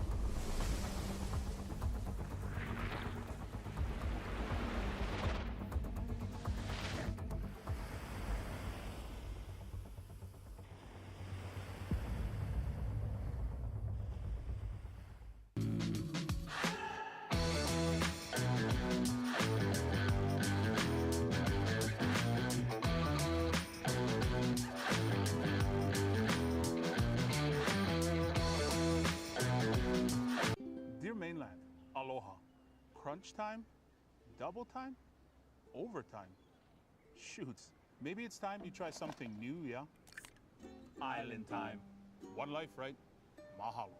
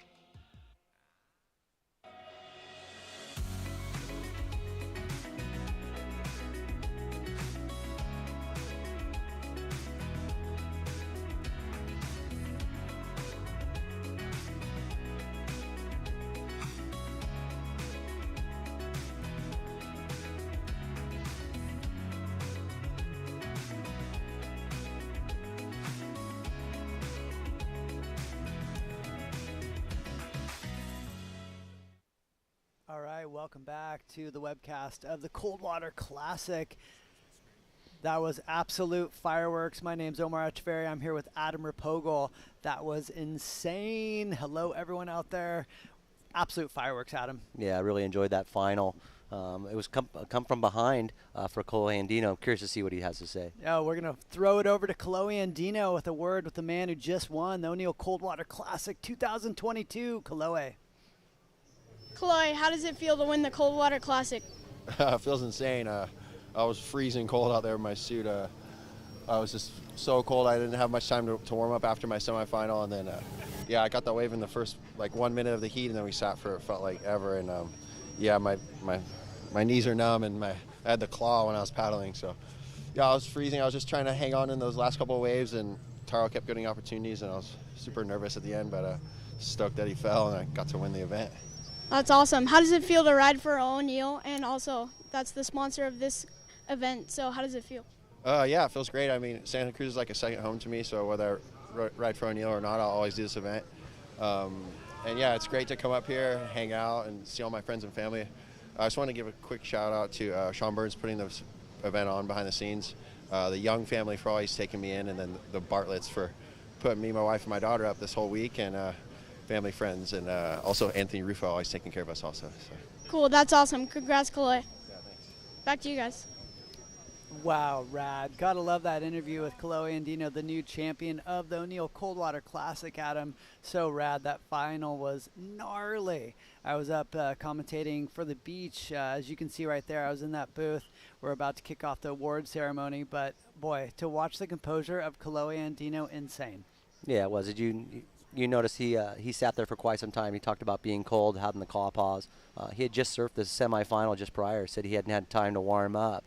But catching the really good wave in the first minute and then sitting nearly 20 minutes to catch your second wave sounded like it put him on ice, and then also gave opportunity to Taro Watanabe. So that close for Taro Watanabe. I'm sure Gurr really wishes he would have won that one, but right now we're going to relish in Kolohe's victory. No, Taro did an absolute awesome job, and all the way down to the end, like he had a great wave, but fell in that last turn.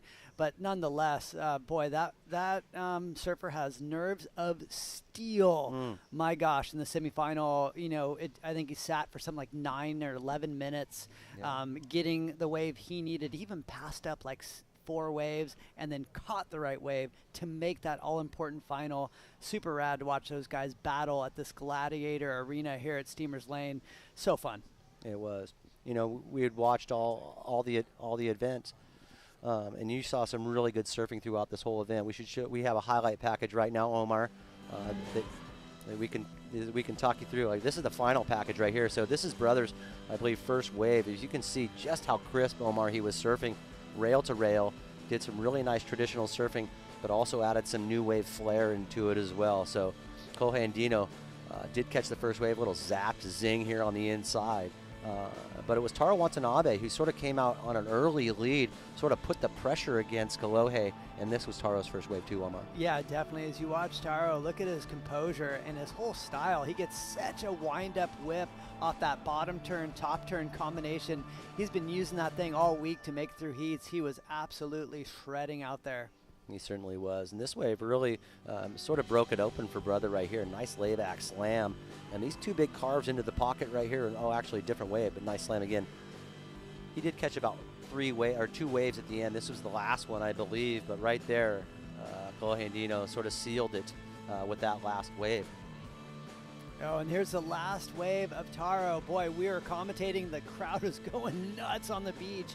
As you can see, Gray turn off the top, Cuddy back into the whitewater, huge slash. And then, unfortunately came unglued on that last wave. Oh, boy. You saw him come down into that transition right there, Omar. It looked like he buckled a little bit. Unfortunately for Taro, he wasn't able to ride out that maneuver, but as you can see on your list right there, had he done that, that would have been a closer final. Boy, that was absolutely awesome. I love finals that come down. That one came down to the last 10 seconds. That was insane. We weren't even able to count it down because those waves were right at the end. So gotta love that. Super stoked on all the surfers that came up here for this Coldwater Classic. Unbelievable talent pool here in both the men's and the women's. Been such a beautiful week. So stoked. Yeah, you know, you saw basically the San Clemente Mafia come up here in a huge pack and sort of rattled every other region's cage, really. They seem to be very supportive, working together, and inspiring each other. It was great to see Jake Davis come back. That was a major comeback for him. Haven't seen him in years. Yeah. Cole Houshman, whatever he's on, I want to get on that. Ian Crane. Can't say enough good stuff about him. So all these guys were really good. And let's not forget about the women, Omar. Oh my how, gosh. how good they served. Oh my gosh, Zoe went absolutely nuts in that final. Her top to bottom surfing impressed me so much.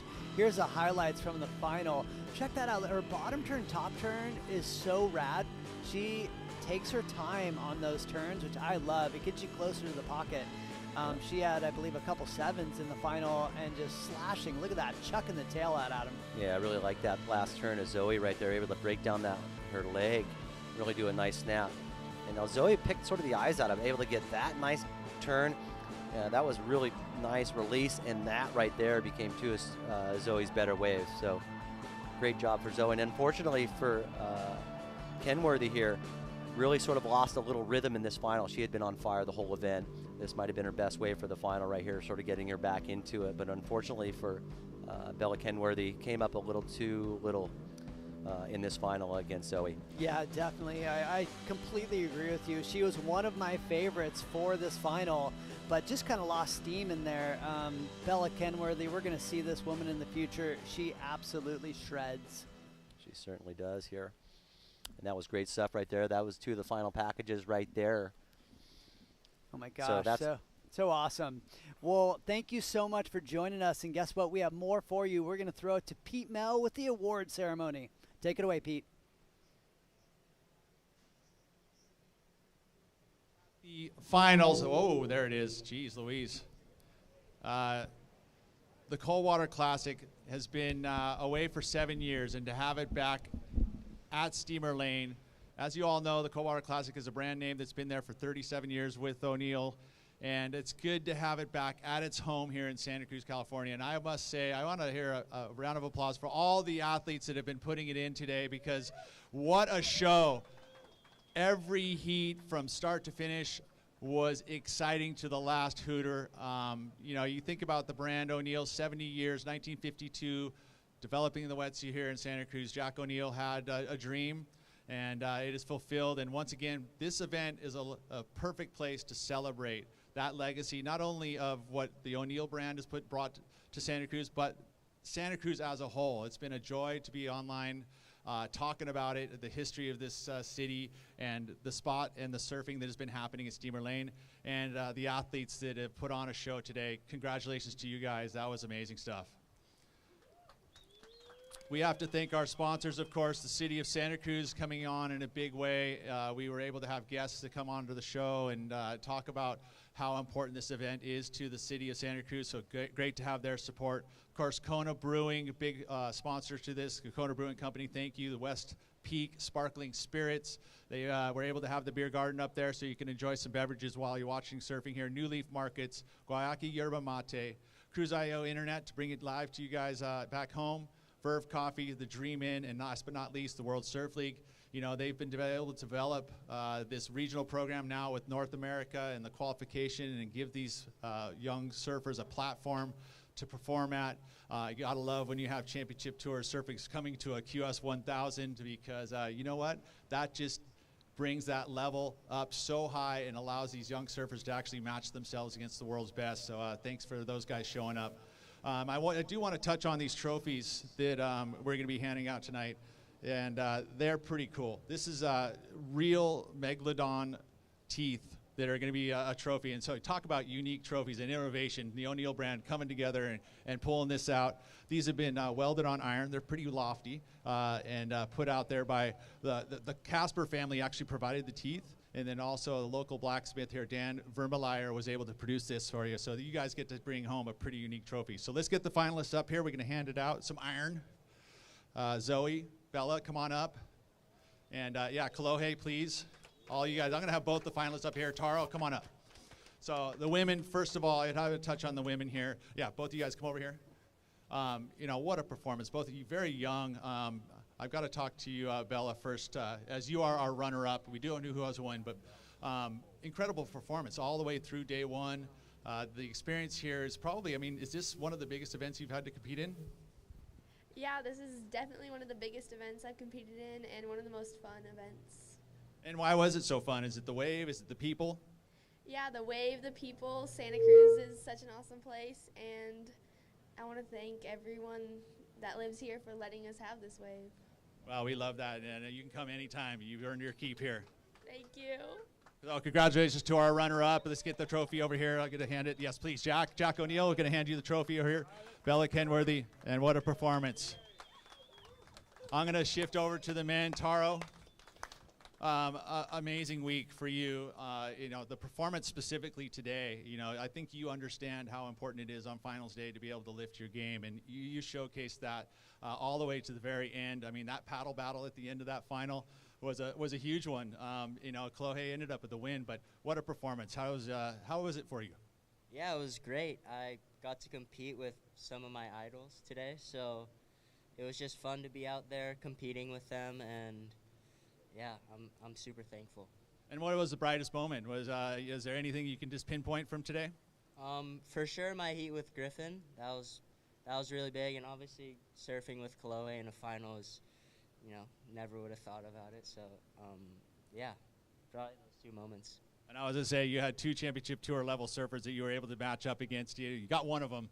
You know, unfortunately, Kolohe a little bit too strong. But again, congratulations on a runner-up finish from the Coldwater Classic. You're going to find yourself right up there in the rankings on the ASB North American Circuit, which I know is a big part of your career, getting there into that Challenger Series.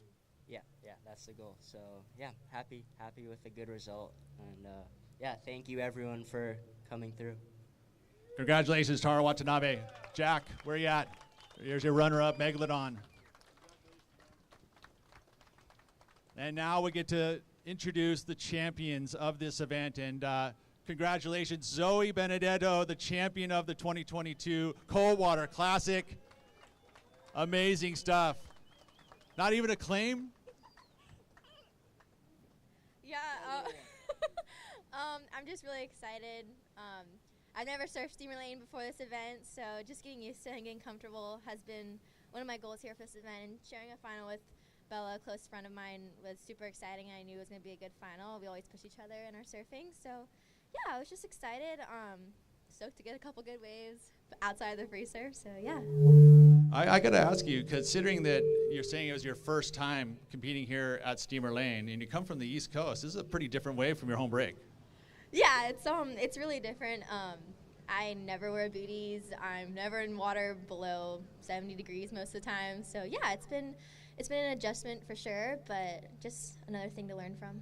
I say that I've watched surfers that come into this town and actually form a relationship with the lane, and it literally on their first time. And then there's other surfers who keep coming back and they just cannot get a relationship.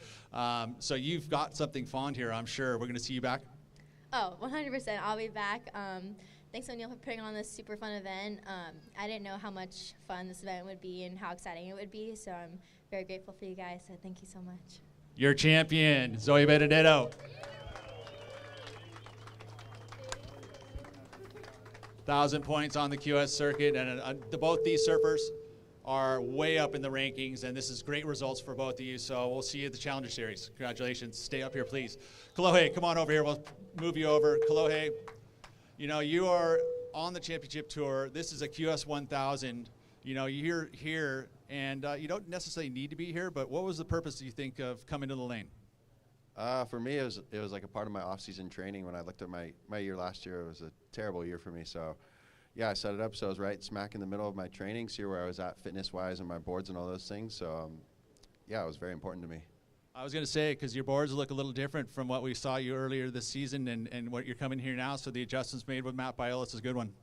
Yeah, for sure, and the level of surfing is amazing this week, obviously with Taro, but also, you know, a lot of really good surfers, including Griffin and Nat, who are on the tour.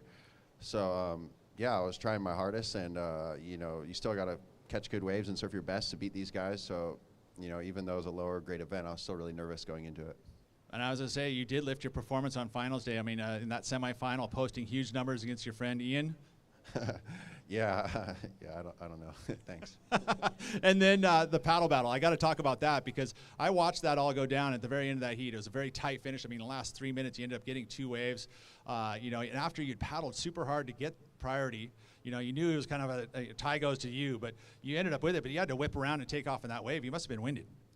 Yeah, for sure. It was kind of weird because, you know, he might have been like a head or two in front of me, but, you know, I rode the last wave, so usually they do that on the World Tour and with priority. So, you know, I was almost thinking that he was going to paddle himself too far out because I saw the wave, so I just bolted to the side, and then they said blue priority, so I was like, oh, sweet, I get to go. Yeah, and then I think that was like, that put me back into the lead, but then, yeah, I don't know, I was so cold because we sat for so long, and then I was like, paddling with the claw, and I was like, oh, there might be, if there's a set, there'll be 2, and then he missed the first one, and I got to better my score to win, and then he fell, so I was like 4 things went my way in the last 2 minutes, so I was really lucky. Wow, blessed. That was incredible to watch. I always say the action was really cool, so congratulations, Kolohe, a big win for you. You know, I know it's a QS 1000, but I think psychologically, this is perfect for you heading into the championship tour. Yeah, thanks. I just wanted to say thanks to the whole West Side and Santa Cruz. It's like a second home to me.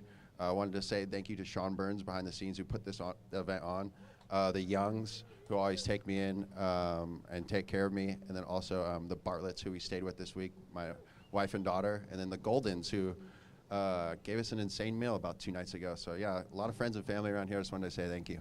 Right on, gracious. There's your champions right here, Kolohe Andino, Zoe Benedetto, the Coldwater Classic, and I know we will be back next year. Jack, thank you very much, the O'Neill family. I think that's a wrap, folks, for this year. It's been a joy for me, so congratulations to the champions, and get your photos. I'm going to get out of the way.